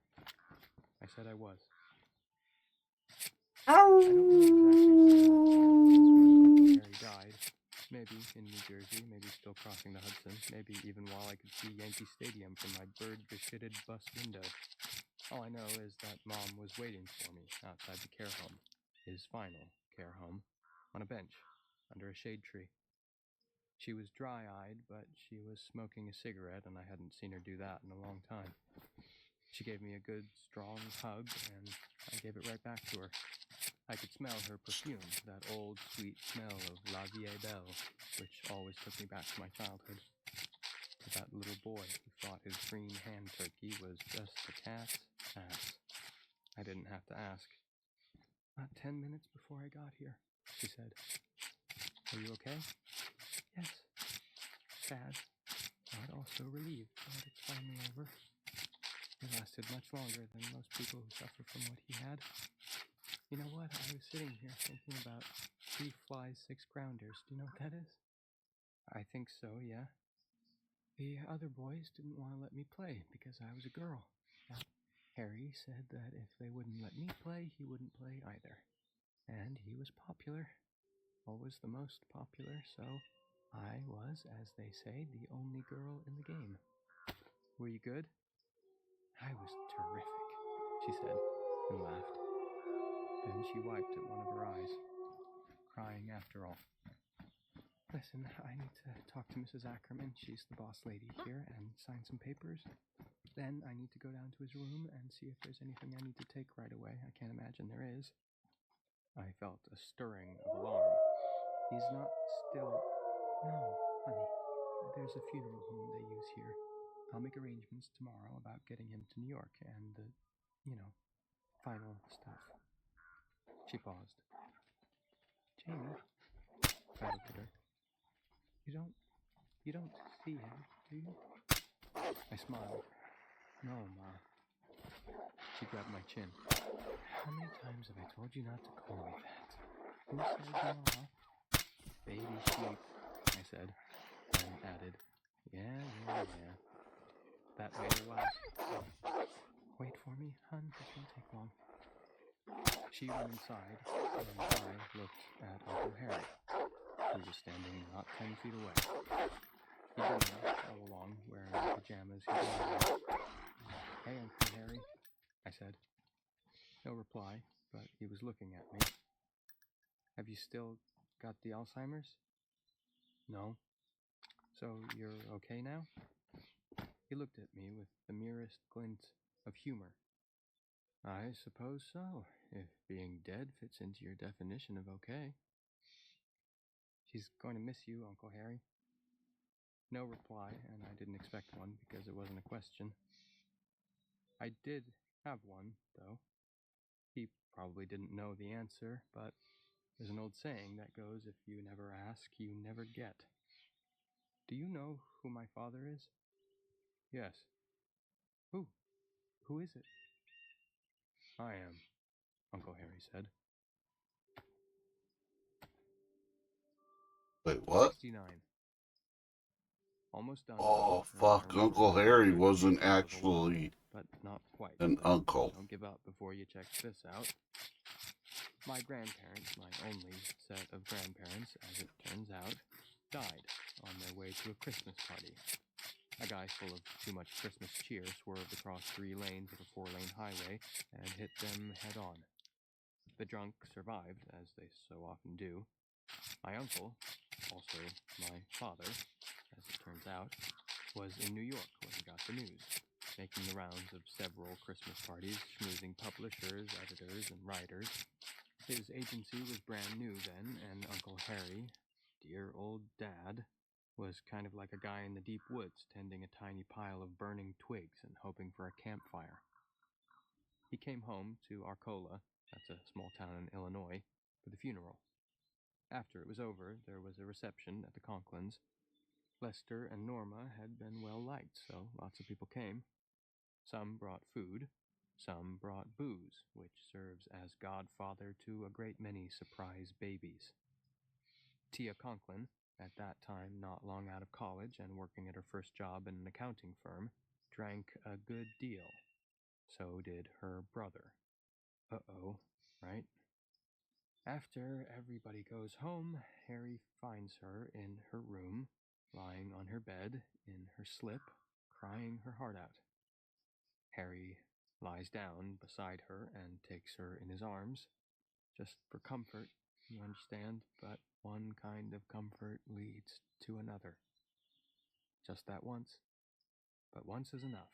And Oh, 6 weeks that's later, Harry, back in New fucked York, up. gets a phone call. Not long after that, my pregnant mother joins the firm. Would the Conklin Literary Agency have succeeded in that tough, competitive field without her? Or would my father/uncle's little pile of twigs and leaves have fizzled out in a little runner of white smoke before he could begin to add the first bigger pieces of wood? Hard to say. When things took off, I was lying around in a bassinet, peeing in my Pampers and going goo-goo. But she was good at the job, that I know. If she hadn't been, the agency would have gone under later when the bottom fell out of the financial markets. Let me tell you, there are a lot of bullshit myths about babies born of incest, especially when it comes to father-daughter and sister-brother. Yes, there can be medical problems, and yes, the chances of those are a little higher when it comes to incest. But the idea that the majority of those babies are born with feeble minds, one eye, or club feet, pure crap. I did find out that one of the most common defects in babies from incestuous relationships is fused fingers or toes. I have scars on the insides of my second and third fingers on my left hand from a surgical procedure to separate Oh, them when I was an infant. shit. The first time I asked about those scars, I couldn't have been more than 4 or 5. Mom told me the docs had done it before she brought me home from the hospital. Easy peasy, she said. And, of course, there's that other thing I was born with, which might have something to do with the fact that once upon a time, while suffering from grief and alcohol, my parents got a little closer than a brother and sister should have done. Or maybe seeing dead people has nothing at all to do with that. Parents who can't carry a tune in a tin pail can produce a singing prodigy.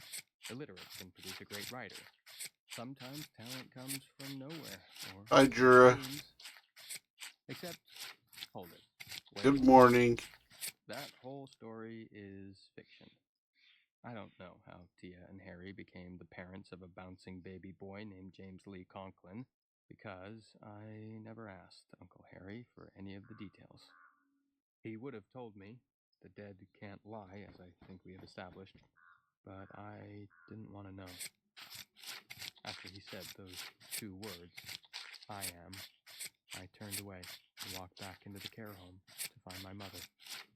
He didn't follow, and I never saw him again.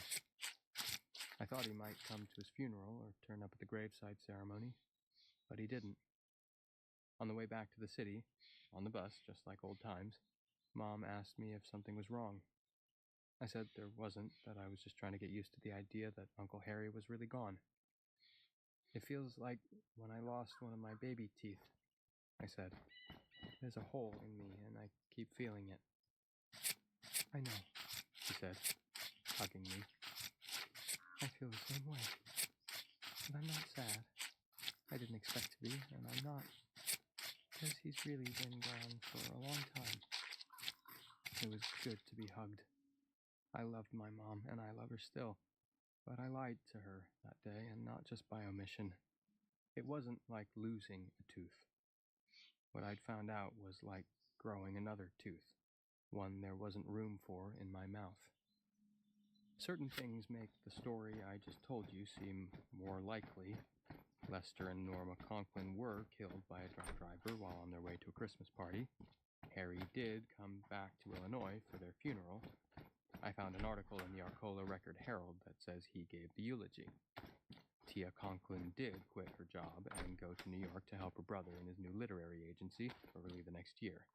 And James Lee Conklin did make his debut 9 months or so after the funeral in Lenox Hill Hospital. So yeah, and right. Could all be just the way I told it.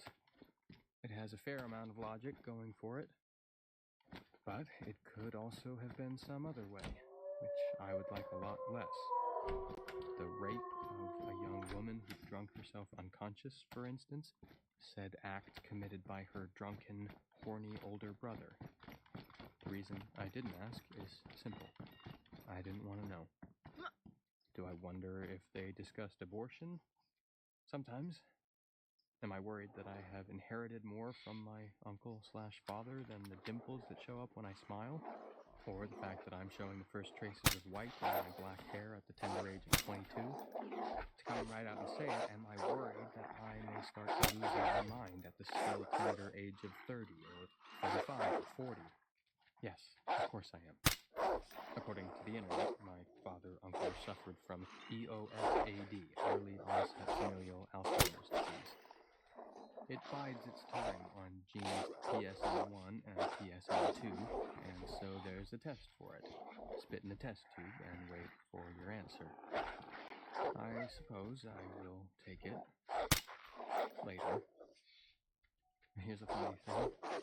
Looking back over these pages, I see that the writing got better as I went along. I'm not trying to say I'm utterly Faulkner or Updike. What I am saying is that I improved by doing, which I suppose is the case with most things in life. I'll just have to hope I'll be better and stronger in other ways when I again meet the thing that took over Terrio. Because I will. I've not glimpsed it since that night in Marsden's house, when whatever Liz saw in that mirror drove her insane, but it's still waiting. I sense that. Know it, actually. Although I don't know what it is. It doesn't matter. I won't live my life with the pending question of whether or not I'm going to lose my mind in middle age, and I won't live it with the shadow of that thing hanging over me either. It has drained the color from too many days. The fact that I am a child of incest seems laughably unimportant compared to the black husk of Terrio, with the deadlight shining out from the cracks in its skin. I have done a lot of reading in the years since that thing asked me for a do-over contest, another ritual of chud, and I've come across a lot of strange superstitions and odd legends, stuff that never made it into Regis Thomas's Roanoke books or Stoker's Dracula. And while there are Stephen plenty King. concerning the possession of the living by demons, I have never yet found one about a creature able to possess the dead. The closest I've come are stories about malevolent ghosts, and that's really not the same at all. So, I have no idea what I'm dealing with. All I know is that I must deal with it. I'll whistle for it. It will come. You came in right at the very end, bro. Ritual hug instead of the ritual tongue-biting thing. This is, Then we'll see, won't we? Yes, we will. We'll see. later. by Stephen King. It's really good. It's not terribly long. It's only about 6 hours worth of read time. 6.5 hours worth of reading time. Uh, it's a pretty good read. Gotta be honest. It's pretty good. Gotta hand it to old Stephen King, man. He's got his shit down. Hi, Maddie. Not in, it's not incest porn. You don't even find out his uncle's his dad till just now in the book. So it takes a whole book just to get to that point, and you never even worry about it in the entire book.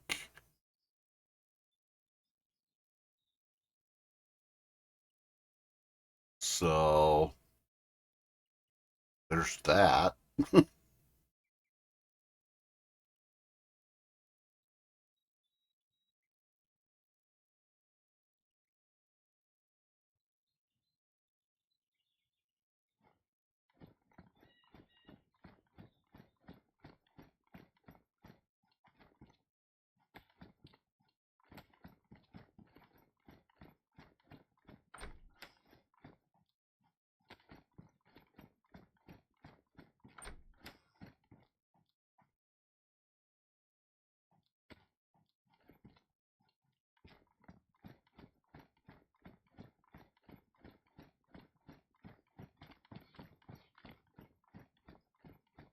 Yeah, different seasons. Different seasons is really good.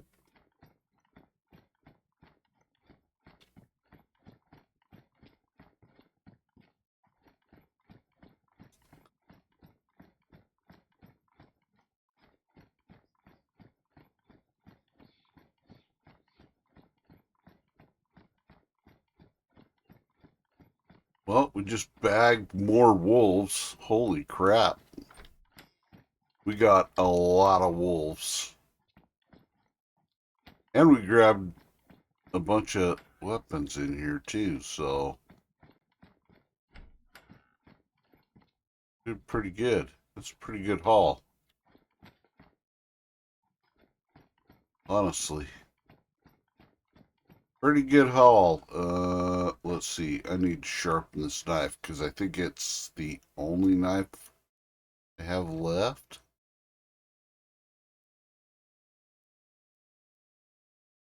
Probably sharpen it. Sharpen that puppy back up.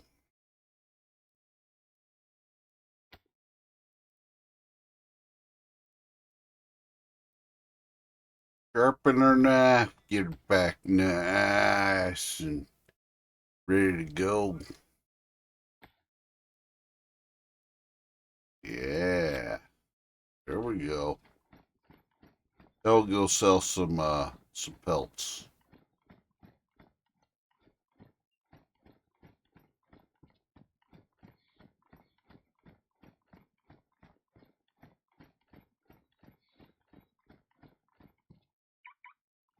Beep beep.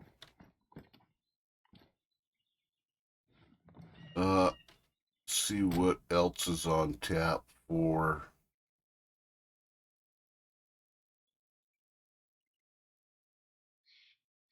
what later again. Film slot. Revival.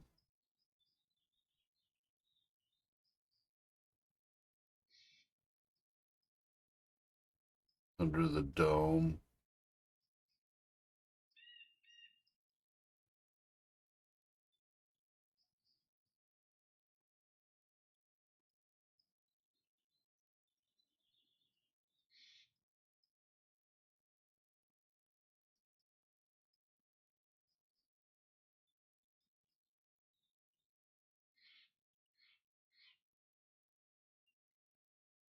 Hmm.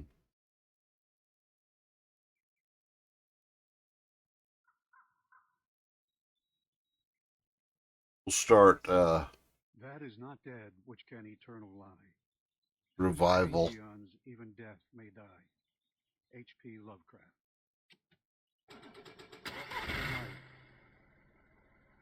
Chapter 1. Fifth business, Skull Mountain, Peaceable Lake. In one way, at least, our lives really are like movies. The main cast consists of your family and friends.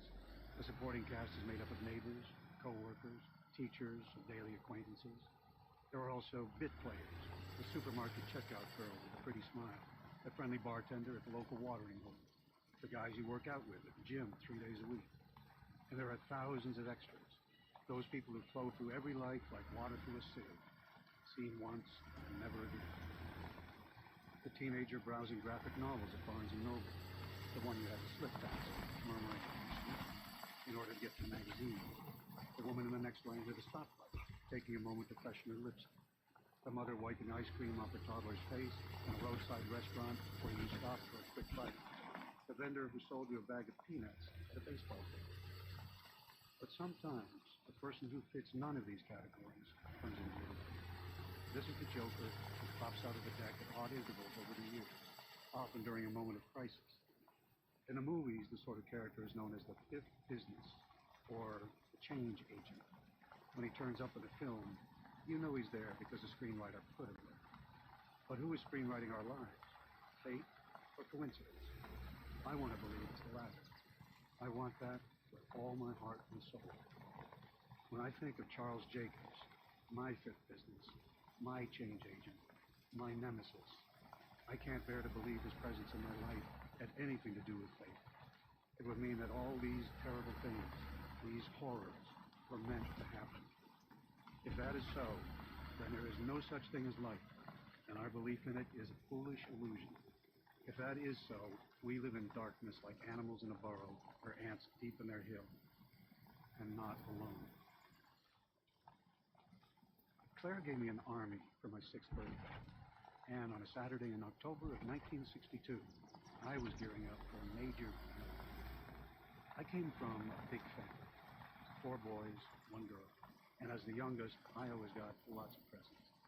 Claire always gave the best ones. I don't know if it was because she was the eldest, because she was the only girl, or both. But of all the awesome presents she gave me over the years, that army was by far the best. There were 200 green plastic soldiers, some with rifles, some with machine guns, a dozen relatively tube-like gadgets she said were mortars. There were also 8 trucks and 12 jeeps. Perhaps the coolest thing about the army was the box it came in, a cardboard footlocker in camouflage shades of green and brown, with property of U.S. Army stenciled on the front. Below this, Claire had added her own stencil. Jamie Morton, Commander. That was me. I saw an ad for them in the back of one of Terry's comic books, she said when I was done screaming with delight. He didn't want me to cut it out because he's a booger. That's right, Terry said. He was 8. I'm a big brother booger. He made a fork with his first 2 fingers and plugged his nostrils with them. Stop it, our mother said. No sibling rivalry on birthdays, please. And thank you, Terry. Take your fingers out of your nose. Anyway, Claire said, I copied the coupon and sent it in. I was afraid it might not come in time, but it did. I'm glad you like it. And she kissed me on the temple. She always kissed me there. All these years later, I can still feel those soft kisses. I love it, I said, holding the footlocker against my chest. I'll love it forever. This was after breakfast, which had been blueberry pancakes and bacon, my favorite. We all got our favorite meals on birthdays, and the presents always came after breakfast. There in the kitchen with its wood stove and long table and our hulk of a washing machine, which was always breaking down. Forever for Jamie is like 5 days, Con said. He was 10, slender, although he bulked up later, and of a scientific bent even then. Nice one, Conrad, my father said. He was dressed for work in a clean coverall with his name, Richard, stitched in gold thread on the left breast pocket. On the right breast it said, Morton Fuel One. I'm impressed. Thanks, Daddy-O. Your silver tongue wins you the opportunity to help your mother clean up breakfast. It's Andy's turn. It was Andy's turn, Dad said, pouring syrup on the last pancake. Grab a dish towel, Silver Tongue, and try not to break anything. You spoil him rotten, Con said, but he grabbed a dish towel. Connie wasn't entirely wrong about my concept of forever. 5 days later, the operation game Andy gave me was gathering dust bunnies under my bed. Some of the body parts were missing anyway. Andy got it at the Eureka Grange rummage sale for $1. So were the jigsaw puzzles Terry gave me. Con himself gave me a Viewmaster, and that lasted a little longer, but it eventually wound up in my closet, never to be seen again. From Mom and Dad, I got clothes, because my birthday falls near the end of August, and that year I was going into first grade. I found new pants and shirts about as exciting as a TV test pattern, but tried to say thanks with enthusiasm. I imagine they saw through that with no trouble. False enthusiasm does not come easily to 6-year-olds. Although, sad to say, it's a skill most of us learn fairly rapidly. In any case, the clothes were washed in the Hulk, hung on the clothesline in the side yard, and finally folded away in my bureau drawers, where, it's probably needless to add, they were out of sight and mind until September came and it was time to put them on. I remember there was a sweater that was actually pretty cool. It was brown with yellow stripes. When I wore it, I pretended I was a superhero called the Human Wasp. Evildoers, beware my sting. But Con was wrong about the footlocker with the Army inside. I played with those guys day in and day out, usually at the edge of the front yard, where there was a dirt strip between our lawn and Methodist Road, which was itself dirt in those days. With the exception of Route 9 and the 2-lane leading to Goat Mountain, where there was a resort for rich people, all the roads in Harlow were dirt back then.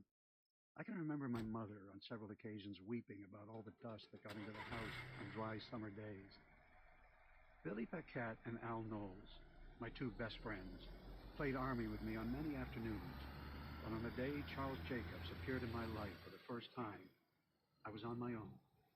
I don't remember why Billy and Al weren't with me, but I do remember I was happy to be by myself for a change. For one thing, there was no need to split the Army into 3 divisions. For another, this was more important. I didn't have to argue with them about whose turn it was to win. In truth, it seemed unfair to me that I should ever have to lose because they were my soldiers, and it was my footlocker. When I advanced this idea to my mother one hot, late summer day shortly after my birthday, she took me by the shoulders and looked into my eyes, a sure sign that I was about to receive another lesson in life. That it's mine business is half the trouble with the world, Jamie. When you play with your friends, the soldiers belong to all of you. Even if we fight different sides, even if. When Billy and Al go home for their dinner and you pack the soldiers back into the box, it's a footlocker. Right, the footlocker. When you pack them away, they're yours again. People have many ways to be lousy to one another, as you'll find out when you're older. But I think that all bad behavior stems from plain old selfishness. Promise me you'll never be selfish, kiddo. I promised, but I still didn't like it when Billy and Al won. On that day in October of 1962, with the fate of the world dangling by a thread over a small tropical spit of land called Cuba, I was fighting both sides of the battle, which meant I was bound to come out on top. The town grader had been by earlier on Methodist Road, moving the rocks around. My dad always grumbled. And there was plenty of loose dirt. I scraped enough together to make first a hill, then a big hill, and then a very big hill, one that came up almost to my knees. At first I thought of calling it Goat Mountain, but that seemed both unoriginal, the real Goat Mountain was only 12 miles away after all, and boring. After consideration, I decided to call it Skull Mountain. I even tried to poke a couple of eye-like caves in it with my fingers, but the dirt was dry and the holes kept caving in. Oh well, I told the plastic soldiers tumbled in their footlocker, the world is hard and you can't have everything. That was one of my father's favorite sayings, and with 5 kids to support, I'm sure he had reason to believe it. There'll be pretend caves. I put half of my army on top of Skull Mountain, where they made a formidable crew. I especially liked the way the mortar guys looked up there. These were the Krauts. The American army I arranged at the edge of the lawn. They got all the jeeps and trucks, because they would look so groovy, charging up the steep slope of the mountain. Ruby. Some would turn over, I was sure, but at least a few of them would make it to the top and run over the mortar guys, who would scream for mercy. They wouldn't get it. To the death, I said, setting up the last few of the heroic Americans. Hitzmer, you are next. I was starting them forward, rank by rank, and making comic book style machine gun noises when a shadow fell over the battlefield. I looked up and saw a guy standing there. He was blocking the afternoon sun, a silhouette surrounded by golden light, a human eclipse. There was stuff going on. At our house on Saturday afternoons, there always was. Andy and Con were in our long backyard, playing 3 flies, 6 grounders with a bunch of their friends, shouting and laughing. Claire was up in her room with a couple of her friends, playing records on her Imperial Party Time turntable. The Locomotion, Soldier Boy, Palisades Park. There was hammering from the garage, too, as Terry and our dad worked on the old 51 Ford Dad called the Road Rocket, or the Project. Once I heard him call it a piece of shit, a phrase I treasured then and still use now. When you want to feel better, call something a piece of shit. It usually works. Plenty going on, but at that moment everything seemed to fall still. I know it's only the sort of illusion caused by a faulty memory, not to mention a suitcase loaded with dark associations, but the recollection is very strong.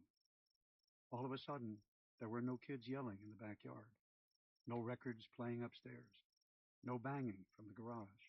Not a single bird singing. Then the man bent down, and the westering sun glared over his shoulder, momentarily blinding me. I raised a hand to shield my eyes. Sorry, he said, and moved enough so I could look at him without also having to look into the sun. On top, he was wearing a black for church jacket and a black shirt with a notched collar. On the bottom, blue jeans and scuffed loafers. It was like he wanted to be 2 different people at the same time. At the age of 6, I put adults into 3 categories: young grown-ups, and old people. This guy was a young grown-up. He had his hands on his knees so he could look at the opposing armies. Who are you? I asked. Charles Jacobs. The name was vaguely familiar. He stuck out his hand. I shook it right away because even at 6, I had my manners. All of us did. Mom and Dad saw to that. Why are you wearing that collar with a hole in it? Because I'm a minister. When you go to church on Sundays from now on, I'll be there. And if you go to Thursday night MYF, I'll be there too.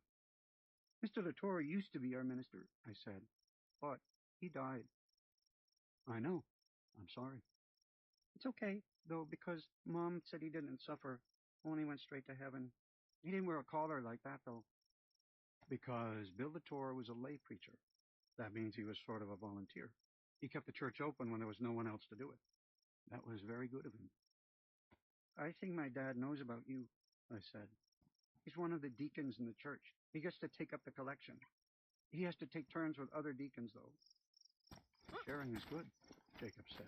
He got down on his knees beside me. Are you going to pray? The idea was sort of alarming.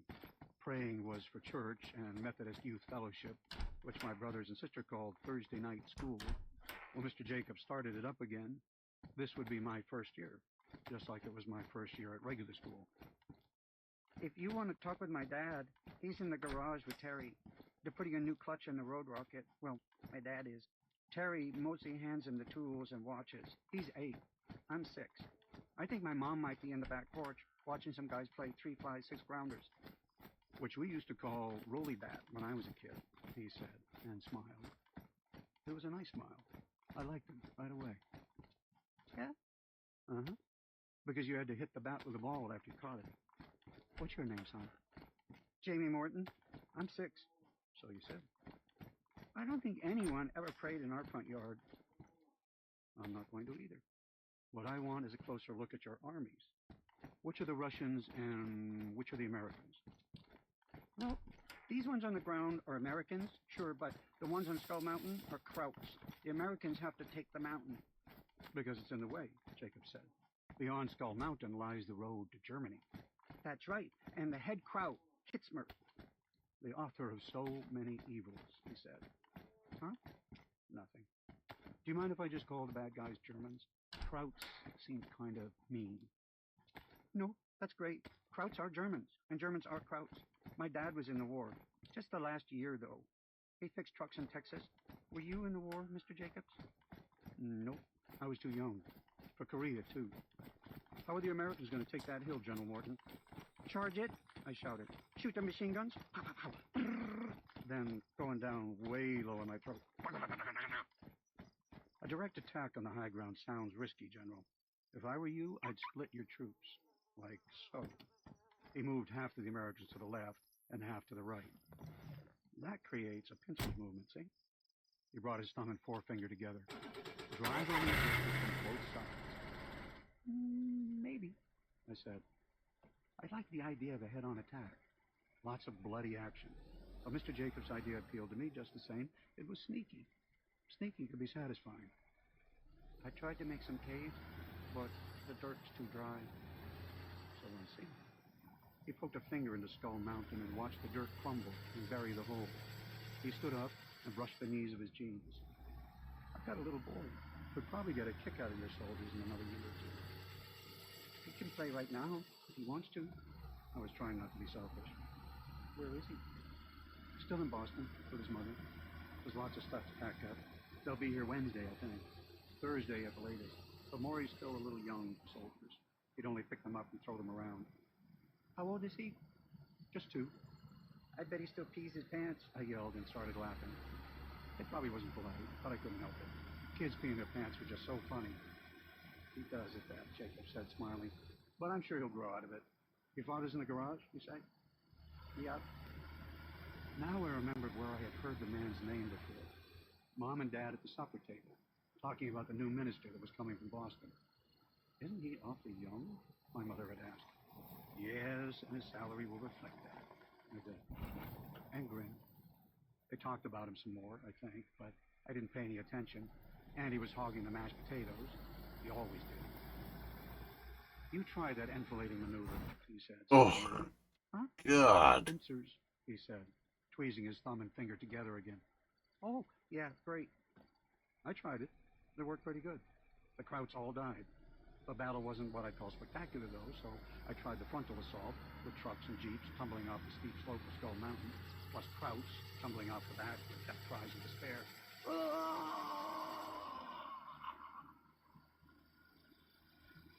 Mom, Dad, and Mr. Jacobs sat on the front porch while the battle raged, drinking iced tea and talking about churchy things. In addition to my dad being a deacon, my mom was in the ladies' auxiliary. Not the boss of it, but the next to boss. You should have seen all the fancy hats she had in those days.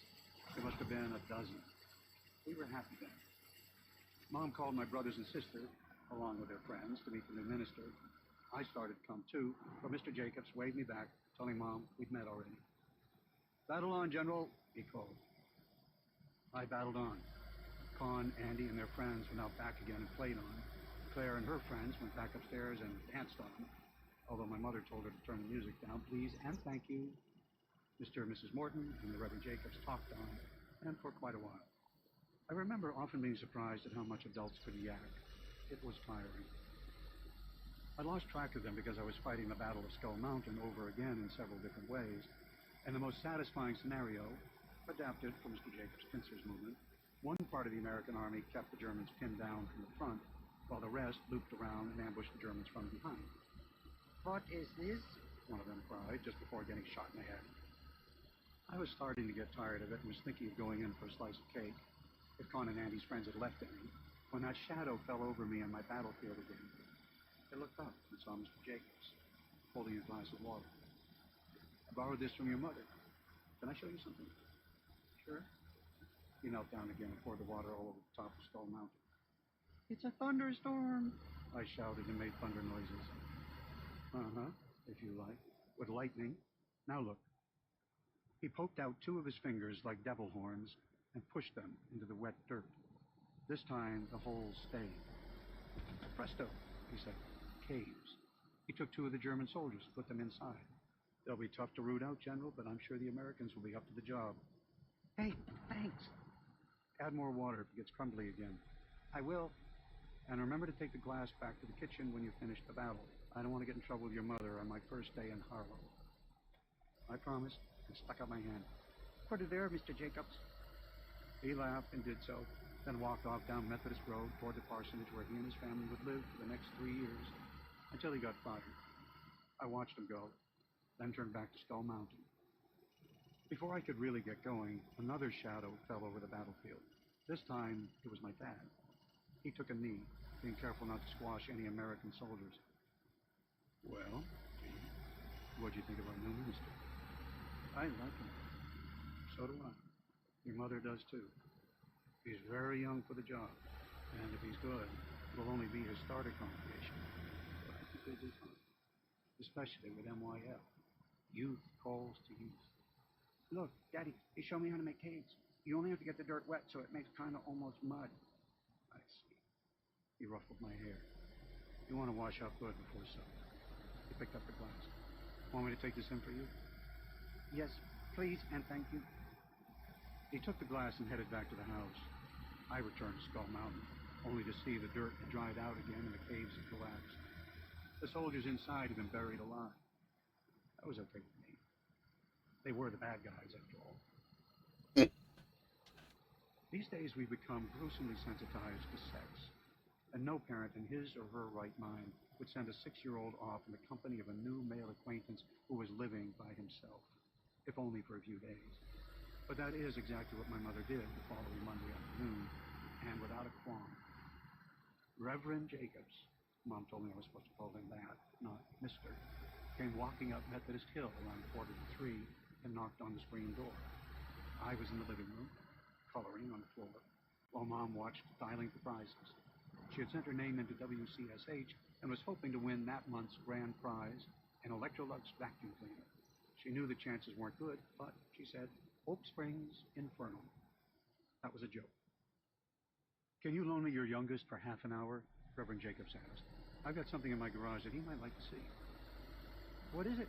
I asked, already getting up. A surprise. You can tell your mother all about it later. Mom?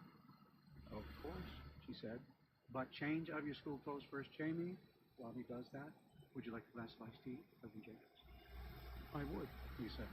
And I wonder if you could manage to call me Charlie. She considered this, then said, no, but I could probably manage Charles. I changed into jeans and a t-shirt, and because they were talking about adult things when I came back downstairs, I went outside to wait for the school bus. Con, Terry, and I attended the one-room school on Route 9, an easy quarter-mile walk from our house. But Andy went to Consolidated Middle, and Claire all the way across the river to Gates Falls High, where she was a freshman. Just don't be a fresh girl, Mom told her. That was also a joke. The bus dropped them off at the intersection of Route 9 and Methodist Road at the foot of Methodist Hill. I saw them get off, and as they came trudging up the hill, squabbling as always, I could hear them as I stood waiting by the mailbox. Reverend Jacobs came up. Ready? He asked, and took my hand. It seemed perfectly natural. Sure, I said. We met Andy and Claire halfway down the hill. Andy asked where I was going. To Reverend Jacobs' house, I said. He's going to show me a surprise. Well, don't be too long, Claire said. It's your turn to set the table. She glanced at Jacobs, then quickly away again, as if she found him hard to look at. My big sister had a wicked crush on him before the year was out, and so did all her friends. I'll have him back shortly, Jacobs promised. We walked down the hill, hand in hand, to Route 9, which led to Portland, if you turn left, to Gates Falls, Castle Rock, and Lewiston, if you turn right. We stopped and looked for traffic, which was ridiculous since there were hardly any cars on Route 9 except in the summer, and then walked on past hayfields and cornfields, the stalks of the latter now dry and clattering in a mild autumn breeze. 10 minutes brought us to the parsonage, a tidy white house with black shutters. Beyond it was the First Methodist Church of Harlem, which was also ridiculous since there was no other Methodist church in Harlem. The only other house of worship in Harlow was Shiloh Church. My father considered the Shilohites moderate to serious weirdos. They didn't ride around in horse-drawn buggies or anything, but the men and boys all wore black hats when they went outside. The women and girls wore dresses that came down to their ankles and white caps. Dad said the Shilohites claimed to know when the world was going to end. It was written down in a special book. My mother said in America, everyone was entitled to believe what they liked as long as they didn't hurt anybody. But she didn't say Dad was wrong either. Our church was bigger than Shiloh, very tiny. Also, it had no steeple. It did once, but a hurricane came along back in the olden days, 1920 or so, and knocked it down. Reverend Jacobs and I walked up the parsonage's dirt driveway. I was interested to see that he had a blue Plymouth Belvedere, a very cool car. Standard shift or push-button drive? I asked. He looked surprised and grinned. Push-button, he said. It was a wedding present for my in-laws. Are in-laws like outlaws?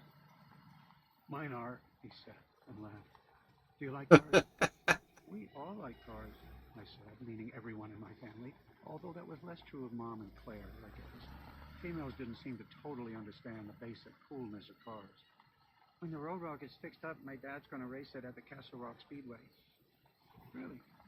Well, not him, exactly. Mom said he couldn't because it's too dangerous, but some guy, maybe Dwayne Robichaud, he runs Brownie's store along with his mom and dad. He drove the 9-cart Speedway last year, but the engine caught on fire. Dad says he's looking for another ride. Do the Robichauds come to church? I'll take that as a no. Come in the garage, Jane. It was shadowy and musty smelling.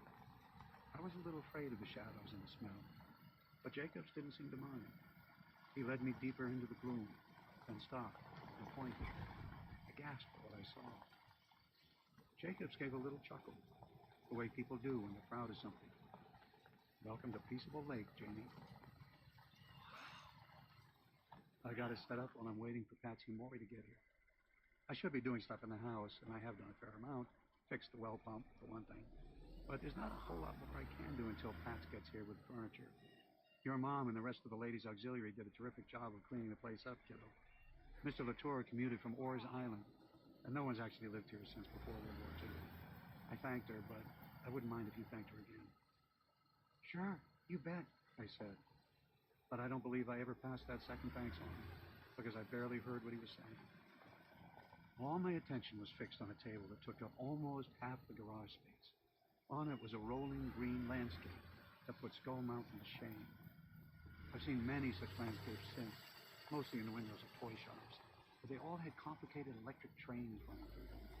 There was no train on the table Reverend Jacobs had set up, which wasn't a real table at all, but sheets of plywood on a rank of sawhorses. Atop the plywood was a countryside in miniature, about 12 feet long and 5 feet wide. Power pylons 18 inches high marched across it on a diagonal, and it was dominated by a lake of real water that shone bright blue even in the gloom. I'll have to take it down soon, I said, or else I won't be able to get the car in the garage. Patsy wouldn't care for that. He bent, planted his hands above his knees, and gazed at the rolling hills, the thread-like power lines, the big lake. There were plastic sheep and cows grazing near the water. They were considerably out of scale, but I didn't notice, and wouldn't have cared if I had. There were also lots of street lamps, which was a little peculiar, since there was no town and no roads for them to shine on. I bet you could have quite a battle with your soldiers here, couldn't you? Yeah, I said. I thought I could fight an entire war there. He nodded. That can't happen, though, because in Peaceable Lake, everyone gets along and no fighting is allowed. In that way, it's like heaven. Once I get MYF going, I plan to move it to the church basement. Maybe you and your brothers would help me. The kids would like it, I think. They sure would, I said, and added something my father said. You betcha bobcats. He laughed and clapped me on the shoulder. Now, you want to see a miracle? I guess, he said. I wasn't actually sure I did. It sounded like it might be scary. All at once, I realized the two of us were alone in an old garage with no car, a dusty hollow that smelled as if it had been closed up for years. The door to the outside world was still open, but it seemed a mile off. I liked Reverend Jacobs okay, but I found myself wishing I had stayed home, coloring on the floor and waiting to see if Mom could win the electrolytes and finally get the upper hand in her never-ending battle with the summer dust. Then Reverend Jacobs passed his hand slowly above Peaceful Lake, and I forgot about being nervous. There was a low humming sound from under the makeshift table, like the sound our Philco TV made when it was warming up, and all the little streetlights came on. They were bright white, almost too bright to look at, and cast a magical moony glow over the green hills and blue water. Even the plastic cows and sheep looked more realistic. possibly because they now cast shadows. Gosh, how did you do that? He grinned. Pretty good trick, huh? God said, "Let there be light," and there was light, and the light was good. Only I'm not God, so I have to depend on electricity, which is wonderful stuff, Jamie. Such a gift from God that makes us feel godlike every time we flip a switch, wouldn't you say? He said. My grandpa Amos remembers before there were electric. Lots of people, he said. But it won't be long before all those people are gone. And when that happens, nobody will think much about what a miracle electricity is and what a mystery. We have an idea about how it works, but knowing how something works and knowing what it is are two very different things. How did you turn on the lights? I asked. He pointed to a shelf beyond the table. See that little red bulb? Uh-huh. It's a photoelectric cell. You can buy them, but I built that one myself. It projects an invisible beam. When I break it, the street lights around Peaceable Lake go on. If I do it again, like so, he passed his hand above the landscape and the street lights dimmed, faded to faint cores of light, then went out. You see? Cool, I breathed. You try it. I reached my hand up. At first, nothing happened. But when I stood on tiptoe, my fingers broke the beam. The humming from beneath the table started up again, and the lights came back on. I did it. Betchin' Bobcats, he said, and ruffled my hair. What's that humming? It sounds like our TV. Look under the table. Here, I'll turn the overhead lights on so you can see better. He flipped a switch on the wall, and a couple of dusty hanging light bulbs came on. They did nothing about the musty odor, and I could smell something else as well now. Something hot and oily. But they banished some of the gloom. I bent. At my age, I didn't have to bend far, and looked beneath the table. I saw 2 or 3 boxy things strapped to the underside. They were the source of the humming sound, and the oily smell, too.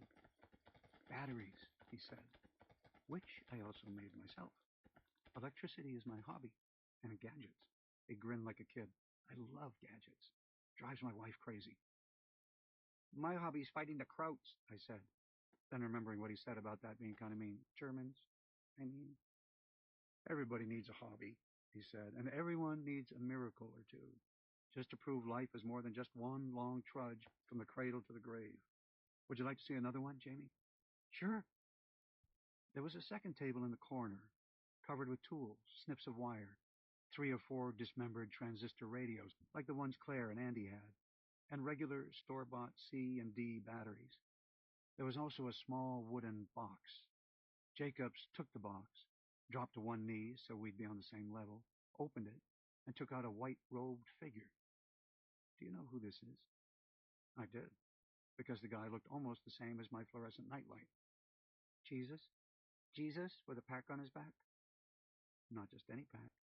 A battery pack. Look. He flipped up the top of the pack on a hinge not bigger than a sewing needle. Inside, I saw what looked like a couple of shiny dimes with tiny dots of solder on them. I made these too, because you can't buy anything this small or powerful in the stores. I believe I could patent them, and maybe someday I will, but he shook his head. Never mind. He closed the top of the pack again and carried Jesus to the Peaceable Lake landscape. I hope you noticed how blue the water is, he said. Yeah, bluest lake I ever saw. He nodded. Kind of a miracle in itself, you might say, until you take a close look. Huh? It's really just paint. I muse on that sometimes, Jamie, when I can't sleep. How a little paint can make shallow water seem deep. That seemed like a silly thing to think about, but I didn't say anything. Then he kind of snapped to and put Jesus down beside the lake. I plan to use this in MYF, and it's what we call a teaching tool. But I'll give you a little preview, okay? Okay.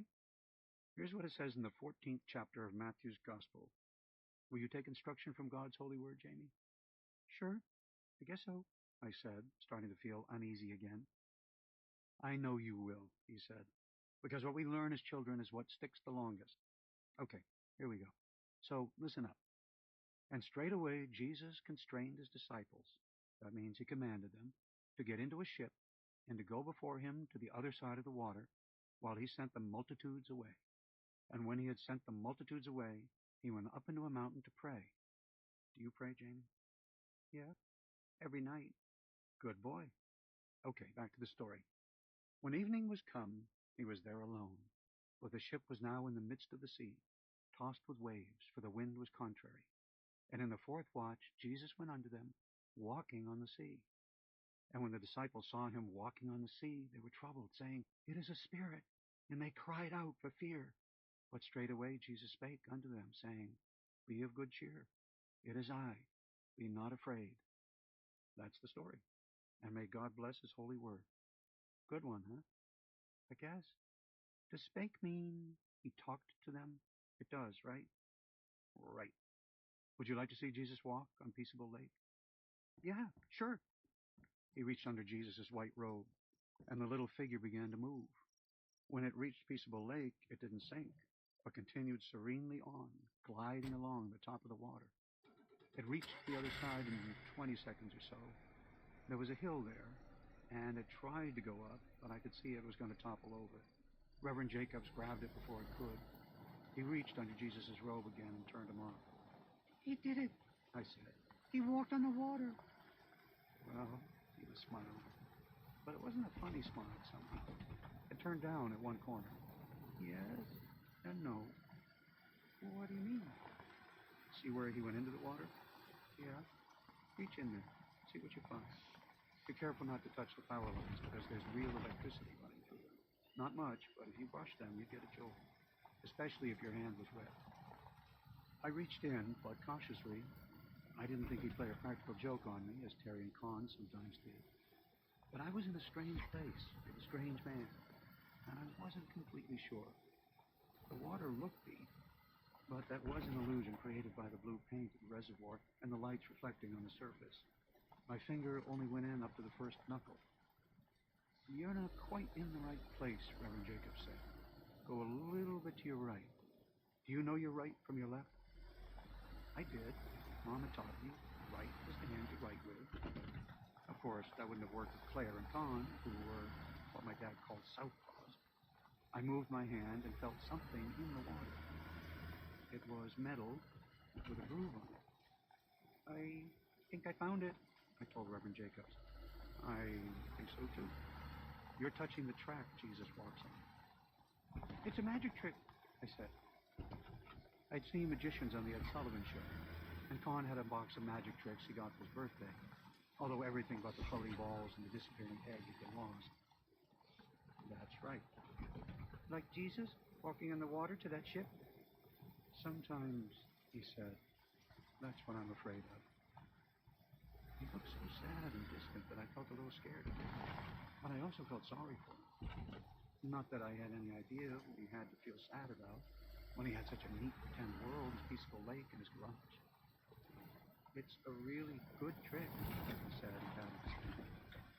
He came back from wherever he had gone and grinned at me. You're right, he said. I'm just missing my wife and little boy. I think that's why I borrowed you, Jamie. But I ought to return you to your mom now. When we got to Route 9, he took my hand again, even though there were no cars coming either way. And we walked like that all the way up Methodist Road. I didn't mind. I liked holding his hand. I knew he was looking out for me. Mrs. Jacobs and Morris arrived a few days later. He was just a little squirt in diaties, but she was pretty. On Saturday, the day before Reverend Jacobs first stood in the pulpit of our church, Terry, Con, and I helped him move Peaceable Lake to the church basement, where Methodist Youth Fellowship meet every Thursday morning, where the water drained, the shallowness of the lake, and the groove track running across it were very clear.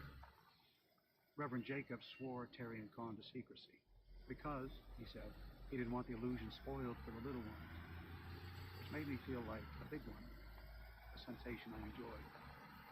They agreed, and I don't think either of them peached, but the lights in the church basement were much brighter than those in the parsonage garage.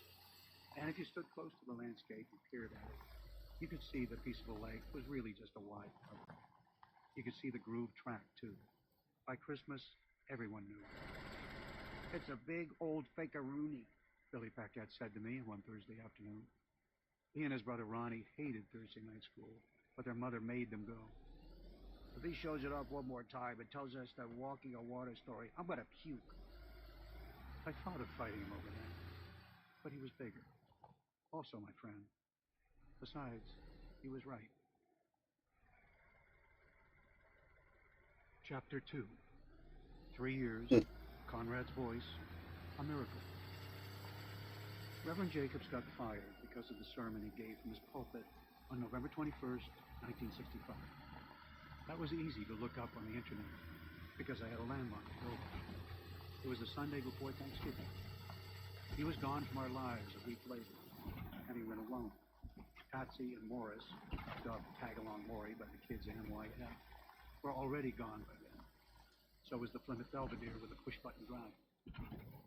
My memory of the 3 years between the day when I first saw Peaceable Lake and the day of the terrible sermon are surprisingly clear.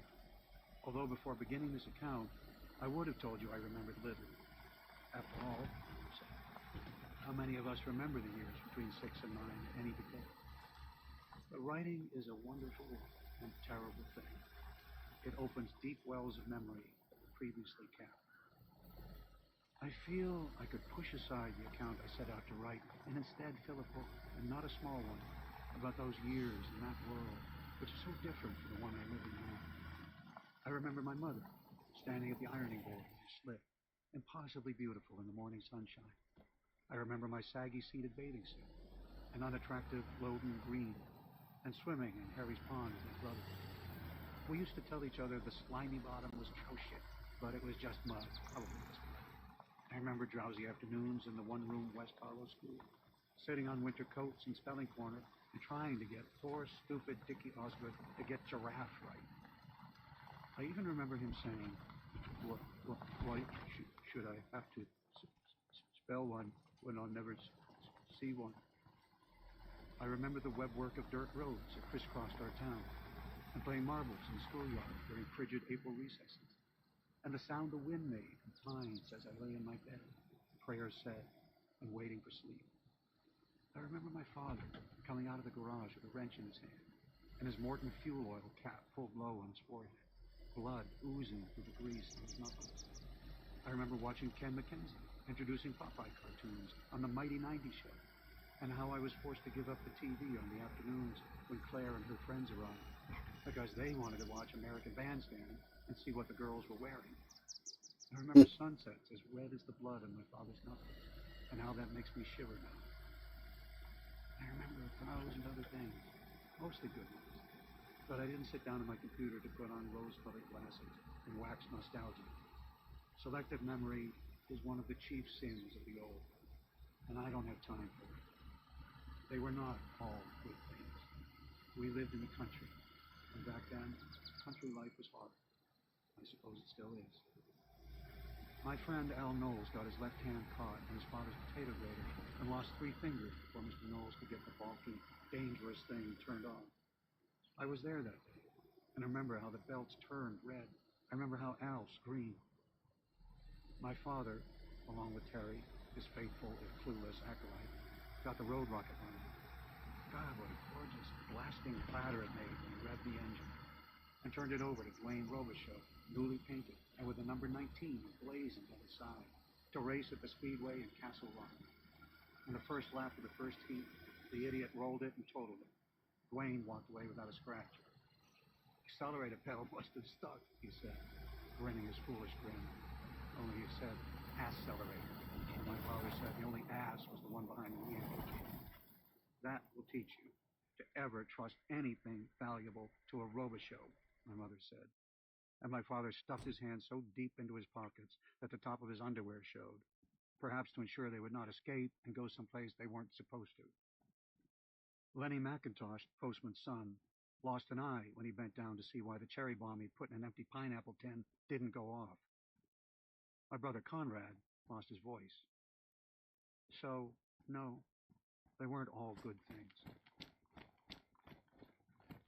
On the first Sunday that Reverend Jacobs took the pulpit, there were more people present than had been there in all the years fat, white-haired, good-natured Mr. Latour had kept the church open, preaching his well-meant but obscure sermons and reliably welling up at the eyes on Mother's Day, which he called Mother's Sunday.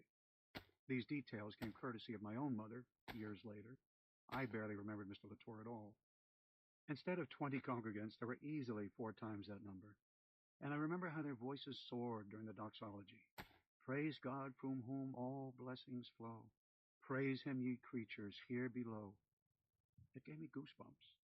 Mrs. Jacobs was no slouch on the pedal organ either, and her blonde hair, held back with a plain black ribbon, glowed many colors in the light falling through our only stained glass window. Walking home from church en famille, our good Sunday shoes kicking up little puffs of dust, I found myself just behind my parents, so heard Mom expressing her approval, also her relief. I thought, him being so young and all, we'd get a lecture on civil rights or banning the draft or something like that, she said. Instead, we got a very nice Bible-based lesson. I think people will come back, don't you? For a while, my father said. She said, oh, the big oil baron, the big cynic, and punched his arm playfully. As it turned out, they were both sort of right. Attendance at our church never slumped back to Mr. Latour levels, which meant as few as a dozen in winter, huddled together for warmth in the drafty, wood stove-heated church. But it dropped slowly to 60, then 50, and finally to 40 or so, where it hovered like the barometer on a changeable summer day. No one ascribed the attrition to Mr. Jacobs' preaching, which was always clear, pleasant, and Bible-based, never anything troubling about A-bombs or freedom marches. Folks just kind of drifted away. God isn't as important to people now, my mother said one day after a particularly disappointing turnout. A day will come when they'll be sorry for that. During those 3 years, our Methodist Youth Fellowship also underwent a modest renaissance. In the Latour era, there were rarely more than a dozen of us on Thursday nights, and 4 were named Morton: Claire, Andy, Con, and Terry. In the Latour era, I was considered too young to attend, and for this, Andy sometimes used to give me head noogies and call me a lucky duck. When I asked Terry once what it was like back then, he gave a bored shrug. We sang songs and did Bible drills and promised we'd never drink intoxicating liquor or smoke cigarettes. Then he told us to love our mothers, and the Catholics are going to hell because they worship idols, and Jewish people love money. He also said to imagine Jesus is listening if any of our friends told dirty jokes.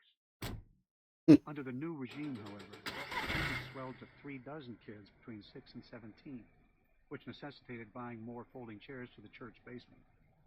It wasn't Reverend Jacobs' mechanical Jesus toddling across a piece of a lake. The thrill of that wore off rapidly, even for me. I doubt if the pictures of the Holy Land he put up on the walls had much to do with it either. A lot of it was his youth and enthusiasm.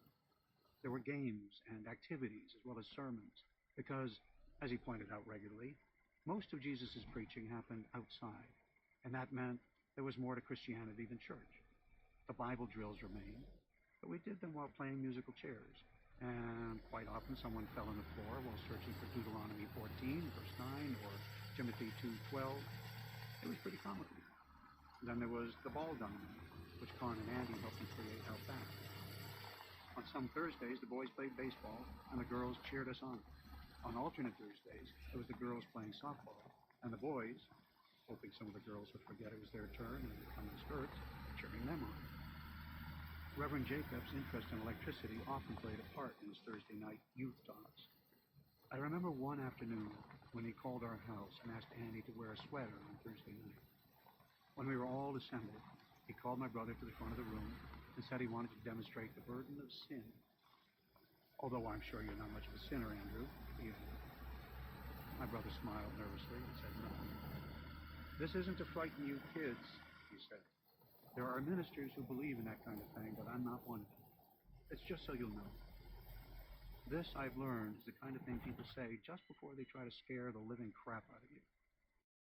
He blew up a number of balloons and told us to imagine that each one weighed 20 pounds. He held the first up and said, "This one is telling lies." He rubbed it briskly on his shirt a few times and then held it against Andy's sweater, where it stuck as if it were glued there. "This one is theft." He stuck another balloon to Andy's sweater. "Here's anger." I can't remember for sure, but I think it likely he stuck 7 balloons in all to Andy's homemade reindeer sweater, one for each of the deadly sins. That adds up to over 100 pounds of sin, he said, a lot to carry. But who takes away the sins of the world? Jesus, we dutifully chorus. Right. When you ask him for forgiveness, here's what happened. He produced a pin and popped the balloons, one after another, including one that drifted free and needed to be stuck back on. I think we all felt the balloon popping part of the lesson was quite a bit more exciting than the sanctified static electricity. His most impressive demonstration of electricity in action involved one of his own inventions, which he called Jacob's Ladder. It was a metal box about the size of the footlocker my toy army lived in. 2 wires that looked like TV rabbit ears jutted up from it. When he plugged it in, this invention ran on wall current rather than batteries, and flipped the switch on the side. Long sparks, almost too bright to look at, climbed the wires. At the top, they peaked and disappeared. When he sprinkled some powder above this device, the climbing sparks turned different colors. It made the girls ooh with delight. This also had some sort of religious point, at least in the mind of Charles Jacobs it did, but I'll be damned if I remember what it was. Something about the divine trinity, maybe? Once the Jacob's ladder wasn't right there in front of us, the colored sparks rising and the current fizzing like an angry tomcat, such exotic ideas had a tendency to fade away like a transient fever. Yet I remember one of his mini lectures very clearly. He was sitting on a chair that was turned around so he could face us over the back. His wife sat on the piano bench behind him, hands folded demurely in her lap, head slightly bowed. Maybe she was praying. Maybe she was just bored. I know that a lot of his audience was. By then, most of the Harlow Methodist youth had begun to tire of electricity and its attendant glories. Kids, science teaches us that electricity is the movement of charged atomic particles called electrons. When electrons flow, they create current, and the faster the electrons flow, the higher the voltage. That's science. Science is fine, but it's also finite. There always comes a point where knowledge runs out. What are electrons exactly? Charged atoms, the scientists say. Okay, that's fine as far as it goes. But what are atoms? He leaned forward over the back of his chair. His blue eyes, they themselves looked electric, fixed on us. No one really knows, and that's where religion comes in. Electricity is one of God's doorways to the infinite. I wish he'd bring in an electric chair and fry up some white mice, Billy Paquette sniffed one evening after the benediction. That would be interesting. In spite of the frequent and increasingly boring lectures on holy voltage, most of us looked forward to Thursday night school. When he wasn't on his hobby horse, Reverend Jacobs could give lively, sometimes funny talks with lessons drawn from Scripture. He talked about real-life problems we all faced, from bullying to the temptation to cheat answers from someone else's paper during tests we hadn't studied for. We enjoyed the games, we enjoyed most of the lessons, and we enjoyed the singing too, because Mrs. Jacobs was a fine pianist who never dragged the hymns. She knew more than hymns, too. On one never-to-be-forgotten night, she played a trio of Beatles songs, and we sang along with From Me to You, She Loves You, and I Want to Hold Your Hand. My mother claimed that Patsy Jacobs was 70 times better on the piano than Mr. Latour, and when the minister's young wife asked to spend some of the church collection money on a piano tuner from Portland, the deacons approved the request unanimously. But perhaps no more Beatles songs, Mr. Kelton said. He was the deacon who had served Harlow Methodist the longest. The children can get that stuff on the radio. We'd prefer you to stick to more, Christian melodies. Mrs. Jacobs murmured her agreement, eyes demurely cast down. There was something else as well. Charles and Patsy Jacobs had sex appeal. I've mentioned that Claire and her friends were gaga for him.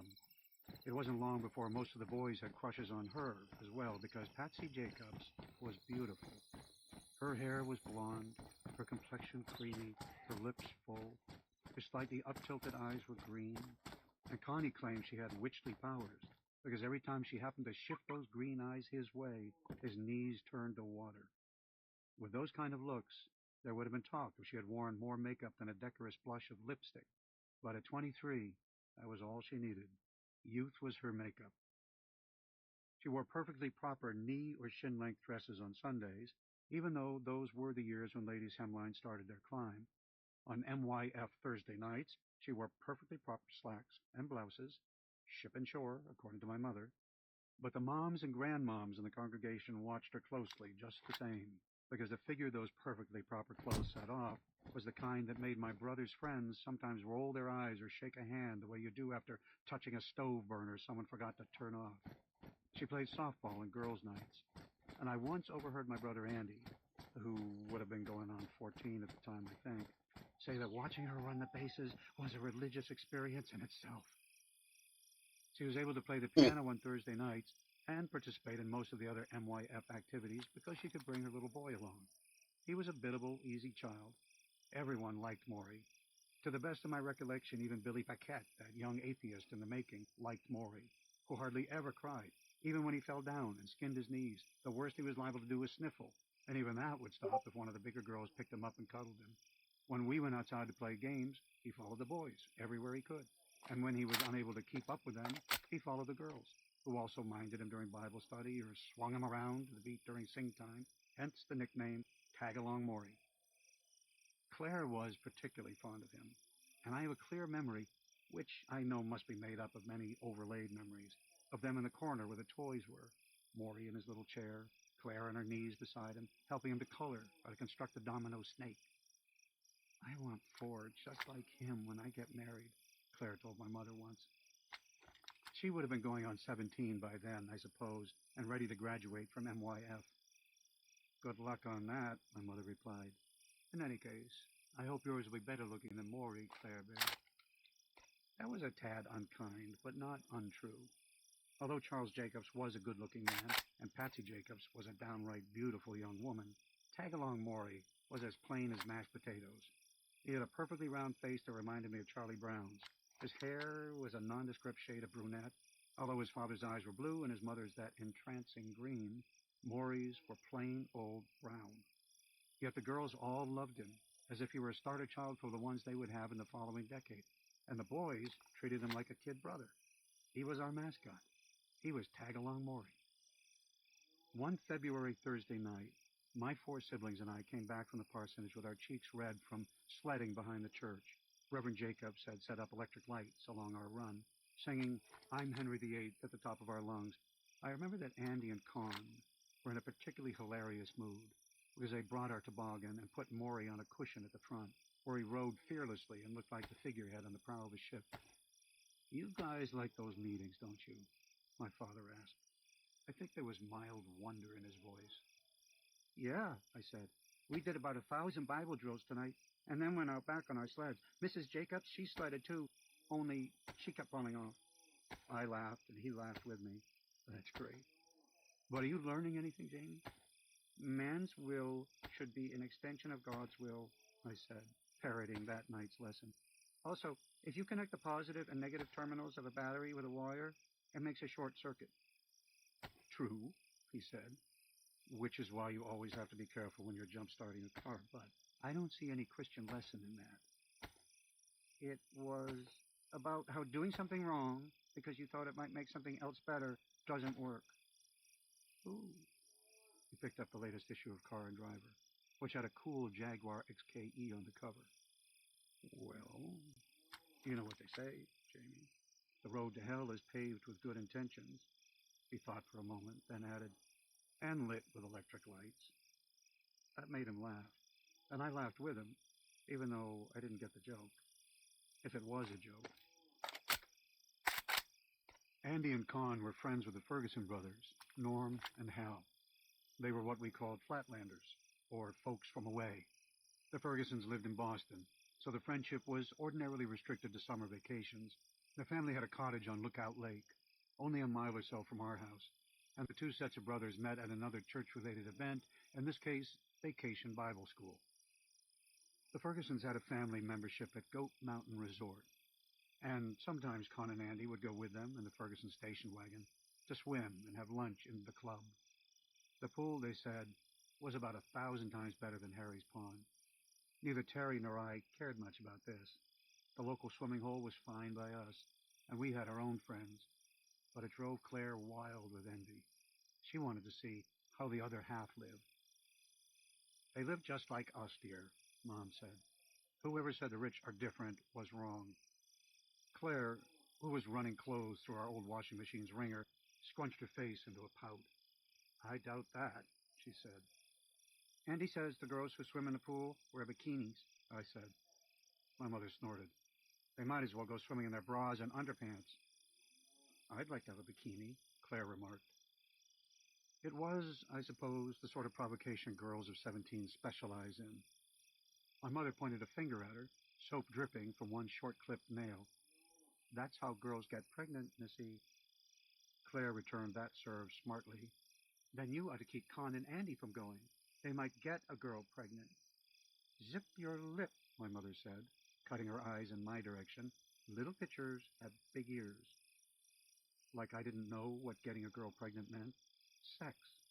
Boys lay down on top of girls and wiggled around until they got the feeling. When that happened, a mysterious something called jizz came from the boy's dink. It sank into the girl's belly, and 9 months later, it was time for diapers and a baby carriage. My parents didn't stop Con and Andy from going to the resort once or twice a week during the summer, in spite of my sister's dog in the manger barking. And when the Fergusons came up for February vacation in 1965 and invited my brothers to go skiing with them, my parents sent them off to Goat Mountain without a qualm. My brothers' scarred old skis strapped to the station wagon's roof, right along with the Fergusons' gleaming new ones. When they came back, there was a bright red wheal across Con's throat. Did you drift off course and run into a tree branch? Dad asked when he came home for supper and saw the mark. Con, the fine skier, was indignant. Gosh, no, Dad. Me and Norm were racing. We were side by side, going like Hell's Kitchen. Mom pointed her fork at him. Sorry, Mom. Like Heck's Kitchen. Norm hit a mogul and just about lost his balance. He stuck out his arm like this. Con demonstrated, almost knocking over his glass of milk. And his ski pole hit me in the neck. It hurt like, bad, but it's better now. Only it wasn't. The next day, the red mark had faded to a necklace-like bruise, but his voice had gotten hoarse. By that night, he could hardly speak above a whisper. 2 days later, he was completely mute. A hyperextension of the neck, resulting in a stretched laryngeal nerve. That was Dr. Renault's diagnosis. He had seen them before, and in a week or two, Conrad's voice would begin to come back. By the end of March, Connie would be right as a trivet. Nothing to worry about, he said. And there wasn't. Not for him, at least. His voice was fine. This was not true of my brother. When April rolled around, Con was still writing notes and making gestures when he wanted something. He insisted on going to school, even though the other boys had started making fun of him, especially since he had solved the problem of class participation, to a degree anyway, by writing yes on one palm and no on the other. He had a pile of file cards with more communications written on them in block letters. The one his classmates found particularly hilarious was, "May I use the restroom?" Con seemed to take all this in good spirits, knowing that to do otherwise would only make the teasing worse. But one night, I went into the room he shared with Terry and found him lying on his bed and weeping soundlessly. I went to him, asking what was wrong. A stupid question, since I knew. But you have to say something in that situation, and I could say it, because I wasn't the one who'd been struck across the throat with the ski pole of destiny. Get out, he mouthed. His cheeks and forehead, studded with newly arrived pimples, were flaming. His eyes were swollen. Get out! Get out! Then, shockingly, get the fuck out, cocksucker! The first gray began to appear in my mother's hair that spring. One afternoon, when my father came in, looking more tired than usual, Mom told him they had to take Con to a specialist in Portland. We've waited long enough, she said. That old fool George Renault can say whatever he likes, but I know what happened, and so do you. That careless rich boy ruptured my son's vocal cords. My father sat down heavily at the table. Neither of them noticed me in the mudroom, taking an inordinate amount of time to lace up my kids. We can't afford it, Laura, he said. But you could afford to buy Hiram Oil in Gates Falls, she said, using an ugly, almost sneering tone of voice I had never heard before. He sat, looking at the table instead of at her, although there was nothing on it except the red and white checked oilcloth. That's why we can't afford it. were skating on mighty thin ice. You know what kind of winter it was. We all knew. A warm one. When your family's income depends on heating oil, you keep a close eye on the thermometer between Thanksgiving and Easter, hoping the red line will stay low. My mother was at the sink, hands buried in a cloud of soap suds. Somewhere beneath the cloud, dishes were rattling as if she wanted to break them instead of clean them. You had to have it, didn't you? Still in that same tone of voice. I hated that voice. It was as if she was egging him on. The big oil baron. That deal was made before Khan's accident, he said, still not looking up. His hands were once more stuffed deep into his pockets. That deal was made in August. We sat together looking at the old Farmer's Almanac. A cold and snowy winter, it said, coldest since the end of World War II.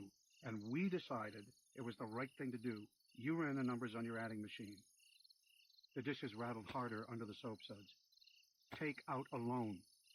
I could, but Laura, listen to me. He raised his eyes at last. I may have to do that, just to make it through the summer. He's your son. I know he is, God damn it, Dad roared. It scared me, and must have scared my mother, because this time the dishes under the cloud of suds did more than rattle. They crashed, and when she raised her hands, one of them was bleeding. She held it up to him, like my silent brother, showing yes or no in class, and said, "Look what you made me do." She caught sight of me, sitting on the woodpile and staring into the kitchen. "Buzz off. Go out and play." "Laura, don't take it out on you." "Get out," she shouted. It was the way Khan would have shouted at me if he'd had a voice to shout with. "God hates a snoop." She began to cry. I ran out the door, crying myself. I ran down Methodist Hill and across Route 9 without looking in either direction. I had no idea of going to the parsonage. I was too upset to even think of seeking pastoral advice. If Patsy Jacobs hadn't been in the front yard, checking to see if any of the flowers she planted the previous fall were coming up, I might have run until I collapsed.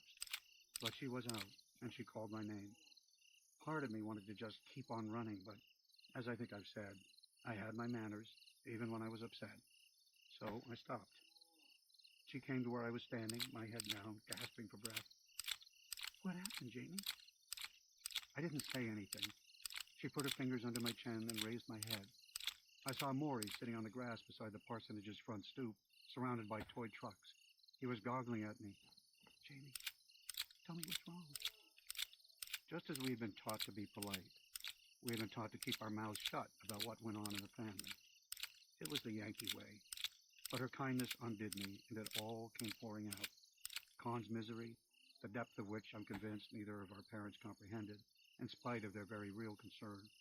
My mother's fear that his vocal cords had been ruptured, and he might never speak again. Her insistence on a specialist, and Dad's and how they couldn't afford it. Most of all, the shouting. I didn't tell Patsy about the stranger's voice I had heard coming from my mother's mouth, but only because I could not think how to say it.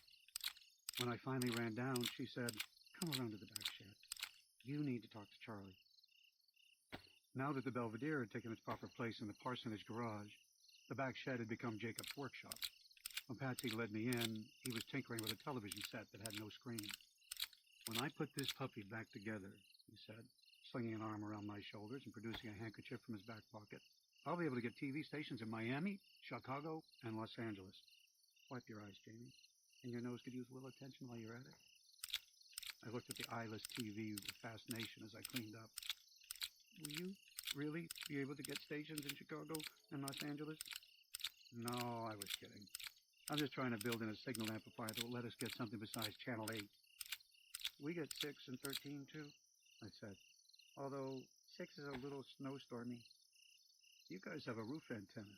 The Jacobs family is stuck with rabbit ears." "Why don't you buy one? They sell them at Western Auto in Castle Rock." He grinned.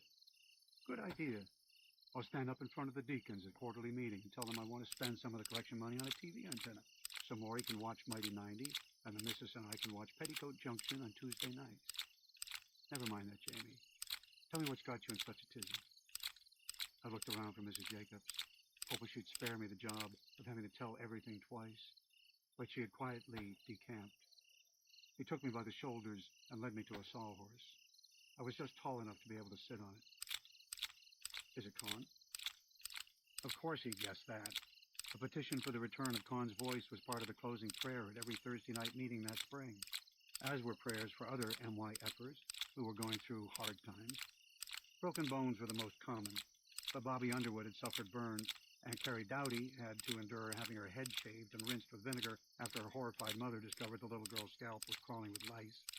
But, like his wife, Reverend Jacobs hadn't had any idea of how miserable Kahn really was, or how that misery had spread through the entire family like an especially nasty germ.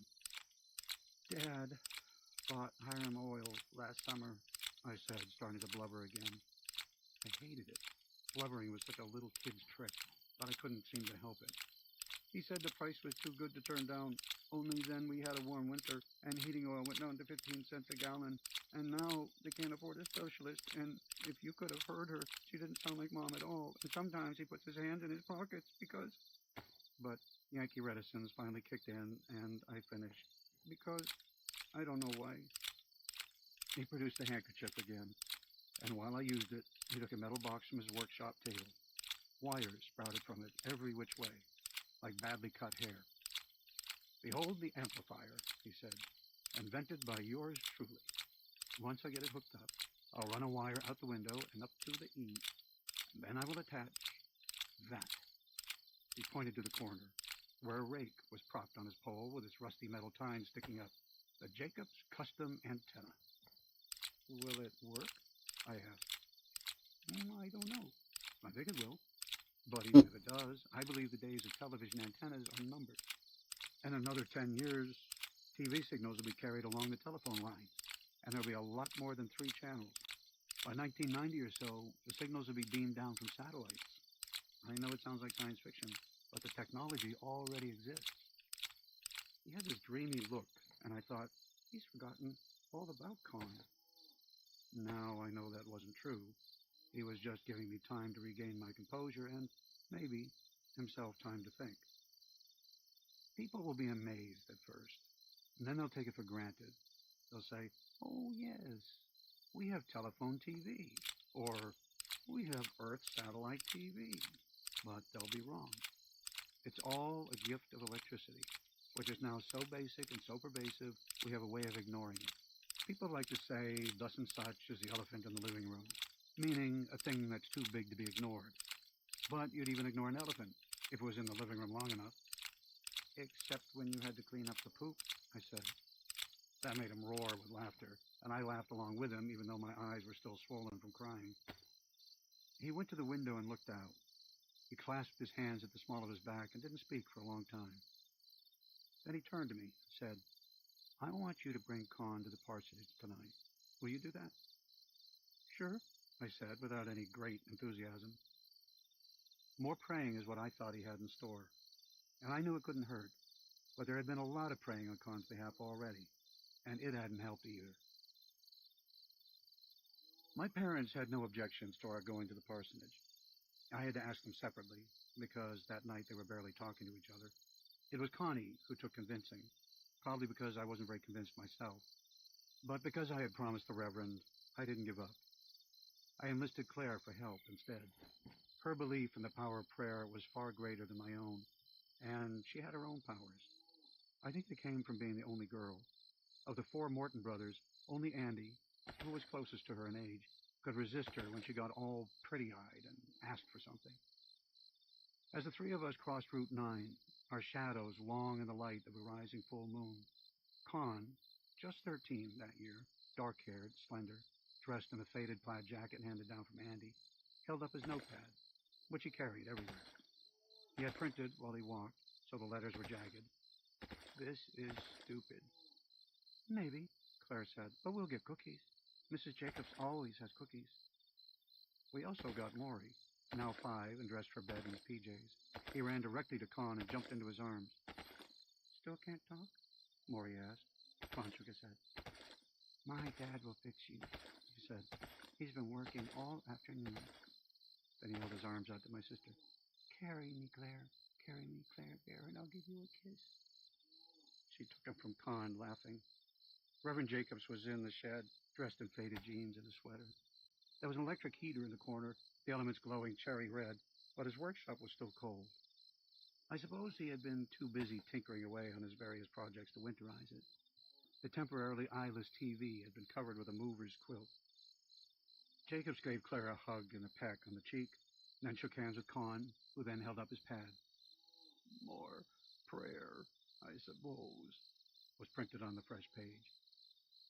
I thought that was a little rude, and by her frown I could see Claire felt the same, but Jacobs only smiled. We might get to that, but I want to try something else first. He turned to me. Whom does the Lord help, Jamie? Them that help themselves, I said. Ungrammatical, but true. He went to the work table and brought back what looked like either a fat cloth belt or the world's skinniest electric blanket. A cord dangled from it, going to a little white plastic box with a slide switch on top. Jacob stood with the belt in his hands, looking at Con gravely. This is a project I've been tinkering with on and off for the last year. I call it the electrical nerve stimulator. One of your inventions? I said. Not exactly. The idea of using electricity to limit pain and stimulate muscles is very, very old. 60 years before the birth of Christ, a Roman doctor named Scribonius Largus discovered that foot and leg pain could be alleviated if the sufferer stepped firmly on an electric eel. You made that up, Claire accused, laughing. Con wasn't laughing. He was staring at the cloth belt with fascination. Not at all, Jacob said. But mine uses small batteries, which are of my invention, for power. Electric eels are hard to come by in central Maine, and even harder to put around a boy's neck, which is what I intend to do with this homemade ENS gadget of mine. Because Dr. Renault might have been right about your vocal cords not being ruptured, Con. Maybe they only need a jump start. I'm willing to make the experiment, but it's up to you. What do you say? Con nodded. In his eyes, I saw an expression that hadn't been there in quite a while. Hope. How come you never showed us this in MYF? Claire asked. She sounded almost accusing. Jacobs looked surprised and a tiny bit uneasy. I suppose I couldn't think how it connected to a Christian lesson. Until Jamie came to see me today, I was thinking of trying it out on Al Knowles. His unfortunate accident. Holy fucking shit, Rizone. Lost in the potato grater. He still feels the fingers that Good aren't lord. and says they hurt. Also, he's lost a good deal of his ability to move. Thank you for the redeem. As I Thank said, you for scaring me.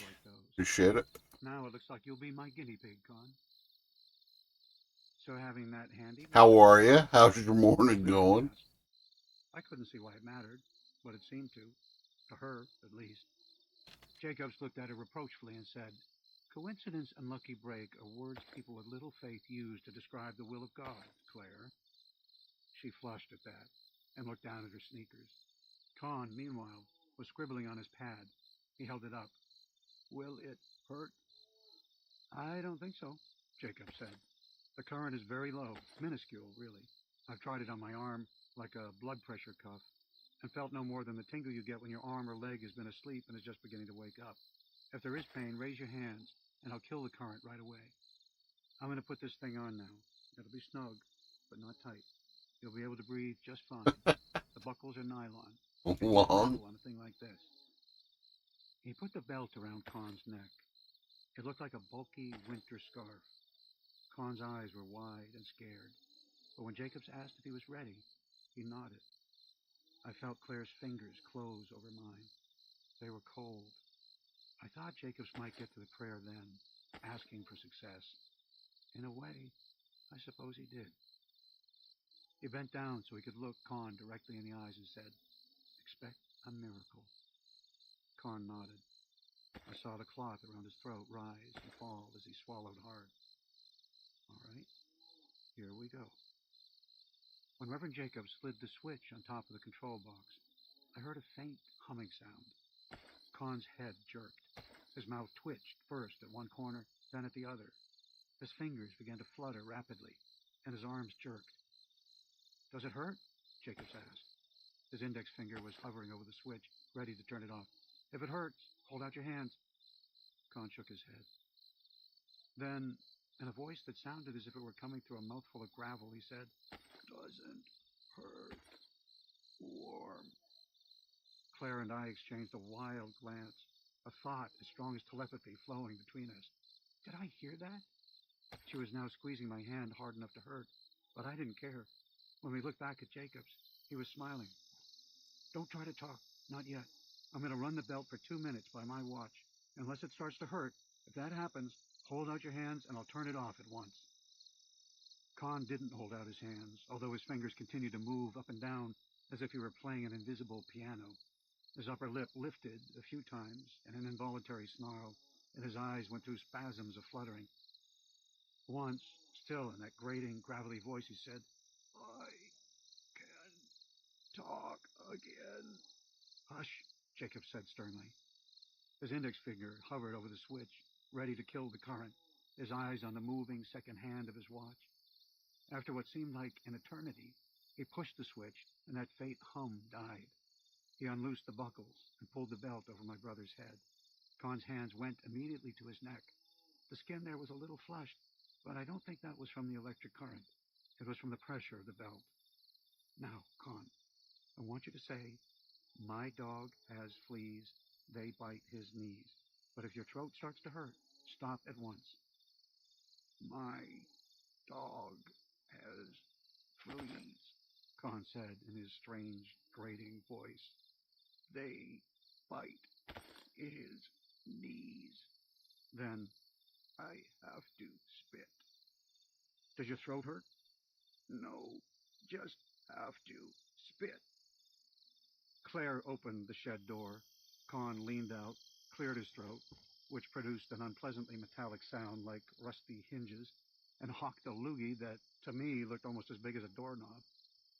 He turned back to us, massaging his throat with one hand. My dog has fleas. He still didn't sound like the Khan I remembered, but the words were clearer now, and more human. Tears rose in his eyes and began to spill down his cheeks. They bite his knees. That's enough for now, Jacob said. We'll go in the house, and you'll drink a glass of water, a big one. You must drink a lot of water, tonight and tomorrow, until your voice sounds normal again. Will you do that? Yes. When you get home, you may tell your mother and father hello, and then I want you to go into your room and get down on your knees and thank God for bringing your voice back. Will you do that? Khan nodded vehemently. He was crying harder than ever. And he wasn't alone. Claire and I were crying, too. Only Reverend Jacobs was dry-eyed. I think he was too amazed to cry. Patsy was the only one not surprised. When we went into the house, she squeezed Khan's arm and said in a matter-of-fact voice, That's a good boy. Maury hugged my brother, and my brother hugged him back hard enough to make the little boy's eyes bug out.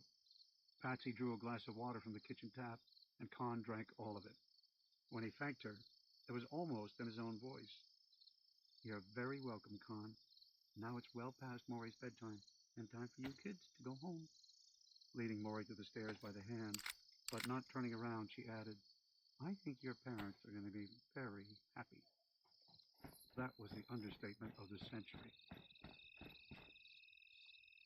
They were in the living room, watching the Virginian, and still not talking. Even in my joy and excitement, I could feel the freeze between them. Andy and Terry were thumping around upstairs, grousing at each other about something. Business as usual, in other words.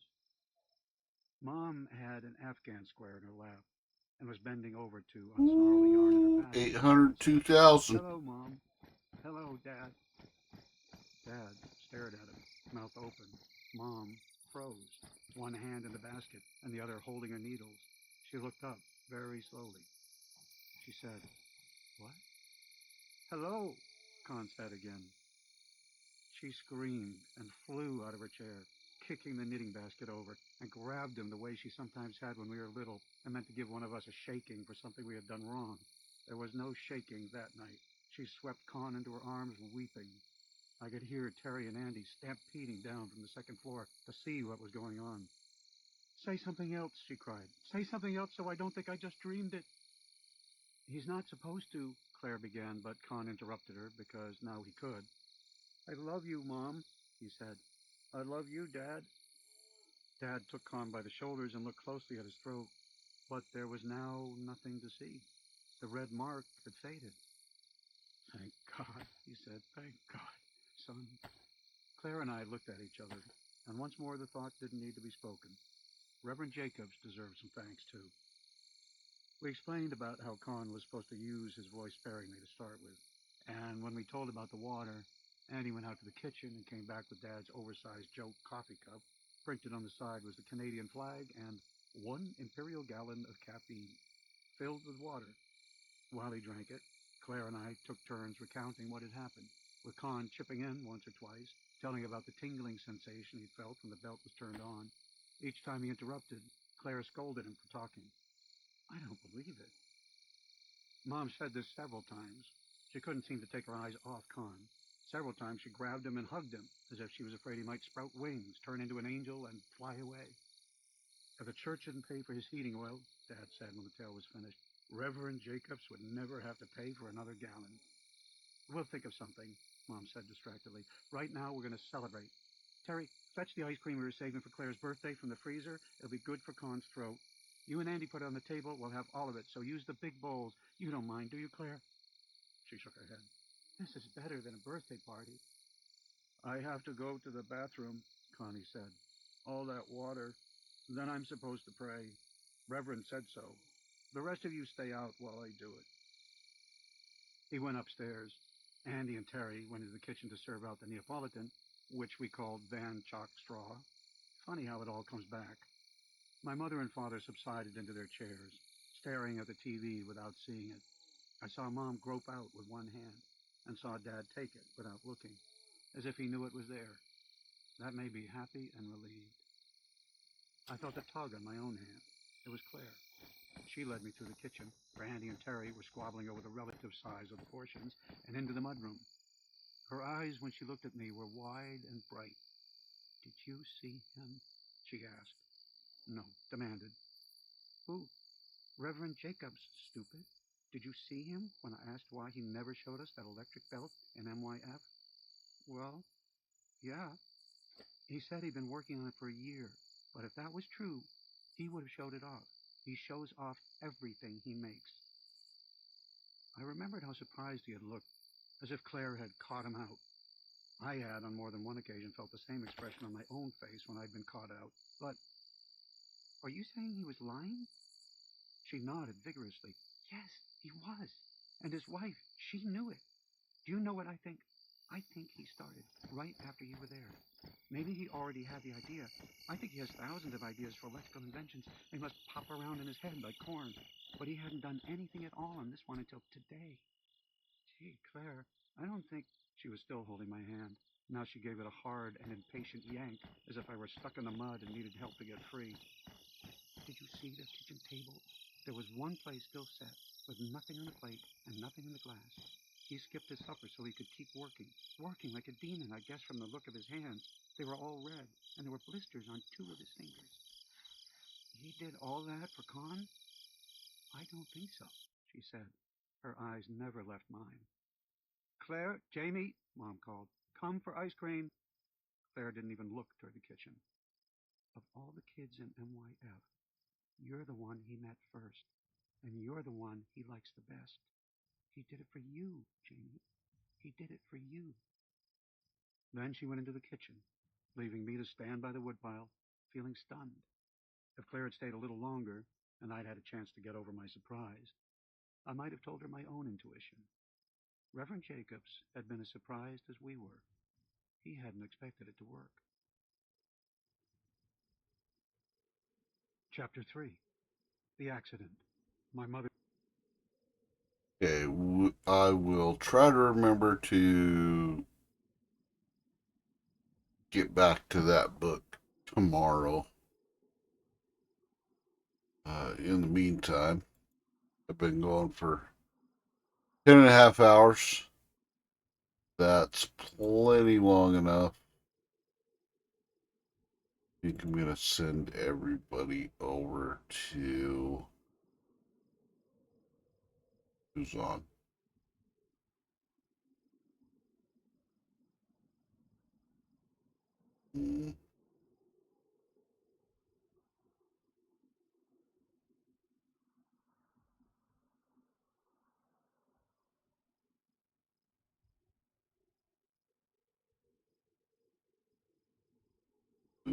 is on right now.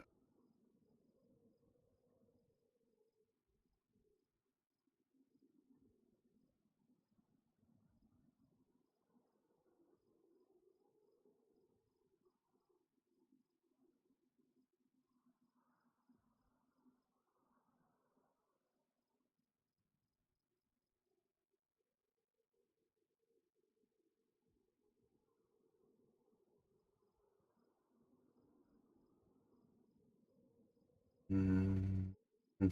I'm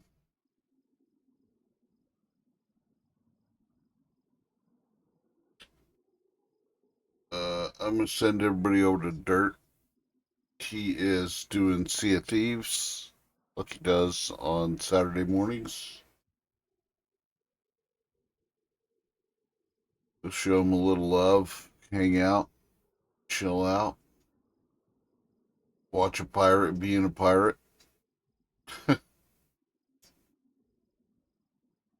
I will be back on tomorrow, just like normal. We will continue with some Stephen King and more Daisy shenanigans. Maybe a little a loft going in there as well. But till tomorrow, I love you all. Thanks for hanging out. Remember, at the end of the day, it's just a game. Have fun with it. Good night, everybody.